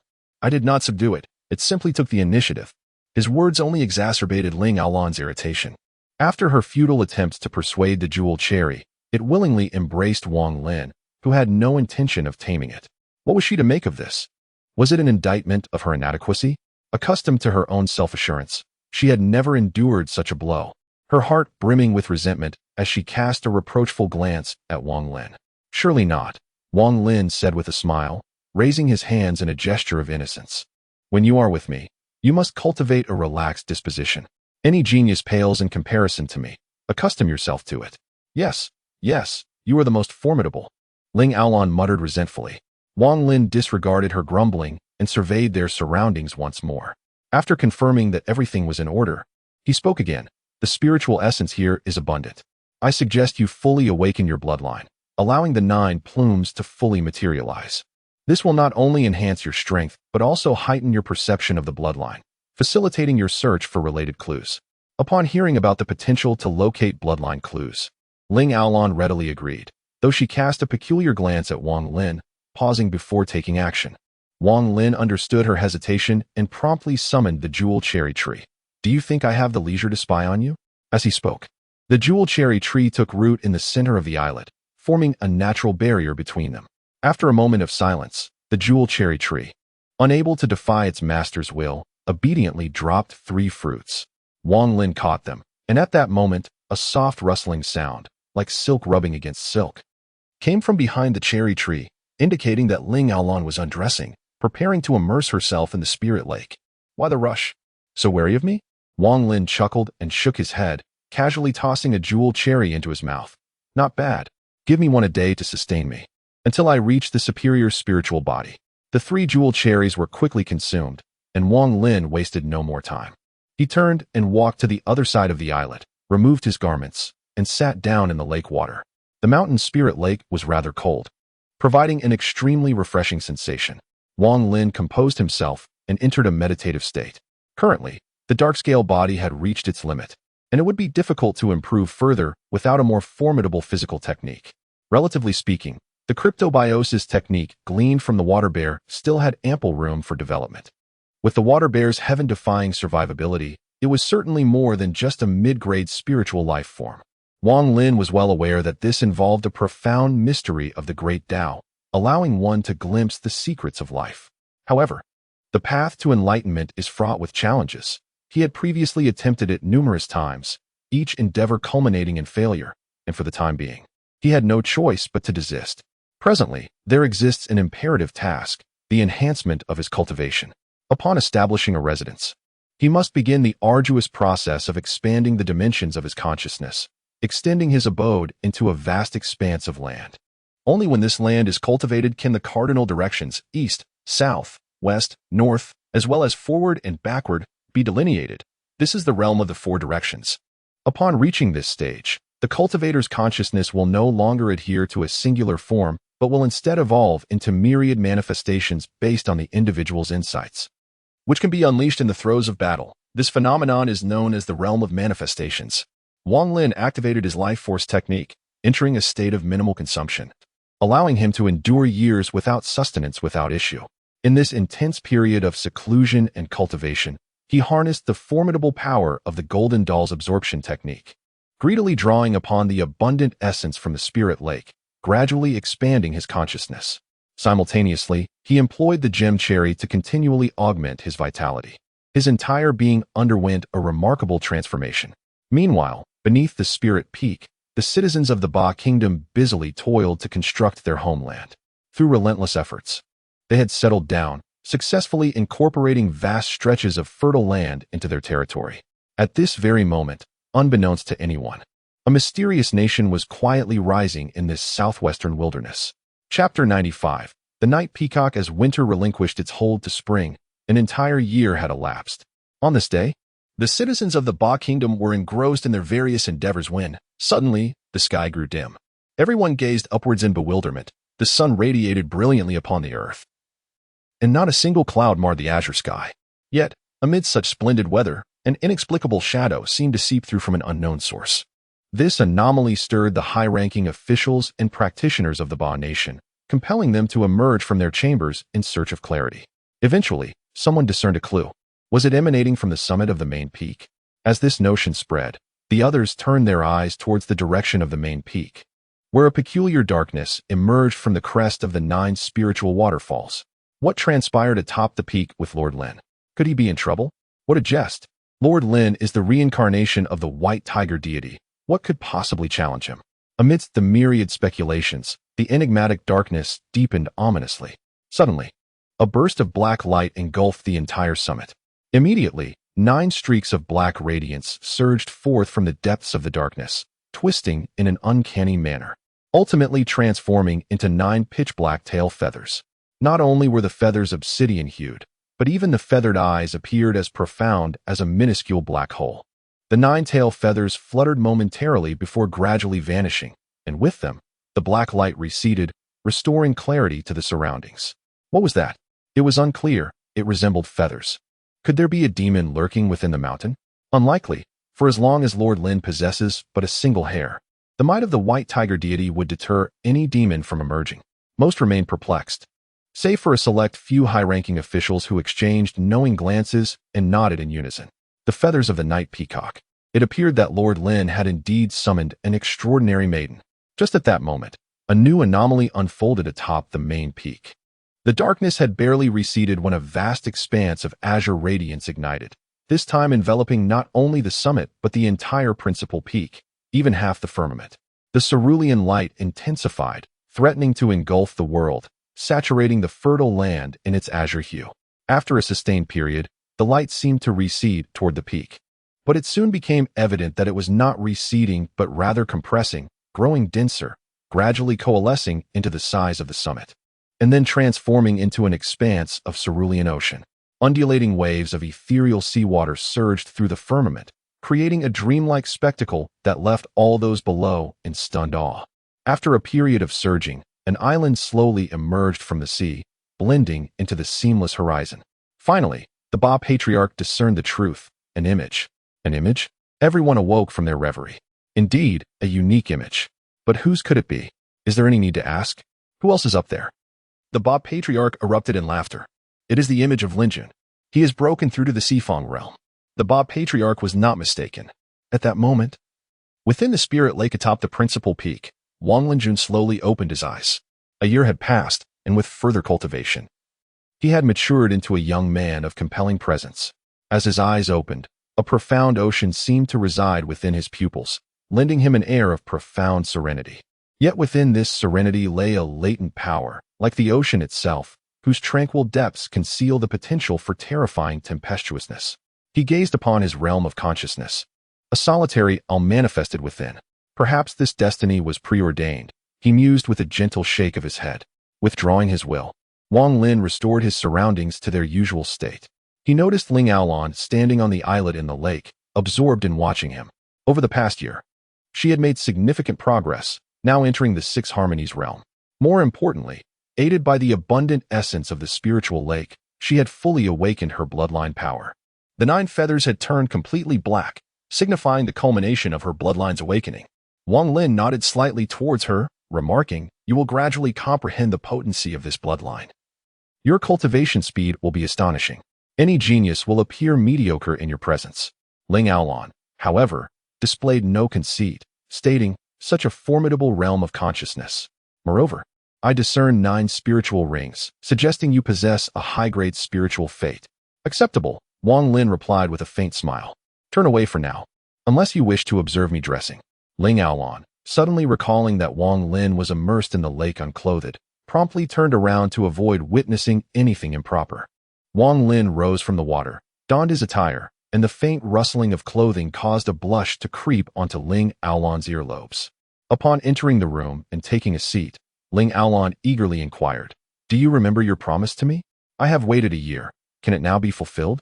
Originally, I was awaiting news from the Golden Eagle, but unfortunately, it has not arrived. It seems its endeavors have not been successful." Wang Lin emitted a gentle sigh. However, let it be. I have no desire to wait idly. After a brief respite, I shall embark in a few days. Ling Aolon nodded in agreement, and after a moment of contemplation, inquired with some hesitation, "May I now be privy to the matter of my bloodline?" "It is indeed time you were informed," Wang Lin stated calmly. "With the awakening of your bloodline, you should now comprehend that you bear the lineage of the night peacock within you." Subsequently, Wang Lin recounted the tale in a measured tone. Many years ago, a night peacock attained enlightenment and became a demon. Known as the Dark Feather True Demon, she fell in love with a human cultivator, and they conceived offspring, thus perpetuating a lineage of half-human, half-demon blood. However, within the beliefs of numerous tribes, the night peacock is regarded as an omen of misfortune, and demons are viewed as harbingers of chaos. A half-human, half-demon is considered an abomination, so the descendants of the Dark Feather Demon King, once their identity is revealed, often face ostracism, exile, or even annihilation. By the time of your mother's generation, I believe the night peacock bloodline had become exceedingly diluted. Yet, unable to part from your father, she united with him with trepidation and settled within the Ling family. Unexpectedly, after giving birth to you, indications of the bloodline's awakening emerged. Although your father, upon learning of this, was willing to conceal it, the awakening of a bloodline is ultimately impossible to hide. For your safety, she had no choice but to depart from the Ling family. However, she could never have foreseen that you would exhibit the rare phenomenon of ancestral reversion, an occurrence with a probability of less than 1 in 10,000, yet it manifested in you. Hence, upon reaching the age of 16, the 9-feather mark appeared upon your back, and with the passage of time, the mark has become increasingly prominent. Even if our paths had never crossed, the secret of your lineage would inevitably have been discovered. Consider yourself fortunate. With these words, Wang Lin grinned. Chapter 96. For beams of crimson light soar skyward. Having dispelled those individuals, the corpulent proprietor turned his gaze upon Qiongqi. "Well, are you going to depart on your own accord, or shall I assist you in your exit?" Qiongqi was profoundly anxious, his gaze instinctively drawn to Wang Lin. A hint of entreaty in his eyes. He was gambling on Wang Lin's disposition. If Wang Lin remained silent, he would turn and leave without hesitation. At that moment, Wang Lin chuckled softly and waved his hand. "He meant well in assisting us. Consider it a benevolent connection. Allow him to remain." Qiongqi was both surprised and delighted, quickly cupping his fist in Wang Lin's direction. "Thank you, Brother Wang." "No, thank you, Lord Lin. I never imagined Your Excellency was such an extraordinary individual. My previous actions were indeed presumptuous and superfluous." Wang Lin nodded slightly in acknowledgement, casting a meaningful glance at the other man. At this juncture, the corpulent proprietor approached the few impish minions with a smile. Upon seeing him approach, the minions instinctively began to retreat. Impish minions, ha ha ha. The corpulent proprietor turned his gaze toward Wang Lin, clearly seeking his counsel. The genesis of the matter was the minions' provocation of Wang Lin, which led to Qiongqi's intervention. Thus, the proprietor sought Wang Lin's inclination. If Wang Lin were to demand their deaths, the minions would not escape the premises. However, Wang Lin had no interest in quarreling with such insignificant creatures. Frankly, he did not even regard such dregs. He could crush them with a casual step. Therefore, he casually waved his hand. The plump shopkeeper comprehended the situation, his smile becoming even more radiant. "Ghost Squid, it seems I must find time to pay a visit to your sea eel," reminding him to properly discipline his subordinates. Upon hearing these words, several henchmen trembled violently, kneeling and repeatedly bowing their heads, pleading for mercy. The shopkeeper chuckled softly. "Throw them out." Immediately, the fisherman-like figure stepped forward, seizing one of the henchmen and hurling him out through the main door. Following this, he replicated the action, swiftly expelling the remaining henchmen one by one. He then secured the door firmly. The plump shopkeeper, with a beaming smile, gestured invitingly towards Wang Lin. "Please, let us converse in the inner chamber." Wang Lin nodded. "Aolon, accompany me. Young Master Ji, you shall enter with me, and let your subordinates wait here." With that, he followed the plump shopkeeper into the inner chamber, while Ling Aolon closely trailed behind. Qiongqi, filled with elation, promptly instructed 2 of his men to remain outside before joining them. As they entered the inner chamber, they found a square wooden table, perfectly accommodating 1 person on each side. The plump shopkeeper respectfully seated Wang Lin at the head of the table, positioning himself to the right, with Ling Aolon on the left, while Qiongqi wisely took a seat at the lower end. The shopkeeper personally presented a plate of exquisite beans and a jug of wine, pouring for the four of them. The beans shimmered like emeralds, and the wine resembled amber.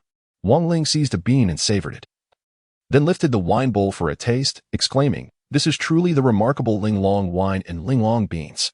Both Ling Ao Lan and Qiongqi sampled the delicacies in turn, praising them in unison. The Linglong beans melted in the mouth, leaving a fragrant essence, while the Linglong wine flowed smoothly down the throat, invigorating the entire being. The portly shopkeeper chuckled. The exquisite Linglong wine and Linglong beans are such rare delicacies that only extraordinary individuals like Lord Lin can truly appreciate them. If one were not both clever and resourceful, who could possibly create such fine products? Wang Lin cast a deep glance at the shopkeeper. No wonder he places such trust in you. You are indeed a master of finesse. You flatter me. The shopkeeper waved his hands dismissively. Now let us get to the point. Wang Lin glanced at Qiongqi. Young Master Ji, please go ahead. Qiongqi understood that Wang Lin was urging him to finish quickly and leave, so he clasped his hands respectfully. It is more honorable to obey your command. He then turned his eager gaze towards the shopkeeper. Shopkeeper, the current times are treacherous, the nation's power wanes, and my father's influence in the court diminishes. I seek a way out. Ha ha ha. Are you referring to the Xin of the Great Shang dynasty? The shopkeeper smiled lightly, raising 3 fingers. This was evidently a price. Without hesitation, Qiongqi presented a meticulously prepared bag filled with spiritual stones, offering it with utmost reverence. The shopkeeper took the bag, weighed it in his hands, and then accepted it, a playful smile curling at the corners of his mouth. If you wish to know about the Great Shang dynasty, this is far from sufficient. However, if you seek information regarding your West Qi, I can tell you that your father's path lies to the west, while yours leads to the north. To the north? Qiongqi was taken aback. The northern region is the land of the northern barbarians. I have heard that recently, for streaks of red light have soared into the sky, and the air is thick with demonic energy. For streaks of red light soaring into the sky. Wang Lin raised an eyebrow. Is this a recent occurrence? Indeed. With resolute affirmation. Qiongqi nodded. King Xin is poised to initiate a campaign against the northern territories. He chuckled cryptically. Further details are beyond my purview. The portly proprietor waved his hand with a smile. Bear my words in mind, and proceed with your designated tasks. Qiongqi's countenance remained veiled in perplexity. Proprietor, depart. The proprietor intoned, his eyes now sealed, signaling an end to the discourse. Perceiving the futility of further inquiry, Qiongqi offered a respectful bow and turned to leave. Once he had departed, the proprietor slowly opened his eyes. L.N.J.N. What is your assessment of this Qiongqi? A visage of sovereignty, Wang Lin declared without hesitation. His proclivity for meddling suggests a talent for forging alliances with heroes from all walks of life, even those of humble origins. Indeed, a stark contrast to the scions of noble houses, the portly proprietor remarked with a smile. Furthermore, when I bid him to remain, he graciously extended his gratitude towards you, preemptively acknowledging his actions as superfluous. He possesses a knack for bestowing honor upon others. Enough about him, Wang Lin interjected, composing himself and stating his purpose. Where has your esteemed mentor journeyed? Upon hearing this, the portly proprietor appeared momentarily taken aback, then chuckled. Your intelligence network is indeed formidable. L.N.J.N. My mentor has indeed embarked on a voyage across the seas. Wang Lin furrowed his brow slightly. He could sense that the precise location of that faint wisp of will was exceedingly difficult to pinpoint, indicating a great distance. Please do not be upset, Lord Lin. The portly innkeeper sighed softly, sensing Wang Lin's apparent displeasure. My esteemed master has advised me on numerous occasions that should you arrive in his absence, I must extend to you every courtesy. The innkeeper shook his head in resignation. However, he has not specified the duration of his absence. It could be 2 or 3 days, perhaps 10 days to half a month, or even several months. Wang Lin sighed, acknowledging the unfortunate circumstances. After a moment of silence, the innkeeper cautiously inquired, if it pleases you, may I attempt to clarify some of your uncertainties? Chapter 97. The function platform. Wang Lin cast a glance at the innkeeper.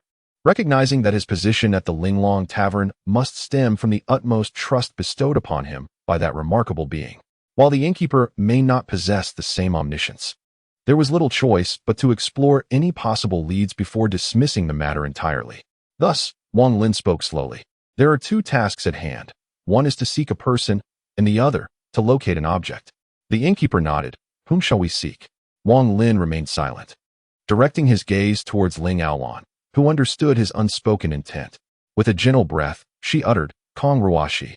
I shall take my leave. Wang Lin nodded appreciatively. As long as there is a lead, there is hope. Ling Aolon's expression mirrored her gratitude. After all, it was the first time in many years that she had received accurate news of her mother. Fragments from beyond the heavens? The innkeeper furrowed his brow. That is a rather ambiguous term. Which specific fragment does Lord Lin refer to? 7 years ago, on the 11th of April, Wang Lin replied slowly. A colossal object fell from the heavens. Upon hearing this explanation, the corpulent shopkeeper's expression changed dramatically. Observing his demeanor, Wang Lin discerned that he harbored some knowledge, and thus refrained from further inquiries, choosing instead to wait patiently. After a moment of hesitation, the shopkeeper murmured, It is rumored that 3 divine treasures have wandered into the world, elusive and nearly impossible to discern. The sealing divine platform, the creation divine book, and the cataclysmic divine calamity. What you refer to, Lord Lin, must pertain to the sealing divine platform. Is this how the world refers to it? Upon hearing these names, Wang Lin could not help but chuckle. Very well, I comprehend now. It is indeed the sealing divine platform. Do you know its whereabouts? Lord Lin jested. The shopkeeper responded with an awkward smile. Such divine artifacts are not for mere mortals like us to behold. To speak truthfully, it is known among people that the sealing divine platform may exist within this continent, yet its precise location has never been discovered. Wang Lin gently shook his head. This outcome was somewhat anticipated. Perhaps that individual might possess some clues, yet regrettably, he had ventured out to sea. Although a remnant of his will lingered, the vast expanse of ocean made the search a formidable endeavor. Moreover, there was another exceedingly crucial matter that required attention. In the northern realm, for beams of red light had appeared. Based on previous experiences, the actual emergence of the treasures would only be a matter of months. Rest assured, the shopkeeper solemnly nodded, then respectfully escorted Wang Lin out the door. Wang Lin, accompanied by Ling Aolon, found a lodging within the village and patiently awaited developments. However, as days swiftly passed, the anticipated individual had yet to return from the Linglong Sea. On one particular day, a colossal ship anchored at the village's coastal dock, ringing the ship's bronze bell. Upon the chiming of the bell, the cultivators within the village stirred into action. The sea vessel has arrived. It is time to depart this forsaken place. Those setting forth for the central divine continent hastily gathered their belongings and boarded the ship. Wang Lin, accompanied by Ling Aolon, emerged from their chamber, only to be met by the portly shopkeeper. Discerning from his countenance that he bore no favorable tidings, Wang Lin shook his head, surmising, evidently, You bring no news of your esteemed master. Your perspicacity is remarkable, Your Excellency, the portly shopkeeper responded with a cheerful smile, drawing nearer. As my master has yet to return, and the sea vessel bound for the central divine continent has arrived, I surmise that Your Excellency would tarry no longer. With that, he produced 2 wooden tokens and presented them, stating, I have come to deliver the passage tickets to Your Excellency. Wang Lin accepted the wooden tokens and turned his gaze towards the sea vessel anchored at the shore. Indeed, it is a mark of your astute judgment. In matters of this nature, your sagacity is quite reliable. The portly shopkeeper offered a knowing smile, neither confirming nor denying the assertion. After a moment of silence, Wang Lin commenced his stride towards the sea vessel. I trust that upon my return, I shall have the pleasure of encountering your esteemed master. I shall convey news of Your Excellency's arrival to my master. The portly shopkeeper beamed effusively. May your journey be blessed with favorable winds.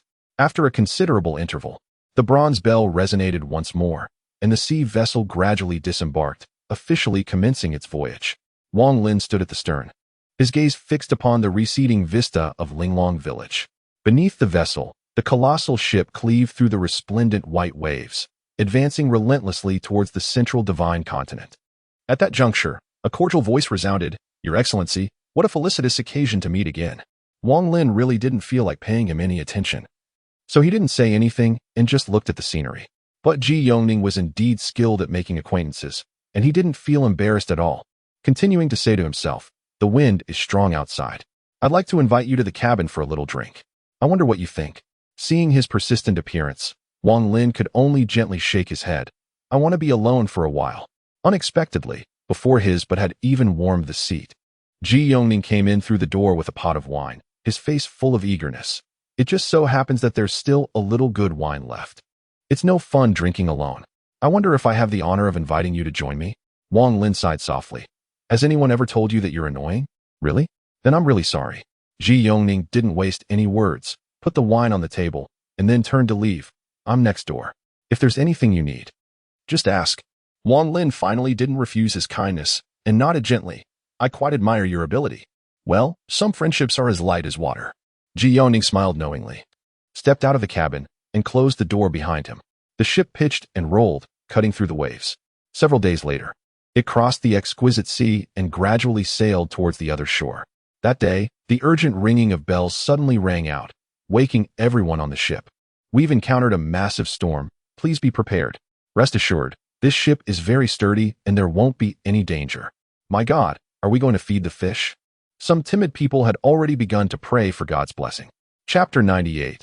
The enigmatic the colossal vessel, dwarfed by the tempestuous waves, appeared as a mere withered leaf upon the water's surface.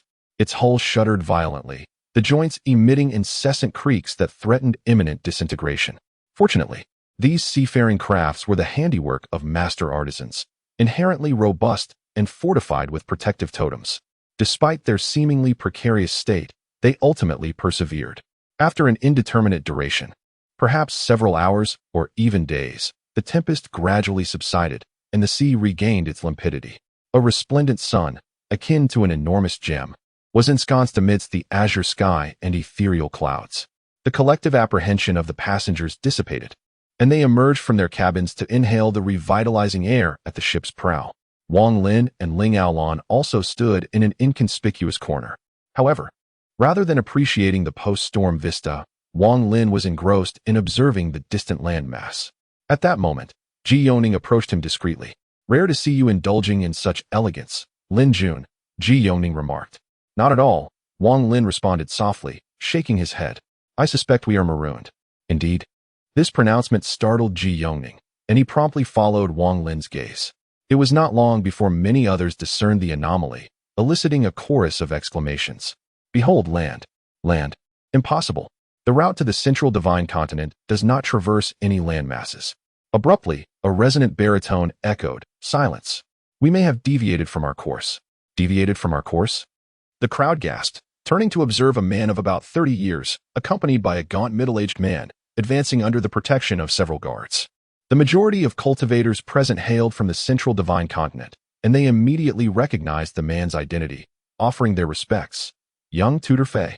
Qiongqi furrowed his brow slightly, whispering to Wang Lin, Fei Qian, son of High Minister Fei Yin, holds the office of junior tutor. At that moment, Fei Qian also noticed Qiongqi's presence and approached him with a casual bow. Is this not the son of the Marquis of the West? Greetings, young Master Ji. Qiongqi returned the greeting with a smile. The junior tutor is too polite. The two exchanged pleasantries with smiles, appearing as intimate friends. However, those with a keen eye could discern animosity from subtle nuances in their words and actions. As they spoke, the surrounding cultivators seemed to notice something, stirring once more. The shipmaster, accompanied by his deputy, walked to the bow, carefully examining the emerging anomaly. The distant landmass grew closer, gradually revealing its specific form, appearing to be a small island. The shipmaster's expression grew solemn, as he had never encountered this island in his many years sailing this route. It was evident that the ship had ventured into unfamiliar territory. After a moment's contemplation, the shipmaster abruptly waved his hand. Let us depart from this place immediately. But just then, Fei Qian called out, Hold on. The shipmaster turned around and, upon recognizing Fei Qian, quickly stepped forward to pay his respects. Does the young tutor have any instructions? We have deviated from our course, correct? Fei Qian frowned slightly. Can we ascertain our current location? The shipmaster hesitated before reluctantly shaking his head. To be frank, I am also unfamiliar with this sea area. That is ancient soil. At this moment, Wang Ling's voice interjected. Ancient soil. This term ignited a spark of interest in everyone's eyes. Ancient soil and secret realms are two distinct concepts. A secret realm need not be confined to ancient times, as hidden places emerging in the present can also be referred to as secret realms, often specifically denoting another dimension.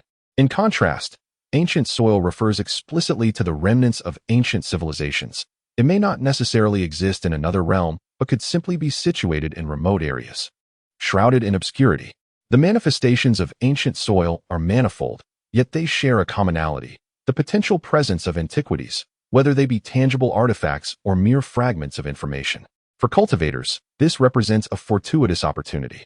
Thus, when Wang Lin proclaimed that the island constituted ancient soil, it naturally piqued the interest of all present. However, not everyone was in accord with this assertion. Behind Fei Qian, a gaunt middle-aged man scoffed. "What utter nonsense! What can one discern from such a vast distance? How dare you assert it is ancient soil?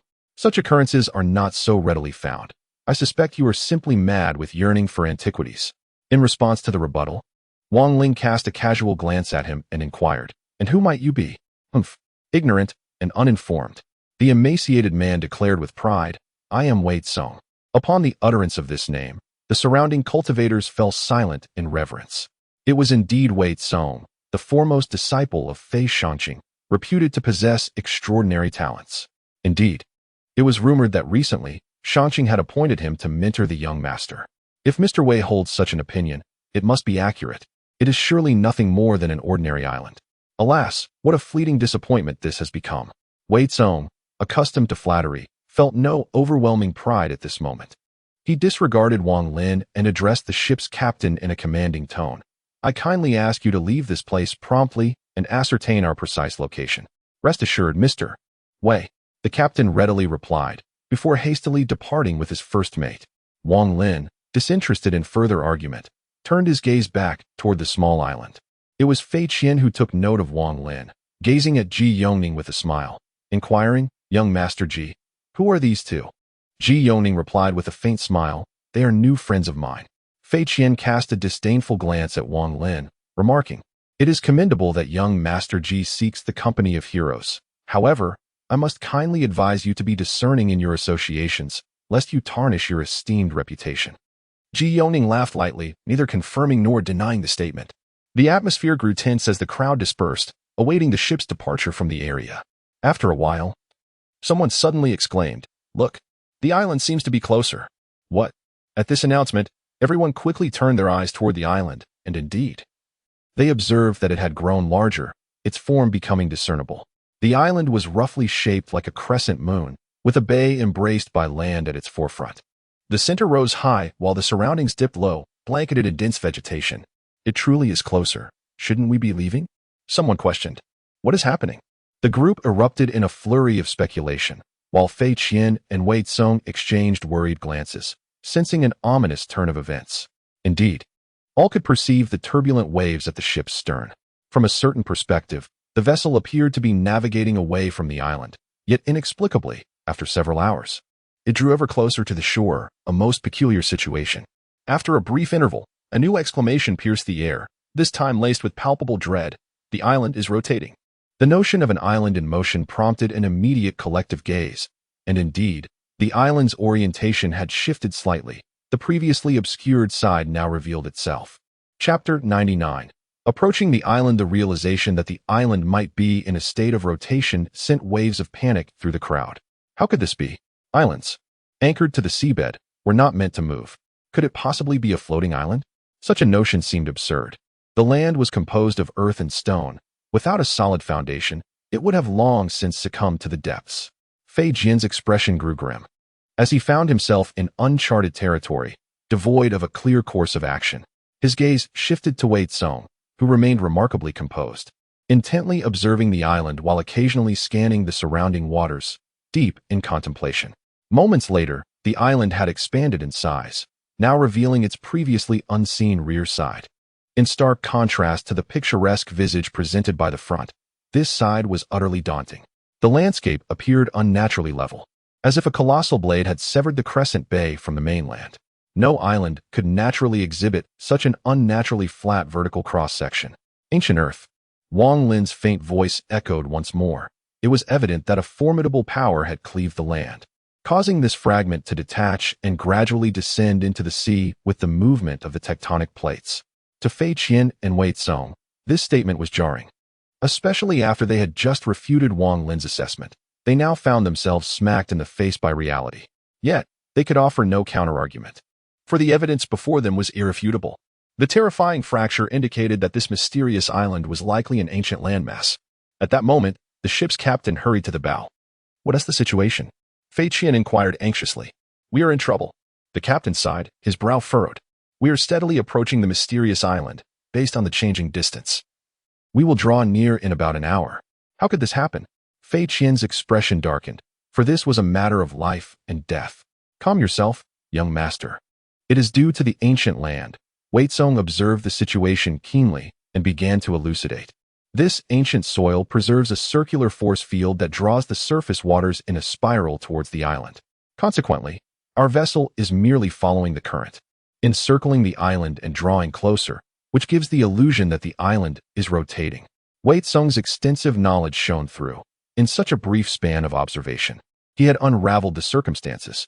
Noticing a flaw in his reasoning, Fei Qian quickly pressed on. "You mentioned that the surrounding waters are flowing towards the island. How do we escape?" "I need to calculate the speed of the current." Wei Tsong gently bit his lip. "Then, modify the oars, making them larger, thicker, and more numerous. As long as the ship's velocity surpasses that of the current, we can escape." Upon hearing this, the assembly felt a measure of reassurance, perceiving that the situation remained within manageable parameters. At that juncture, Wang Lin's voice resonated softly, a word of prudent counsel. Disrupting the force field could, in fact, resolve the predicament. "Nonsense." Wei Tsong glared at Wang Lin. "No one has ever ventured to the ancient land. Who knows what perils lie above? Moreover, even if we were to rashly ascend, do you comprehend the genesis of the force field? Without ascertaining the cause, how can we dismantle it? Furthermore, should the force field originate from beneath the Earth's crust, even if the cause were identified, could you dismantle it?" These remarks resonated with reason, and many cultivators present grew discontented with Wang Lin. "Who do you fancy yourself to be, presuming to instruct Master Wei? Indeed, when a more secure method exists, why opt for recklessness? In my estimation, he is driven to madness by the allure of antiquities. However exquisite the relics, one must possess the vitality to acquire them." Wang Lin, disinclined to offer explanations, emitted a derisive snort and ceased speaking. The assembly, equally disinclined to engage with him further, fixed their expectant gazes upon Wei Tsong. Awaiting his calculations, Wei Tsong, in turn, paced around the ship's perimeter, meticulously observing the dynamics of the marine currents and subsequently calculating distances. After the passage of approximately half an hour, results gradually materialized.